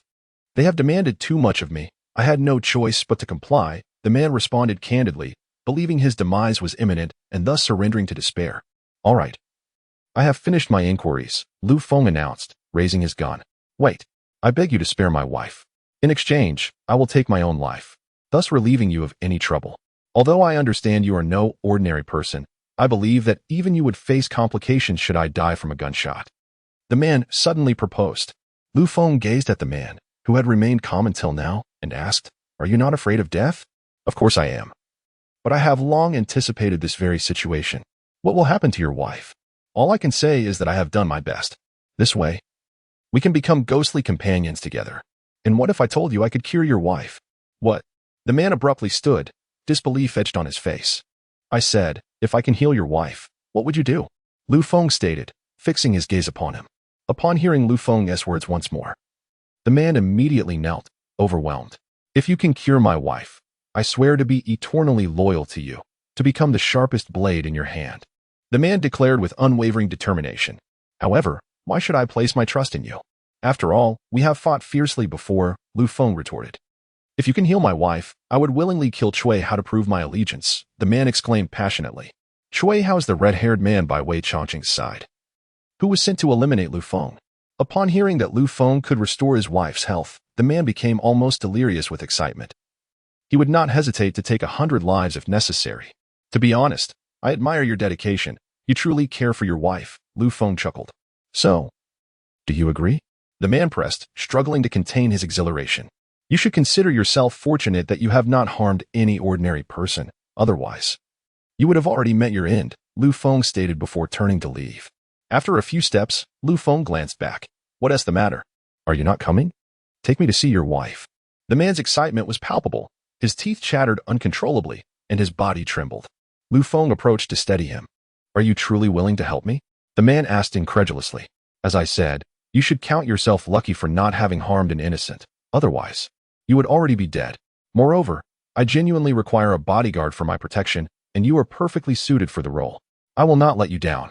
Please rest assured, the two former adversaries thus found themselves sharing a vehicle and coexisting peacefully. On their way to the man's home, Lu Feng learned more about him. The man's name was Feng. He and his wife had grown up as childhood sweethearts. After Feng enlisted and served abroad, his wife awaited his return. Upon his discharge and return home, they married, but their dreams of a blissful life together were shattered when his wife was diagnosed with late-stage cancer. This devastating news obliterated their once happy family. To avoid being a burden, his wife, Wan, attempted to take her own life. Fortunately, Feng discovered her in time and rushed her to the hospital. Subsequently, facing exorbitant medical expenses, Feng resorted to dangerous work, assisting underworld figures in assassination plots to earn the necessary funds. Lu Feng was the first client Feng had taken on for an ordinary job, and he had wrestled with the moral implications before ultimately accepting the assignment upon seeing his ailing wife. However, he never anticipated being defeated by Lu Feng. And just as he thought his life was over, Lu Feng offered him a glimmer of hope.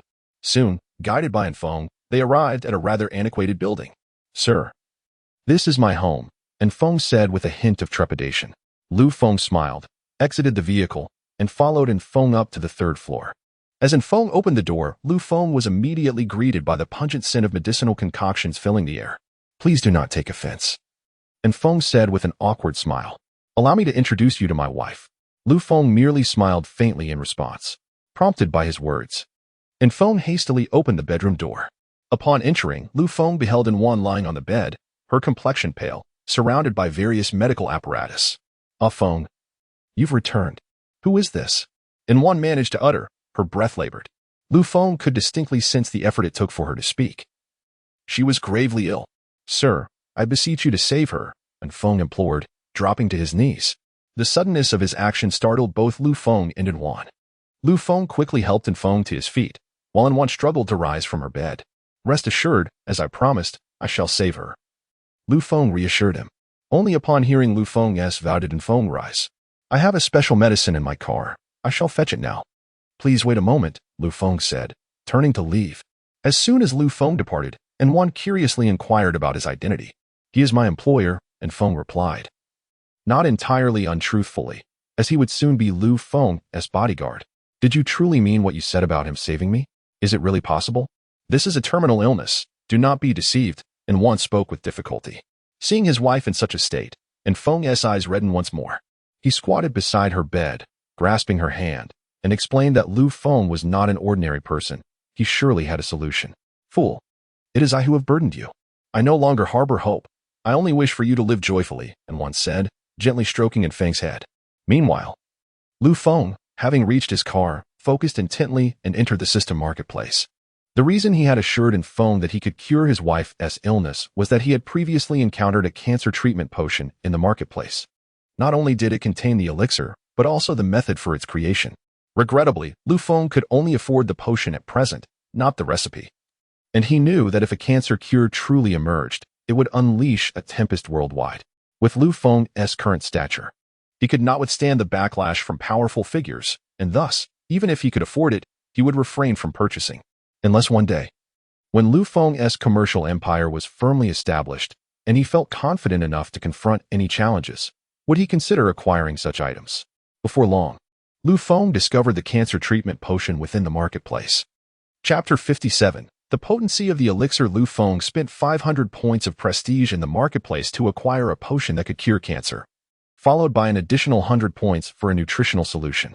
Given that Feng's wife had suffered for an extended period due to illness, it was prudent for her to first consume a potion aimed at restoring her bodily functions.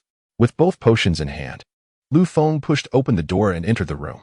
Feng and his wife were anxiously awaiting at the threshold, their eyes fixed on the entrance. Upon seeing Lu Feng step inside, Feng hurried to greet him. "Boss, did you manage to get it?" he inquired with urgency. Lu Feng remained silent, simply presenting him with 2 secure containers holding the potions. Feng accepted the containers, his hands trembling with anticipation. "Ha ha ha, be careful not to drop them," Lu Feng remarked, observing Feng's excitement. I want tea. Feng replied, struggling to contain his exhilaration. Inside the boxes were 1 potion for curing cancer and another for restoring bodily functions. "Administer the restorative potion first," Lu Feng advised. "Let her regain her strength before taking the cancer treatment." Upon hearing this, Feng opened the first container, revealing a pale pink potion. Unsure how to proceed with the administration, he sought Lu Feng's guidance. Fortunately, the system had provided Lu Feng with instructions on how to use the potion. "Open the lid. Take 1/3 first, wait an hour, then take another third. Just ensure she finishes it within 3 hours," Lu Feng explained. Feng listened attentively, cautiously uncapped the potion, poured 1/3 into a cup, and gently administered it to Wan. After consuming the potion, she promptly fell into a deep slumber. "Sir, what is happening?" Feng exclaimed, bewildered and on the verge of tears. "Do not worry, this is a normal effect of the potion. She needs to sleep to recover better," Lu Feng reassured him, noticing his distress. Thus, the 2 men remained vigil by the bedside. After approximately half an hour, Wan gradually awakened with a soft groan. As she opened her eyes, Feng rushed to her side, eager to inquire about her condition. Seeing her husband's concern warmed Wan's heart, and she smiled. "I'm fine, Feng. I feel much better now. My body feels much lighter," she replied gently, gazing affectionately at Feng. She then attempted to sit up unaided. Feng instinctively moved to assist her, but she declined his help. With determination, and Wan supported herself on her arms and slowly sat upright. Witnessing this, and Feng's eyes welled with tears of joy, and he turned to express his gratitude to Lu Feng. Hold your thanks for now. Give her another third, Lu Feng interjected. And Feng promptly complied, administering another third of the potion to Wan, who once again succumbed to sleep shortly thereafter. Observing his wife's peaceful slumber and the gradual return of color to her once pale face, and Feng felt a surge of gratitude and was about to kneel before Lu Feng. Thankfully, Lu Feng was quick to catch him, preventing him from bowing down. With a hearty laugh, Lu Feng exclaimed, "You need not kneel to me. Simply protect me well in the future." And Feng, with unwavering determination in his eyes, replied, "Rest assured, no one shall harm a single hair on your head while I draw breath." After witnessing his wife's significant recovery, and Feng had silently vowed to dedicate his life to safeguarding Lu Feng. The two engaged in conversation for a while longer until Wan awakened from her slumber once again. "How do you feel, Wan?" And Feng inquired. "I feel splendid." And Wan responded, astonishingly rising from the bed. Not to be misunderstood, she was appropriately dressed. And Feng was overwhelmed with joy at the sight of his wife managing to stand unaided. "How do you feel?" Lu Feng also asked. "Thank you, my benefactor. I feel truly well," and Wan declared, then knelt before Lu Feng in gratitude. Observing his wife kneeling, and Feng hastily followed suit, bowing his head in reverence. "We are eternally grateful for your immense kindness. Thank you for saving my life." Lu Feng quickly helped them both to their feet. "What are you doing?" "No need to kneel so often," he said, bemused by their gestures of gratitude. "We have no means to repay your generosity, so we express our gratitude in this manner." And Feng said, his eyes glistening with emotion, "Enough, enough. There will be ample opportunities to express your thanks in the future. You should focus on finishing your medicine now." Lu Feng urged them. Under his encouragement, Wan consumed the final dose of her medicine, soon drifting into a deep sleep once more. This time, she slumbered for a full hour, which alarmed Feng, prompting him to ask Lu Feng if something was amiss. Lu Feng, equally perplexed, consulted the system and, upon learning that this was a normal occurrence, breathed a sigh of relief. Hearing that everything was normal, Feng felt reassured, especially after witnessing his wife unresponsive moments before, which had terrified him. Observing the vibrant health of his wife, who now resembled a normal person, left Feng at a loss for words. Since her diagnosis of late-stage cancer, her health had deteriorated rapidly, ultimately confining her to the bed. With renewed vitality, Wan embraced Feng tightly, tears streaming down her face as she said, "Thank you, Feng." She then bowed deeply to Lu Feng, adding, "The true gratitude belongs to you. Were it not for your timely intervention, I might not have much longer to live. It is an honor for Feng to work under your guidance. And for me as well." Lu Feng gently assisted Wan to her feet, indicating that it was merely his duty. "Now you may take the cancer treatment medication. This time, consume it all at once. Following this, you will likely sleep for an entire day and night, which is entirely normal," Lu Feng informed Feng. After Wan had taken her medicine and lay asleep once more, Lu Feng suggested that he might go out for a meal and to purchase some clothing, as his attire had become tattered during previous battles. However, noticing Feng's reluctance to leave Wan's side, Lu Feng offered to go alone, encouraging Feng to remain with her. Afterward, he declined Feng's offer to accompany him and departed on his own. Once he reached his vehicle, Lu Feng suddenly remembered something. He retrieved 200,000 in cash from a hidden compartment within the car and returned, with a swift knock. Feng hurriedly approached the door upon hearing the sound. "I forgot something," Lu Feng explained. "The 2 potions I provided you with must remain a secret, irrespective of who you encounter. Furthermore, you and your spouse must relocate to the magical city, where I will arrange for the removal of your wife's previous medical records. Rest assured, even if it costs us our lives, we shall not divulge a single detail," Feng replied. Fully aware of the significance of the 2 vials Lu Feng had entrusted to him, one capable of curing cancer, the other of rapidly restoring bodily functions. Should the wealthy become aware of these miraculous potions, countless individuals would vie for them, even offering exorbitant sums. If word got out that Lu Feng possessed such treasures, he would likely find himself kidnapped by the following day. Let us refrain from speaking of death. It is inauspicious. Just keep it in your hearts, Lu Feng said, placing 200,000 in Feng's hands. With this money, you can procure some fine furnishings when you arrive in the magical city. As for housing, I will find suitable accommodations for you. Feng gazed at the money, attempting to return it to Lu Feng, insisting that he could not accept such a generous gift after all that Lu Feng had done for him. "Consider it your salary for serving as my bodyguard. No, that is unnecessary. I do not require payment for my services, and Feng countered. Well then, use this money to buy your wife some delicious treats and lovely clothes. Lu Feng insisted, placing the money back into Feng's hands. Faced with Lu Feng's unwavering stance and reflecting on his wife's well-being, Feng silently accepted the money. This is for the best, Lu Feng declared. I shall take my leave now. With that, he waved his hand and departed. Feng stood rooted in place, watching Lu Feng's retreating figure, tears brimming in his eyes. Chapter 58. Another day of forced pretension after departing from Feng's residence. Lu Feng made his way directly to a nearby plaza to purchase clothing. Alas, the garments he currently donned were in a deplorable state, both filthy and tattered. Soon, he arrived at a shopping complex, parked his vehicle, and ventured inside. Passers-by paused to gawk at Lu Feng's shabby appearance, leaving him feeling quite embarrassed. He hastily dashed into a clothing store, scarcely noticing the brand. Welcome to the Armani menswear store, announced a sales assistant, prompting Lu Feng to realize he had entered an Armani establishment. Please help me assemble an outfit, he implored the saleswoman with urgency. Certainly, please follow me. She responded with warmth, undeterred by Lu Feng's disheveled attire. Such is the norm in luxury boutiques. Their sales staff undergo rigorous training, with the primary expectation being to greet all customers with enthusiasm. Rarely are there snobbish employees in such establishments. Just show me ready-to-wear options. I am in a hurry. Lu Feng insisted as he followed her. Of course, sir. May I inquire which level of ready-to-wear you're interested in? The Armani collections are categorized into 6 tiers: the ultra-premium GA, the first-tier AC, the quasi-first-tier EA, the second-tier AJ Armani jeans, and the third-tier EA7 and AX Armani Exchange.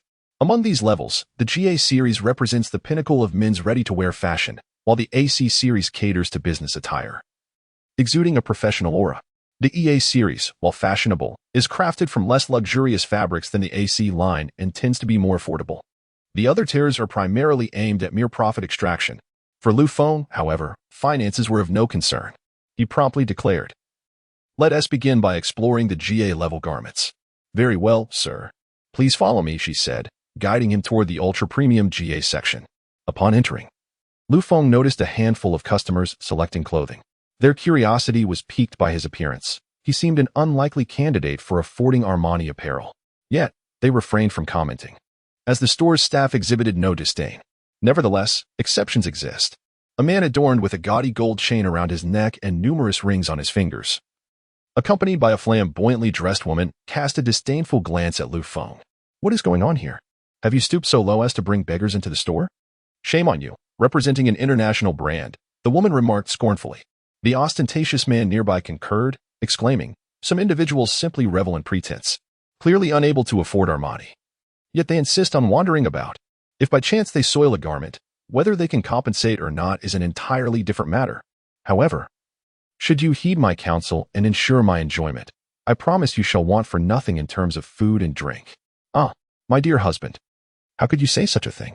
I shall undoubtedly follow your words." She laughed. "Very well. Once I procure this garment, I shall take you to purchase a handbag." The man regarded Lu Feng with an air of arrogance. The other patrons, overhearing the exchange, remained silent, believing Lu Feng's attire rendered him incapable of affording Armani clothing. They anticipated that after such scorn, Lu Feng would slink away in embarrassment. To their surprise, he merely smiled faintly, while the sales associate, feeling awkward, quickly assured Lu Feng, "Sir, please rest assured, we at Armani treat all customers equally." Lu Feng, hearing the sales associate's words, remained silent, his gaze fixed coolly on the portly man across from him. The man felt a twinge of unease under Lu Feng's steady gaze. But unwilling to appear foolish before his companion, he forced himself to retort, "What is this? Am I mistaken? Or do you dare approach me? I am a person of quality, unlike certain individuals who, having earned a little money, become arrogant, parading their mistresses while belittling others," Lu Feng mocked. The man, incensed by Lu Feng's words, approached him with the intent to strike. Yet, upon witnessing Lu Feng's calm demeanor, he hesitated, retracting his hand but unwilling to lose face. He instead scoffed, "Ha! You think you can provoke me into violence for a chance to extort money? Not a chance." Lu Feng, taken aback by the man's words, found them utterly ridiculous. If he was too cowardly to act, why the lengthy tirade? "You are not worthy," he remarked, producing a bank card from his wallet and handing it to the sales associate. I'll take an entire set from this collection. I am in need of some new attire. The sales associate accepted the card with caution, while the man beside Lu Feng erupted into laughter. Huh, you truly believe yourself wealthy? An entire set? Surely your card holds no more than 100 yuan. The flamboyant woman chimed in with her mockery, indeed. Striving to appear affluent while pretending. If you genuinely desire Armani clothing, you ought to apologize to my husband and admit your inability to purchase it, and I shall have him buy you a set. The boorish man felt a pang of anxiety. He feared that he might indeed be compelled to purchase a set for Lu Feng. The clothing in this section was exorbitantly priced. Even a single set would cost several tens of thousands, a sum he was unwilling to part with. Yet, with the woman's words already spoken, he feigned composure and replied, "Yes, if you kneel and acknowledge your error, I shall procure you a complete outfit." The man, fearful that Lu Feng might genuinely apologize, added a stipulation for him to kneel, hoping to dissuade Lu Feng from pursuing the matter further. Lu Feng gazed at the two individuals before him, rendered speechless. He was no longer the person he once was. After enduring countless experiences, his mindset had undergone a profound transformation. Faced with such buffoonery, he could hardly muster the desire to engage. "Could you please pack this up for me? Leave a set for me to change into later." Lu Feng instructed the sales attendant beside him. "Oh, certainly. However, may I inquire if you truly require so many sets?" The attendant whispered, her curiosity piqued. The ostentatious man did not recognize the golden card Lu Feng presented, but the attendant was well aware of its significance. Possessing such a card indicated a fortune in the hundreds of millions. "Yes, I'm certain. Please proceed with the preparations," Lu Feng replied nonchalantly. Upon hearing his words, the attendant dashed to the register to process the transaction. "Let us see if your bank card can actually go through," the man and his flamboyant companion remarked coldly. Other customers in the store also turned their curious gazes toward the attendant as she swiped the card. Beep, beep, beep. Upon the successful transaction, the receipt promptly printed. The onlookers, including the ostentatious man, were left dumbfounded. The payment had indeed gone through. It was not a mere few thousand yuan, but rather a purchase exceeding 1 million. Could it truly be that effortless? The man was shaken to his core. He had indeed encountered someone with wealth beyond his imagination. This was the first thought that crossed his mind. The ostentatious man and the flamboyant woman exchanged awkward glances, realizing the irony of their earlier disdain for Lu Feng, who they had accused of being financially destitute and even demanded an apology from him. Yet, the reality was that Lu Feng possessed the means, and his nonchalant demeanor suggested that spending over 1 million on clothing was trivial for him. This revelation struck like a resounding slap across their faces. As Lu Feng continued to observe him, the ostentatious man felt a surge of panic. Here stood a man who could effortlessly spend over 1 million on clothing. His status and background must be formidable. The realization that he had just mocked such a formidable figure left him drenched in sweat. Meanwhile, the sales attendant was oblivious to the turmoil around her. She was elated.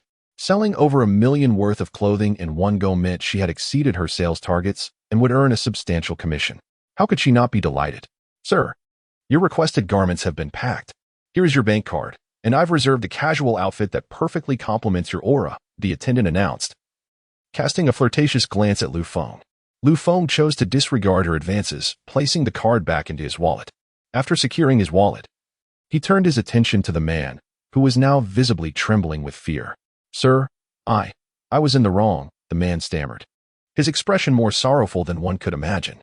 I cannot bear your address of sir," Lu Feng remarked, patting the man's shoulder before following the attendant to change clothes. The man stood frozen in place, paralyzed by fear. Until Lu Feng changed his attire and emerged, the allure of his striking appearance caused the saleswoman's eyes to sparkle with infatuation. The stout man, witnessing Lu Feng's distinguished demeanor and the aura of authority that surrounded him, felt an increasing sense of trepidation. "Sir, I beg your pardon for my lack of discernment," he implored. However, Lu Feng chose to disregard the man, for his current stature rendered it unnecessary to engage with someone of such insignificance. He proceeded to leave with the saleswoman, laden with numerous bags. As he passed by the man, he merely uttered a single remark. "Today, I am in good spirits and shall not stoop to your level. Remember not to underestimate others in the future." Upon hearing these words, the man exhaled a sigh of relief, realizing that Lu Feng had chosen to spare him. "Darling, what has brought about this sudden change in you?" the flamboyant woman exclaimed, still oblivious to the reality of the situation. Chapter 59. Back to the Magic City, a man struck a woman across the face with a forceful slap. "What are you doing?" she exclaimed, momentarily stunned. "It's all your fault. Were it not for you, I would never have attracted the attention of that big shot," the man retorted angrily. "So now you blame me? Just moments ago, weren't you mocking him and demanding he kneel? Now that you fear the consequences, you dare to speak back?" he continued, his temper flaring as he threatened to strike her again. However, he was interrupted by a store employee from Armani. "Sir, please maintain your composure," she implored. Frustrated, the man stormed away, muttering threats under his breath. "Today, I was fortunate that the big shot was in a good mood. Otherwise, I would have surely killed you." Unbeknownst to Lu Feng, these events unfolded after his departure from the store. At that moment, he was busy opening the trunk of his car to place the recently purchased clothing inside. "Sir, may I invite you to dinner tonight?" "Thank you for allowing me to earn such a generous commission," the female sales associate suggested. Upon hearing her words, Lu Feng instantly grasped her intent. "I'm afraid I'm unavailable," he replied curtly. With his refusal, the sales associate resigned herself to disappointment. Subsequently, Lu Feng drove away, intending to confirm matters regarding the company's relocation with Zhao Yun. Before long, Lu Feng arrived at the headquarters. Upon entering Zhao Yun's office, he immediately inquired, "Old Zhao, how did the meeting go?" Zhao Yun, noticing Lu Feng's arrival, quickly rose to greet him. "Mr. Lu, you have returned." "Yes, I have. Has the staff been notified?" "Indeed. The meeting was quite successful, thanks in no small part to you, Mr. Lu." "How is that related to me?" Lu Feng questioned, puzzled. "If it weren't for your earlier decision to raise employee salaries and provide them with reassurances, I doubt many would have been willing to follow us upon learning of the relocation." Zhao Yun chuckled. "Ah, it seems that a serendipitous turn of events has occurred." He continued, "Your foresight is commendable." "Ha ha ha, old Zhao, have you taken to flattering me?" Lu Feng laughed. "I speak only the truth. By the way, have you chosen a location in the Magic City?" "Not yet. I plan to return to the Magic City today to select a site, after all. The relocation is not a matter to be resolved in a day or two." "That's a valid point. Let us proceed as you suggest. Anything the company cannot take will be sold to Yachty Group. You will oversee this matter. Ensure the pricing is reasonable. But I have one stipulation. Under no circumstances should we sell to foreign enterprises, regardless of their offers." "Rest assured, I understand." Lu Feng then assigned Zhao Yun additional tasks, during which Zhao Yun brought up the situation concerning Wang Jingyan. "Mr. Lu, Wang Jingyan has been convicted of embezzlement, indecency, and bribery, receiving a sentence of 12 years due to compelling evidence. He deserves it. The group nurtured him, and yet he sought to destroy it," Lu Feng remarked coolly. "By the way, Mr. Lu, Wang Jingyan wishes to meet with you. What do you think?" "Not available. Tell him I have no time." "All right, I understand. What about that matter concerning Jason?" "The evidence regarding the misappropriation of company funds is irrefutable. However, the investigation into the contract he signed with the European company is still ongoing. Well, it is indeed difficult to verify matters involving foreign entities. Do your utmost to secure a longer sentence for him," Lu Feng remarked, taking a sip of water. "Rest assured, I will," Zhao Yun replied. "All right then. If there is nothing else, I shall take my leave. I still need to drive back to Modu," Lu Feng said as he rose to his feet. "I'll see you off." After exiting Fanli, Lu Feng immediately got onto the expressway, eager to return to Modu before nightfall. On the way, he sent a message to Feng, urging him to hurry to Modu, and Feng replied that he would pack his things today and head over tomorrow. Before long, Lu Feng arrived back in Modu at Guanlan International. "Ah, I'm utterly exhausted," Lu Feng exclaimed as he collapsed onto the sofa. "Being a domineering CEO is no easy task. I'm busy every day. I just want to be a couch potato." After resting on the sofa for a while, he retreated to the bathroom for a refreshing shower. Upon emerging, he sent a message to Shen Shuin, informing her of his return to Modu. Shen Shuin quickly responded, advising him to rest well. The two exchanged messages back and forth until late into the night, when Lu Feng finally succumbed to slumber. Early the next morning, Lu Feng rose with the dawn, carrying with him the precious Wui Rock big red robe he had purchased from the System Mall. Last night, he had obtained the phone number of the current top official in Modu from Shen Shuin. Rising early with such a valuable gift was intended for a visit to this individual. It is worth noting that Lu Feng held in his possession the Wui Rock Big Red Robe, a rarity with only 12 ancient trees existing in the world. Due to the protection of these ancient trees, only a little over a pound of Wui Rock Big Red Robe can be produced each year. Given its extreme scarcity, The price per gram of Wui Rock Big Red Robe has soared to over 10,000 yuan, and even at that price, it is often unavailable. It is not merely a matter of wealth. One must also possess significant status.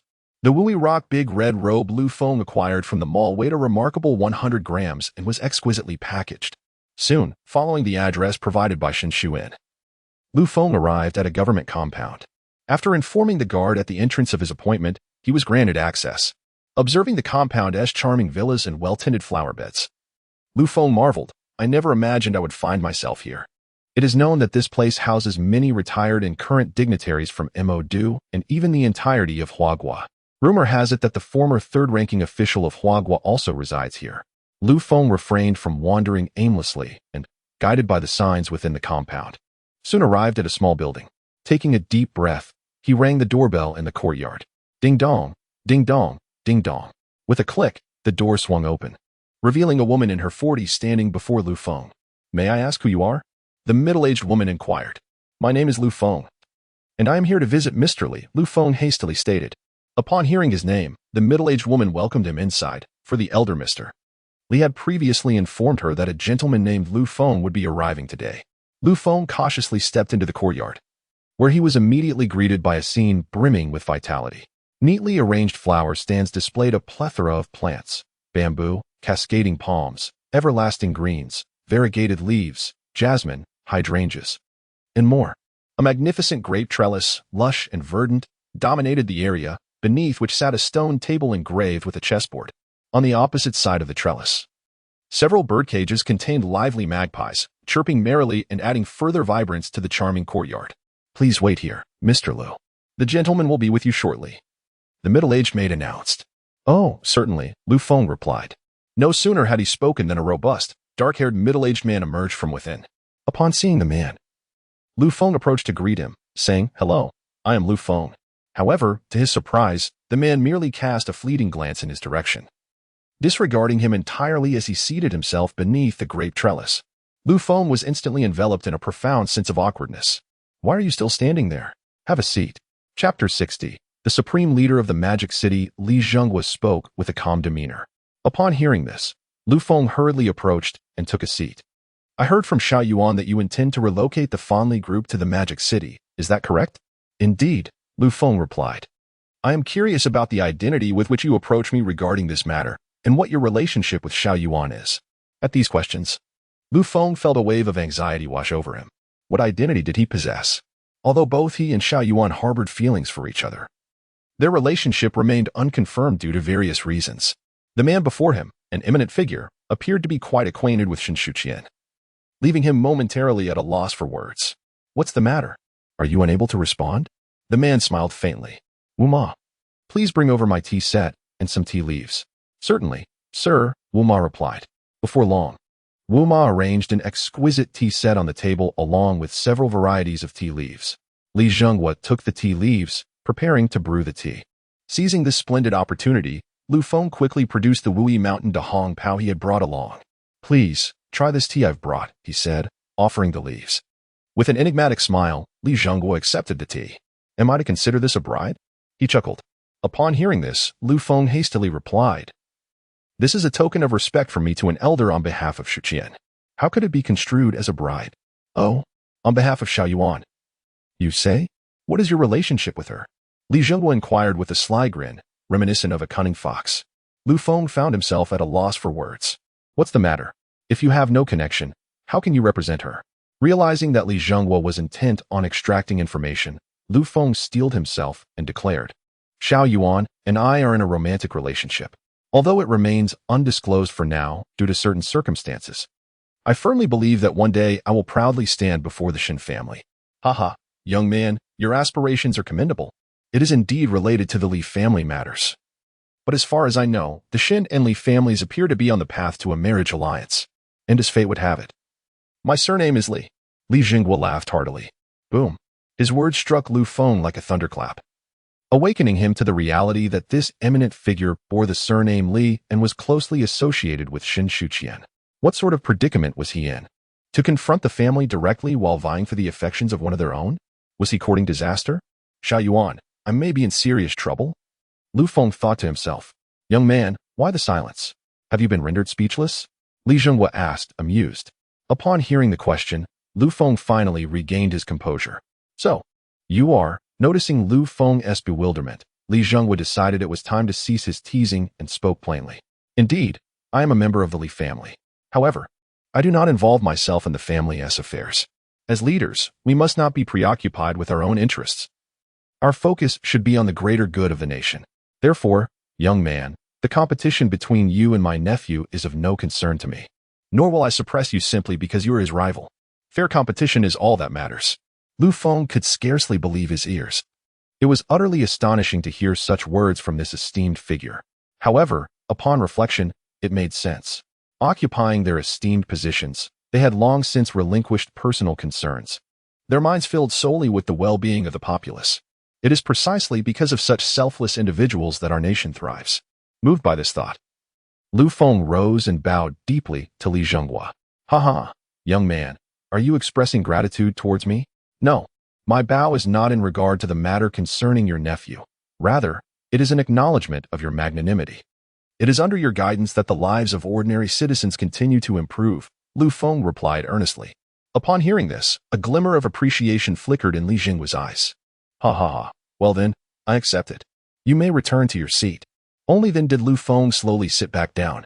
Since you possess such sentiment, I shall sample the tea you brought on behalf of Xiao Yuan, Li Zhenghua remarked as he opened the package. A delicate fragrance wafted forth. And Li Zhenghua's eyes widened in surprise. Good lad, this is quite a generous offering. If I am not mistaken, this is Dahong Pao from Hui Mountain. Is it not? Li Zhenghua inquired, gazing at Lu Feng. Indeed, your knowledge is impressive. It is Dahong Pao from Hui Mountain, Lu Feng confirmed. Remarkable. This must weigh at least 100 grams. Due to conservation policies in recent years, the annual yield has dwindled to just over a pound. To be honest, in my position, I receive only around 50 grams each year, Li Zhenghua expressed, genuinely astonished, while also curious about Lu Feng's connections that enabled him to procure such a quantity of Dahong Pao. Yet, despite his curiosity, he refrained from questioning Lu Feng about the source of the tea. Xiao Yuan has benefited from your graciousness in the Magic City. So this gift is merely a token of my gratitude, Lu Feng smiled. Ha, what a clever lad. You seem to regard Xiao Yuan as your girlfriend. I must warn you, dealing with the old fox of the Shen family is no easy feat. Your title as a board member of the Ferrari Group is hardly sufficient. Li Zhenghua advised. I will strive to prove myself, Lu Feng affirmed with determination. Ha, that's the spirit. I am quite eager to see the expression on Shen's face when he encounters you, Li Zhenghua chuckled, as if recalling an entertaining thought. After all the effort invested in raising such a prized cabbage, to have it uprooted by a pig, Shen will likely be furious with you. Lu Feng could only respond with an awkward shuffle of his feet upon hearing this. After a while, the tea was brewed, and Li Zhenghua poured a cup for Lu Feng as well as one for himself. Raising his cup, Li Zhenghua inhaled the aroma with rapture before savoring it slowly. Lu Feng, unfamiliar with tea etiquette, downed his cup in one gulp. This spectacle prompted Li Zhenghua to exclaim, lamenting Lu Feng's lack of appreciation for such a fine brew. To waste such tea on you is a travesty, Li Zhenghua lamented. Not that I am unfamiliar with tea, Lu Feng said, awkwardly scratching his head. Here. This is a small jar of Lion's Peak Longing. You should take it back and practice with it, Li Zhenghua remarked. Handing Lu Feng a small jar of tea leaves from the table. Lu Feng accepted it without hesitation. My boy, what brings you here this time? Li Zhenghua inquired. Sipping his tea. Seeing that Li Zhenghua had finally broached the main topic, Lu Feng hastily replied, Well, I wish to relocate the Ferrari Group to the Magic City. Why on earth would you want to move? Li Zhenghua questioned. Because I have offended someone over there and wish to avoid complications. So a direct relocation would be more convenient. Then why seek me out? Are you looking for support, territory, or something else? I merely wish for some preferential policies. Lu Feng chuckled. But what do you have to persuade me? There are countless enterprises in the Magic City, many far superior to Ferrari. What sets you apart? Lu Feng had anticipated Li Zhenghua's inquiry and was prepared with a response. You should be aware that the current market for new energy is fiercely competitive, with various automotive companies striving to innovate. The one who gains the upper hand can reap substantial rewards in the new energy sector. I possess a super battery technology that can provide a range of 2,000 kilometers. What? Li Zhenghua exclaimed, his astonishment evident. It was not a lack of composure, but rather the shock of Lu Feng's claim. A range of 2,000 kilometers is a staggering concept. Even Tesla's vehicles barely reach 1,000 kilometers, already placing them at the forefront of the new energy realm. Yet, Feng now asserted that his technology surpasses Tesla's by double, leaving Li Zhengwu genuinely astonished. Is what you say true? Such matters are not trifles. Indeed, absolutely true. Chapter 61. Moving into the manor, Li Zhengwu gazed at the earnest expression on Lu Feng's face and felt reassured that the young man was indeed speaking the truth. My boy, you have truly surprised me, Li Zhengwu remarked with a smile. Since it's all about surprises, do you think our group might be eligible for some policy subsidies? Lu Feng inquired, his eyes filled with anticipation. Ha ha ha, with your remarkable qualifications and the connections you have through Xiao Yuan, how could I possibly deny you the utmost concessions? Li Zhengwu replied with a chuckle. Then I shall extend my gratitude, Lu Feng said. Save your thanks, however. I must lay down a word of caution. You and your group must adhere to the law. Should I discover any wrongdoing on your part, do not expect me to be lenient, Li Zhengwu stated with a serious demeanor. I assure you that all enterprises under my name comply with the law. Lu Feng promptly assured him. All enterprises? Do you possess other businesses? Well, just a few, Lu Feng said, somewhat sheepishly. Ha ha ha, you are quite impressive. Do enlighten me about them. I hold some shares in Tianyu Group, and also in Ferrari Group, Lu Feng humbly confessed. Li Zhengwu was taken aback once more by Lu Feng's revelations. The Tianyu Group you mentioned, is it the one from Modu? Indeed. And Ferrari? Is that the one that recently announced its establishment in Modu? Yes, precisely the one that just settled in Modu. My boy, you are becoming increasingly inscrutable, Li Zhengwu mused, shaking his head in amazement. Hee, Lu Feng chuckled awkwardly. Well, fortuitously, a group has gone bankrupt, and all its assets are up for auction. There are office buildings and factories that you might find useful. You can participate in the bidding yourself, but I must warn you to prepare substantial funds, as there will be many eyes on these assets. Moreover, once Feng relocates, I will ensure that you receive the highest preferential policies. Would that suffice? Li Zhengwu added. That will do, that will do. I truly appreciate your help, Lu Feng hurriedly expressed his gratitude. Haha, speaking of which, I should be thanking you as well. Thanks to Ferrari's establishment in Modu, I garnered quite a reputation at the last conference. And now, your Feng is also set to establish itself in Modu. Though it may not rival Ferrari in the short term, I firmly believe Feng will eventually surpass Ferrari and contribute even more to Modu's GDP. May your words prove prophetic. Lu Feng replied. By the way, young Lu, given your outstanding technology, why not establish a company specifically for battery production? You could sell the batteries to other domestic automotive enterprises, Li Zhengwu suggested. Upon hearing this, Lu Feng experienced an epiphany. Indeed, how had he not considered this? Truly, experience and wisdom come with age, and Li Zhengwu's insights far exceeded Lu Feng's current understanding. I am immensely grateful for your guidance. Allow me to toast you with tea instead of wine, Lu Feng said, raising his teacup and downing it in one gulp. Li Zhengwu could only chuckle at the clumsy manner in which Lu Feng drank. After an extensive conversation, Li Zhengwu suggested to Lu Feng to strategically limit the super battery technology. For instance, the originally anticipated range of 2,000 kilometers could be curtailed to 1,500 kilometers for sale to other automotive companies, while the Feng Group would retain the 2,000-kilometer capability for themselves. This approach would not only enhance profits but also mitigate concerns about other companies overshadowing Feng's reputation. Lu Feng, upon hearing this, couldn't help but marvel at Li Zhengwu's acumen, thinking that if he ventured into business, he would likely become a prominent figure akin to a magnate. As their dialogue progressed, Li Zhengwu grew to admire Lu Feng, the emerging talent. Unlike the seasoned veterans of the business realm, Lu Feng exuded a sincerity that was palpable. It was evident from their exchange that he was not driven solely by profit, but possessed a genuine and innocent heart. The two conversed like old friends, sharing numerous insights until they were called to dinner by Wu Ma. Reluctantly, they paused their discussion. Seated at the dining table, Li Zhengwu continued to praise Lu Feng, remarking that if all Chinese entrepreneurs were like him, the nation would surely experience an era of unparalleled prosperity. Lu Feng acknowledged this sentiment by referencing commendable figures like Elder Zheng, who valiantly contended against the entire semiconductor industry single-handedly. Indeed, he concurred. Yet there remains a multitude of self-serving individuals. Their meal extended for over an hour before concluding. With a meeting scheduled for the afternoon, Li Zhengwu bid farewell. And Lu Feng waved, "Uncle Li, I'm off." Li Zhengwu stood in the courtyard, watching him depart.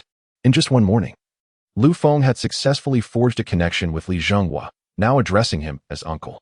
As he watched Lu Feng walk away, Li Zhenghua fell into contemplation. What exactly is your background? He pondered. You possess groundbreaking technology like the super battery, yet your life story seems rather ordinary, an orphan raised by your uncle, seemingly maturing overnight. You've swiftly enveloped major conglomerates like Ferrari, Feng, and Tianyu, as well as shopping plazas and estates, within a brief span. Are you merely a figurehead for a larger family or organization? I hope your sincerity is genuine, should you ever betray the interests of our nation or its people. Regardless of your identity, I shall ensure you face justice. Unbeknownst to Lu Feng, his mere meeting had prompted such profound reflections from Li Zhenghua. At that moment, he had already driven back to the Guanlan community, having received a call from Feng indicating his arrival at the entrance. Soon, Lu Feng sped back to Guanlan International. Feng, over here, he called out. Spotting Lu Feng, Feng hurriedly approached. Sir, I'm here. Where's your wife? She is at the hotel I've temporarily rented. Lu Feng replied. All right, bring her along, and we shall head to a certain location. Subsequently, they got into the car, picked up Wan, and turned directly towards Skinyan Mountain Villa. Indeed, Lu Feng took the opportunity of Feng's arrival to prepare for the move to the serene Yun Mountain Villa. After all, he would soon have bodyguards, and his spacious apartment was clearly unsuitable for cohabitation with the couple. Thus, relocating to the estate seemed the most prudent choice. As Lu Feng also yearned to experience the allure of villa living, the vehicle swiftly arrived at the entrance of the estate. The couple stood before the vast grounds, momentarily entranced. Sir, is this your residence? Feng inquired, astonished. Indeed, do you find it appealing? We shall reside here from now on, Lu Feng replied with a smile. Upon hearing this, Feng could hardly believe his ears, and it was only when Wan spoke that he regained his composure. Mr. Lu, we truly cannot stay here. We should find our own place. You have already been exceedingly generous to us, Wan said softly. Yes, sir, we have received far too many favors from you. How could we possibly reside in your home? Feng echoed in agreement. Observing the serious expressions on their faces, Lu Feng understood that without a compelling reason, the couple would not agree to live there. But if you do not reside here, where will your bodyguard stay? What if someone attempts to ambush me at night? Are you planning to drive back then? Taken aback by Lu Feng's words, Feng found himself at a loss for a rebuttal, as Lu Feng's concerns were indeed valid. Yet he was reluctant to impose further. Lu Feng, noticing their silence, continued, Moreover, it is not as if I am asking you to live with me. This estate has several houses. You may choose whichever one you prefer. After Lu Feng's persuasion, Feng and his wife ultimately acquiesced, although they insisted on paying rent in the future. Upon hearing this, Lu Feng burst into laughter. Ha ha ha, we can discuss that later. For now, let us explore your new home. With that, he scanned his retina on the instrument, unlocking the grand gates of the estate. Chapter 62, A Gentleman's Revenge. From dawn till dusk upon entering the estate, the couple, Feng and his wife, were taken aback by the lavish decor. The expansive garden was adorned with a variety of precious trees, meticulously designed in the style of a traditional Russian garden. Luxurious yet elegant, grand yet gentle. It felt as though they were nestled within a serene forest. Enveloped by the fragrant aroma of blossoming flora, they found themselves utterly captivated. Let us proceed. We can appreciate this beauty at our leisure later. Allow me to show you the house first, Lu Feng said with a smile. Eagerly, the couple followed him. Before long, Lu Feng led them to the side of the villa. Upon gazing at the opulent residence, Wan nervously grasped Feng's arm, sensing his wife's unease. Feng immediately held her hand reassuringly. Choose one, if you will. Among these 3 auxiliary villas, Lu Feng suggested, looking at Feng. Feng quickly replied that any of the options would suffice. Sir, please arrange it as you see fit. We are flexible. Very well then. You shall reside in this villa to the right of the main house, Lu Feng stated, guiding them to the entrance of Villa 1. He opened the grand door and ushered them inside. As Feng stepped into the villa, he was immediately struck by its unparalleled luxury. The soaring foyer, the circular arched windows, and the intricately crafted stone corners all exuded grandeur and classical beauty. The moment sunlight and a gentle breeze filtered through the windows, a refreshing essence of nature enveloped them. Feng and Wan gazed in disbelief at the residence that would soon be their home. What do you think? It's quite adequate, isn't it? Once you tidy up and procure some daily necessities, you can settle in here, Lu Feng remarked, observing their astonishment. Indeed. It was not just Feng and his wife who were astonished. Lu Feng himself had been equally awestruck by the opulence of the place when he first viewed it. taking quite some time to regain his composure. "Sir, is this not excessively luxurious?" And Feng inquired, a hint of restraint in his voice. And Wan stood silently behind her husband, unable to find her words. Noticing in Feng's continued reticence, Lu Feng sought to alleviate his concerns. "I am grateful to have you living here. Otherwise, I would be quite apprehensive in such a vast estate all alone. Besides, and Feng, you reside next door to me. So it is only fair that you remain on standby," Lu Feng said with a cheerful demeanor. Upon hearing Lu Feng's explanation, the couple felt a slight easing of their anxiety. "It is my duty to provide you with 24-hour protection," and Feng replied resolutely. After Lu Feng had cured his wife, and Feng had already resolved to entrust his life to him, living in such a splendid villa and providing protection was a small price to pay. He would steadfastly fulfill any duty, even if it meant standing guard at Lu Feng's door around the clock. "All right, enough of this. I will have someone deliver some daily necessities to the estate shortly. From today onward, we shall reside here," Lu Feng said, producing a cigarette and offering one to Feng. Subsequently, he ignited a cigarette of his own. Considering Wan, Lu Feng directly took Feng out. The two settled at a stone table beside the villa. "Have you dealt with the red-haired man?" Lu Feng exhaled a plume of smoke. "Indeed. And no one will suspect you, sir." "Oh, pray tell," he urged. And Feng then elaborated on the series of events. It transpired that just as Lu Feng was preparing to depart from Fei City, Feng approached him, expressing his desire to eliminate the red-haired man to eradicate future threats. Seeking Lu Feng's consent. After a moment of contemplation, Lu Feng acknowledged Feng's reasoning. However, he was reluctant to allow Feng to be embroiled in another homicide. Thus, he procured a particular potion from the system's marketplace. This concoction, known as the neurodisruption agent, was non-lethal but rendered the subject foolish, colloquially referred to as idiotic. That very night, armed with the agent provided by Lu Feng, Feng stealthily infiltrated the red-haired man's villa under the cover of darkness. Unbeknownst to Red Mao, his demise was imminent. He had just indulged in a lavish night of revelry, exhausted from his exploits with two women. After carefully observing, Feng confirmed that Red Mao was indeed in a deep slumber. He retrieved the sleeping agent, gently opening the window of Red Mao's bedroom, and dispersed the liquid throughout the room. Watching the time, Feng cautiously climbed through the window 5 minutes later. He approached the bed silently, gazing at the slumbering figure of Red Mao. Slowly, he lifted the covers and drew the neurodisruption agent into a syringe, administering it into Red Mao's posterior. After ensuring that no evidence was left behind, Feng exited through the window. Upon hearing Feng's account, Lu Feng smiled with satisfaction. "The nobleman avenges. Not in 10 years, but from dawn till dusk." "You have done well," Lu Feng stated coldly. "Since they wish for my demise, I shall not allow them to find peace. Did you not mention that there are others besides Red Mao? Inform me, and I shall return to Fei City today to deal with them as well," Feng replied, his tone icy, as if the lives of Wei Cha-Ching and his ilk were of lesser value than mere stray animals. Lu Feng, upon hearing Feng's words, smiled faintly. "Sometimes, to ruin a person does not necessitate bloodshed. We can orchestrate their downfall, rendering them infamous and destitute. I do not fully grasp your meaning." "Ha ha. All you need to understand is that I will not spare them.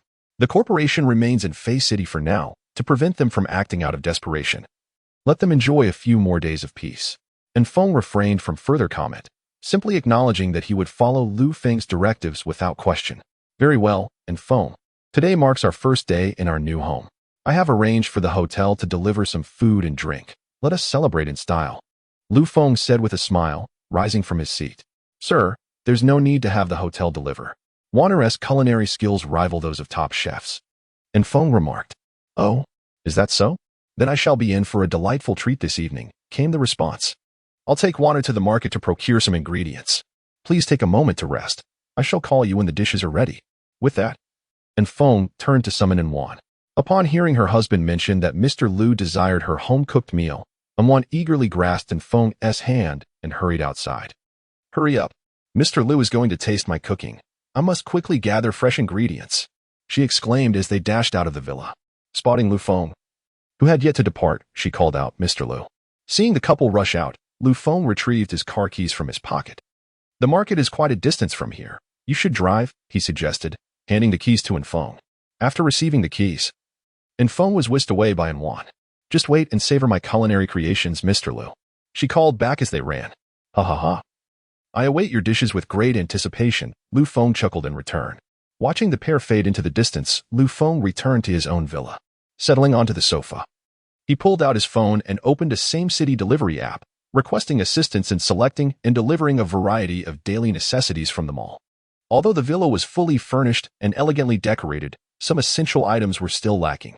Soon, approximately an hour later, Feng and his wife returned from the market. The doorbell chimed, prompting Lu Feng to curiously activate the living room surveillance. Sir, could you please open the main gate? We cannot get in. Feng spoke into the camera from outside the estate. Chapter 63, $1 million salary. Lu Feng gazed at the Ong couple through the camera, suddenly realizing that he had neglected to register their fingerprints and irises in the security system. Although they had departed in Lu Feng's car, the license plate could only pass the first barrier. Entry through the estate's grand gate required either iris recognition or facial identification. As a visitor approached, the security system inquired whether to grant access.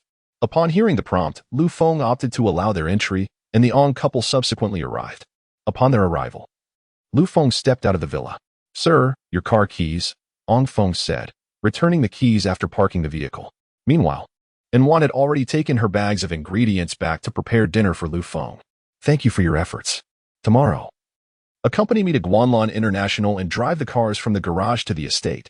No one is residing there for the time being, Lu Feng instructed. Of course, sir, Ong Feng replied. Let us go. I can hardly wait to savor Wan's culinary skills, he added, heading towards the Ong villa. Observing this, Ong Feng followed closely behind Lu Feng. At that moment, Wan was busy preparing the ingredients. Upon seeing Lu Feng enter, she hurriedly said, Mr. Lu, please have a seat in the living room. The meal will be ready shortly. Ha ha ha. Take your time, no rush, Lu Feng replied with a smile, settling onto the sofa in the living room. Subsequently, Lu Feng introduced the villa's security system to Ong Feng, mentioning that after dinner, he would register their irises and fingerprints. Upon hearing about the estate's defense system, Ong Feng exclaimed, Sir, this can truly be regarded as a fortress, with 7 or 8 bodyguards armed. I believe even 100 outsiders would be unable to breach it. Ha ha ha, bodyguards will be arranged later, but the matter of firearms can be discussed another time, Lu Feng remarked. Ong Feng continued to raise numerous inquiries regarding the estate's defenses, leaving Lu Feng both amused and exasperated. This is an estate, a place for living. Since it is a residence, it must be comfortable.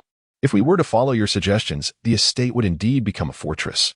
Given the stringent gun control in Huagua, it is likely that only assassination attempts would occur. The estate's defenses are impervious even to rocket launchers. You have a point, Ong Feng chuckled, scratching his head. They continued their conversation until the enticing aroma of food wafted through the air, signaling the time to dine. Dinner is served, Mr. Lu, Ong Feng, Wan announced, presenting a pot of chicken soup.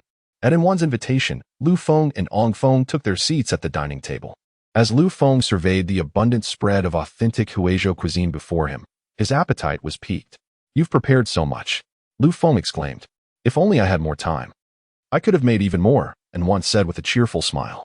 Please, do let me try, Lu Feng replied, as he picked up a piece of crispy yet tender tiger skin tofu and placed it in his mouth.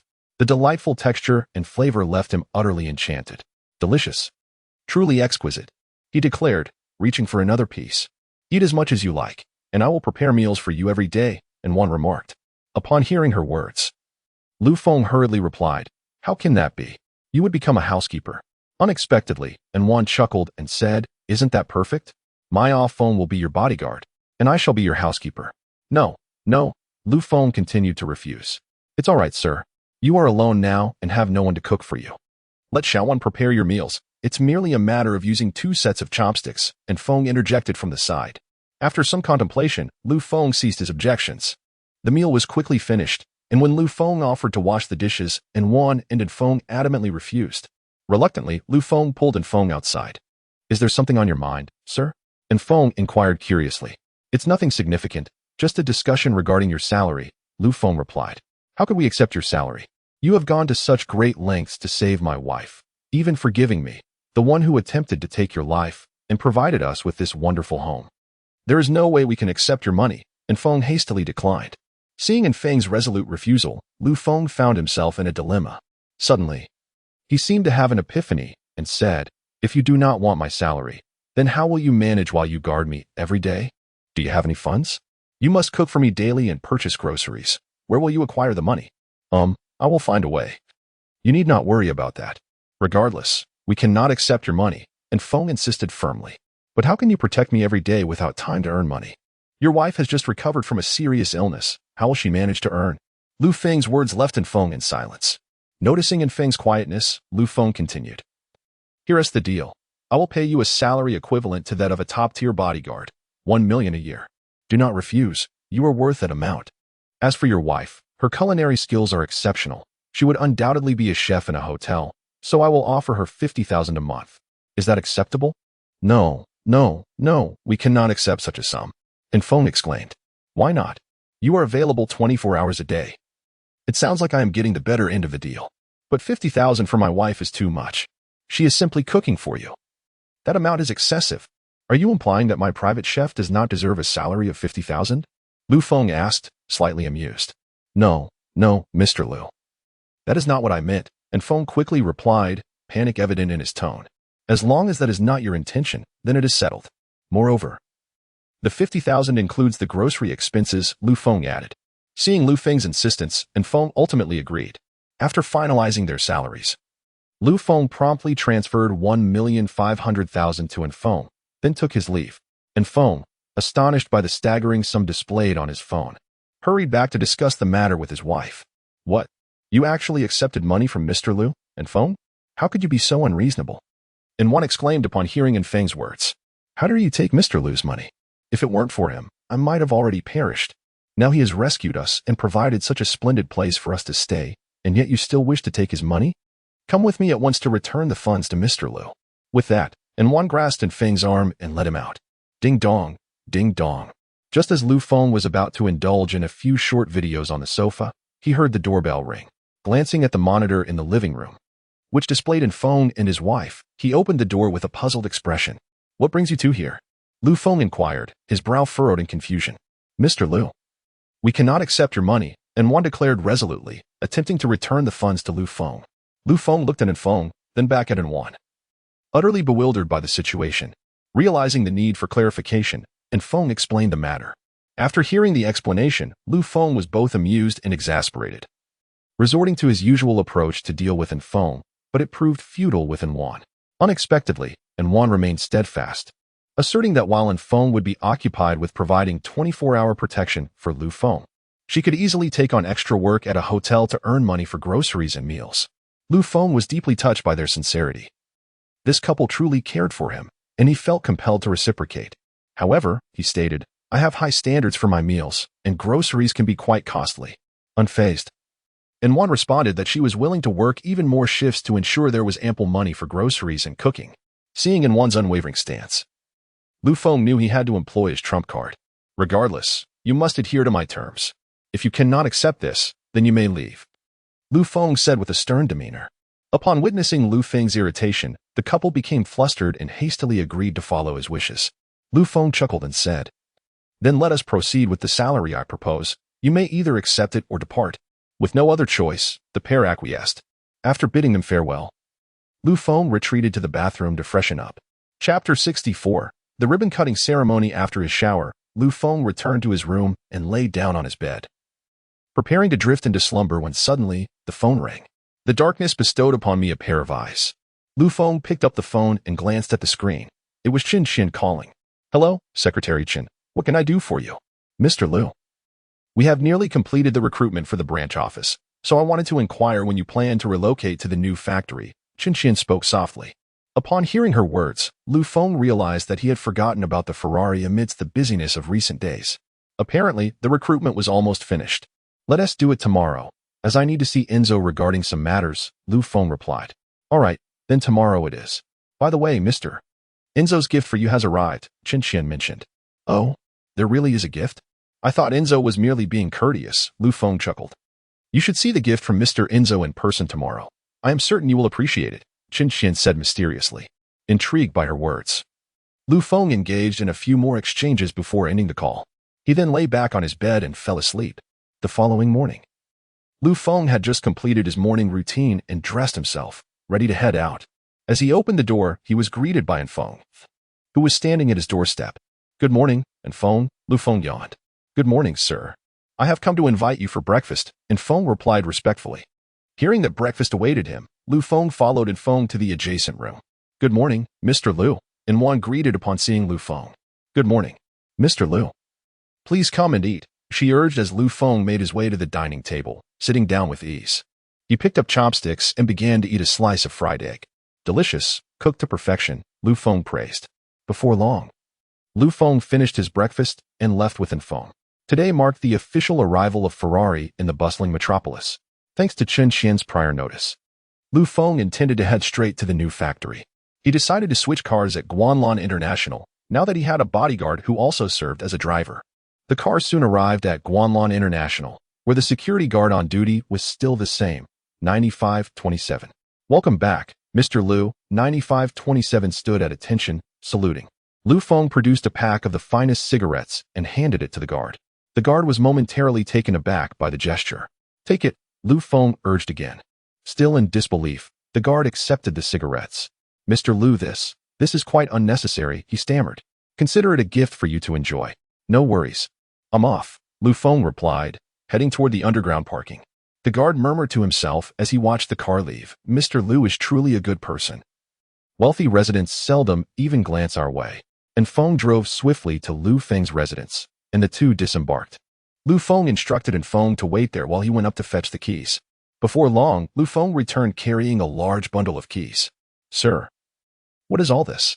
And Feng gazed at the car keys in Lu Feng's hand and inquired, Oh, this line of cars belongs to me. I am handing you the keys now. After the event, you may leisurely drive these vehicles to the estate, Lu Feng elucidated.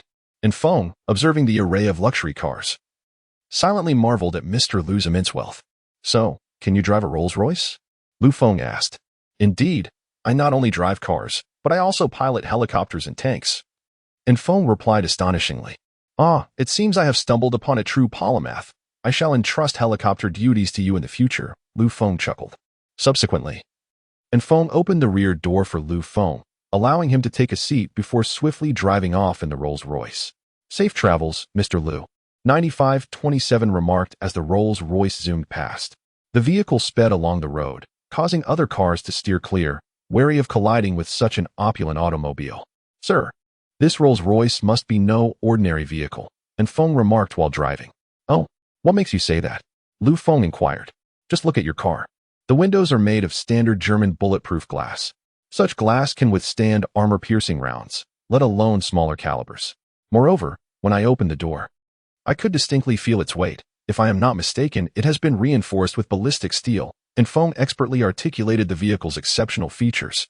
Upon hearing Feng's explanation, Lu Feng increasingly felt fortunate to have found such a treasure, a true master of many skills. You are correct. This car has undergone special modifications and is part of the same fleet as the Mercedes-Benz G-Class I previously drove. The fleet comprises 6 armored Mercedes G-Class vehicles, an Audi A8 bulletproof command car, and this principal Rolls-Royce, Lu Feng explained. This fleet is exceptionally well modified. Having it significantly enhances your safety, and Feng asserted. Before long, and Feng arrived at the new Ferrari branch, guided by the address Lu Feng provided. He parked the car smoothly and promptly exited to open the door for Lu Feng. Sir, we have arrived, and Feng announced as Lu Feng descended gracefully from the vehicle. Upon seeing Lu Feng, Chen Xian hurried over. Mr. Lu, you have finally arrived, she exclaimed. I hope I am not late, Lu Feng replied. Not at all. How could that be? Chen Xian responded while scrutinizing Feng, standing behind Lu Feng. Mr.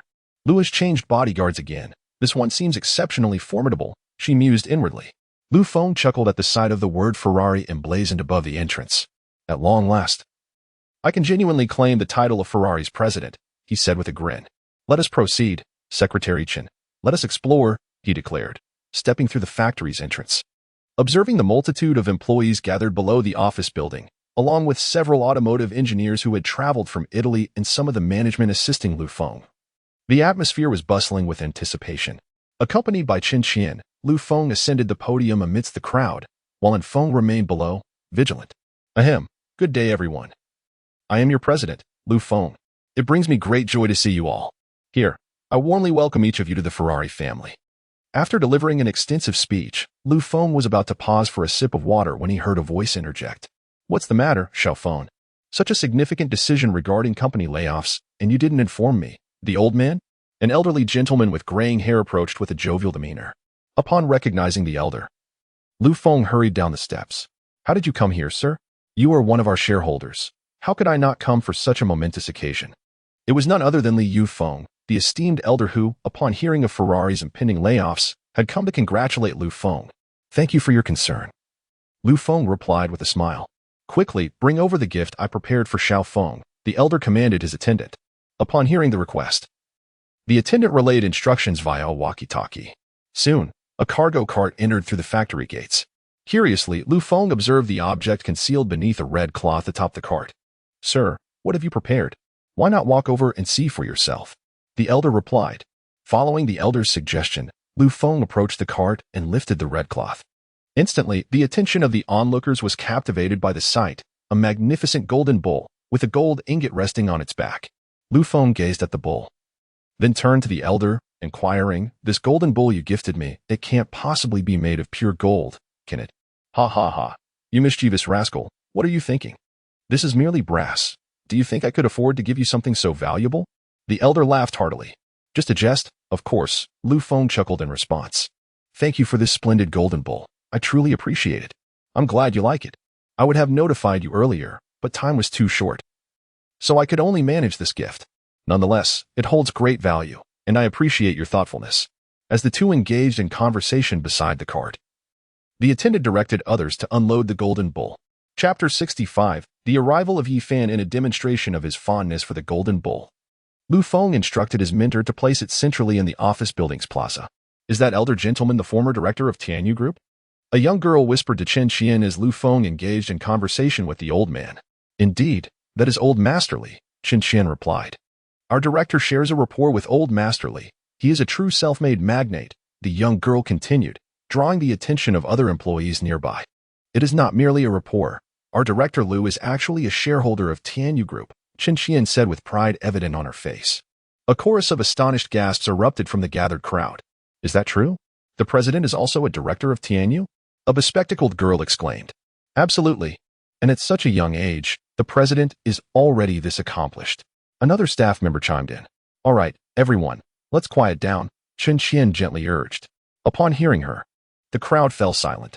Now, please take your seats and listen to the young man's speech, Feng said with a smile directed at old Masterly. Very well. I shall listen, old Masterly replied with a cheerful demeanor. Just as Feng was about to arrange for the elder to say a few more words, he was interrupted. Mr. Lu, I hope my uninvited presence is not a bother, a voice called out. Turning towards the source of the voice, Feng was taken aback upon recognizing the speaker. How did you come here? Feng muttered quietly. He quickly approached the individual. Young Master Yi, what are you saying? Your arrival is a tremendous honor for me, Feng said, attempting to mask his surprise. Indeed, I hope you don't mind my spontaneous visit. Fan replied with a smile. Before Feng stood Fan, the sole grandson of the esteemed Yueman. Old Masterly also noticed Fan immediately. Yet he remained seated, contemplating the significance of Feng's stature that could elicit such a visit from the grandson of old Master Yi. I am delighted by your presence.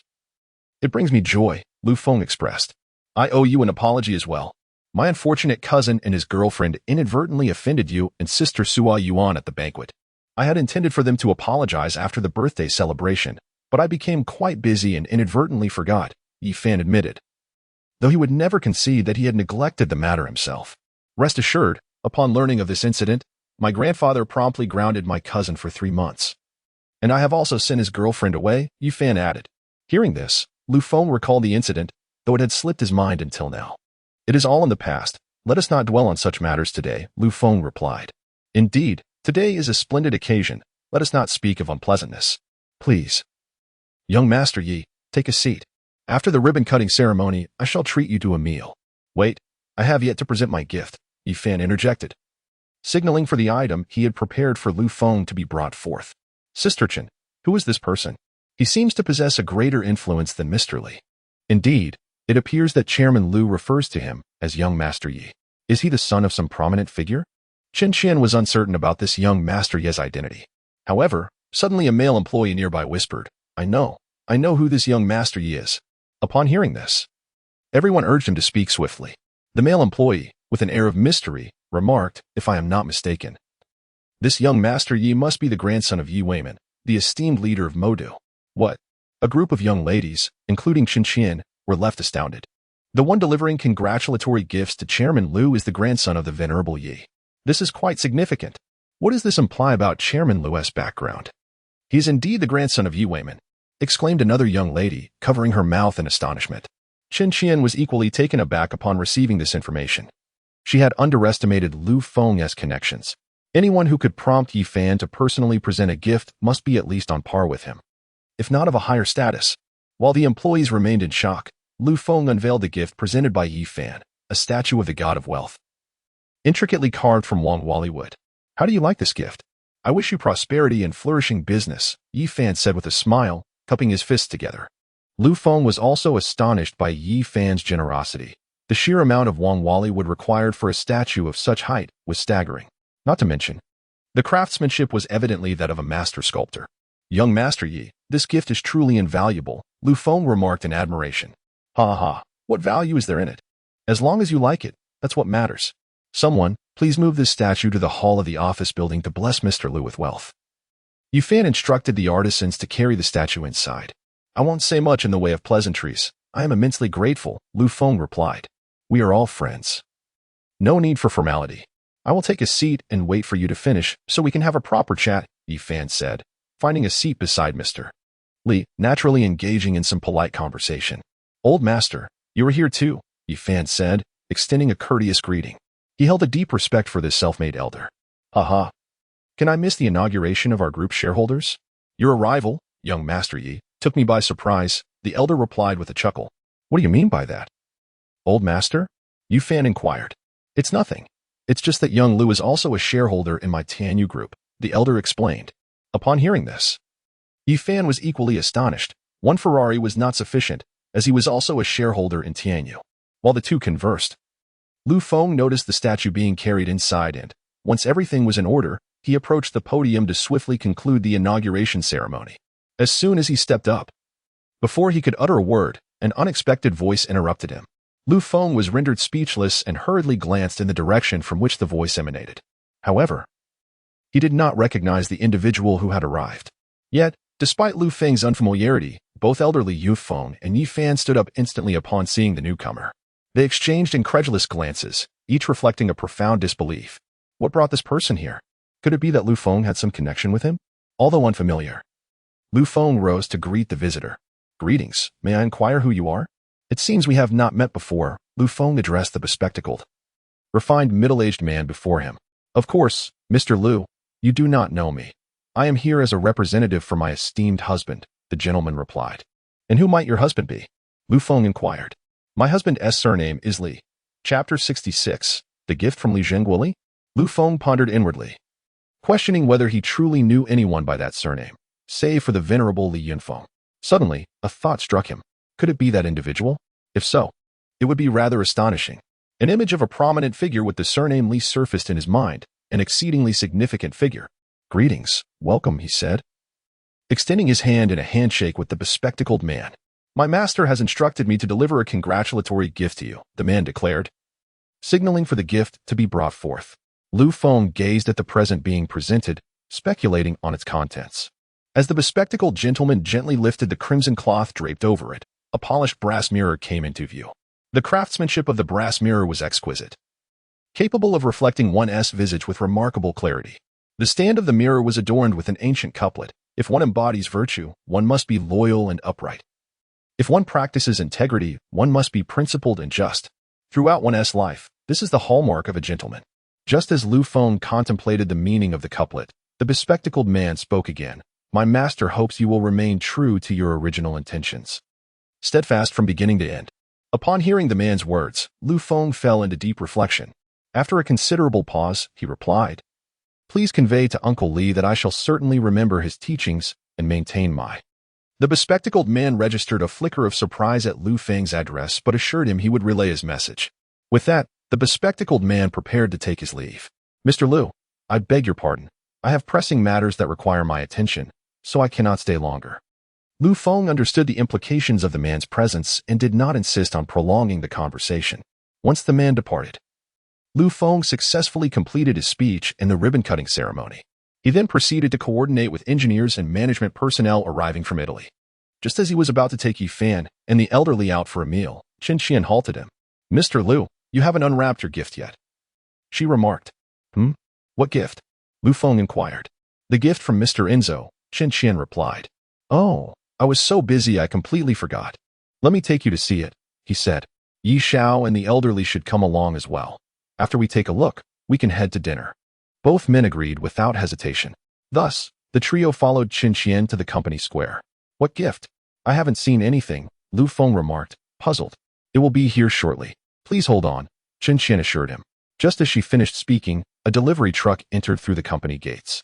Lu Feng was left bewildered by Chen Qian's antics. In no time, the vehicle stopped before him, and its rear doors swung open.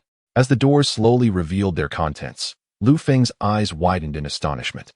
Inside was a striking red Ferrari J50, a vehicle limited to just 10 units globally. This magnificent car had been bestowed upon Lu Feng by Enzo as a gift, a testament to the esteem in which Lu Feng was held. "It's merely a car," Lu Feng said nonchalantly, feigning indifference. "Goodness, what do you mean by a mere car? This is a limited edition, with only 10 in existence worldwide," Yi Fan exclaimed in astonishment. It is well known that his passion lies in racing. And upon seeing this Ferrari, he was utterly captivated. "If you do not intend to keep it, sell it to me. Name your price," Yi Fan urged excitedly. Upon hearing Yi Fan's proposal, Lu Feng felt a twinge of temptation. However, recalling that this car was a gift from Enzo, he hesitated to part with it so readily and declined the offer.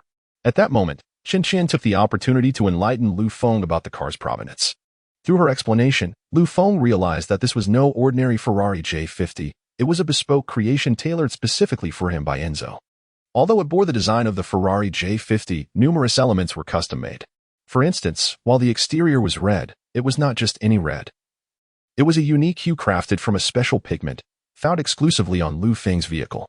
Essentially, this car was one of a kind, including its engine and many other bespoke features. In summary, Lu Feng's Ferrari was the sole one of its kind in the entire world. Lu Feng was equally impressed, and one could only imagine Yi Fan's admiration. "Lu Xiao, you simply must let me take it for a spin," Yi Fan implored. Now convinced that Lu Feng hailed from an illustrious family. Observing Yi Fan's envious demeanor, Lu Feng chuckled and promised to lend him the car after he had enjoyed it for a while. This assurance calmed Yi Fan's eager heart. Subsequently, Lu Feng took the wheel of the Ferrari, intending to treat Yi Fan and old Master Li to a meal. Upon hearing that Lu Feng would drive them, Yi Fan hastily abandoned his own vehicle and hopped into Lu Feng's car. Thus, Lu Feng drove the Ferrari with Yi Fan beside him, while old Master Li followed in his own car, and Feng trailed behind in his previous Rolls-Royce. What emerged on the road was an unusual convoy. At the front, a Ferrari, followed by a Mercedes-Benz S-Class, and at the rear, a Rolls-Royce. This peculiar procession quickly captured the attention of pedestrians and other drivers, who began to pull out their phones to take photos. After approximately half an hour of driving, Lu Feng guided them to the Tunglong Grand Hotel. As they alighted from the vehicle and entered the hotel, the lobby manager immediately recognized Lu Feng upon his arrival. After all, the events surrounding Lu Feng's previous involvement with the hotel were still fresh in the manager's memory. "Mr. Lu, what a pleasant surprise. Why didn't you inform us in advance? I could have made preparations," he remarked. "Oh, I made a spontaneous decision to come. Please proceed as usual," Lu Feng replied nonchalantly, leading Yi Fan and old Master Li into the elevator.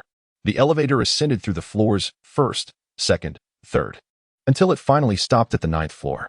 Old Master Li, under the impression that Lu Feng was unaware of the hotel's protocols, quickly interjected, "Xiao Feng, I believe you are mistaken. The 9th floor of Tunglong Grand Hotel is not open to the public." As Lu Feng was about to respond, the elevator doors opened, prompting him to lead the two individuals out. "Rest assured, you are not mistaken," Lu Feng assured them as he expertly opened the door to the private room and stepped inside. Yi Fan and the venerable Mr. Li had no choice but to follow suit. Upon entering the room, even the illustrious Yi Fan and the worldly wise Mr. Li were taken aback by the opulent decor. Every wooden item visible within the room was crafted from precious small-leaf red sandalwood and yellow rosewood. Even the grand dining table at the center was fashioned from yellow rosewood, accompanied by 16 matching chairs. The paintings adorning the walls were all masterpieces from renowned artists. Lu Feng guided the astonished duo to sit at the dining table. "Xiao Feng, Are we truly in the right place? Mr. Li questioned, still doubtful. You are indeed in the right place, Lu Feng replied confidently. But I have heard that the 9th floor of the Tunglong Hotel is reserved exclusively for the owner, Yi Fan interjected. Indeed, how did you manage this? Isn't it simple? Just become the owner of the Tunglong Hotel, Lu Feng stated nonchalantly, uttering a statement that was both audacious and impressive. No way, Yi Fan exclaimed. Xiao Feng, you must be joking. Mr. Li echoed the disbelief. Just as Lu Feng was about to clarify their doubts, the door to the private room swung open. Mr. Lu, you should have informed us of your arrival in advance, so we could prepare accordingly. Chapter 67. The true identity of Lu Feng. The general manager of the Tunglong Grand Hotel approached the dining table while speaking. Accompanying him were several young women adorned in kipayos, gracefully carrying authentic Dehua porcelain tableware. The attendants gently bowed upon reaching the table, placing the exquisite dishes before them before retreating quietly. Soon after, 2 tea masters entered, one holding a set of tea utensils and the other a selection of tea leaves. Sir Lu, what would you like to drink? One of the tea masters inquired. I have no particular preference, Lu Feng replied casually. The tea master then turned to Yi Fan for his choice, only to learn that the young man did not partake in tea. The tea master was advised to consult the elder, Mr. Li, who ultimately opted for white tea. Upon hearing the selection, the tea master began preparing the brew. Once the tea was ready, Lu Feng signaled for them to leave. After the 3 had ordered their dishes, the manager also took his leave with the menu in hand. Mr. Li and Yi Fan regarded Lu Feng with a mixture of curiosity and astonishment, as if he were an intriguing specimen. Feeling uneasy under their gaze, Lu Feng finally inquired, Why are you two looking at me like that? Goodness, are you truly the owner of the Tunglong Grand Hotel? Yi Fan exclaimed, astonished. Indeed. I mentioned it earlier, Lu Feng replied, slightly bewildered. I didn't quite believe it, Yi Fan admitted. Mr. Li, taking a sip of his tea, echoed Yi Fan's sentiments, expressing his astonishment at the revelation. As the 3 enjoyed their tea and engaged in conversation, Yi Fan could no longer contain his curiosity and posed the question he and Mr. Li most wished to know. Lu Xiao, do you know that certain individual? He asked. Which individual? Lu Feng inquired, puzzled. The secretary of that person who visited today, Yi Fan clarified. Oh, you mean Uncle Li's secretary? Lu Feng responded. What? Both men gasped in disbelief at Lu Feng's address. Why, you just referred to him as uncle? Mr. Li stammered, clutching his chest in shock. What did I say? Lu Feng was momentarily confused by their reactions. What did you call that person just now? Yi Fan quickly pressed. Uncle Li, Lu Feng answered candidly. Wait, what is your relationship with him? Yi Fan was now frantic. It was understandable for anyone to be anxious. After all, this was a figure of immense stature in Modu, a person of significant influence. The fact that Lu Feng referred to such an individual as uncle was indeed astonishing. I truly cannot fathom you, Xiao Feng, Mr. Li mused with a sigh. Yi Fan fell silent, his mind racing as he attempted to discern Lu Feng's true background. If he had been introduced by Shen Xuan, it would not be surprising.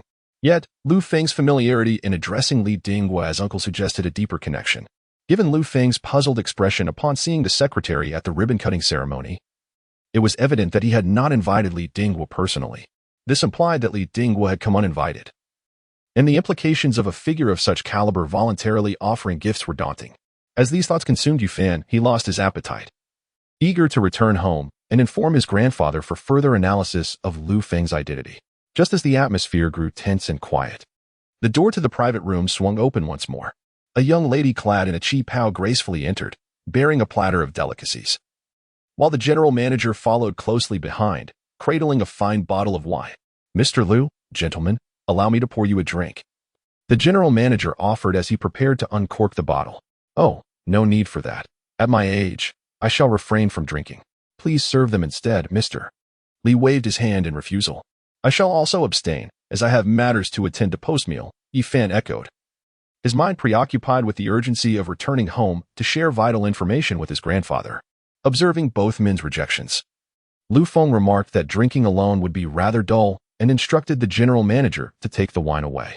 Since we shall not indulge in wine, let us commence our meal, Lu Feng declared. Without further ado, the 2 men picked up their chopsticks and began to eat. Thank you for your hospitality, Mr. Lu. I must take my leave now, Yi Fan stated as he summoned a cab. Should you ponder why young master Yi did not drive himself? It was simply because he had harbored the desire to ride in Lu Feng's Ferrari J50, leaving him with no choice but to take a taxi back to the factory to retrieve his own vehicle. Xiao Feng, I shall also take my leave, Mr. Li addressed Lu Feng after Yu Fan had departed. Very well, safe travels, Lu Feng replied, assisting the elderly gentleman into the car and gently closing the door behind him. Let us proceed. We must return to the company, Lu Feng said to Feng. The pair then drove back to the Ferrari branch, each in their own vehicle. Upon arriving and parking, Lu Feng escorted Feng to the company lobby, where Chen Qian had been waiting. Mr. Lu, allow me to show you your office, Chen Qian said with respect. Certainly, lead the way, Lu Feng replied, intrigued to see his new workspace. Technically speaking, this Ferrari branch was the company that Lu Feng truly needed to manage, as the Ferrari Group was overseen by Zhao Yun and the Tianyu Group by Wang Yu. In contrast, Lu Feng stood as the sole president of Ferrari, with the Italian mid-level executives only present to assist during the initial establishment phase of the branch. They would return once the company had stabilized. Before long, Chen Qian guided Lu Feng to his office, which was quite spacious and comprised 4 distinct areas. The first was the secretary's office zone, separated from the president's office by a partition, ensuring confidentiality for the president's work. The second area was the president's office, while the third was a small conference room suitable for intimate meetings.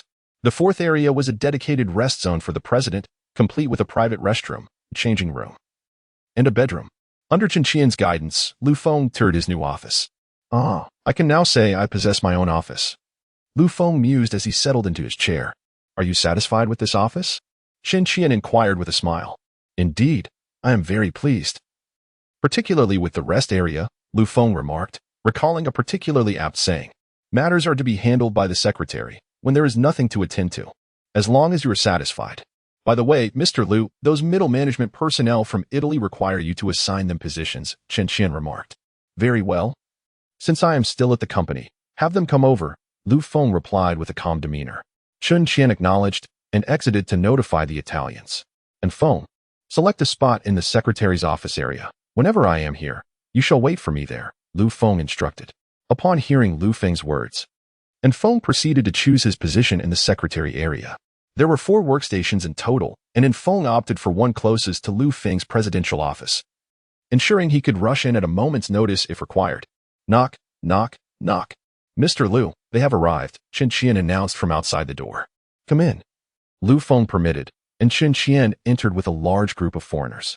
Hello, we are here, the group of foreigners greeted Lu Feng, bowing while struggling with their Chinese pronunciation. Greetings, Lu Feng barely discerned their words. After the introductions, Lu Feng led them to the conference room to commence the assignment of company positions. Tell me about your previous positions, Lu Feng stated as he took his seat at the head of the table. Upon realizing Lu Feng spoke English, the group of Italians sighed in relief, as their command of Chinese was rather poor. I used to work in the sales department. I belong to the research and development department. I belong to the engineering department.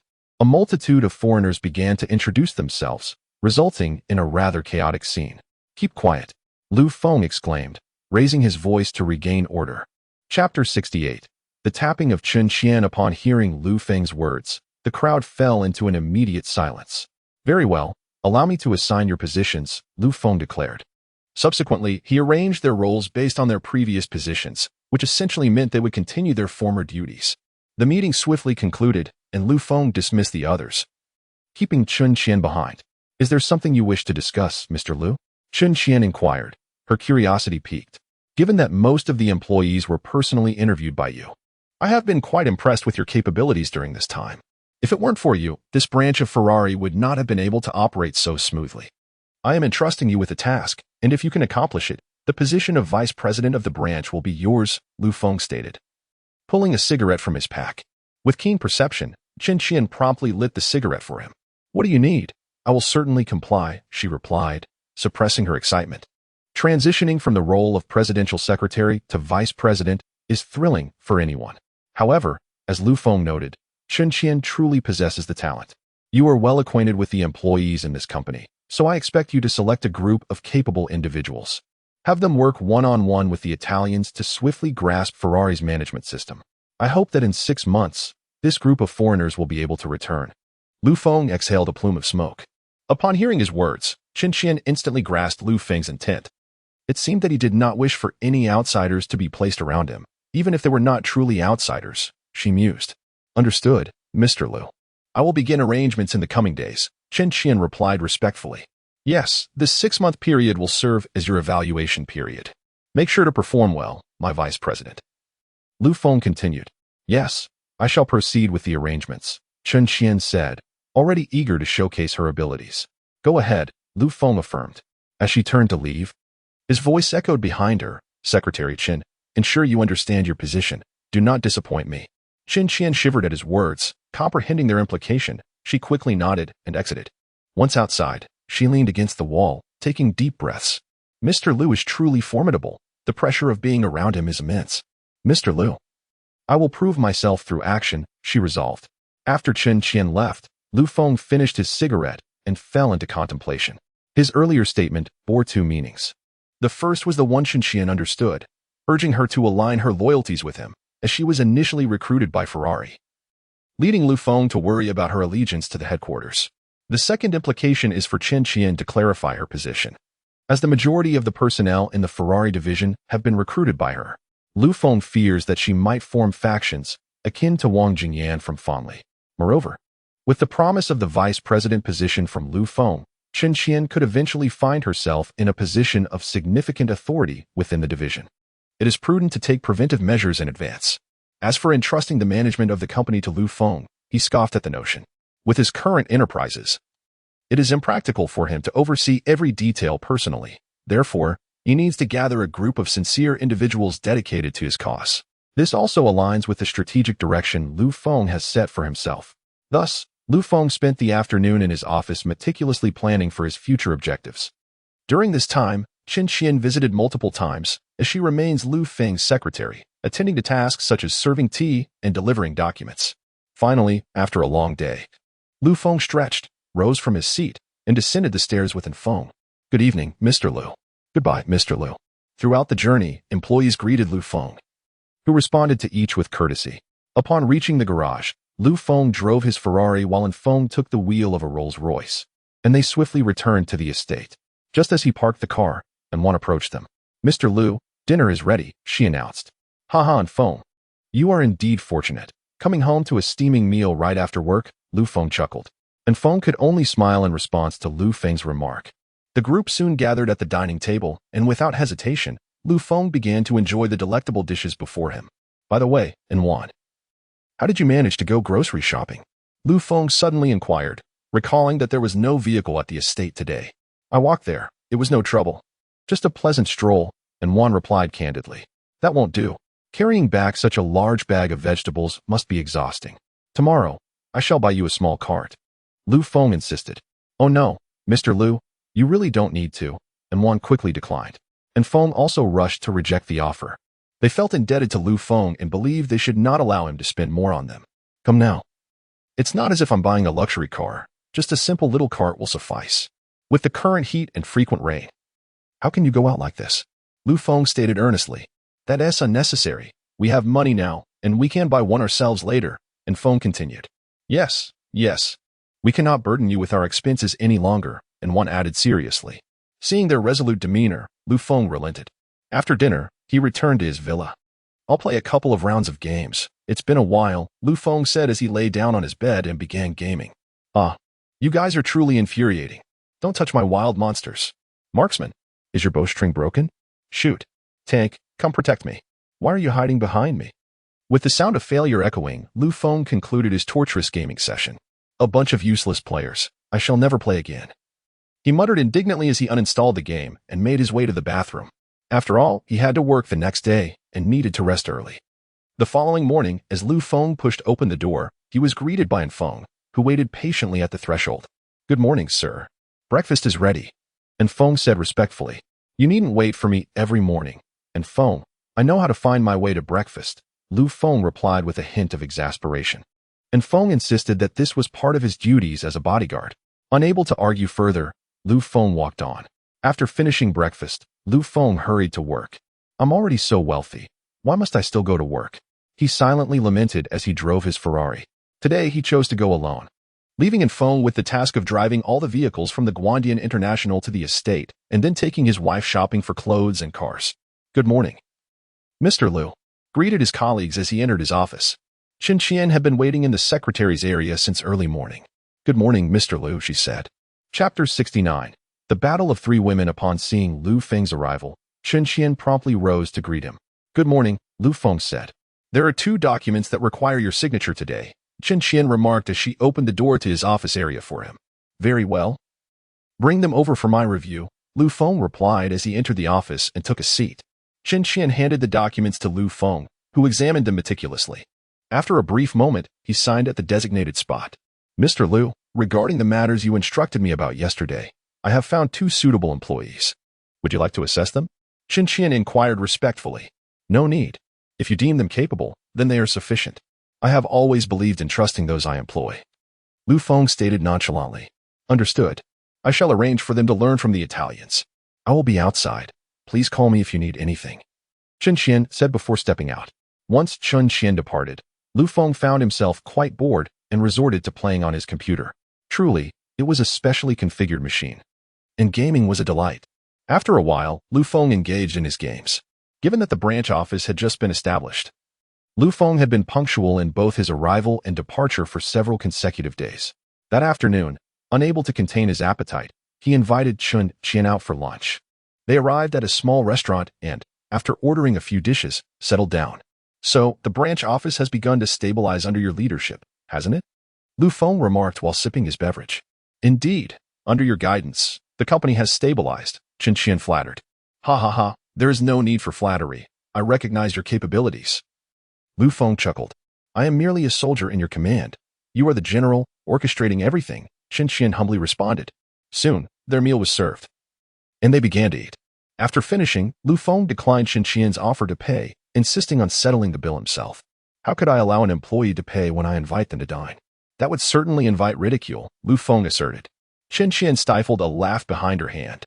The 2 quickly made their way to the parking area, only to find a large crowd gathered around Lu Feng's Ferrari. "Min Min, are you done?" "It's my turn now," a voice called out. "Yes, you've been at it for quite a while." At that moment, a girl named Min Min was perched on the hood of the car, while a man held a phone to capture her picture. "Just a moment. I need to take a few more shots. This is a Ferrari J50, after all, one of only 10 in the world. What luck to encounter such a car today," the girl named Min Min exclaimed. "Indeed, I wonder whose vehicle this is from the elite of Shanghai. It's not something money can easily procure," the man taking the pictures commented.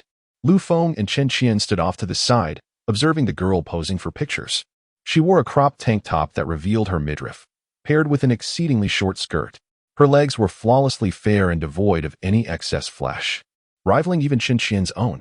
At this sight, Lu Feng turned to glance at Chen Qian's attire. Dressed in a quintessential secretary ensemble, the white blouse seemed barely capable of withstanding the pressure, its buttons straining tightly. A pair of exquisite, elongated legs adorned in alluring black stockings created a striking contrast of temptation alongside the enchanting beauty before her. "Mr. Lu, do you find me attractive?" Chen Qian inquired, noticing Lu Feng's gaze upon her, as she subtly tucked a strand of hair behind her ear and cast a flirtatious glance his way. Yes, quite attractive," Lu Feng stammered, instantly caught in an awkward moment. Just then, the girl posing for the photo ceased, prompting Lu Feng to mask his embarrassment by striding over. As he approached the car, he was halted by an ostentatiously dressed girl. "Do you even understand etiquette? Did you not see that we were here first? Cue up," the flamboyant girl remarked. "Indeed, what a lack of quality. Your girlfriend must be blind to choose you," another girl sneered, spotting Chen Qian lingering behind. "Oh, stop it. I need to hurry and take my photo. Otherwise, when the car owner returns, none of us will get a chance," the flamboyant girl insisted. Is my makeup intact? The car owner will surely notice me when they come back," she added. "Fear not. We look absolutely stunning today. The owner will undoubtedly be entranced by us," the girl named replied. Upon hearing this, the flamboyant girl chuckled, exuding confidence as she swayed her hips, positioning herself beside Lu Feng's Ferrari. "Hurry up and take my picture," she urged. All right, I'm on it," responded, retrieving her phone to capture the moment while not forgetting to deride Lu Feng. "You just wait here. What a lack of class you have. Who do you think you are?" Lu Feng found himself speechless, bemused by their audacity to assume he would be drawn to them. With their garish makeup, they appeared monstrous, likely to suffer from cosmetic poisoning upon contact. Perhaps Lu Feng's incredulous expression caught their attention, as the woman promptly unleashed a tirade. "What is your problem? Just seeing you irritates me. Do you think you are the car owner?" In response, Lu Feng withdrew his car key and pressed it twice. Beep, beep, the Ferrari's lights flickered twice. The trio froze in an awkward stupor. Unfazed by their shock, Lu Feng advanced and opened the car door. I apologize, but this is indeed my car, he stated as he settled into the driver's seat. Starting the engine and lowering the window, he added, to be honest, I truly do not find you appealing. Before flooring the accelerator, the Ferrari roaring away from the parking spot and coming to a halt before Chen Qian opened the passenger door and took her seat. Just as Lu Feng intended to depart, he noticed the three girls rushing toward him. Oh dear, we were just joking, handsome. Please don't take it seriously, the flamboyant girl exclaimed, with the other two girls chiming in agreement. Growing impatient with their antics, Lu Feng directly asked, what exactly do you want? Seeing his annoyance, the three girls hastily expressed their desire to exchange phone numbers with him. Did you not notice that someone is already in the passenger seat? Lu Feng felt a wave of distaste wash over him. We don't mind, do we? Why not try something more adventurous? Remarked a girl named Minmin, as she casually caressed her long legs. She was confident that Lu Feng would surely appreciate her exquisite limbs. After all, they had attracted numerous admirers in the past. Huh. You are not worthy, Lu Feng scoffed, and with a swift press of the accelerator, the Ferrari surged forward like a rocket, leaving the three girls behind, dazed and engulfed in exhaust fumes. This is all your fault. If you hadn't wasted so much time, could I have said something like that? The glamorous girl exclaimed. You dare blame me? If you hadn't spoken so harshly, would he have left? Another girl retorted without hesitation. It is indeed your fault. If it weren't for you, I might have been seated in that limited edition Ferrari by now. Care to repeat that I am to blame? It is your fault. As their argument escalated, they began to tug at each other's hair. I'll kill you, you wretched creature. You are no saint yourself, you worthless scum. The two continued to hurl insults while grappling, startling a girl nearby who rushed to separate them. However, in their frenzy, the two girls, now blinded by rage, ended up striking the peacemaker as well. What began as a two-person brawl swiftly transformed into a chaotic three-way fracas. This bizarre scene attracted the attention of passers-by, many of whom paused to watch. Some even took out their phones to capture the moment, eager to share it on social media. After all, it is well known that the people of Huagua have a penchant for reveling in spectacles, a truth acknowledged throughout the entire Blue Star. Chapter 70. The Sale of Technology. Mr. Lu, are you not tempted? Chen Qian inquired as she gazed at Lu Feng. I fear illness more, Lu Feng replied with a cold smile. Well then, what do you think of me? Chen Qian said, crossing her legs elegantly. Lu Feng cast a glance at Chen Qian, who was reclining in the passenger seat. Her long, alluring legs were intertwined, accentuated by her captivating curves, rendering him almost powerless to resist. Very good. Lu Feng managed to respond awkwardly. Seeing his reaction, Chen Qian refrained from teasing him further. Before long, they returned to the company. Prepare yourself. I need to speak with Enzo, Lu Feng remarked as he exited the vehicle. Understood. Soon, they arrived at the office, where Chen Qian began to assist Lu Feng in dialing Enzo's video call. Ding. As the connection tone sounded, Enzo appeared on the computer screen. Lu, did you receive my gift? Enzo immediately inquired. I did, Mr. Enzo, Lu Feng replied. How do you like it? I doubt any man could refuse a supercar. Indeed. I am quite fond of the gift you bestowed upon me, Lu Feng responded with a chuckle. Ha ha ha, I'm glad you like it. So, what brings you to me this time? Enzo asked, clearly skeptical that Lu Feng was merely seeking casual conversation. After all, reaching their level of business meant one was always inundated with tasks. Well, Ferrari is researching new energy, and I just happen to possess technology in that realm, Lu Feng explained. Lu, do you truly have new energy technology? What is its range? You must understand. A range of 600 to 700 kilometers is of little use to us. Mr. Enzo, since I brought it up, I must have confidence in its capabilities. Oh, what range does your technology offer? Is 1200 kilometers sufficient? What? Lu, you can't be joking, Enzo exclaimed, rising to his feet. Of course not. This offers me no advantage, Lu Feng replied with a smile. Lu, what are you implying by presenting this technology? Enzo, astute as ever, understood that Lu Feng's introduction of such advanced technology must have an ulterior motive. I wish to sell this technology to Ferrari, Lu Feng stated calmly. Are you short on funds? How much do you need? I will try to accommodate you, Enzo hurriedly said, immediately assuming Lu Feng's intention to sell was due to financial need. Who would sell such groundbreaking technology otherwise? Mr. Enzo, I am not in need of money. When I say sell, I mean an equity transaction, Lu Feng clarified. Equity transaction? Lu, are you suggesting you want shares in Ferrari? Enzo asked with a furrowed brow. Indeed. I seek 20% of Ferrari shares. Lu, that is unacceptable. Propose a different condition. No. I insist on 20% of Ferrari shares, Lu Feng asserted resolutely. Enzo, witnessing Lu Feng's unwavering resolve, found himself in a dilemma. He was reluctant to part with his shares in Ferrari, as his holdings were already limited.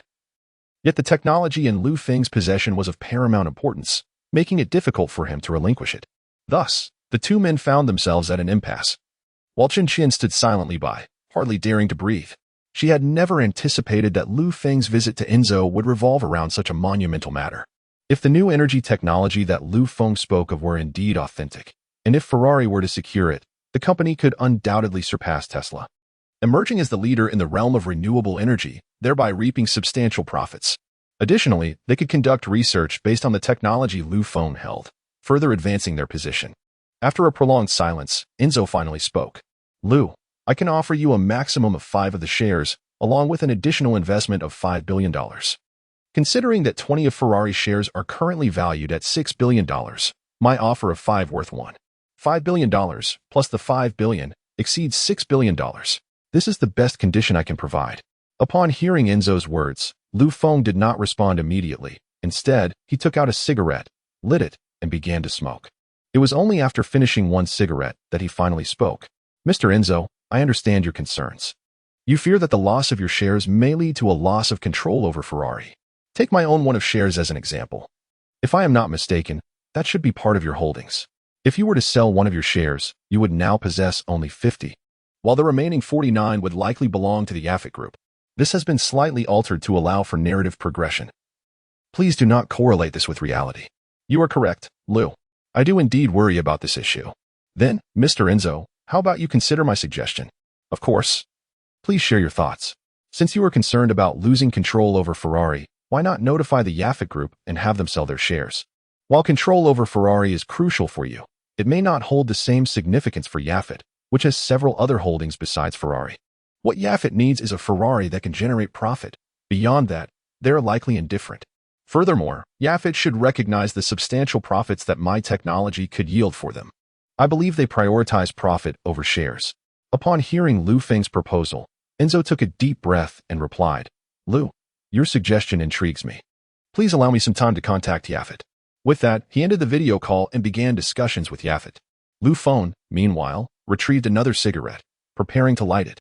Click. Chen Qian, holding a lighter, assisted Lu Feng in igniting his cigarette. He took a satisfying puff and reclined in his chair. However, Chen Qian could no longer contain her curiosity and decided to inquire. Mr. Lu, Chen Qian inquired hesitantly, is the technology you mentioned truly authentic? It is indeed remarkable. Otherwise, why would I reach out to Enzo? Are you genuinely considering selling it to Ferrari? Have you thought about our domestic automotive enterprises? I believe they would greatly benefit from this technology. Her question weighed heavily on her career, as Enzo could easily dismiss her for such an inquiry. Yet, motivated by her patriotic sentiments, Chen Qian mustered the courage to voice her concerns. Lu Feng chuckled at her earnestness. Ha ha ha, your intentions are commendable. But what if they do not offer a substantial sum? I am a businessman, after all, and pursuing profit is a fundamental principle.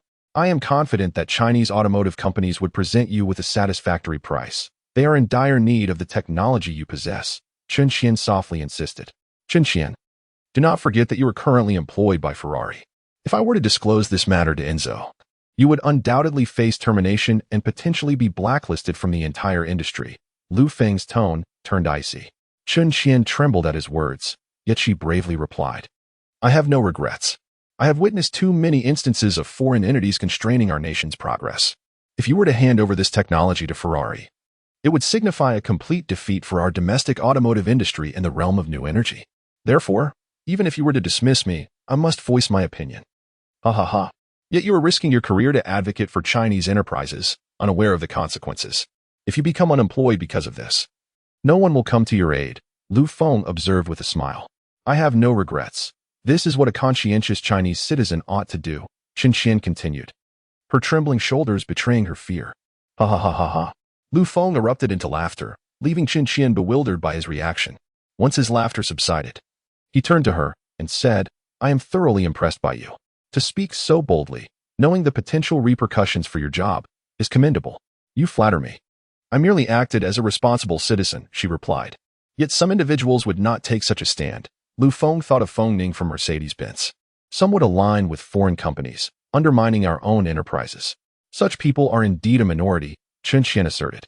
Feng disregarded her comment, his gaze fixed intently upon her, causing her to feel uneasy. Secretary Chen, congratulations. From this day forth, you shall serve as the vice president of Ferrari's China division. Chapter 71. Acquiring an additional 20 shares with a resounding thud, Feng's words left Chen momentarily paralyzed. After a considerable pause, she incredulously pointed at herself. Mr. Liu, what are you saying? I mean to appoint you as my vice president, Feng replied with a teasing smile. Are you not angry? Why would I be angry? What I just said carried a hint of criticism. Yet all I see is a patriotic girl with the courage to fight. Why? Because I, too, love my country. Then why did you sell the technology to Ferrari? Of course, it is because I possess superior technology. What? What do you mean? What? Any valuable resource should be utilized by our own first. The scraps, of course, are sold to foreigners. Wasn't that how these foreigners treated us before? Chen was left utterly bewildered. Are you saying you have even better technology reserved for Chinese enterprises? Indeed. You sold Ferrari merely scraps? Precisely. Otherwise, what do you expect? Mr. Liu, I apologize for my previous misjudgment, Chen said, bowing deeply. Do you think I am a mercenary businessman? Feng queried. Chen chuckled awkwardly. From the matter concerning chips, I discerned that notions such as science knows no borders and business knows no borders are mere nonsense. These matters are laden with borders. Without them, one is left vulnerable to exploitation, dictated by others. Feng spoke calmly, while Chen listened intently. Thus, when I heard your proposal, I intended to test you. Congratulations. Vice President Chen, you have passed. Mr. Liu, I am truly sorry for misunderstanding you earlier. Ha ha ha. Well, I know that shortly Enzo will call, and I will inform him to appoint you as vice president. Thank you, Mr. Liu. I will not disappoint you, Chen exclaimed, overwhelmed with excitement. Do not rejoice too soon. There is a task I need you to undertake. You must execute this beautifully, otherwise, I shall not go easy on you. Feng's tone shifted. What is the task? I will do my utmost, Chen responded, brimming with the determination of a soldier preparing for battle. The reason I am selling my technology is to utilize Ferrari to launch an attack on Mercedes. This new energy technology serves as my entry point to Ferrari. What? You intend to attack Mercedes? Why? Chen asked in astonishment. Because they provoked me. In what way? Do you have a grudge against Mercedes? Previously, I acquired the domestic automotive enterprise, Ferrari Group, only to be approached by Mercedes. Even the bankruptcy sale of Ferrari was orchestrated by them, so I must seek revenge. Feng stated, shocking revelations spilling forth. What? Ferrari was the company you acquired? Chen was once again taken aback. She realized she was increasingly bewildered by the man before her. In silence, the acquisition of Ferrari has transpired. And now they unveil technology potent enough to disrupt the hierarchy within the renewable energy sector, ready to engage in fierce competition with Ferrari and Mercedes-Benz. Is it truly feasible for someone in their 20s to achieve such feats? The disparity is astonishing. Why the surprise? They have initiated the challenge, and naturally, I must respond. No, not at all. I am merely taken aback. How may I assist you? What you need to do is lead the subsidiary to vanquish Mercedes-Benz S branch in Huayra. I have taken a particular disliking to a certain woman. Huh, a woman? Indeed, she holds the same position as you. She is the vice president of Mercedes-Benz. However, Mercedes currently has no vice president. Could you be referring to Feng Ning? Chen inquired. They all operate within the same circle. Chen, of course, had heard of Feng Ning's renowned reputation. Precisely, that is her. What has she done to incur your wrath? It is nothing significant. I merely detest her behavior of allowing outsiders to bully our own people. Could it be that she was responsible for the demise of Ferrari? Indeed. It was her doing. The bankruptcy itself does not concern me. However, her assistance to foreign enterprises and oppressing our own companies is intolerable. Hence, you are prepared to wage war against Mercedes-Benz? Yes, indeed. Therefore, my vice president, do you possess the confidence to defeat the vice president of Mercedes-Benz? Feng's gaze was sharp as it bore into Chen. Feeling the weight of Feng's determination, Chen became invigorated. Chairman Liu, I assure you, I will defeat her and avenge you, Chen declared with unwavering resolve. Excellent, as expected from my chosen one. You possess grit, Lu Feng praised, giving a thumbs up. Chairman Lu, I am a woman. Perhaps such praise is not entirely fitting, Chen Qian remarked with a pained expression. Do not concern yourself with trivial details. My intentions are noble. You are the boss. You are correct. Just as the two were about to continue their conversation, Enzo's video call came through. As soon as the connection was established, Enzo eagerly began to speak. My apologies, Lu, for keeping you waiting. Not at all. What was the outcome of your discussions? Upon hearing Lu Feng's inquiry, Enzo quickly responded. I have just conferred with the board of the Yafite Group. They indicated that if the technology in your possession is genuine, they are willing to invest $10 billion to acquire it. Mr. Enzo, I have stated that I desire shares in Ferrari. I have no interest in monetary compensation, Lu Feng asserted with a firm demeanor. Lu, I am prepared to personally add another $1 billion, totaling $11 billion. How does that sound? Enzo persisted, undeterred. After all, as long as the shares remain, the financial gains can be ceaselessly replenished. If Mr. Enzo is unwilling, I shall have to seek other automobile enterprises. I initially thought that as a shareholder of Ferrari, I would be granted preferential treatment. But since Mr. Enzo fails to recognize value, then so be it, Lu Feng said with a shrug. As Lu Feng prepared to seek assistance from others, Enzo felt a wave of panic. Wait, Lu, let us deliberate a bit more. There is nothing left to discuss. I simply require the shares. Seeing that Lu Feng was impervious to his pleas, Enzo had no choice but to acquiesce. Once he agreed, he appeared to lose all vitality. Slumping into his chair. Ha, Mr. Enzo, I knew you would recognize the value, Lu Feng chuckled. However, Yafite is only willing to offer you 15 of the shares. What do you mean by that, Mr. Enzo? Lu Feng suddenly narrowed his eyes. On the other side of the computer, Enzo sensed the pressure emanating from Lu Feng, leaving him astonished. Truly, the younger generation of the illustrious Huayra, with its millennia of heritage, is formidable. Enzo pondered inwardly. At this rate, how many more years will we maintain our lead? Yet Lu Feng did not afford Enzo the chance to respond, directly stating, if Mr. Enzo can only present such terms, then regrettably, I shall seek others for this venture. Surely, many automotive companies would be eager for the technology one possess. Wait a moment, Lu, I have not finished speaking, Enzo exclaimed, urgency creeping into his voice. In addition to the 15 from Yafite, I shall personally offer you another 5, thus meeting your demands. Upon hearing Enzo's words, Lu Feng beamed with delight. Then, when can I expect the share transfer agreement? I wish to forward the technical documents to you. I shall deliver the share transfer agreement personally, and I will also bring a team to collect the technology, Enzo replied. So, you intend to come to Huayra? Indeed. For such a significant matter, I must be present myself. Then I shall extend a warm welcome to you in Huayra. Chapter 72, Preparing for a Counterattack. Ha. I have long yearned for the wonders of Huayra, Enzo exclaimed with a hearty laugh. By the way, I came to see you for a reason, Lu Feng suddenly interjected. What is it? I wish to instigate an economic offensive against Mercedes with Ferrari. What? Lu, you must be jesting. Certainly not. I am quite serious. Lu, that is Mercedes we are talking about. Waging war against them would bring us no advantage. However, I have provided Ferrari with substantial incentives, which should sufficiently compensate them. True.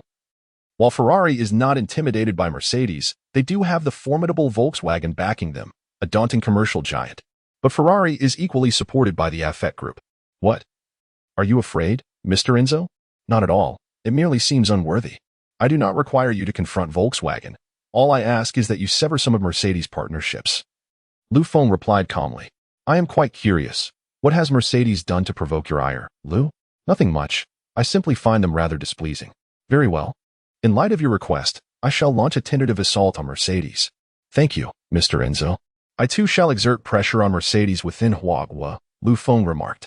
By the way, let Secretary Chen serve as the vice president of our branch. She has demonstrated her capabilities during this period. After all, the president cannot remain at the company every day, Lu Feng continued. Of course, Lu. I had previously stated that you possess absolute authority in the branch. There is no need for consultation, Enzo replied with a smile. In truth, the appointment of a vice president like Chen Qian does require the approval of the headquarters. Akin to how Feng Ming's position at Mercedes necessitates consent from the parent company, Enzo's assertion of no need for his approval stems from two considerations. Firstly, to afford Lu Feng a degree of respect, and secondly, because Lu Feng is not an ordinary branch president, he is now the third largest shareholder of Ferrari, holding 21 of its shares. One cannot merely dismiss him as just a branch vice president. He could even contend for the position of president at the headquarters. After addressing Qin Qian's appointment, the two discussed further details pertaining to their strategy against Mercedes. Subsequently, Enzo ended the call to confer with the outset group, as, despite his absolute authority over Ferrari, this matter inevitably involved Mercedes and Volkswagen, necessitating a discussion with this major shareholder. Congratulations, Vice President Qin. You are soon to be officially appointed as Ferrari's vice president, Feng said with a beaming smile. This is all due to Chairman Lu's guidance, which I will forever cherish, Qin Qian respectfully replied. Haha, spare me the flattery. Since Enzo has consented to my proposal, it is only reasonable to expect that outset will do the same. You may begin preparing your strategy for dealing with Feng Ning. Yes, Chairman Lu. I shall proceed to gather the necessary materials. All right, off you go. After Qin Qian exited, Feng gazed pensively at the computer on his desk. Mercedes? Feng Ning? You shall soon find yourselves descending from your pedestals. Do not fall too swiftly. Do ensure that I derive some amusement from this. As anticipated, Enzo indeed agreed with Feng's suggestion. After all, Feng currently possesses the technology they desperately require, and with rivals being adversaries, Ferrari is poised to capitalize on this opportunity to launch an offensive against Mercedes, thus showcasing their groundbreaking new energy solution. Contrasting Feng's leisurely demeanor, Enzo was engulfed in a whirlwind of activity. The opponent Ferrari faced this time was none other than Mercedes, leaving no room for error. Soon, Ferrari's executives received Enzo's summons. Those at the headquarters were to convene in the conference room, while others were to join via video conference. Quickly, the upper echelons of Ferrari gathered, with some present executives casting glances at their colleagues situated in distant countries, perplexed by the reason for such a grand assembly. Was Ferrari on the brink of collapse? Thank you all for gathering today. I have a significant announcement that pertains to Ferrari's future, Enzo stated gravely from the head of the table. The executives were taken aback by Enzo's serious demeanor. In the face of previous existential threats, he had never appeared this solemn. Typically, he exuded an air of calm assurance, as though everything was under his control. Yet today, all they could discern from his expression was determination and seriousness, which instilled a sense of impending crisis within them. Just moments ago, Ferrari's equity had once again undergone a transformation, Enzo continued. However, this brief statement left the executives bewildered. Ignoring their confusion, Enzo pressed on. You are all likely aware that the company previously sold one of its shares to fund research into new energy, which was acquired by a Chinese individual. The executives remained uncertain about the significance of this remark. They were aware of Feng's acquisition of that one stake. Why was it being reiterated? Just now, that same Chinese individual has purchased an additional 20 of Ferrari's shares. The gravity of Enzo's words sent shockwaves through the assembly of Ferrari executives. 20% of Ferrari's shares, valued at billions of dollars, translating to hundreds of billions in Chinese currency. Moreover, why were these stakes being sold at all, particularly to a Chinese individual? Restlessness swept through the executives, prompting a flurry of inquiries. Some even suggested that if the group were in need of funds, they would gladly invest in shares themselves, questioning why they were selling to a Chinese buyer. Others may not comprehend, yet those employed by Ferrari undoubtedly do. Holding shares in Ferrari can be likened to possessing a golden ticket, a perpetual source of income. Enzo, confronted with numerous inquiries and expressions of bewilderment from the executives, remained silent, simply observing them. Before long, under Enzo's gaze, the meeting regained its tranquility. You must be curious as to why, despite the group's current abundance, there is a decision to sell shares, particularly to a foreign individual. Indeed, Enzo's question is what the senior executives are most eager to uncover. Thus they attentively inclined their ears to hear what he had to say. This young man, Feng, has presented terms that I find utterly irresistible. Not only are these terms beyond my capacity to decline, but even the outset group finds them equally compelling. What? Even outset has consented? What precisely are the terms that this young man has proposed to elicit such a response? A wave of astonishment swept through the executives, prompting them to inquire of Enzo what conditions could possibly make outset uneasy. Because he possesses revolutionary new energy technology, Enzo continued calmly, allowing the executives some time to digest this revelation. Revolutionary technology? Mr. Enzo, that seems somewhat exaggerated. Indeed, the technology in the hands of this young man cannot possibly offer a range of merely 700 or 800 kilometers, can it? If that were the case, our own research facility could have developed it. Moreover, to my knowledge, While new energy technology in Huayra is advancing rapidly, the best among them, BYD, barely reaches around 800 kilometers, leaving a considerable gap from Tesla's 1,000 kilometers. As it stands, only Tesla can rightfully claim to possess truly revolutionary new energy technology. Otherwise, we would not have developed an 800-kilometer range technology that remains in use. Enzo, having listened to the inquiries from the executives, merely smiled faintly. Silence ensued. Chapter 73. The storm approaches. Is there anything you can conceive that I cannot? If the technology possessed by this young man does not represent a groundbreaking innovation, would I truly invest 20 of the group's shares to acquire it? Enzo's words reverberated through the room. Upon hearing him, the executives began to grasp the weight of his statement. Indeed, when has President Enzo ever engaged in a losing venture? Even in the face of Buffett's acquisition attempts, Enzo managed to secure Ferrari's autonomy by granting Buffett only the rights to dividends, devoid of any decision-making power. Could it be that this young man from Huayra is more formidable than the Buffett Group? Such a notion is patently absurd. With this realization, the executives turned their gaze toward Enzo, eagerly anticipating his next words. Noticing their silence, Enzo continued. This young man claims that the battery technology in his possession can achieve an astonishing range of 1,200 kilometers. This piqued my interest, and it has evidently captivated Buffett as well. Is that truly the case?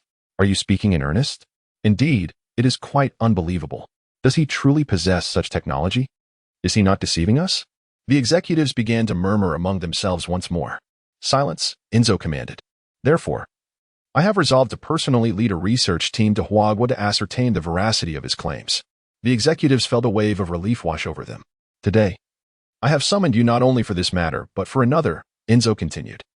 Feng has stipulated a condition for selling us this technology. We must launch a strike against Mercedes. What are your thoughts? The executives were not taken aback by this stipulation. Rather, they bowed their heads in contemplation. After a considerable pause, one executive spoke up. Mr. President, I wish to understand the extent of our assault on Mercedes. If it is a fight to the death, then even if he provides us with this technology, it would be unacceptable. Others nodded in agreement, echoing the sentiments in their hearts. They were unafraid to confront Mercedes, while others might cower before the automotive giant. Ferrari would not. However, they needed to weigh whether this endeavor was worthwhile. Rest assured, we will only engage in a harassment campaign, nothing more severe, Enzo clarified, sensing their apprehension. If that is the case, then it becomes manageable. I can start gathering intel immediately, and we could launch our offensive against Mercedes by the day after tomorrow. One executive exclaimed, excitement evident in his voice. Indeed, the thought is exhilarating. I have longed for a chance to spar with Mercedes, a 30-something executive added. Do not rush. Prepare accordingly, and we shall commence our attack once I return with the technology, Enzo instructed. And when will you depart for Huayra? An executive inquired. Within the next few days, I still have preparations to make. Very well, we shall begin organizing our materials. Go ahead. Meanwhile, far away at the Mercedes branch in Huayra, Feng remained blissfully unaware that an enormous storm was brewing, one that could very well cost her everything. However, she is currently overwhelmed, grappling with the troubles brought about by Wei Cha-ching. It all began when Feng administered a mind-altering substance to Hongmao, rendering him utterly foolish, leaving him to languish in his room, consumed by a perpetual hunger. Upon discovering his son's plight, Hongmao's father was incensed. Yet the only recourse was to seek treatment in various hospitals, including those in the capital, but to no avail. None could ascertain the cause of Hongmao's affliction. In a fit of rage, Hongmao's father confronted Wei Cha-ching, demanding an explanation. Unable to withstand the pressure, Wei Cha-ching reluctantly revealed the truth regarding his involvement in the assassination plot. However, the intended victim had survived, and the hired assassin vanished without a trace, leaving Wei Cha-ching uncertain if Hongmao's condition was indeed a consequence of Feng's retribution. Upon hearing Wei Cha-ching's confession, Hongmao's father, disregarding the presence of the third-in-command from Fei City, struck Wei Cha-ching across the face. There was no need for contemplation. The assassin they had hired had betrayed them. Otherwise, how could his son have ended up in such a state? I had warned you repeatedly not to provoke them. Their background is formidable, far beyond the capabilities of us old-timers. Yet you dared to attempt an assassination. You must provide me with an explanation. Hongmao's father glared menacingly at Wei Cha-ching's father. You ungrateful wretch, kneel, commanded Wei Cha-ching's father. Complying with his father's words, Wei Cha-ching knelt submissively. Then, The father of the third-in-command of Fei City brandished a rattan cane and struck Wei Cha-ching with ferocity. Each lash left a mark, a scar etched upon his skin. Had I not cautioned you against provoking someone with the surname Liu? You have long exploited our status to act with impunity, committing petty misdeeds. But how dare you bring the wrath of the Ferrari Group upon yourselves? Yes, Ferrari may be in bankruptcy and up for sale. But a starving camel is still larger than a horse. It is not something you can afford to meddle with. Moreover, how could you threaten a young man capable of amassing 6 billion to purchase assets amidst Ferrari's downfall? You even dared to detain him for interrogation, intending to employ torture. Yet, a single phone call summoned immediate assistance from the highest authority. After all this, you still had the audacity to attempt an assassination. You truly possessed the courage of a bear. As Wei Yu continued to chastise Wei Cha-ching, Hong Mao's father watched without offering any words of consolation. Wei Yu struck for approximately 10 minutes until his wife rushed in upon hearing the commotion. She immediately threw herself upon Wei Cha-ching, cradling him in her arms, and turned to scold Wei Yu. You spineless wretch, while your son suffers, you seek vengeance on him instead of avenging him. I will not let this go. Infuriated, Wei Yu, already in a rage, raised the whip to strike his wife as well, but was halted by Hong Mao's father. Old Wei, I am desperate to know what to do about my son. He is my only child, and even if you were to kill your own son, mine would not be restored. Wei Yu was eager to speak kindly to the father of the red-haired boy, yet his wife, Zhang Feng, began to shout. You, Wei Yu, how dare you strike me? If it weren't for my father's support, would you be where you are today? You've grown bold, and I shall return to inform my father. As she spoke, Zhang Feng seized Wei Cha-ching and attempted to leave. With a swift motion, Wei Yu delivered a resounding slap across Zhang Feng's face, leaving her in a state of disbelief. After a prolonged moment, she cried out and lunged at Wei Yu, only to be met with another lash from him. How can you still speak? Wei Cha-ching's current predicament is entirely your doing. Had you not coddled him, I would not be facing such troubles now. I could have been in a much better position by morning. Yes, your father did assist me in the beginning, but I have earned my current position through my own merits. There is no connection to your family whatsoever. Moreover, I have long since repaid the favors your father bestowed upon me.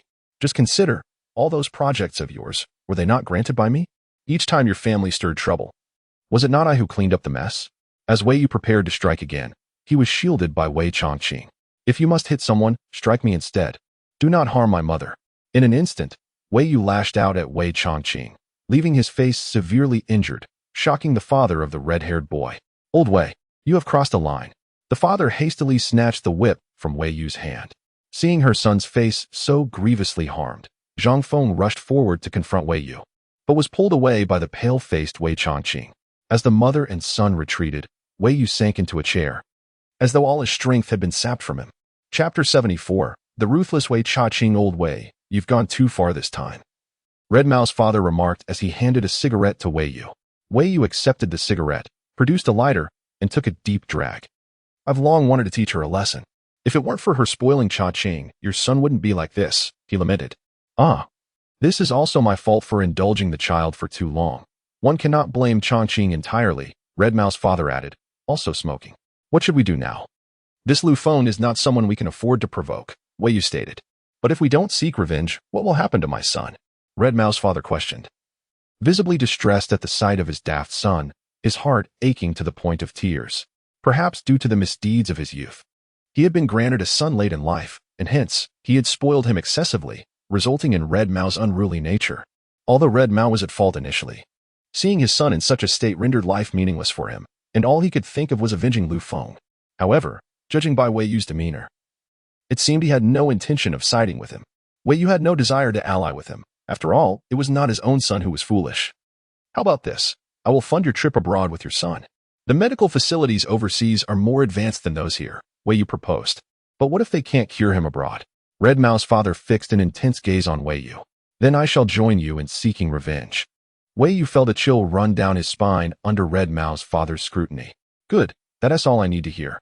I have ample funds. I will set off to try one by one. If he recovers, I will accompany you to apologize to the Lu family. If he doesn't, Old Wei, then living alone holds no meaning for me. After all these years, you should understand me, Red Mao's father concluded, pulling his son, now a fool, away. Wei Yu watched the two retreating figures, unable to contain his disdain. When did such a despicable character gain the audacity to threaten me? Yet he felt compelled to remain cautious, for Red Mao's father was no stranger to the underworld, who could predict the lengths he might go when cornered. Thus, Wei Yu could only hope that his foolish son would find healing abroad. Meanwhile, Wei Chongqing was driving his mother to his grandfather's house. Upon entering, Zhang Feng collapsed to the ground in tears, pulling Wei Chongqing down beside her. Their cries soon roused the old man in the backyard. With the assistance of a caregiver, he made his way to the front yard, immediately spotting Zhang Feng and Wei Chongqing kneeling. "My dear daughter and beloved grandson, what has happened?" The old man hurriedly approached them, helping them to their feet. The moment Wei Chongqing lifted his head, the old man noticed the gruesome scar marring his face. "Oh my goodness, dear grandson, what has befallen you?" The old man inquired with deep concern. Wei Chongqing remained silent, merely shedding his clothing to reveal the marks left by his father's beating. Upon seeing the myriad scars on his grandson, the old man's heart ached, and tears streamed down his cheeks. Zhang Feng spoke up from beside him. "Father, it is your esteemed son-in-law who has done this. Just look at how ruthless he has been. This is his only son. Have you seen the wound on Chongqing's face? It was meant for me by Wei Yu." But Chongqing intervened. "I am utterly devastated, father. You must take a stand for me," Zhang Feng exclaimed, bursting into tears.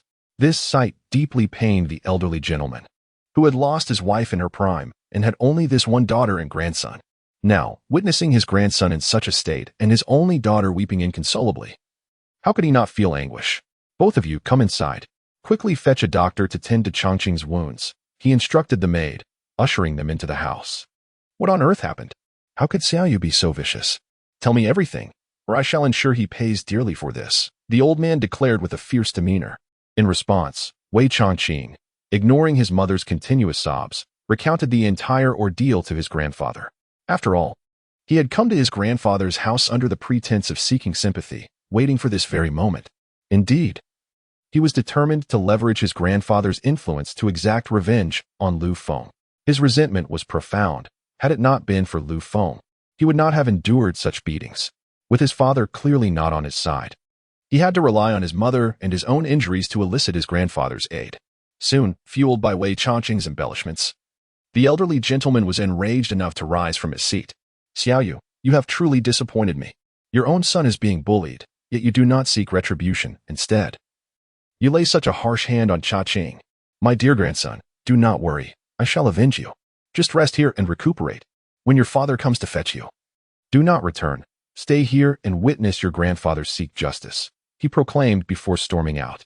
Wei Chongqing observed this scene, lowering his head, a faint smile creeping onto his otherwise somber face.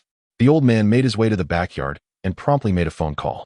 However, upon mentioning his intent to deal with Lu Feng, the other party hastily declined, even kindly informing him that Lu Feng had powerful backing.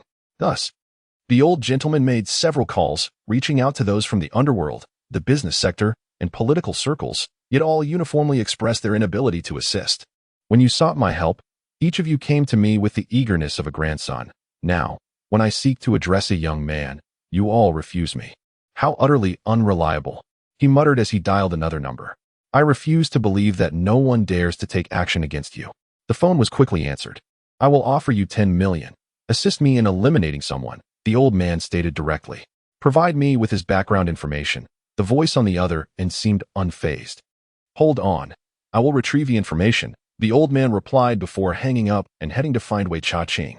At that moment, Wei Chongqing was receiving treatment from the doctor. Upon seeing his grandfather arrive, he chose not to inquire about the situation but instead began to counsel him. "Grandfather, perhaps it would be best to let it go. This Lu Feng is far too formidable, and I do not wish to burden you with troubles. Let this misfortune be mine." Wei Chongqing's words only deepened the old man's concern for his beloved grandson.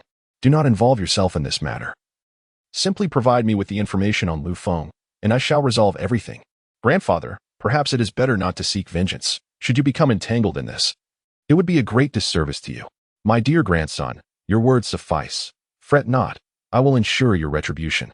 Now, hasten and furnish me with the details." "Very well, but you must prioritize your safety," Wei Chongqing said, wiping away his tears. He then transmitted the information from his phone to his grandfather. With the materials in hand, the old man hurriedly departed. Wei Chongqing watched his grandfather's retreating figure, wiping his tears and allowing a sinister smile to emerge. "Here is the information you requested. I have sent it to you." The old man eagerly dialed the previous number. Seeing his grandson's pitiable state, he felt an overwhelming desire to personally eliminate Lu Feng in order to avenge him.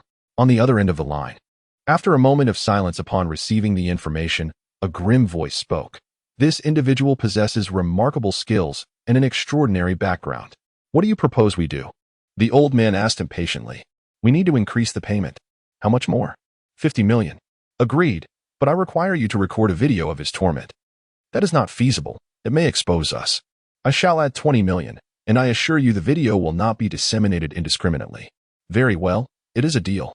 Chapter 75. The eighth draw. When can you make your move? I wish for him to perish swiftly, the old man remarked.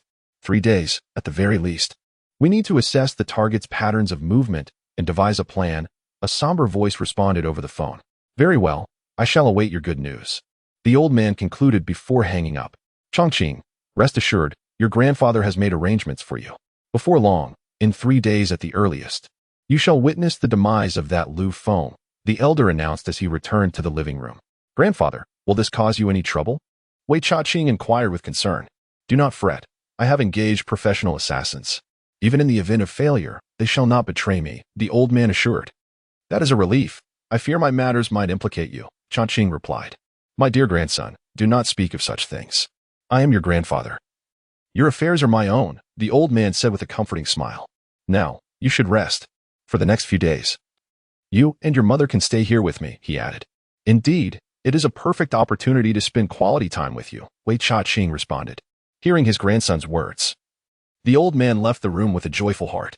Lu Feng, I refuse to believe you shall escape death this time, Wei Chaqing smirked with a sinister grin. Meanwhile, various factions were embroiled in their own schemes. Lu Feng had commenced preparations to launch an offensive against the Mercedes using his Ferrari. And once the Ferrari Group vacated Fei City, he would immediately turn his tactics against Wei Chaqing.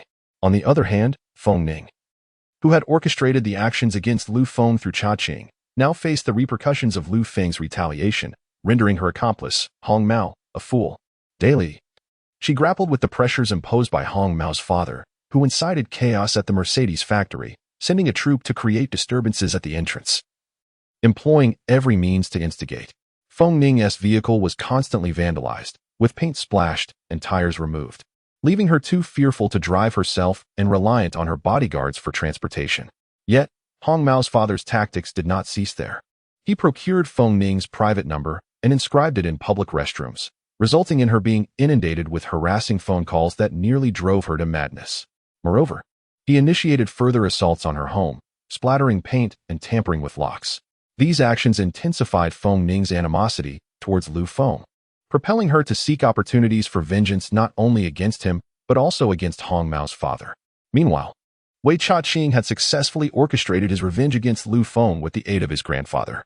The conflict had escalated into a full-blown melee, with the outcome hinging on who would emerge victorious. The current calm was merely a precursor to the impending storm.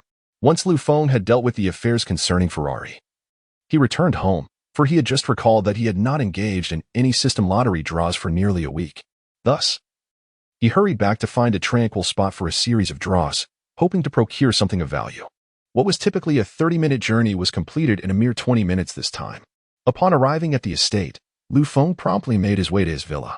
While Feng and his wife were still out purchasing a vehicle, after rushing into the bathroom for a cleansing bath and lighting incense, Lu Feng proceeded to his bedroom. System, I wish to draw lots, he declared, locking himself inside the room and directly accessing the system. Ding. It has been detected that the host currently possesses 8 lottery draws. Shall we proceed? Yes, he replied. Please choose between an 8-time draw or a single draw. Lu Feng found himself in a quandary upon hearing the system's prompt. Having played numerous games, he was well aware that many lotteries were fraught with pitfalls.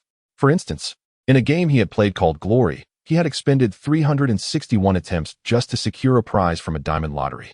While single draws were often heralded for their miraculous outcomes, the multiple draws offered a guarantee. What a dilemma. Please make your selection promptly. The system urged with an unyielding tone. I'll go for the 8-time draw. I've steeled myself for a potential loss, Lu Feng replied. Ding. Processing, please wait. Hold on. Does the lottery have a guarantee? Lu Feng suddenly exclaimed. No. Everything relies on luck, the system responded, nearly causing Lu Feng to faint from disbelief. Yu Huang Dadi, Guanyin Bodhisattva. Buddha, Sun Wukong, Jesus, Chongqing Tian, you must bless me with a grand prize. Lu Feng hastily clasped his hands in earnest prayer. The system ignored Lu Feng's whimsical antics and began the announcements. Ding. Congratulations, host, you have obtained 1,000 reputation points. Congratulations, host, you have obtained 5,000 reputation points. Congratulations, host. Wait, what is all this? Lu Feng interjected, interrupting the system. Are you embezzling? Please do not insult me. The lottery is fair and transparent, the system replied. Very well, continue. I am mentally prepared for total defeat, Lu Feng said, his spirit dampened. Ding. Congratulations, host, you have acquired 3 researchers. Congratulations, host, you have obtained 10,000 reputation points. Congratulations, host. Hold on, what is this about researchers? Lu Feng inquired with curiosity. They are research personnel from various fields, the system answered. Which field specifically? Random. All right then, but I am in need of such talent, Lu Feng mused contentedly. Ding. Congratulations, host. You have received a body restoration agent, which can revive you regardless of the severity of your injuries as long as you have a breath left. Goodness. Does this not mean I have an extra life? Lu Feng exclaimed, filled with excitement. System, I apologize for my previous misjudgments. You truly are benevolent. This agent can heal any external injury, no matter how severe, thus indeed granting me an additional lease on life. Ding. Congratulations, host, you have obtained 1,000 reputation points. Congratulations. Host, you have obtained 1,000 reputation points. System, you are being excessive. I just praised you, and now you do this to me. Nevertheless, I am easily satisfied. The body restoration agent and 3 researchers are already more than sufficient, Lu Feng remarked, having lost all hope for the final draw. Congratulations to the host for acquiring the title of the second most formidable shadow assassin of the Blood Rose Killer Organization, codenamed Rose Jasmine. However, the system has bestowed upon him a delightful surprise. Is this last one real? Lu Feng inquired with palpable excitement. Indeed. Then this Blood Rose is a killer organization? Yes. Are the top 10 shadow assassins as formidable as depicted in novels, being the most powerful assassins of the entire organization? Correct. Does that mean I have instantly acquired 2 of the most powerful assassins? Precisely. How formidable are they? Extremely formidable. What does extremely formidable entail? Seeing Lu Feng's relentless inquiries, the system had no choice but to retrieve the profiles of the 2 shadow assassins. Rose, affiliated with the Blood Rose Killer Organization, ranks among the top 10 shadow assassins and is the elder sister of Jasmine. She has independently completed 42 A-level missions, 18 S-level missions, and 5 S missions. In collaboration with her sister Jasmine, she successfully assassinated the president of a certain nation in Huzhou, completing the task and retreating safely. Lu Feng, gazing at the information provided by the system, was rendered speechless by the astonishing revelations. This is simply incredible! Assassinating a nation's president and escaping unscathed. He marveled. Quickly, system. I wish to see the profile of the other individual. Chapter 76. The arrival of the twin assassins. The system reluctantly retrieved the information of another individual. Lu Feng hastily glanced at the newly displayed profile. Zhizi Hua, affiliated with the Blood Rose Assassination Organization, ranked among the top 10 shadow assassins, alongside her sister. Another member of the Elite 10, known as the Twin Stars. She had independently completed 35 A-level missions, 12 S-level missions, and 6 S missions. These 2 are truly formidable. Lu Feng mused. By the way, what do these mission levels signify? He inquired.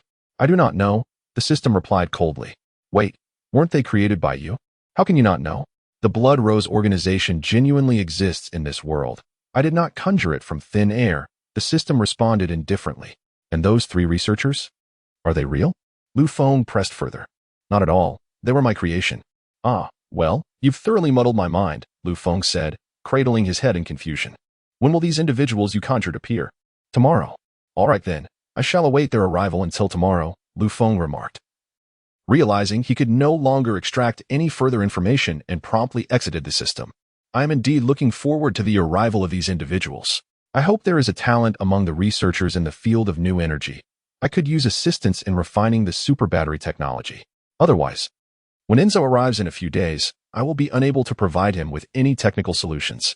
As for these 2 assassins, being twins, I wonder if they have been trained to be as fierce as a warrior.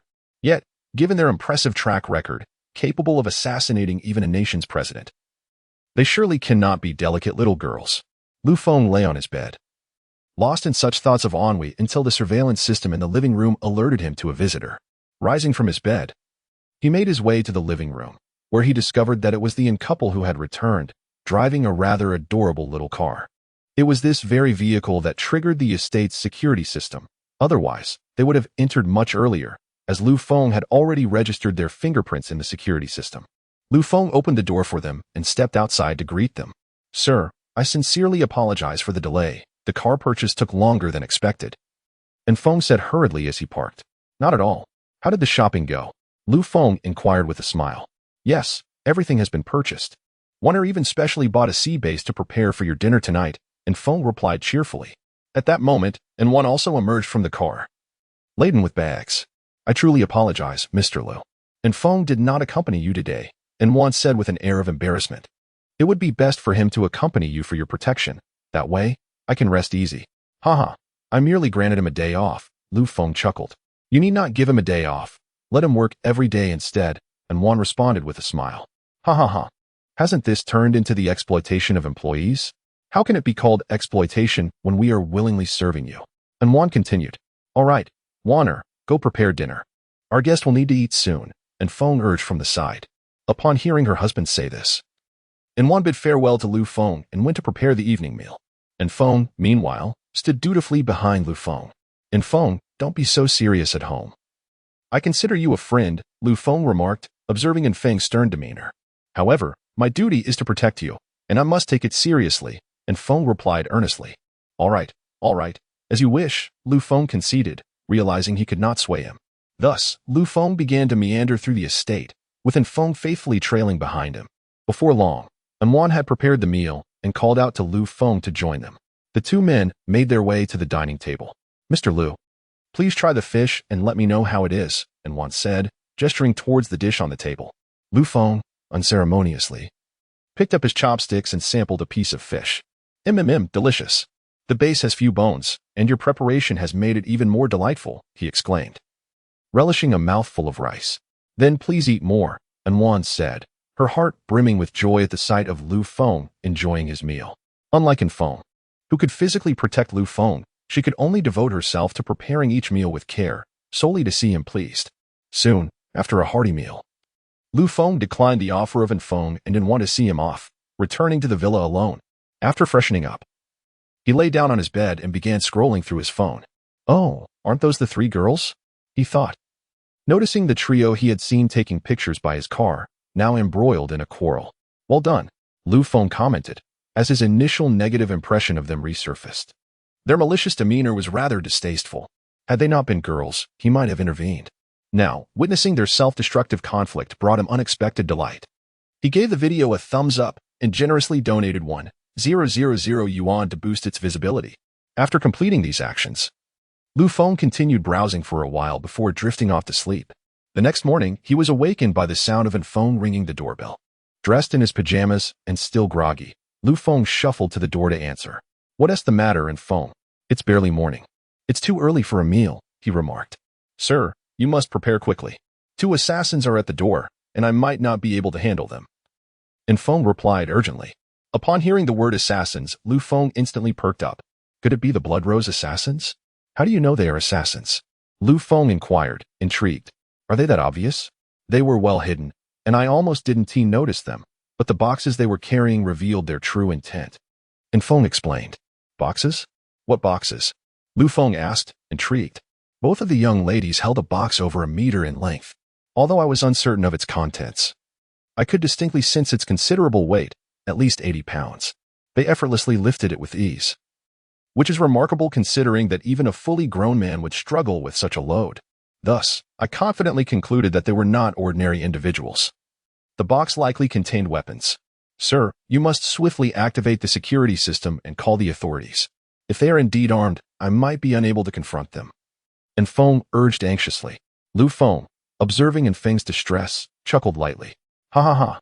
Calm down. I will accompany you to investigate." "No, you cannot go over there. What if they truly possess firearms?" Feng quickly interjected, blocking Lu Feng's path. "It's fine. You are aware of my capabilities. Besides, you are here with me," Lu Feng replied, stepping outside. and Feng hastily followed, positioning himself protectively ahead of Lu Feng, prepared to sacrifice himself should the two individuals pose a lethal threat. In truth, Feng's concern led to his agitation. Had he paused to reflect, he would have realized that these two could not possibly be assassins. After all, who would send assassins to stand idly at the entrance rather than covertly lurk in the shadows? Soon, Lu Feng arrived at the entrance of the estate, where he immediately spotted the two girls standing with their boxes. Each girl was accompanied by a black metal case. One girl bore a cold expression, standing there like a thorny rose, exuding an air of aloofness. Despite her inactivity, her stunning visage and enviable physique, even clad in black combat attire, left Lu Feng in awe. The other girl beside the icy beauty possessed a sweet and innocent demeanor. Though they shared identical features and figures, they conveyed markedly different impressions. Lu Feng boldly approached, intent on opening the estate's grand entrance. "Sir, what are you attempting to do?" Chapter 77. The weapon of assassination. And Feng observed Lu Feng's actions and hastily intervened. In the current situation, where friend and foe were indistinguishable, how could one recklessly open the door? Surely, Mr. Lu would not assume that the two women, merely because of their attractive appearances, possessed no ill intentions, and Feng mused. "Open the door. We are allies," Lu Feng explained. Lu Feng's words momentarily left Feng at a loss, as if facing an imminent threat.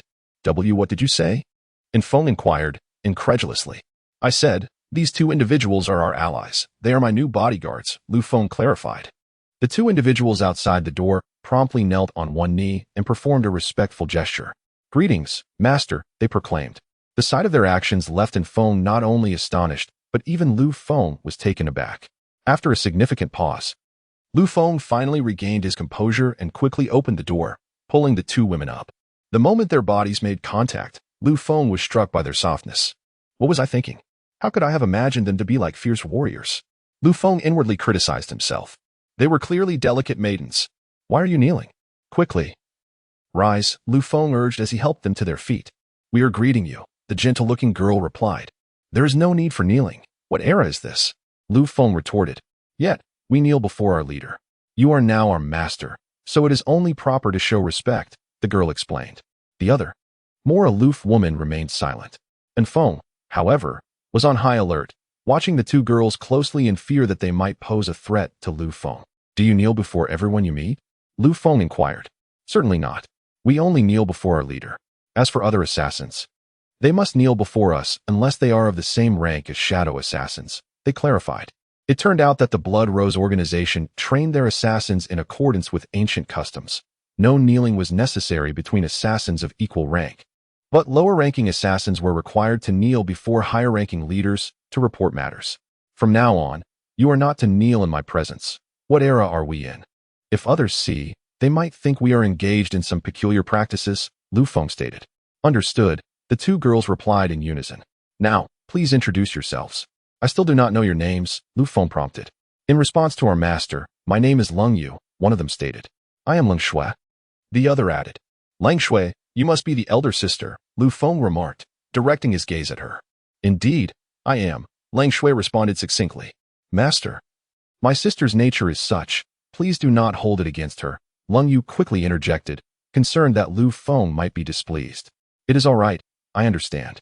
However, you must change how you address me. Master is not suitable," Lu Feng advised. "What shall we call you then?" Leng Yu asked. "Feel free to choose, but master must be discarded," Lu Feng replied. After pondering Lu Feng's words, Leng Yu spoke up. "Let us address you as young master then," one of them said while pulling her sister along. "We have met the young master." Lu Feng was rendered speechless by their antics and reluctantly acquiesced to this form of address. "Greetings, young master. I find it delightful," he thought, feigning indifference while secretly reveling in the experience. He had longed to emulate the scenes from television where a domineering CEO returns home to be greeted by a throng of maids bowing and calling him young master. "What do you have in those boxes?" Lu Feng inquired, casting a curious gaze at the black containers before him. "They contain weapons," Leng Yu replied as she opened one of the boxes. Upon its opening, Lu Feng was greeted by an array of firearms: handguns, semi-automatic rifles, daggers, tang swords, and even grenades, as well as a high-precision sniper rifle. Both Lu Feng and Feng stared in astonishment. "Hurry, cover them up. Quickly, come inside with me," Lu Feng urged. Leng Yu complied, promptly closing the box. and the two sisters followed Lu Feng into the manor. Where did you acquire these weapons? Lu Feng asked, a sense of trepidation creeping in. These are our personal weapons. Of course, meant to protect you, young master, Lang Yu explained. But we are in Huagua. Having so many weapons here is futile, Lu Feng responded, bewildered. Ah. How then can we safeguard you? Just store all these weapons in the underground chamber of my villa. You may carry only a dagger on your person, Lu Feng instructed. Understood. They both nodded in unison. Lu Feng was alarmed. If these weapons were discovered by the law enforcement of Huagua, it could lead to dire consequences. Have you never been to Huagua before? He curiously asked. No. Although we are considered Huagua nationals, we have never set foot in the country, not even during missions. Our leader never accepts assassination contracts within Huagua and forbids us from entering. She regards Huagua as a forbidden ground for assassins and mercenaries, Lang Yu elucidated. How could it not be a forbidden ground? In Huagua, even possessing a blade of considerable size is prohibited, let alone firearms, Lu Feng remarked. It was precisely because Huagua rigorously regulates such matters that foreign assassins and mercenaries seldom undertake contracts there. This results in a situation where, to eliminate someone in Huagua, one must resort to local second-rate assassins. Did you not notice that when Feng attempted to kill me, she could only wield a dagger? In no time, Lu Feng led the two sisters and Feng to the third underground level. There, he opened a concealed door leading to the secret chamber and ushered them inside. This chamber was self-contained, featuring its own power supply and other necessities. Outsiders would never know of its existence unless they detonated the entire villa. Place your weapons here, Lu Feng said, illuminating the secret chamber. Lang Yu and Lang Shui exchanged glances before dutifully depositing the weapon boxes into the cabinet. Young master, may we take some other weapons? Lang Yu asked. As long as it isn't a firearm, you may bring it along, said Lu Feng, prompting the two sisters to hastily open the box and begin their selection. Before long, they presented the chosen weapons before him. Please have a look, young master, they urged. Lu Feng surveyed the assortment of weapons they had selected, casually picking up several rings. Is this truly the arsenal you have prepared? Just a few rings? These are no ordinary rings, Lang Yu interjected, eager to elucidate. Each ring conceals a poisoned needle, designed to strike swiftly and lethally. She then lifted a necklace, continuing. This ring contains a special substance that, when combined with this necklace, can transform it into a bomb, its explosive power rivaling that of a hand grenade. Goodness! These trinkets are remarkably formidable, Lu Feng exclaimed, astonished. He never anticipated that such seemingly innocuous adornments could be instruments of death. And Feng, too, was taken aback, unable to fathom where Lu Feng had encountered such extraordinary assassins. Subsequently, Lang Yu introduced additional weapons, such as a flexible sword that could be affixed to the waist and gloves woven from golden threads. These peculiar armaments left Lu Feng and Feng in awe. Although Feng had served in the military, his adversaries had been fellow soldiers, and thus he had not encountered such lethal tools. This is astonishing. If you were to attempt an assassination on me, I wouldn't even realize how I met my demise, Lu Feng remarked, filled with wonder. Your subordinates dare not. Chapter 78. The origin of the crimson rose upon hearing the words. Lang Yu and Lang Shui hastily knelt down. Oh dear, why are you kneeling again? Please, rise quickly. I was merely jesting, Lu Feng remarked as he helped them to their feet. Let us proceed to have a meal first, after which I shall take you shopping for some clothes. It is hardly suitable to wear combat attire every day, he continued, leading the group outside. They made their way directly to the villa where Feng resided. Mr. Lu, are you all right? And one inquired softly. It turned out that Feng, having risen early to patrol the estate, had discovered the two sisters and suspected them of plotting to assassinate Lu Feng. He rushed back to inform his wife to take cover and then hurried to protect Lu Feng. I am fine. It was merely a misunderstanding, Lu Feng explained. That is a relief. Breakfast will take a little longer due to the delay. Please bear with us, Wan said, casting a curious glance at the two girls behind Lu Feng before she went to prepare the meal. Lu Feng seated the sisters and introduced them. Allow me to introduce. This is Feng, my bodyguard and chauffeur, he gestured towards Feng. And the lovely lady who will be cooking for us is Feng's wife, our esteemed chef. After hearing the introductions, the sisters stood to make their own introductions, thus establishing a preliminary acquaintance. With your addition today, my security team now consists of 3 members. I am considering a slight adjustment to your work schedules, Lu Feng stated as he settled into the sofa. I propose that 2 of you accompany me each day while the other remains to guard the estate, as there is currently no one watching over it, which concerns me. Certainly, the sisters readily agreed. Everything as you command, and Feng responded. Today, and Feng shall rest at home, as I intend to take the sisters out to procure some daily necessities and clothing. And Feng, do stay at the estate and keep your wife company. Understood, sir. Oh. And by the way, a few individuals may arrive at the estate today. Please verify their identities and allow them entry, Lu Feng suddenly recalled, having drawn 3 researchers yesterday. Rest assured, sir, and Feng replied. With all arrangements made, breakfast prepared by Wan was ready. Long Yu and Lang Shui assisted Wan in bringing the meal to the table. Let us dine, Lu Feng announced, and they began to enjoy their breakfast. After the meal, Lu Feng took Lang Yu and Lang Shui out. Lang Shui drove while Lang Yu sat beside Lu Feng, ensuring that she could protect him promptly in case of any unforeseen circumstances. Could you share some insights about your assassin organization? Lu Feng inquired with curiosity. Of course. But there are certain confidential matters I cannot disclose, Lang Yu replied. She then began to elaborate on some aspects of their organization. The Crimson Rose ranks second among international assassin organizations, boasting a rich history of over 300 years. Its members include the most enigmatic leader, all of whom are women. They are orphans, taken in by the Crimson Rose, who began their rigorous training from a tender age. The training is structured in 10-year cycles, culminating in a performance assessment.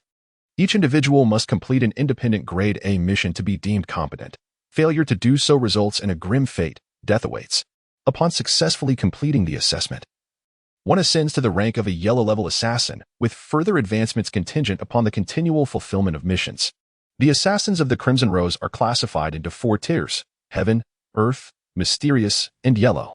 The Heaven tier assassins, which include the likes of Cold Rain and Cold Snow, are publicly acknowledged as the top 10 shadow assassins. Those ranked Earth and below are simply referred to as assassins, a distinction made to differentiate shadow assassins from their counterparts.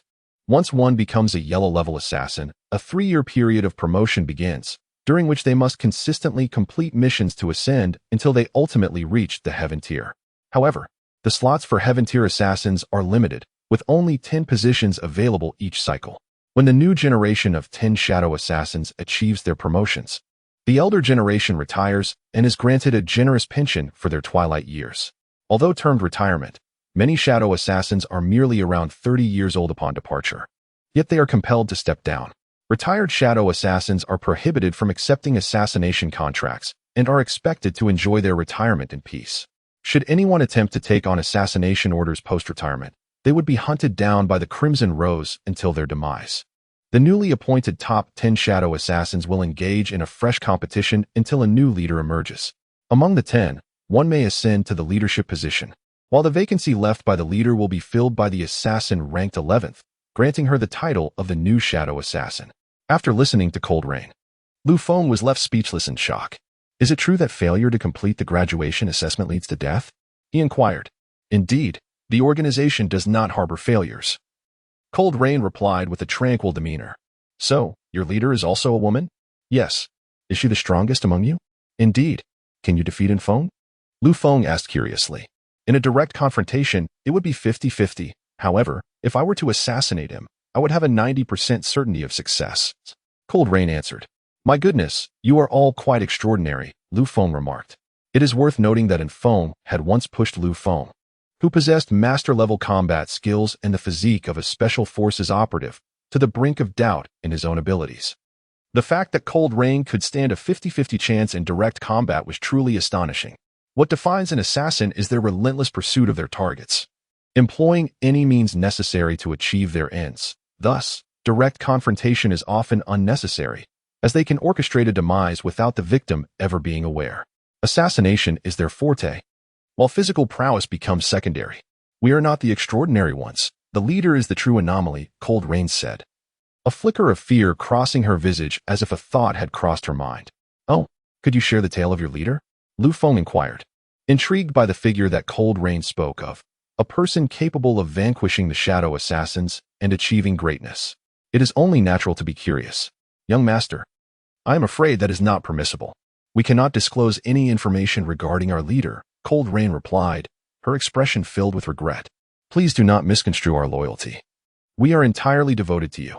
Upon receiving orders to sever ties with our organization, you became the sole individual to whom we owe our unwavering allegiance.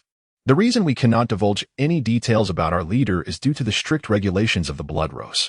No one is permitted to reveal even the slightest information about our leader.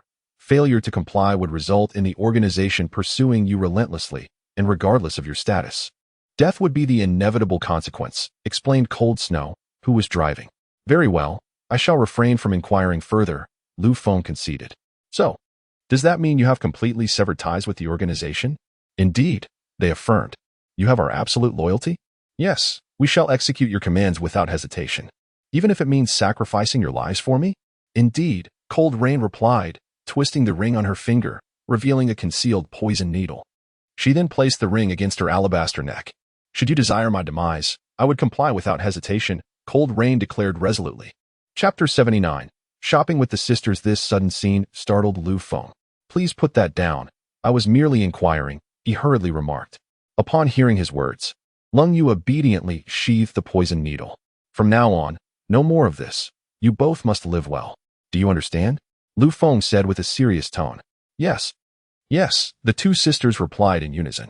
At your tender age, you should not be so reckless with your lives. You must take care of yourselves. Only then can you protect me properly, Feng added with a smile.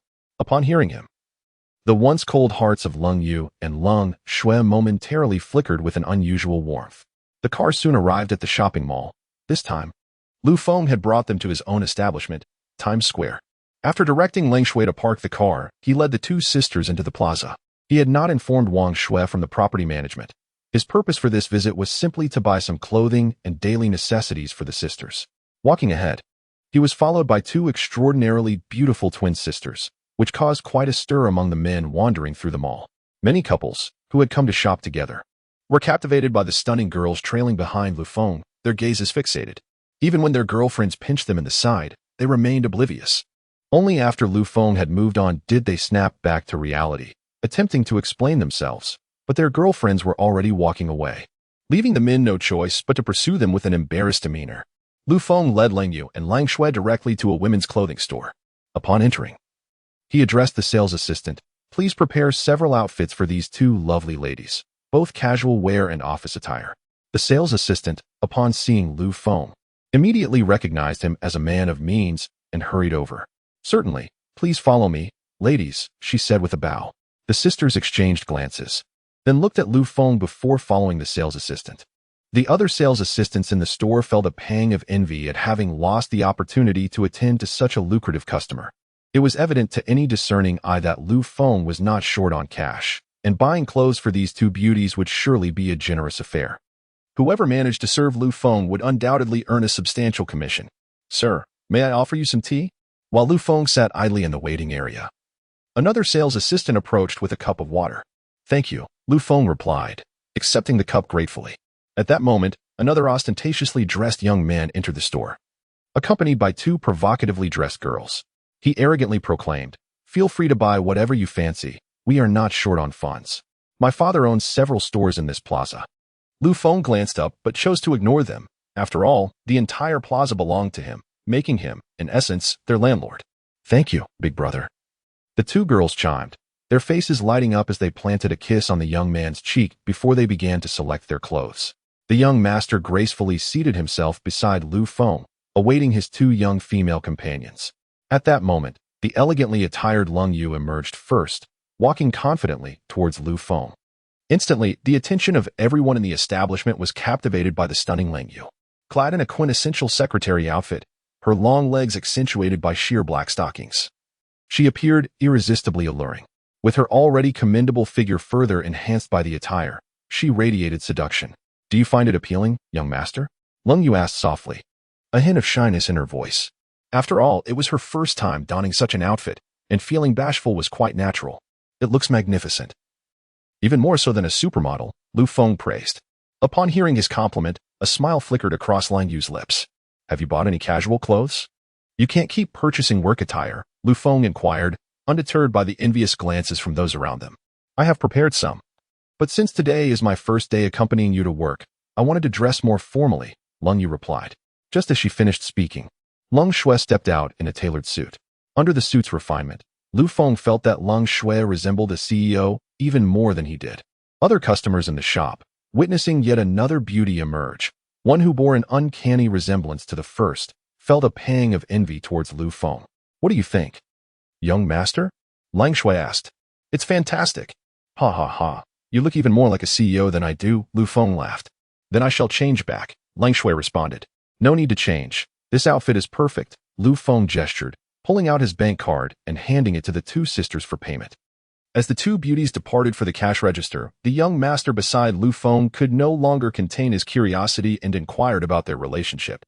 In truth, he had been eager to ask since Long Yu's appearance, but had not found the moment before Lang Shui stepped out. Seeing the twins together ignited a spark of desire within him, making his own companion seem lackluster by comparison. Lu Feng understood the underlying implication of the rich heir's question immediately. Did you not hear them call me young master? Lu Feng replied. Wow. So they are your maids. This guy is living quite the life, the rich heir mused internally. Listen, I won't beat around the bush. Name your price for these twins to accompany me for a month, he boldly stated. What did you say? Even though Lu Feng had anticipated the rich heir's unsavory intentions, he was taken aback by the directness of the proposal. I said, let your two little maids spend a month with me, and I will offer you 500,000. The rich heir declared arrogantly. I'm sorry, but I didn't quite catch that, Lu Feng replied, struggling to suppress his rising fury. Are you hard of hearing? If so, I can offer you an additional 100,000, totaling 600,000. You can take the money and visit a hospital for your ears. I want these twins to accompany me for a month, the wealthy young man continued. What do you think? This price is quite reasonable. You are merely fortunate to have encountered such exquisite twins. Upon hearing this, Lu Feng refrained from engaging in further conversation and swiftly delivered a resounding slap to the affluent young man's face. What are you? How dare you speak to me in such a manner and entertain thoughts of taking advantage of me? Lu Feng said coldly, taken aback by the slap. The young man needed a moment to gather his wits before attempting to retaliate. However, before he could raise his arm, he was forcefully kicked away. It turned out that Lang Shui had been closely monitoring the situation. As Lu Feng struck the wealthy young man, Lang Shui had already prepared for action. The young man was sent sprawling 4 to 5 meters away, gasping for breath on the ground. Other customers in the store, including sales personnel, were startled by the sudden turn of events. Young master, are you all right? Lang Shui inquired with concern. I'm fine. Have you purchased the clothes? Lu Feng replied calmly. Yes. I've secured them. Are you all right, young master? Lang Yu approached with the bank card in hand. Very well, let us depart, Lu Feng stated decisively. Then beckoned the still-dazed sales assistant to assist in carrying the garments. Seeing Lu Feng prepare to leave, the wealthy young man struggled to rise from the ground. None of you are leaving. You think you can strike me and just walk away? Not a chance. As he spoke, he pulled out his phone. Hello, Brother Zhang? I've been attacked at your plaza. Hurry and bring a few security guards. I intend to teach this arrogant fellow a lesson. After hanging up, he looked at Lu Feng with an air of arrogance. Now, kneel before me and bow 100 times. Hand over these two young ladies, and I might let you go. Otherwise, you shall face the consequences. Lu Feng regarded the boastful young man with a hint of amusement and remarked, I am quite curious. To whom did you just place that call? Is it someone from the Plaza staff? Allow me to be candid, the young man retorted. I just contacted the manager of the Plaza's security department. He will be here shortly with his team. He continued, do you know who I am? My father owns several shops within this Times Square. My relationship with Brother Zhang is exceptionally good. Even Mr. Wang, the head of the property management, must show my father some respect. Lu Feng, upon hearing the man's words, couldn't help but chuckle in exasperation.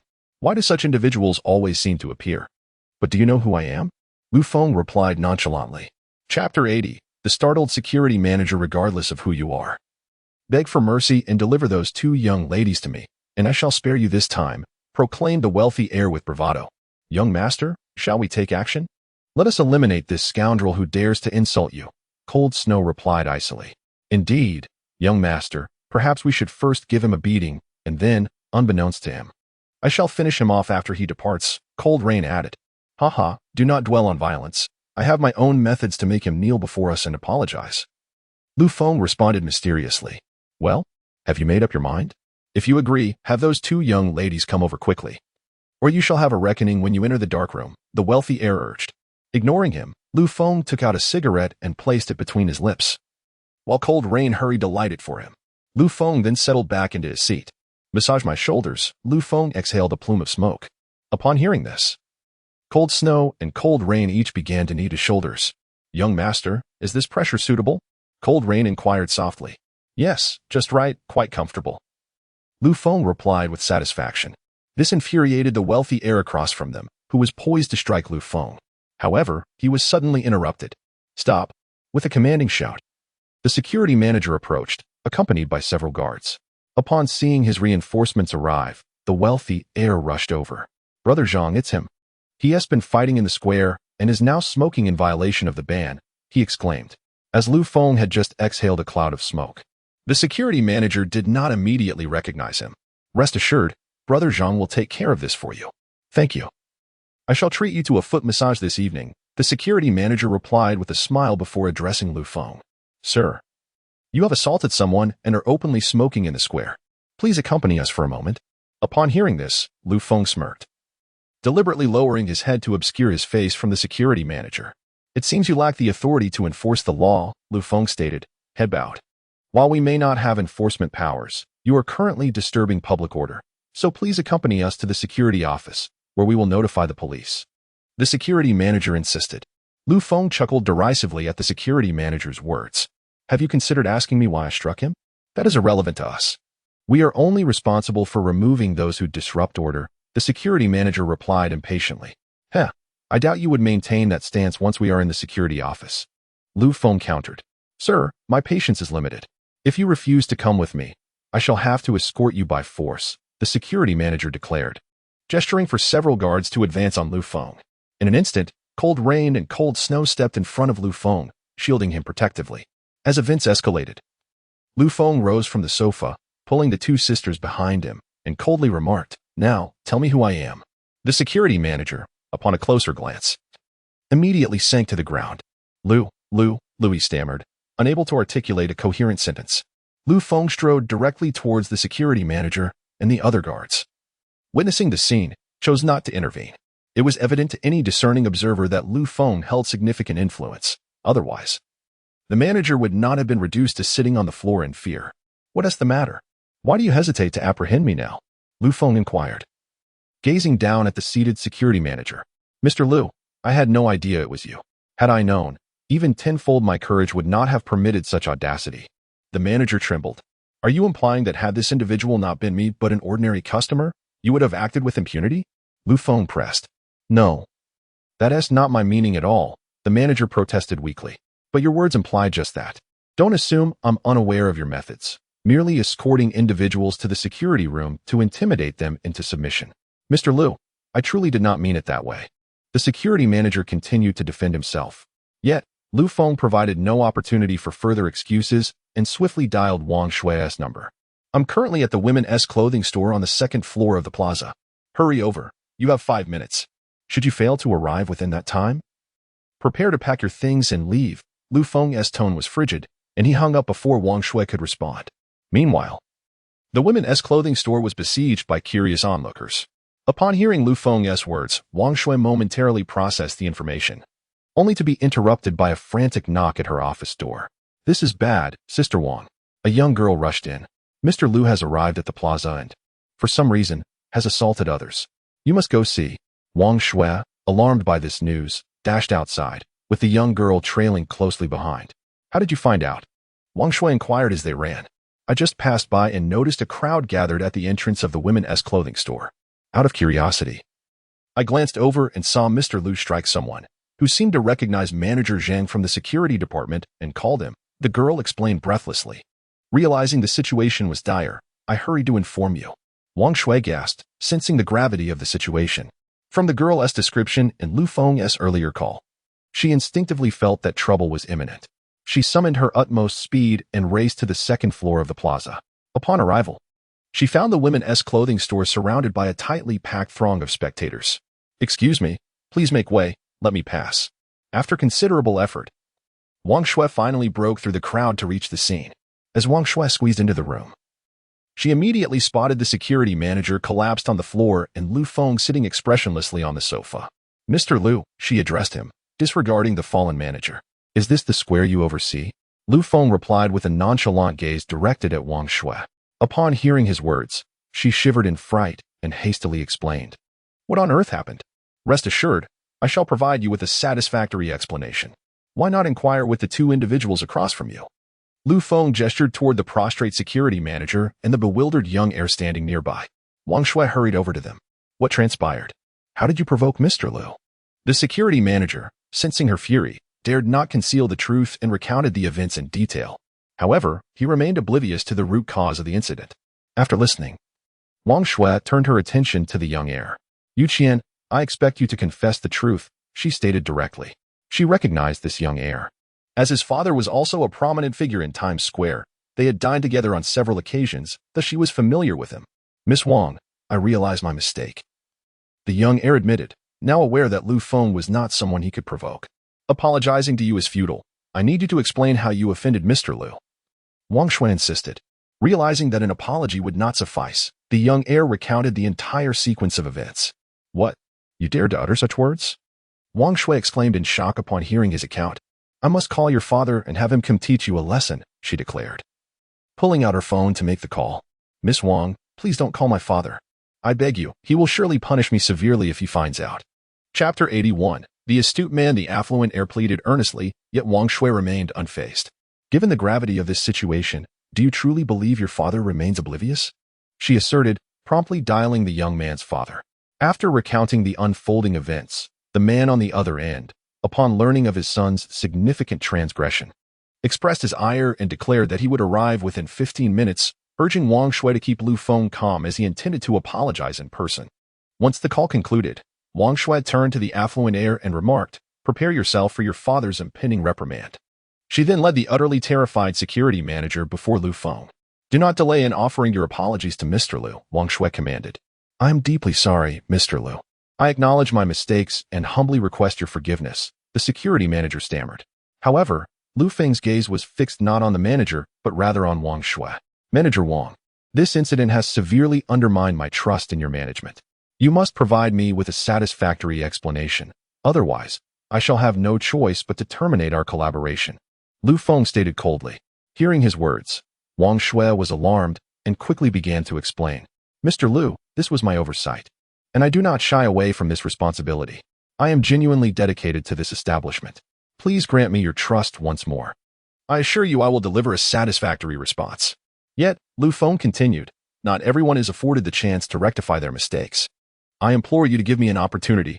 I assure you I will meet your expectations, Wang Shui replied earnestly. Very well, I shall grant you this opportunity. Show me your capabilities, Lu Feng said. Thank you, Mr. Lu, Wang Shui responded. She then turned to the security manager, her tone icy. You are dismissed. Proceed with your resignation at once and disclose the extent of the benefits you have accrued through your authority. Should you fail to clarify, we will be compelled to seek legal recourse.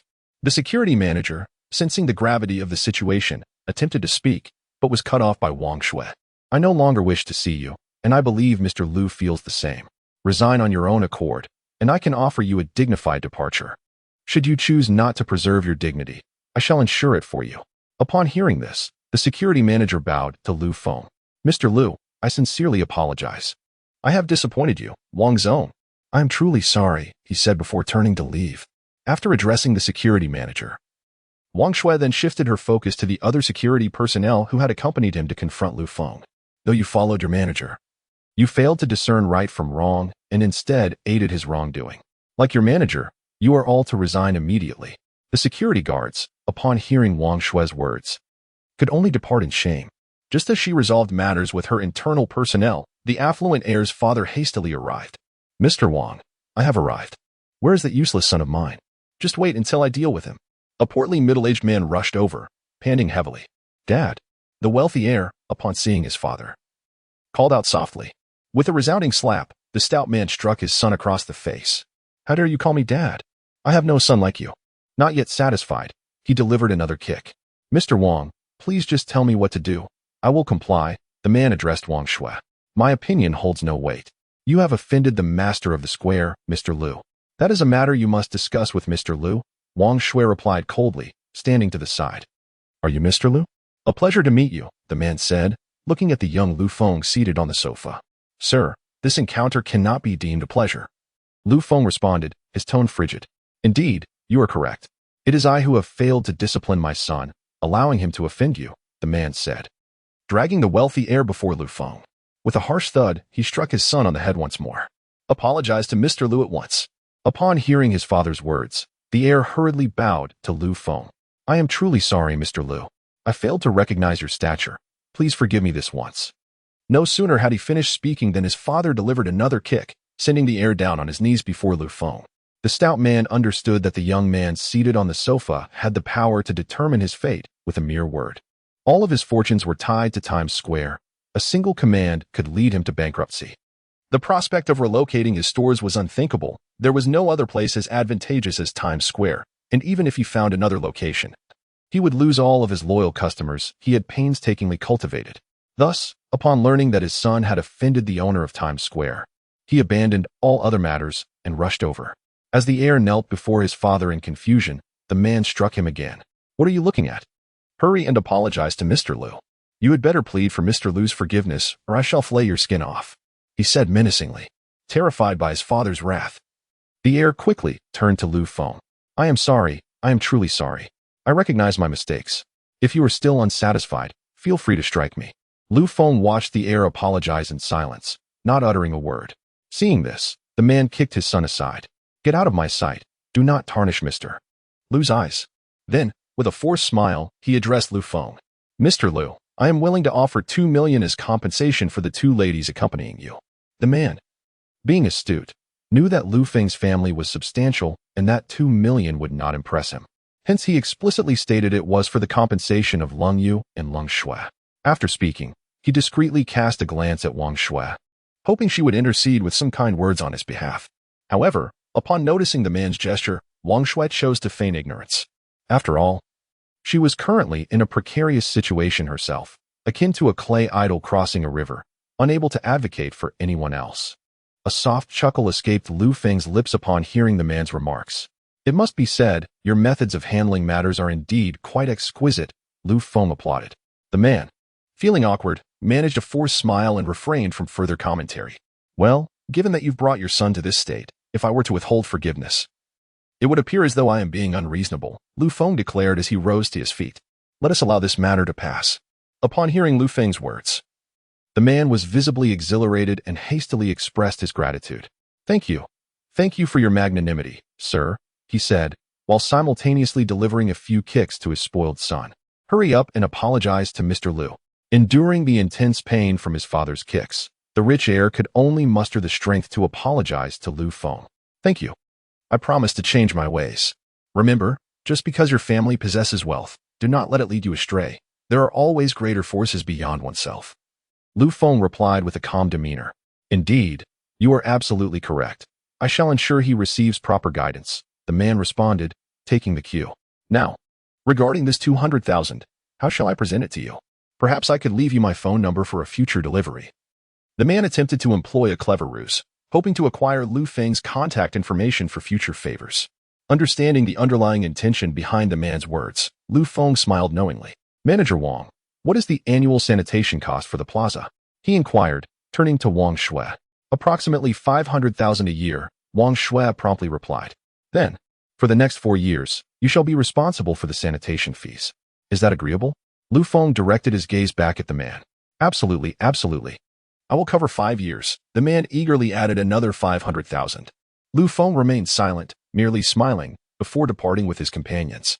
Chapter 82, and Feng versus Lung Shui Wang. Shui hurriedly took the clothes that Lu Feng had purchased for the 2 sisters from the sales assistant and followed closely behind. After taking a few steps, Lu Feng turned back to address the chubby man. Here is my business card. I hold you in high regard. Lu Feng stated as he produced a card from his wallet and handed it to Long Yu for the chubby man. The man excitedly accepted the card. Yu Long is willing to serve you, he said. Lu Feng, without uttering a word, turned and walked away. The 2 sisters, along with Wang Shui who was laden with bags, closely trailed Lu Feng. Come home with me. Let me teach you a lesson. The man restrained his excitement and said to his son, Do I still need a lecture? Didn't Mr. Lu forgive us? Yu Qian lamented. That was Mr. Lu's magnanimity. He forgives you, but I have not, Yu Long replied. But it was because of me that you even got to know Mr. Lu, Yu Qian countered. Yu Long couldn't help but chuckle at his son's reasoning. If it weren't for my adept handling of the situation, Mr. Lu wouldn't have bothered with us insignificant characters. With a mere word from him, We could face bankruptcy, and you still dare to claim credit? Hurry back with me to face the consequences, Yulong said, twisting his son's ear as they walked away. Meanwhile, Lu Feng and the others arrived at the car. Wang Shui eagerly placed the clothes and other items into the trunk. Mr. Lu, rest assured, I will thoroughly investigate the employees abusing their power, and I will not let you down. I will also forfeit 3 months' salary to rectify the garden outside the square, she declared. She was astute enough to realize that Lu Feng would not be swayed by her few thousand yuan, thus proposing to use her salary for the garden's improvement. Very well. I grant you this opportunity. I hope to see changes upon my next visit, Lu Feng replied as he took his seat in the car. Cold Shui started the vehicle and drove off immediately. Young master, I apologize for the trouble we've caused you, Lung Yu quietly remarked. Lu Feng was amused by Lang Yu's adorable demeanor. Why apologize? If it weren't for me and my sister, this wouldn't have transpired today. Perhaps we should wear masks when we go out in the future, Lung Yu continued. Haha, your logic is truly remarkable. With such beauty, why would you need a mask? Lu Feng laughed. Because it would prevent any troubles arising from my appearance, she replied with a chuckle. No need for that. Just be yourselves. If I, Lu Feng, cannot protect my own, how can I face those capital tycoons and ancient families? Lu Feng declared with confidence. The two sisters felt deeply moved by his words. You are truly kind, young master, they exclaimed. Of course, one must be good to their own. Soon, they arrived back at the estate. After parking the car, Lu Feng eagerly sought out Feng. So, did anyone come by this morning? He inquired. No, I've been waiting at the door all day. But I haven't seen the person you mentioned, and Feng replied truthfully. All right, Lu Feng said, disappointment clear on his face. Shall I go out and look for them? Seeing Lu Feng's disheartened expression, Feng suggested. No need. I have no idea when they will arrive. Let's head back for dinner instead. I'm a bit hungry after wandering around all morning, Lu Feng responded. Just in time. Wanner's cooking should be nearly finished.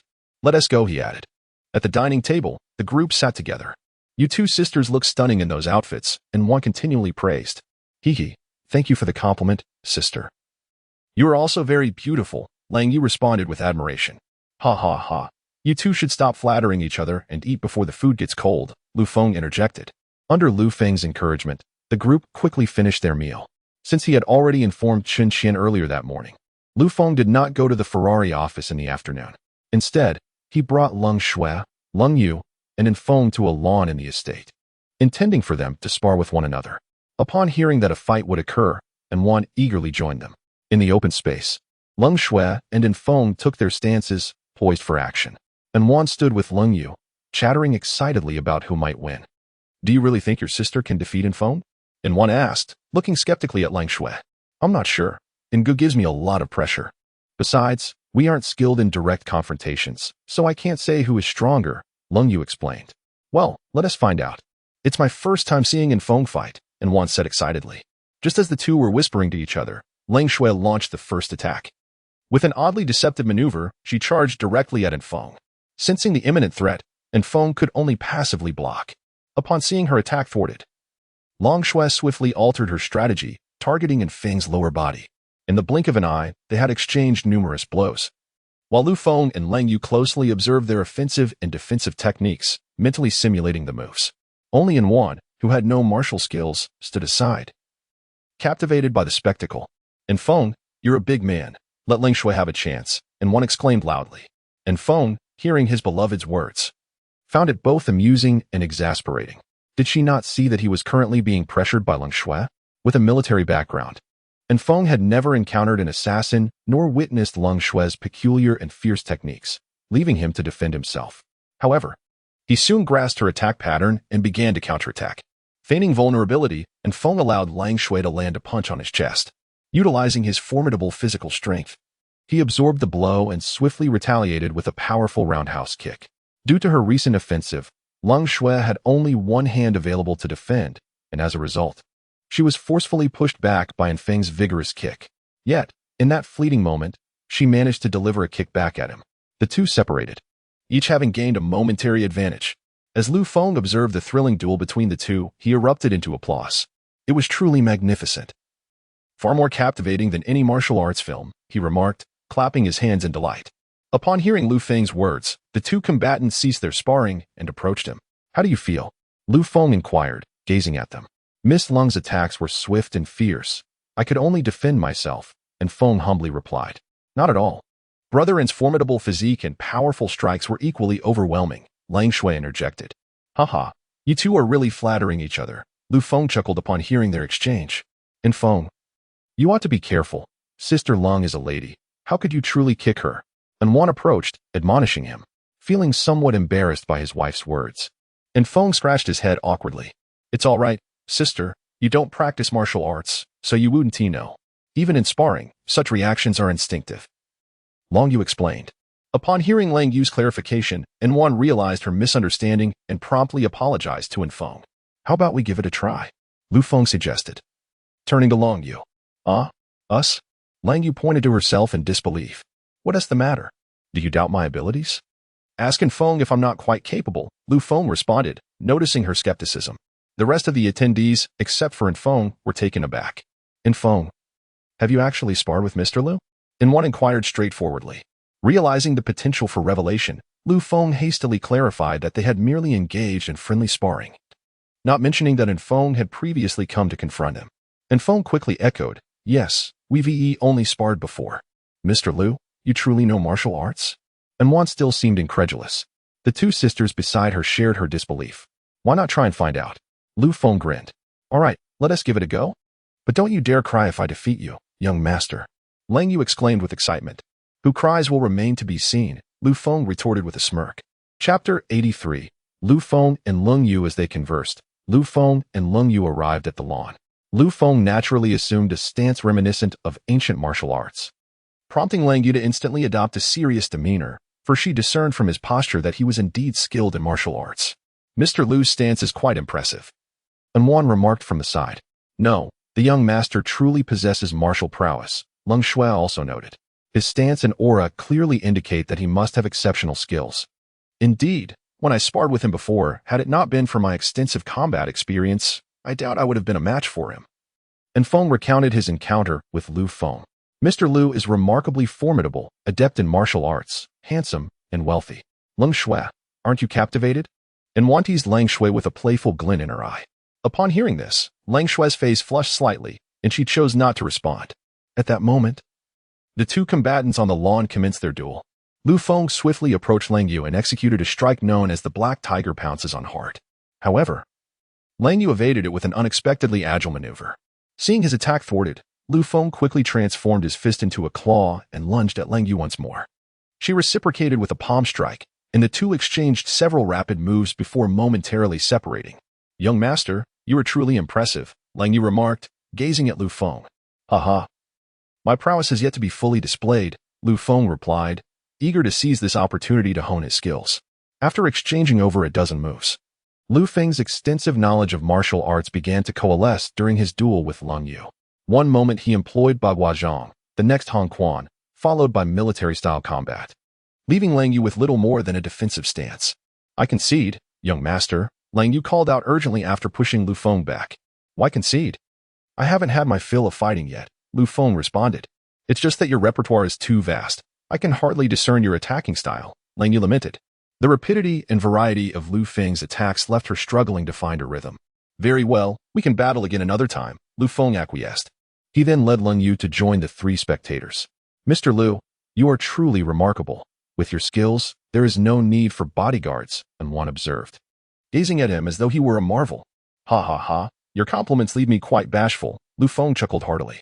I merely speak the truth, she replied, laughing. Well, after such an extensive play, let us return and rest. Lung Yu and Lung Shui have yet to find accommodations. I must arrange lodging for them, Lu Feng stated as he headed toward the villa. Lung Yu and Lang Shui hurriedly followed, while Feng accompanied his wife, and Wan, back as well.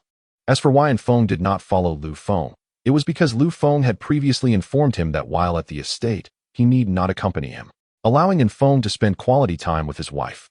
You shall reside on the second floor. Pick 2 rooms up there, Lu Feng instructed the two sisters. Regarding the reason for not allowing the two sisters to reside in the other vacant villas, Lu Feng expressed that he had other arrangements for those properties, emphasizing that it was not the allure of the sisters' beauty that influenced his decision. Young master, we only require 1 room, Cold Rain interjected. Very well, you may select one, Lu Feng replied, glancing at the two of them. Subsequently, Cold Rain chose a room on the second floor and placed all the clothes Lu Feng had bought for them inside. Young master, where will you be staying? Cold Snow inquired from the side. I will be on the third floor. Here is a security alarm for you. Please keep it by your bedside. If anything arises, press it, and we shall come, Cold Snow said, retrieving a device resembling a car key remote.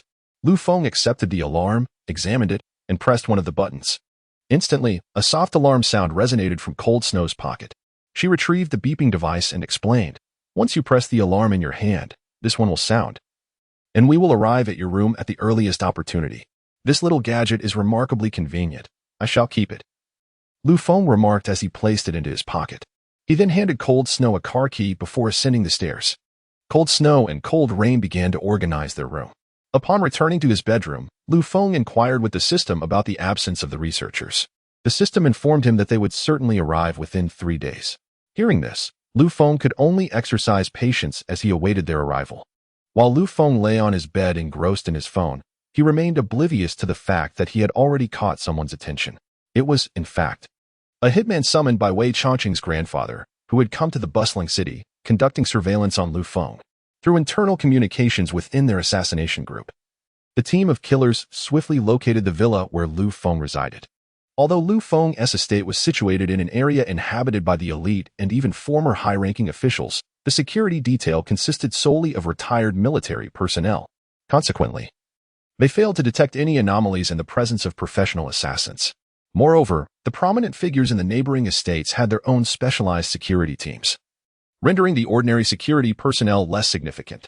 The 4 assassins stealthily approached the perimeter of Lu Feng's estate. As it was still daylight, they concealed themselves. Time passed swiftly, and before long, night fell. Lu Feng had finished dinner and was still engrossed in his phone, unaware that danger was quietly approaching. The assassins had now reached the corners of the estate's walls. Based on the information relayed to them and their observations from earlier, they determined that their target was quite agile and had a retired veteran as a bodyguard. To be cautious, number 2 will keep an eye on the bodyguard, while numbers 3 and 4 will accompany me to eliminate the target. If the assassination fails, we will retreat immediately, the leader of the assassins instructed.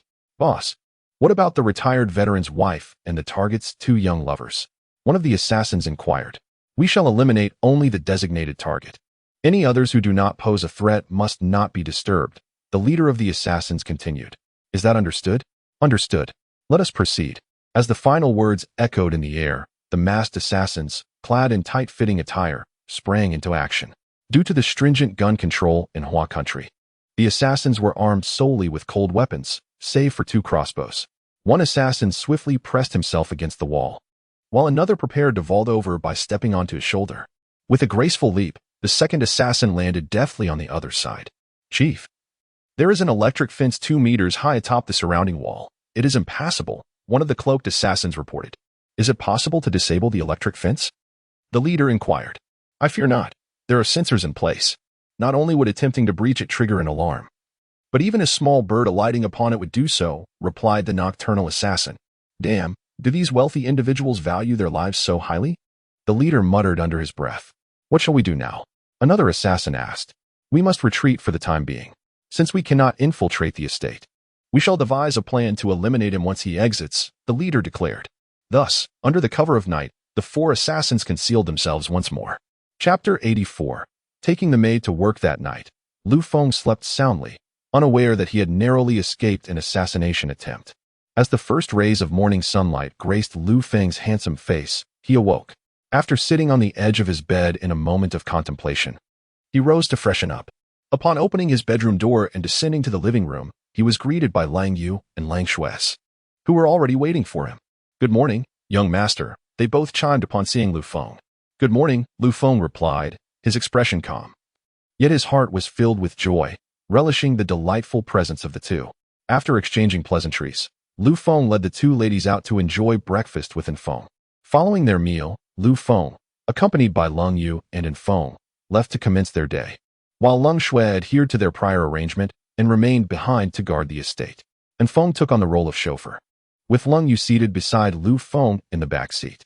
The car soon arrived at the Ferrari branch office, and once parked, Lu Feng exited with Lang Yu, leaving Feng to handle the vehicle. Good morning, President Lu. greeted the Ferrari employees as Lu Feng passed, and he reciprocated their salutations. With each step Lu Feng took, whispers of curiosity arose among the employees behind him. Wow, the beauty accompanying President Lu is stunning. Indeed, she seems even more beautiful than Sister Chin. Do you think this lovely lady could be President Lu's girlfriend? Oh, surely not. Isn't President Lu single? She doesn't seem like his girlfriend. Have you noticed she has been following him closely? Remarked an experienced employee. The others, upon reflection, recognized the truth in his observation. Could she be a secretary? But isn't Sister Chin President Lu's secretary? Has Sister Chin fallen out of favor? Why are you all so nosy? Focus on your work. With this admonition, silence swiftly enveloped the group. Lu Feng soon arrived at his office, where Chen Qian was already seated at her workstation. Upon noticing Lu Feng's entrance, she promptly stood to greet him. Good morning, President Lu, Chen Qian exclaimed, her gaze instinctively shifting to the striking Long Yu behind him. What a beautiful girl. Is she President Lu's girlfriend? Was her immediate thought. Yet, inexplicably, a fleeting sense of disappointment washed over her at the sight of Lu Feng with such a captivating companion. Good morning, Secretary Chen, Lu Feng greeted. Please take a seat here. He gestured towards the workstation beside Chen Qian. Yes, young master, Lang Yu responded, settling into the designated space. Young master? Is she referring to President Lu? Chen Qian pondered. Before she could dwell further on this thought, Lu Feng waved for Chen Qian to join him in his office. Taking his seat, Lu Feng watched as Chen Qian prepared a cup of tea for him. How is the data collection for the Mercedes project progressing? He inquired, directing his question at Chen Qian. I have gathered a substantial amount of negative information about them. I believe it is sufficient to cause considerable turmoil, Chen Qian replied. Well, that is good. When the time comes, you should find someone to hold a press conference as an individual and reveal all this information, Lu Feng said, sipping his tea. At the same time, I will also launch attacks against them from other angles. Indeed, when shall we commence? There is no need to rush. We will begin our efforts when Ferrari starts to exert pressure. By the way, the girl I brought today is my, little caretaker. She will sit next to you, just like in Feng, Lu Feng continued. Upon hearing that the beautiful girl was merely Lu Feng's caretaker, Chen Qian felt a sudden sense of relief. However, the realization that such a stunning young lady was just a small caretaker by Lu Feng's side filled her with a profound sense of helplessness. The girl was not immune to affection, especially when encountering a handsome, wealthy, and influential young master like Lu Feng. Who could possibly remain indifferent? Indeed, to Chen Qian, Lu Feng embodied the archetype of a young master emerging from a prestigious family to hone his abilities. The term young master uttered by Long Yu further solidified Chen Qian's perception. Since there is nothing pressing, I shall take my leave, Chen Qian said as she exited. In the secretary's area, Long Yu was engaged in conversation with Feng. Upon seeing Chen Qian emerge from Lu Feng's office, Feng greeted her with a simple hello. Miss Chen, before lapsing into silence. Hello, Mr. In, Chen Qian replied in kind. What may I call this beautiful young lady? Long Yu inquired, noticing Chen Qian's proactive greeting. Hello, Miss Chen. I am Lang Yu, the young master's servant. The reason Lang Yu referred to herself as a servant rather than a bodyguard was due to Lu Feng's instruction, intended to conceal her martial prowess. This way, if anyone were to target Lu Feng, they would merely perceive Lang Yu as a cherished companion rather than a formidable shadow assassin. Hello, Miss Lang. I look forward to your guidance in the future. Chen Qian did not underestimate Lang Yu despite her claim of being a caretaker. Quite the opposite. Chen Qian held Lang Yu in high regard, a sentiment derived from her observations of how Lang Yu and Feng addressed Lu Feng. Feng referred to Lu Feng as Sir, while Lang Yu called him young master. Clearly, Lang Yu's relationship with Lu Feng was more intimate. It must be noted that Chen Qian's analysis was indeed accurate, and Feng was subdued by Lu Feng, while Lang Yu and Lang Shui were products of the system. Although they had existed in this world prior, due to the system, they remained utterly devoted to Lu Feng. Therefore, in terms of relationship dynamics, Lang Yu was indeed closer to Lu Feng than Feng. Chen Qian organized the documents in her hands and exited the office. Although her title was secretary, her responsibilities were akin to those of a president. Consequently, the employees at the company referred to her as Sister Chen. Even the Italians showed her respect, addressing her as Miss Chen upon their encounters. Chen Qian, holding a document, arrived at the employee's office, intending to hand it over for their attention. To her surprise, as soon as the employees caught sight of her, they all rushed over in unison. What is the commotion? Chen Qian inquired, puzzled.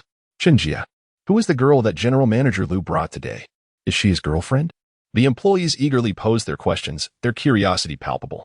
Quiet down and return to your work. What are you all doing? Chen Qian responded, exasperated. Upon hearing her words, the employees reluctantly returned to their desks. We're merely curious. That girl is extraordinarily beautiful. A female employee whispered. Noticing their intrigue, Chen Qian felt compelled to reveal the truth about Lung Yu. Stop speculating. That girl is General Manager Lu's maid. As soon as Chen Qian's words fell, the vast office space fell silent, to the point where one could hear a pin drop. Goodness. What kind of background does General Manager Lu have? Even his maid is so stunning. Another day of envying him. Why am I not wealthy? Woe is me. General Manager Lu must be living in luxury, the employees lamented. Enough. Now that you know, you can work in peace. Try to curb your curiosity, Chen Qian admonished. And remember, do not gossip about General Manager Lu behind his back. If I find out, you'll have to face the consequences. The employees assured Chen Qian that their intentions were purely out of curiosity, with no ulterior motives. Chen Qian understood their sentiments, and given Lu Feng's demeanor, it seemed likely that he would frequently bring Lung Yu to the company in the future. Thus, she chose to disclose the information, lest it be twisted into various versions. After all, if it reached Lu Feng's ears, it could lead to serious repercussions. Chapter 85. The attack approaches soon. The tedious day drew to a close, and Lu Feng, accompanied by 2 bodyguards, prepared to return home. Just as their vehicle neared the secluded Xianyun Manor, it suddenly jolted violently. Ouch, Lu Feng exclaimed, clutching his head. Cold rain immediately heightened her vigilance, while Feng scanned their surroundings. They found themselves on a remote path leading to the manor, surrounded solely by trees, presenting an opportune moment for an ambush. However, the vehicle merely experienced a brief bump, and nothing further transpired. As their tension began to ease, 2 crossbow bolts suddenly whizzed in from the distance. Thwack! Both struck the window beside Lu Feng with remarkable accuracy. Fortunately, the car was fortified with bulletproof glass, preventing any harm. Cold rain instinctively threw Lu Feng to the ground, shielding him, while Feng pressed the accelerator, propelling the vehicle forward like an arrow released from a bow. Damn it! What kind of glass possesses such formidable defense? A pair of figures clad in black emerged from the trees, armed with crossbows. What shall we do, leader? One of the assassins inquired. At this point, we can only launch a full-scale assault. I refuse to believe they can withstand all 4 of us, the leader declared resolutely. Indeed. If we can resolve this within 20 minutes, the police will never arrive in time, another assassin chimed in. Then let us pursue them and attack directly, the leader commanded, leading the charge. Meanwhile, Feng maneuvered the car swiftly to the manor's entrance, successfully passing through the security checkpoint and entering the estate. Sir, are you all right? Feng asked urgently as he halted the vehicle. I am fine. Cold rain? Could you please let me go? I can hardly breathe, Lu Feng managed to say, struggling for air. In the heat of the moment, cold rain had pinned him down, her upper body compressing him, leaving Lu Feng gasping for breath. Although the sensation was rather pleasant, he felt on the verge of suffocation. Upon hearing his plea, cold rain promptly released him, her delicate face flushing crimson. Master, are you all right? I didn't mean to, she stammered, her cheeks aflame. I'm fine, Lu Feng reassured her. How could he truly be harmed? If not for the lack of air, he would have preferred to remain in her embrace. Sir, we should call the police. This is clearly the work of professional assassins. Feng insisted anxiously. No, first ensure your wife remains hidden inside the villa and does not come out. I suspect they are already in pursuit, Lu Feng assessed. Surely not. Assassins typically aim for a kill. If they have not succeeded, they would likely retreat into hiding, cold rain countered. Feng, upon hearing her words, concurred, recognizing her expertise in such matters. No, they will undoubtedly catch up to us, for they are aware that the weapons they possess cannot breach our vehicle. Therefore, they will certainly opt for a direct assault. I am certain that there is more than one of them. Perhaps they attempted to assassinate me yesterday, but failed to penetrate the defenses of the manor, which is why they ambushed us midway. Little did they anticipate that my windows are bulletproof, and judging by the 2 crossbow bolts they fired, they must be highly skilled. Their expertise indicates that they are aware of having alarmed the prey, and thus they must act swiftly before I reinforce my defenses. Furthermore, as the manor is situated on a hillside, the police will not arrive in time, giving them ample opportunity to eliminate me. Lu Feng lit a cigarette and spoke. Both Lung Yu and Feng were captivated by Lu Feng's analysis. Young master, what should we do? Lung Yu asked, gazing at Lu Feng with admiration. At this moment, she had transformed into Lu Feng's devoted admirer. It is important to note that an ordinary person, after experiencing an assassination attempt, would likely be paralyzed with fear.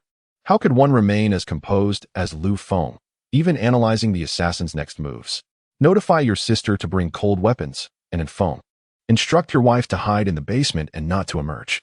I fear the assassins may target her, since they were able to ambush us on our way home. It indicates they possess detailed information about us, and we must exercise caution. Lu Feng continued to give instructions. Upon hearing Lu Feng's words, Lang Yu quickly pulled out her phone to inform her sister in the villa. And Feng also notified his wife, urging her to take cover. A phone. You must ensure Mr. Lu's safety, and Wan said urgently over the phone. Understood. You hurry and hide. I will protect him, and Feng replied, following her sister's notification. Lang Shui swiftly armed herself and rushed to Lu Feng's side. Young master, you should return to the villa. Let brethren protect you. Leave these assassins to me and Lung Yu, Lung Shui said as she approached Lu Feng. Indeed, young master, you should retreat, with my sister and me here. We will suffice, Lung Yu added from the side. No need. You know my abilities, Lu Feng replied with remarkable composure. But young master, Lung Shui attempted to say more, but Lu Feng directly took the Tang Hung knife from her hands. No more discussion, Lu Feng declared as he walked toward the main entrance of the manor. And Feng and the two sisters quickly positioned themselves in front of Lu Feng. At this moment, the assassins had arrived at the manor's entrance and immediately spotted the four individuals standing on the path. Something is amiss. Why are those two women still here? Aren't they supposed to be the pampered lovers? One assassin exclaimed, staring at the two girls in astonishment. Whatever the case, it has come to this. Everyone, let's proceed with a direct assault, the leader said, throwing a hook that latched onto the manor's wall. The sensors atop the wall instantly emitted a piercing alarm, and simultaneously, an alert sounded within Lu Feng's villa. However, the leader of the assassins paid no heed to such matters. He immediately utilized a grappling hook to ascend the wall, then executed a somersault to leap over the towering 2-meter-high electrified fence. Upon landing, the assassin leader charged directly at Lu Feng. The other three assassins, emulating his actions, also vaulted over the wall. Two of them, upon hitting the ground, swiftly drew crossbows and aimed them at Lu Feng. As the deadly bolts hurtled toward Lu Feng's face, Lung Yu and Lung Shui unsheathed the concealed soft swords from their waists. With a sharp clang, the crossbow bolts fell to the ground, leaving the two assassins momentarily stunned. Had it not been said that they were merely two delicate lovers? How could they so effortlessly intercept the bolts we had launched? Unfazed by the two bewildered assassins, Lung Shui and Lung Yu charged forward, engaging in combat with the leader and another assassin. The estate was suddenly awash with the glint of blades and a palpable aura of death. What are you waiting for? Eliminate the target. The assassin leader barked, noticing the inaction of the two assassins. Only then did they snap back to reality, darting past the four who were locked in combat and sprinting toward Lu Feng. Lung Yu attempted to intercept one of the assassins, but found herself ensnared by her opponent, unable to break free. Although the sisters had managed to suppress the assassin leader and his companion, they could not halt the advance of the other assassins. And Feng, observing the two assassins charging toward him, brandished his Tang saber and prepared to confront them. The clash of weapons echoed as Feng engaged with the two assassins. The scene quickly divided into three distinct combat groups, one comprising Lung Yu and another assassin, another consisting of Lung Shui and the assassin leader, and the final group consisting of Feng and the other two assassins. Amidst the chaos, Lu Feng remained unperturbed, calmly retrieving his phone to call for help. Hello. I am currently under assassination. Please send assistance promptly, he stated with composure. Sir, making false reports is a crime, the voice on the other end responded skeptically. I assure you, they are right here in my estate, restrained by my bodyguards. Chapter 86. The assassin in distress. Lu Feng continued to speak. Yet the person on the other end of the line remained skeptical. Frustrated, Lu Feng had no choice but to terminate the call. In truth, he had initially hesitated to involve the authorities, for he possessed numerous methods to ensure the quiet disappearance of the four assassins. However, after some contemplation, he resolved to act as a law-abiding citizen. Little did he know, the individual on the line was utterly unconvinced. After hanging up, Lu Feng strode towards the battlefield wherein Feng was engaged. Spare their lives, he called out, having observed that the assassin battling against cold rain was on the brink of defeat. He needed to uncover the identity of the individuals orchestrating this attack. Meanwhile, the operator, After ending the call, pondered for a moment before deciding to inform the nearby patrolling officers to investigate. If it turned out to be a false alarm, they would simply provide a lesson. The operator found it hard to believe that, in this day and age, assassins still roamed. Before long, the patrol car received the notification and hastened towards Lu Feng's location. Brother Wan, what is happening? Assassins? Surely this is the stuff of novels. A young officer remarked as they drove. Who knows?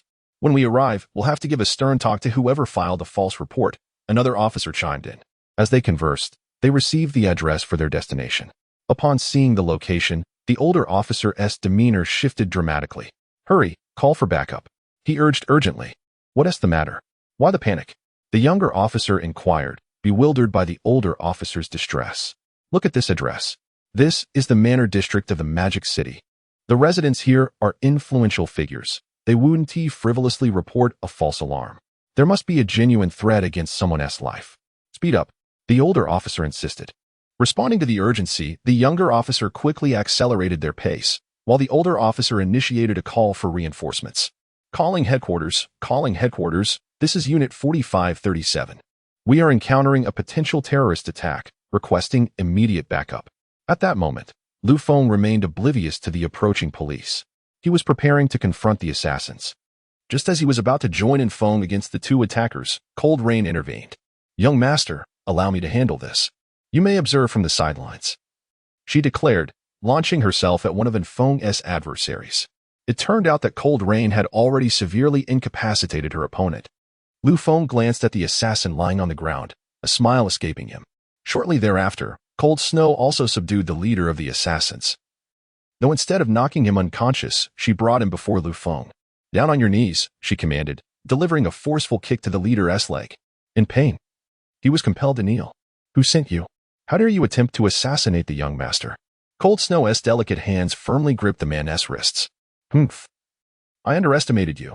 You've concealed yourself well. The assassin leader spat venomously at Lu Feng. With a cold chuckle, Lu Feng removed the mask from the man's face. Speak. Who sent you to assassinate me?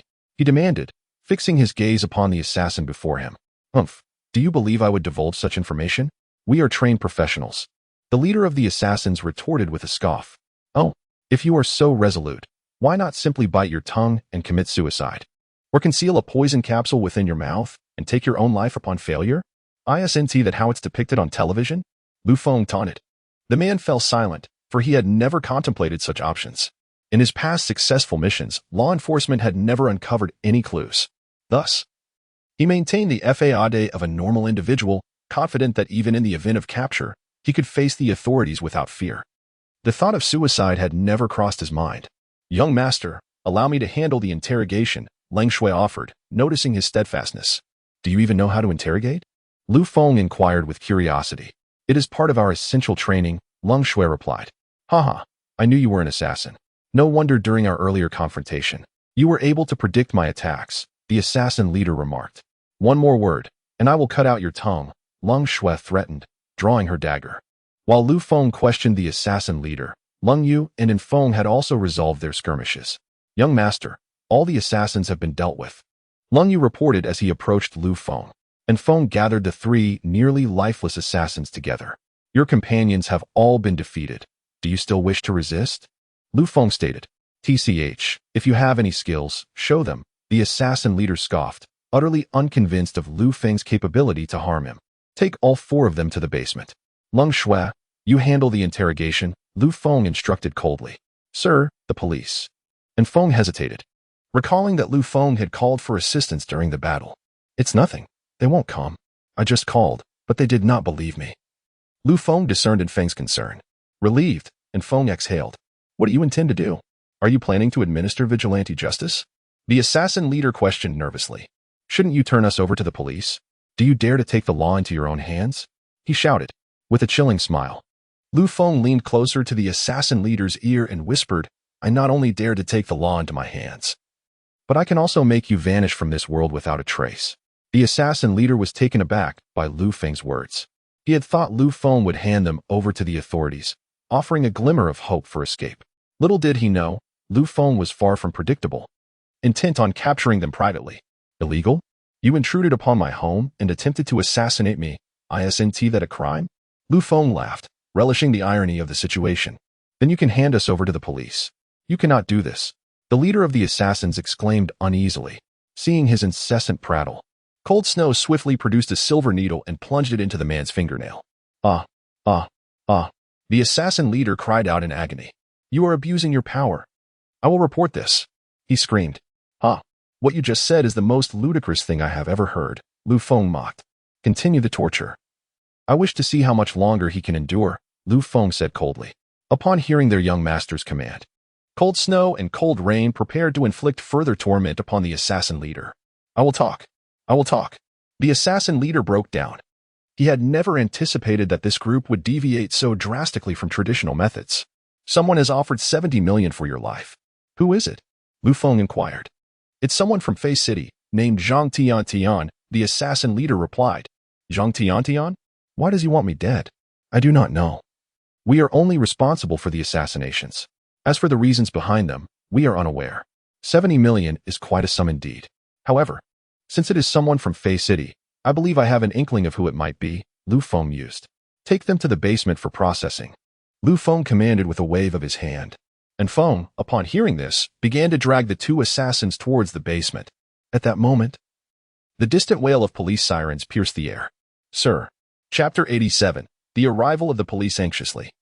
And Feng glanced at Lu Feng as the wail of sirens pierced the air. Do not worry. Remain calm, Lu Feng reassured him, exhibiting not a trace of panic as he retrieved a cigarette from his pocket and lit it. Meanwhile, Lang Shui and Lang Yu swiftly tidied the battlefield. The police cars soon came to a halt at the entrance of the estate, and two officers promptly exited the vehicle, guns drawn. Freeze. Raise your hands. One officer commanded, surveying the four individuals sprawled on the ground before shifting his gaze to Lu Feng and his companions, mistakenly believing them to be the assassins. Lu Feng, taken aback by the scene, could only comply, raising his hands to avoid becoming a target. And Feng and the two sisters positioned themselves in front of Lu Feng, ready to shield him from harm. Officers, we are law-abiding citizens. They are the assassins. Lu Feng called out emphatically. You may come in and see for yourselves. I will open the door, he added, making his way toward the entrance. The officers exchanged glances, still wary despite the sight of the incapacitated assailants on the ground. Lu Feng, hands raised, cautiously approached the door and, under the watchful eyes of the police, opened it. Officers, did you not say you wouldn't come? Lu Feng inquired curiously, recalling the previous phone call where they had shown skepticism towards his claims. If they did not believe him, he pondered, why had they come at all? Good day, sir. Regardless of the caller's reasoning, we must investigate all reports of distress, the older officer explained. The younger officer, intrigued, observed the three individuals lying within the estate, along with one kneeling figure.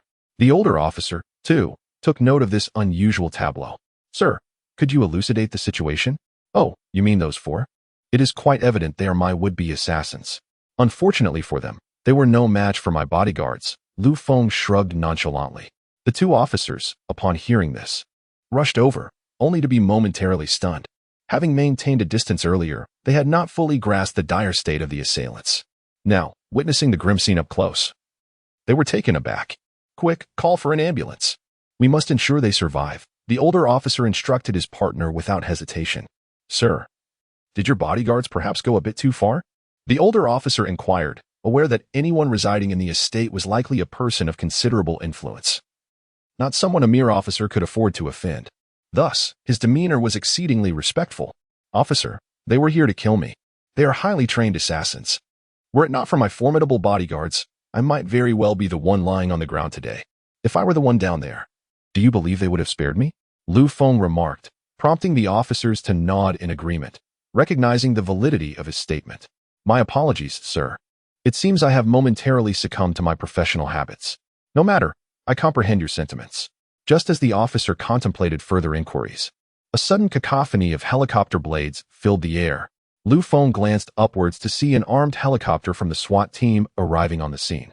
Simultaneously, the Criminal Investigation Team's vehicles pulled up at the estate. Observing the presence of other officers, the detectives hastened to the scene. The SWAT team, on the other hand, had parachuted in outside the estate. The influx of law enforcement personnel stemmed from the officer before Lu Feng, who, upon learning his address, had promptly notified headquarters of a potential terrorist attack.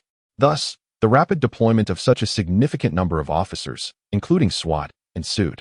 Indeed, the ordeal Lu Feng had just endured could undoubtedly be described as a form of terrorist aggression. Captain Yang, you arrived swiftly, greeted the older officer upon recognizing the lead detective. Good day. What is the situation? Yang Ting inquired as he approached.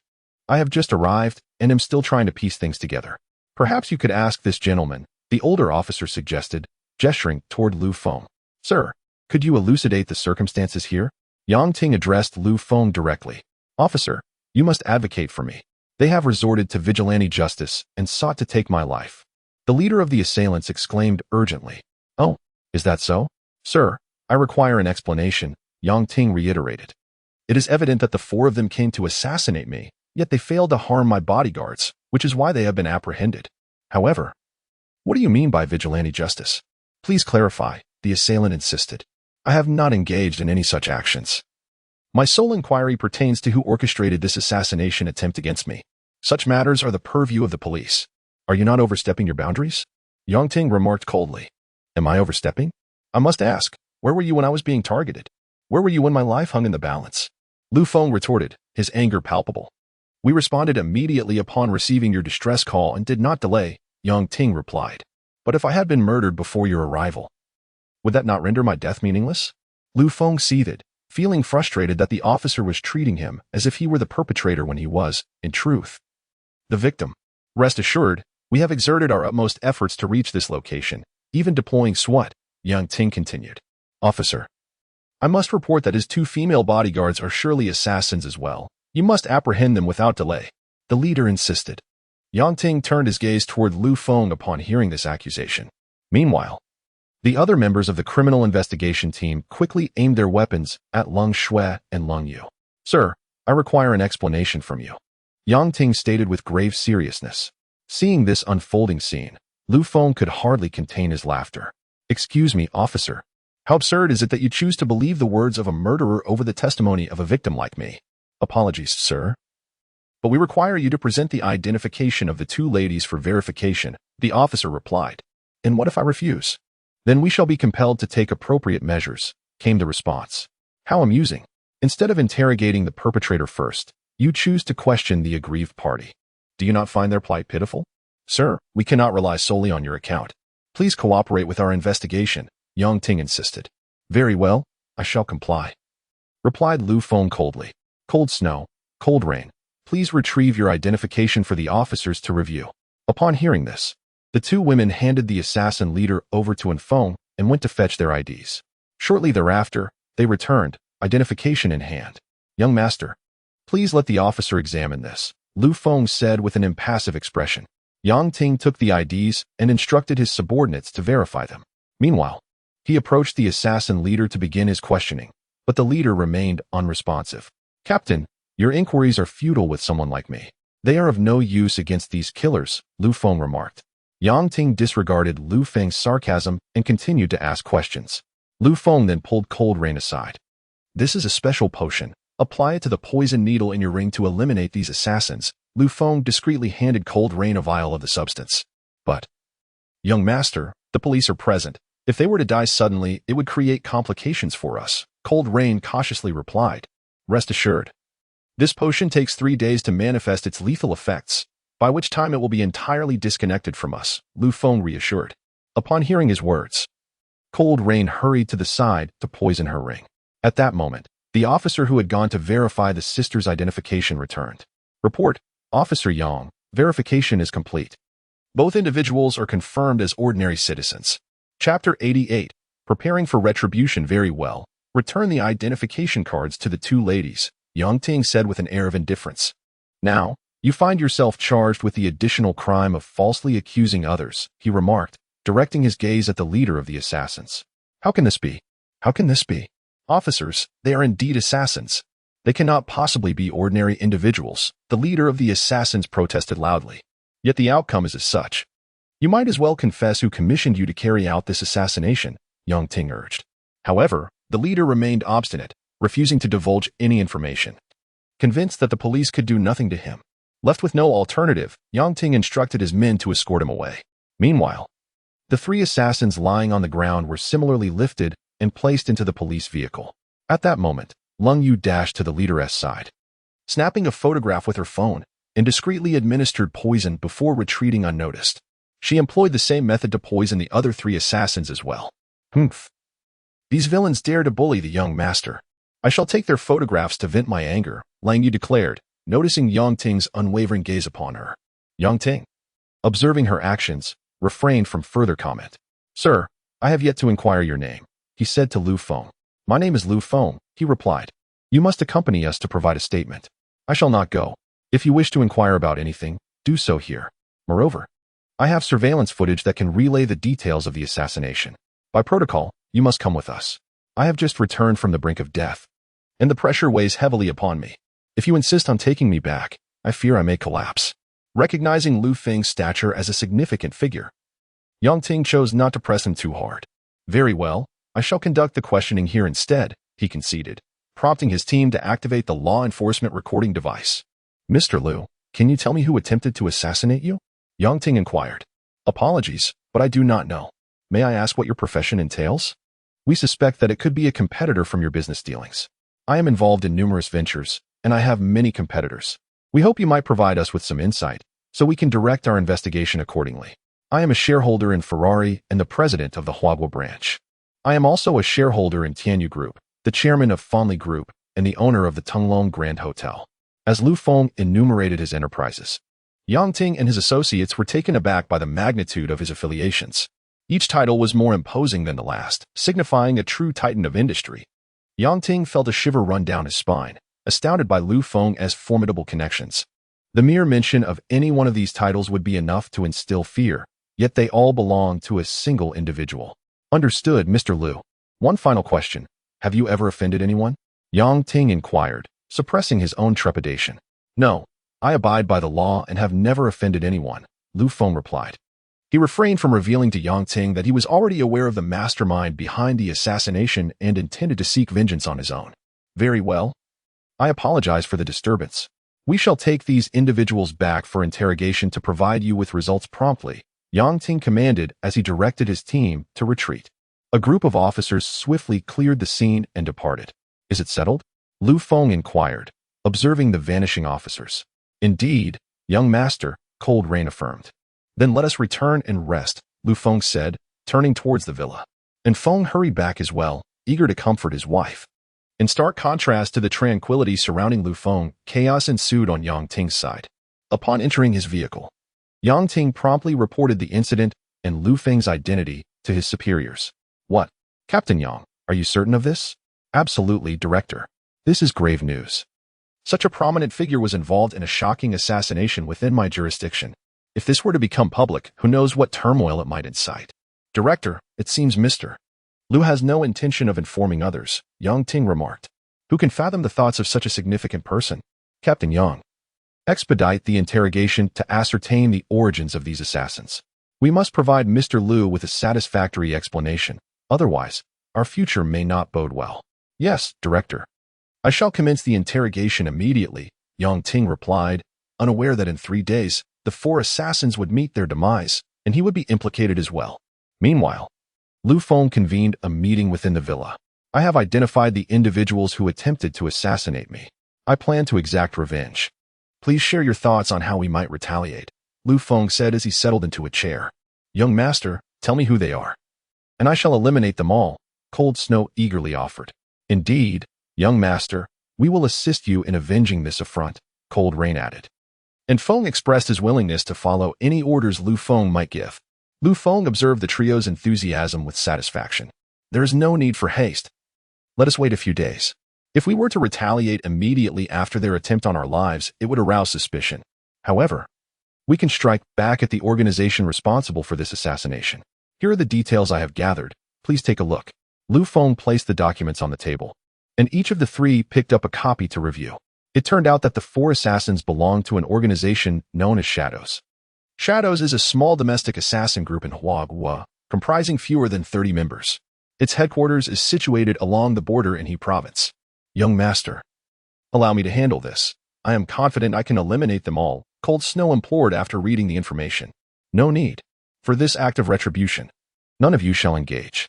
I have my own methods to deal with them, Lu Feng stated.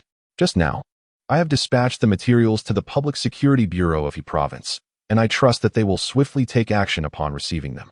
In Huagua, one should refrain from hastily taking lives, as it ultimately carries its own risks, Lu Feng remarked nonchalantly. Young master, I was indeed reckless, Leng Shui hastily apologized. Ha. Do not be so serious. Once Ferrari Group relocates to Modu in a couple of days, I will have you address the true mastermind behind this, Lu Feng stated. When can we proceed? I can hardly wait, Leng Yu interjected. I will be attending an auction tomorrow. As long as I secure the venue needed by Ferrari, they can immediately relocate to Modu, and then we can take action, Lu Feng proclaimed as he rose from his seat. Very well, let us all return to rest. You have all had a long day, Lu Feng said before departing the conference room. Leng Shui and Leng Yu followed suit. Seeing this, and Feng also stood and made his exit. As the door closed, Lu Feng lay down on his bed. Wei Cha-ching, prepare yourself. My vengeance is imminent. Chapter 89 The arrival of researchers. Lu Feng reclined on his bed, contemplating how to exact revenge on Wei Cha-ching. In truth, the moment he learned the name of the hired assassin, he had already deduced the identity behind it. Lu Feng had previously investigated Wei Cha-ching's background, including details about his family, and he was thoroughly informed. Zhang Tianxia, a name exuding authority, happened to belong to Wei Cha-ching's maternal grandfather. Chuckling to himself, he mused on the audacity of spending 70 million to have him assassinated. Evidently, his life still held considerable value. However, the immediate priority was to procure some funds from the system, for without money, he could not even secure a venue for the auction. As Lu Feng prepared to access the system to exchange reputation points for currency, the phone rang. He glanced at the screen and realized it was Zhao Yun calling. Hello. Lao Zhao, what brings you to call? Lu Feng inquired. Director Lu, the assets of Ferrari, including the headquarters building, have all been sold, totaling 5 billion, which has now been deposited into the company account, Zhao Yun announced, delivering splendid news just as Lu Feng was fretting over his finances. Ah, Lao Zhao, your timing is impeccable. I was just planning to attend an auction banquet tomorrow to bid on a venue for Ferrari, Lu Feng replied with a smile. I will transfer the 5 billion to your account shortly, Zhao Yun continued. That's not urgent. I am curious, to whom did you sell the group's assets? Lu Feng asked. Everything was sold as a package to Daki Group. They are currently the only ones with the capability to invest 5 billion to acquire our group's assets, Zhao Yun explained. Indeed, as I suspected. By the way, Lao Zhao, are you joining me for the auction tomorrow? Lu Feng queried. Certainly, but Director Lu, I have informed Daki's representatives that we will relocate within a month. Will that timeline suffice? Zhao Yun asked. Plenty of time. Just take the earliest flight tomorrow, Lu Feng assured him. All right, I will prepare and transfer the funds to your account, Zhao Yun confirmed. Understood, Lu Feng replied before ending the call. Shortly after, a text message arrived. Lu Feng glanced at his phone to see the 5 billion from Zhao Yun, in addition to his existing 20 billion. Suddenly, he had over 70 billion, sufficient to secure the assets of the bankrupt group at the auction. As the days swiftly passed, the next morning, Zhao Yun arrived at Lu Feng's estate. In fact, Zhao Yun had not slept the previous night, for today's auction was of paramount importance to Ferrari, and his excitement had kept him awake. Observing the elegantly appointed yet luxurious manor before him, he felt a sense of awe. Director Lu, when shall we depart? Zhao Yun inquired. No rush. The auction does not commence until evening, Lu Feng replied. Have you had breakfast? He added. Not yet, Director Lu. I can hardly eat at the moment, Zhao Yun confessed. Ha. Remain calm, Lao Zhao. Come, let us have breakfast together, Lu Feng said, leading the way. Reluctantly, Zhao Yun followed him. At the dining table, Lu Feng introduced Zhao Yun to the others, who in turn offered their own introductions. Soon, after finishing a meal, Lu Feng was about to take Zhao Yun on a tour of the Ferrari division when he encountered a trio, 2 men and 1 woman, standing at the entrance, each carrying a backpack. Lu Feng stared at the 3 individuals blocking the doorway, momentarily taken aback before it dawned on him that they were likely research personnel selected by the system. He hurriedly exited the vehicle and opened the door, leaving the driver, Leng Shui, and Zhao Yun bewildered. Hello, Mr. Lu, the 3 greeted him eagerly upon his arrival. Greetings. You must be the research personnel I requested, Lu Feng replied, surveying the trio. Indeed, Mr. Lu, they responded in unison. Lu Feng noted that the 2 men and 1 woman appeared to be in their 30s, exuding an air of intellect and erudition. Please introduce yourselves, he encouraged. I am Wu Yi, specializing in energy. The only female among them spoke first. I am Qianyu. Focusing on biology, one of the men continued. My name is Si Li, and I specialize in genetics, the other man concluded. Hearing Wu Yi's expertise in energy filled Lu Feng with excitement. This meant he could entrust her with his advanced battery technology, allowing her to refine it for future transactions with Ferrari. Welcome. Your presence greatly enhances our endeavors, as I am currently in need of research personnel, Lu Feng praised, making the trio blush with modesty. You don't have accommodations yet, do you? He inquired. No, they replied. Then you shall stay in my estate for the time being. Come. Let me show you around, Lu Feng said, leading them into the manor. Zhao Yun observed the trio curiously as they followed Lu Feng, still unsure of the situation. Mr. Lu, who are these three? She whispered to him. These are the research personnel I have invited. I plan to establish a research institute to assist my companies in scientific endeavors, Lu Feng explained. Can Feng also engage them for research? Zhao Yun asked eagerly. Of course. Miss Wu Yi here is an expert in energy and will be responsible for researching new energy sources for Feng. Lu Feng gestured towards Wu Yi. Hello, Miss Wu. I hope to rely on your expertise in the future. Zhao Yun greeted her warmly, recognizing the importance of forming alliances. Thank you, sir. You are too kind. Wu Yi responded graciously. Before long, they arrived at the villa district, where Lu Feng guided them to villa number 3. You will stay here temporarily. Once I finalize the research institute, you can move to a more permanent residence, he stated. Thank you, Mr. Lu. The trio bowed in appreciation. By the way, Professor Wu, I possess a piece of advanced battery technology that I would like you to refine into several versions. Are you confident in your ability to assist? Lu Feng inquired, his eagerness palpable as he settled the trio in. Zhao Yun listened intently, knowing that this was pivotal for Feng's future. May I first take a look at the technical documentation? Wu Yi did not boastfully agree. Instead, she requested to see the materials. Lu Feng promptly arranged for Leng Shui to retrieve them from his room. He discreetly placed the documents pertaining to the super battery technology into the drawer of his bedside table. Upon hearing Lu Feng's instructions, Leng Shui immediately went to collect the materials. Soon, she returned with a thick file folder and handed it to Lu Feng. Young master, here is the information you requested. Lu Feng took the dossier and was about to pass it to Wu Yi when Zhao Yun suddenly pulled him aside. Mr. Lu, can we truly trust Wu Yi? This technology has the potential to surpass the world. One must always be cautious, Zhao Yun whispered. Lu Feng chuckled at Zhao Yun's cautious demeanor. Rest assured, old Zhao. Professor Wu is trustworthy, he said, patting Zhao Yun on the shoulder. He then approached Wu Yi and handed her the invaluable document folder. Wu Yi opened the folder and began to review the contents. For half an hour, the room was enveloped in silence as everyone held their breath. It wasn't until Wu Yi adjusted her glasses and set the documents down that Lu Feng and Zhao Yun dared to approach her. Professor Wu, what do you think? Is it feasible to proceed? Chapter 90. Visiting Ferrari with Zhao Yun. Two imposing men fixed their gaze intently on Wu Yi, causing her to feel quite uneasy. Indeed, Mr. Lu, this material is exceptionally detailed. With just a few modifications, multiple versions of the edited work can be completed, Wu Yi remarked. Upon hearing Wu Yi's words, both men exhaled with palpable relief. That's splendid news, Lu Feng responded. How many versions are you planning to edit, Mr. Lu? Wu Yi inquired further. Well, I intend to create 2 versions, one for 200 kilometers and another for 500 kilometers. Is that acceptable? Lu Feng asked. Absolutely. I only require 2 days to deliver the edited versions to you, Wu Yi asserted confidently. Lu Feng, astonished by her proclamation, could scarcely believe his ears. Really? Just 2 days? Indeed, sir. This is not a development project. It merely involves slight adjustments to the existing framework, so it will be swift. Excellent. You have been an immense help. I was quite concerned about how to delay time before Enzo's arrival, Lu Feng expressed gratefully. Enzo, the president of Ferrari? Zhao Yun queried upon hearing the name. Yes, precisely. I sold the 200-kilometer technology to Ferrari, and Enzo wishes to collect it personally. What?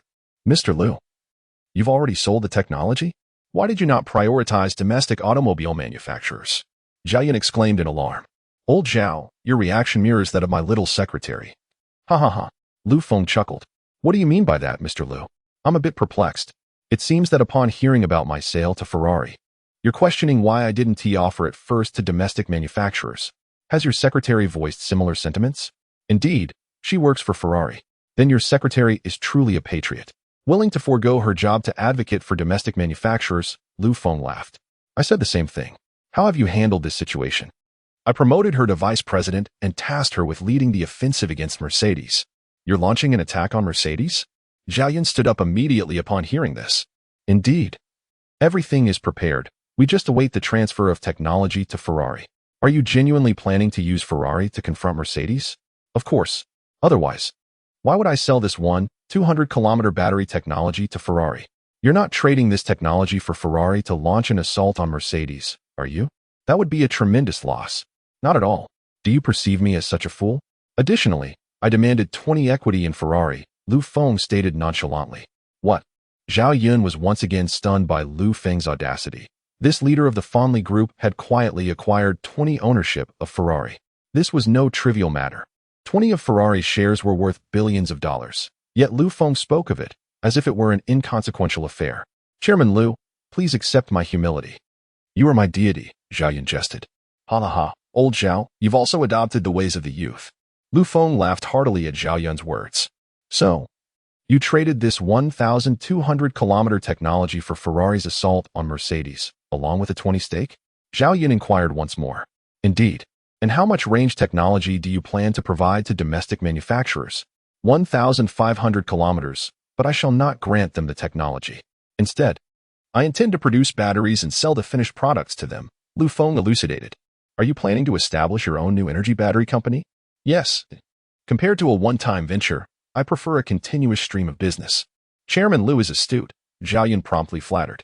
After arranging everything, Lu Feng, accompanied by Leng Shui and Zhao Yun, proceeded to the Ferrari branch. Wu Yi also commenced the modifications on the super battery, striving to complete it before Enzo's arrival. Secretary Chen, allow me to introduce you. This is Zhao Yun, the president of Ferrari Group, Lu Feng stated as he brought Zhao Yun into the office. Hello, President Zhao.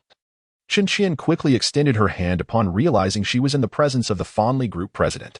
Greetings, President Chen, it is a pleasure to finally meet you. Zhao Yun reciprocated the handshake. Thank you for leading the attack on Mercedes and helping us seek retribution, Zhao Yun added. Not at all. We all work under Chairman Lu and should assist one another. Besides, this was also initiated by Chairman Lu. I am merely an executor, Chen Qian humbly replied. She did not regard Zhao Yun with disdain due to his defeat by Mercedes. Rather, she held him in high esteem. After all, his opponent was Mercedes, and the endurance he demonstrated was a testament to his prowess. By the way, Chairman Lu, Mr. Enzo has informed us that he will arrive in Huaguo in 3 days.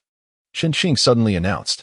Lu Feng pondered momentarily, concluding that 3 days should suffice to finalize the technology modifications, and thus agreed. Very well. Inform Enzo that I shall personally greet him at the appointed time. Understood, Chairman Lu. I will convey your message to Mr. Enzo, Chen Qing affirmed. Please take President Zhao on a tour of Ferrari. He is quite curious about it, Lu Feng instructed Chen Qian. Certainly, President Zhao, please follow me. All right. I shall take my leave then. Chairman Lu, I have long admired Ferrari's management model and facilities, Zhao Yun remarked as he followed Chen Qian. Chen Qian guided Zhao Yun through an extensive tour, showcasing various departments. Fortunately, Zhao Yun was an insider. Otherwise, Chen Qian would not have permitted him access to so many confidential areas. What did you glean from the tour? Lu Feng inquired as Zhao Yun concluded his visit. I gained invaluable insights. Many aspects of Ferrari are worthy of our study. They truly are a legendary automobile manufacturer, Zhao Yun replied earnestly.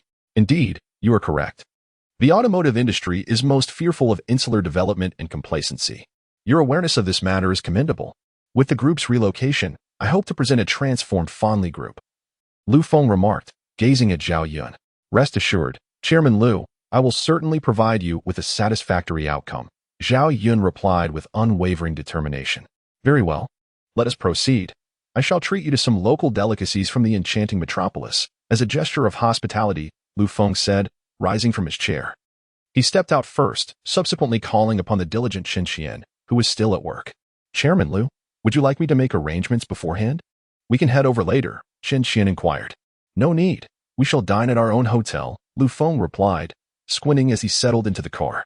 Chen Qian, upon hearing this, chose to remain silent. Before long, under the guidance of Leng Shui, Lu Feng and his entourage arrived at the Tinglong Grand Hotel.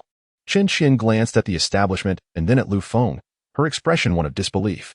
Chairman Liu, please do not tell me that the Tunglong Grand Hotel is also part of your empire. Why could it not be mine? Lu Feng chuckled, proceeding directly towards the entrance. Qin Qian stood momentarily, taken aback by his response. What is it, Qin Qian? Is this hotel particularly impressive? Why do you appear so astonished upon learning it belongs to Chairman Liu? Zhao Yun asked, observing Qin Qian's reaction.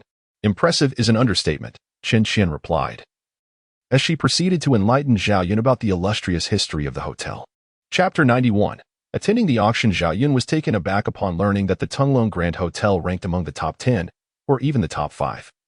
In the entire metropolis, Mr. Liu is truly remarkable. Such an impressive hotel belongs to him, and yet few are aware of it, Zhao Yun mused. Indeed, if Mr. Liu were to claim ownership of the Ferrari Group, I would not question it, Qin Qian chimed in.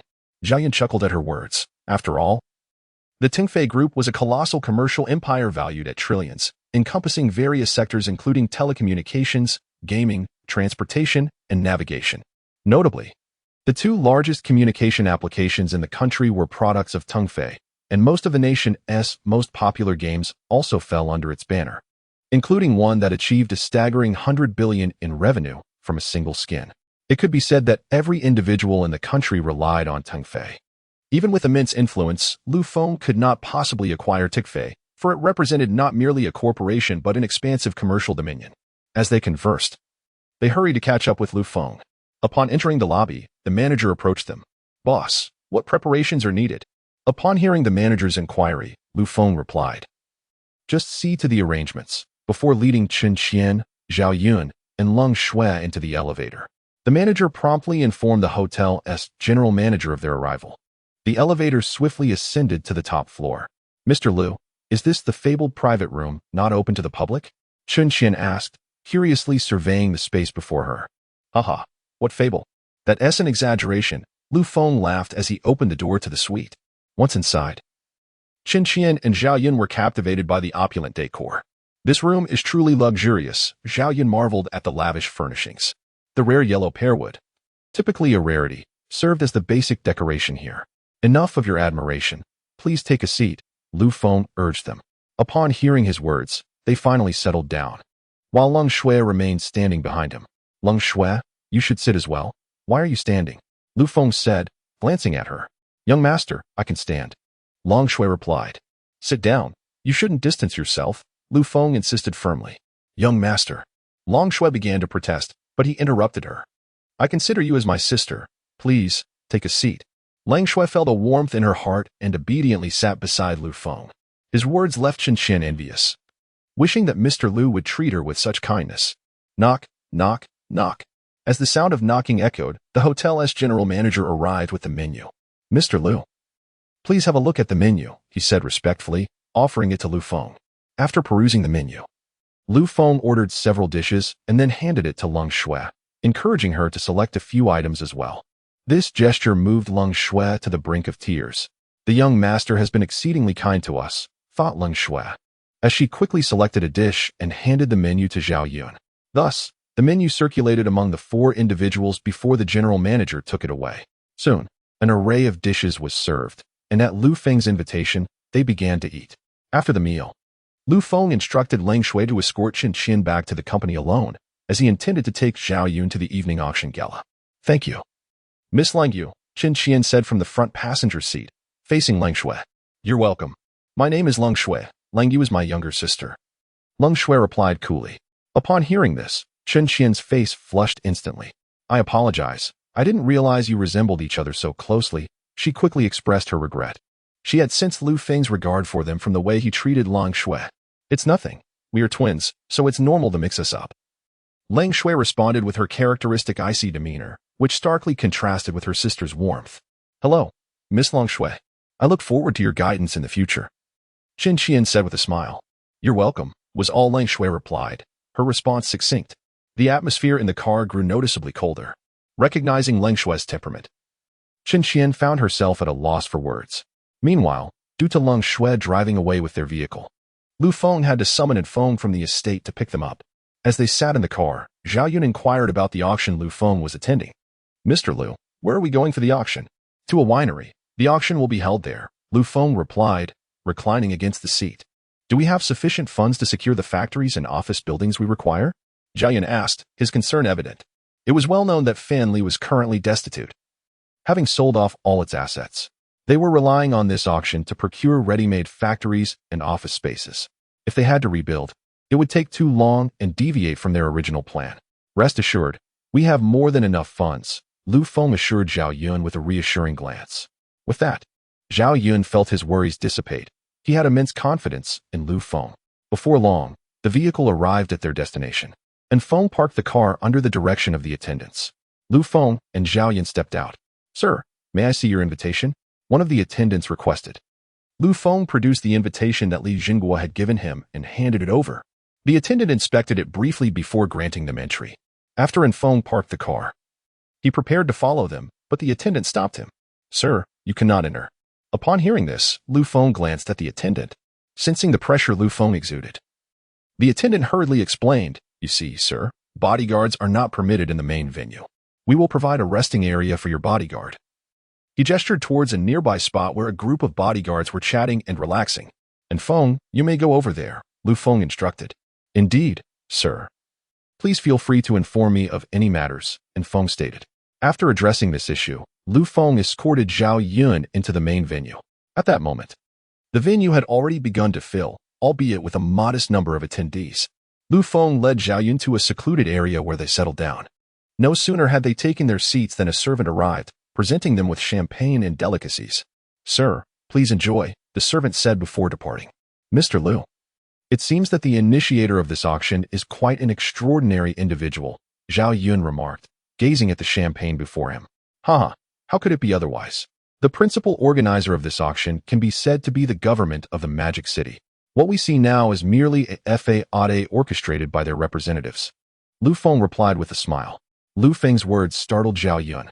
It is well understood that matters involving the government are not typically accessible to ordinary individuals. Moreover, considering it pertains to the government of the Magic City, Zhao Yun found himself quite astonished. Our target in this auction is a factory and office building left behind by a bankrupt conglomerate. Due to bankruptcy, they are unable to repay their bank loans. Hence, their assets are being auctioned off to settle debts. This auction features more than one bankrupt entity, but our focus is on a group known as Tianqing. I have conducted my due diligence, and their assets align most closely with our requirements, Lu Feng explained, sipping his champagne. Chapter 92, Chen Tian. President of Yunfei Group, what did Tianqing do previously? Zhao Yun inquired with curiosity. He was involved in electronic components. Lu Feng explained with a hint of indifference. However, due to a scheme orchestrated by foreign entities, he ended up with a substantial stockpile of goods, which resulted in a cash flow crisis. The founder tragically committed suicide, and the partners withdrew, leaving the industry to be auctioned off. The business world is indeed a battlefield. One misstep can lead to ruin and despair, Zhao Yun lamented. As the president of Feng, a corporation valued at 20 billion, he understood this sentiment profoundly. After all, Feng had nearly met a similar fate under his leadership. While the failure of Feng was largely beyond his control, his position as president rendered him acutely aware of the stakes involved. The two continued their conversation until dusk, when the evening's festivities commenced. In truth, the gathering was not particularly large, as invitations were reserved for a select few. Good evening, ladies and gentlemen. It is a great honor to welcome you to tonight's banquet, a distinguished middle-aged man announced from the podium. The audience was taken aback upon recognizing the speaker. Engaging in hushed discussions, this left Lu Feng and Zhao Yun perplexed, as they did not immediately identify the individual on stage. Leaning in, Lu Feng began to eavesdrop on the conversations around him. After a considerable duration, he discerned that the man addressing the crowd was the president of Yunfei Group. While Lu Feng was unfamiliar with Yunfei Group, he was certainly well acquainted with its parent company, Tingfei Group, the true commercial empire. Yunfei is one of the 5 major subsidiaries of Tingfei, though it is worth noting that Tingfei boasts numerous subsidiaries, to the extent that even its CEO may not be aware of the exact number. The term 5 major subsidiaries refers to the top 5 ranked among Tingfei's many branches, situated in the 5 most developed cities of Huagua. Yunfei Group, as one of these subsidiaries, is located in the bustling metropolis, boasting an astonishing valuation of 150 billion. This illustrates the formidable nature of the vast empire that Tongfei, headquartered in Shenzhen, represents.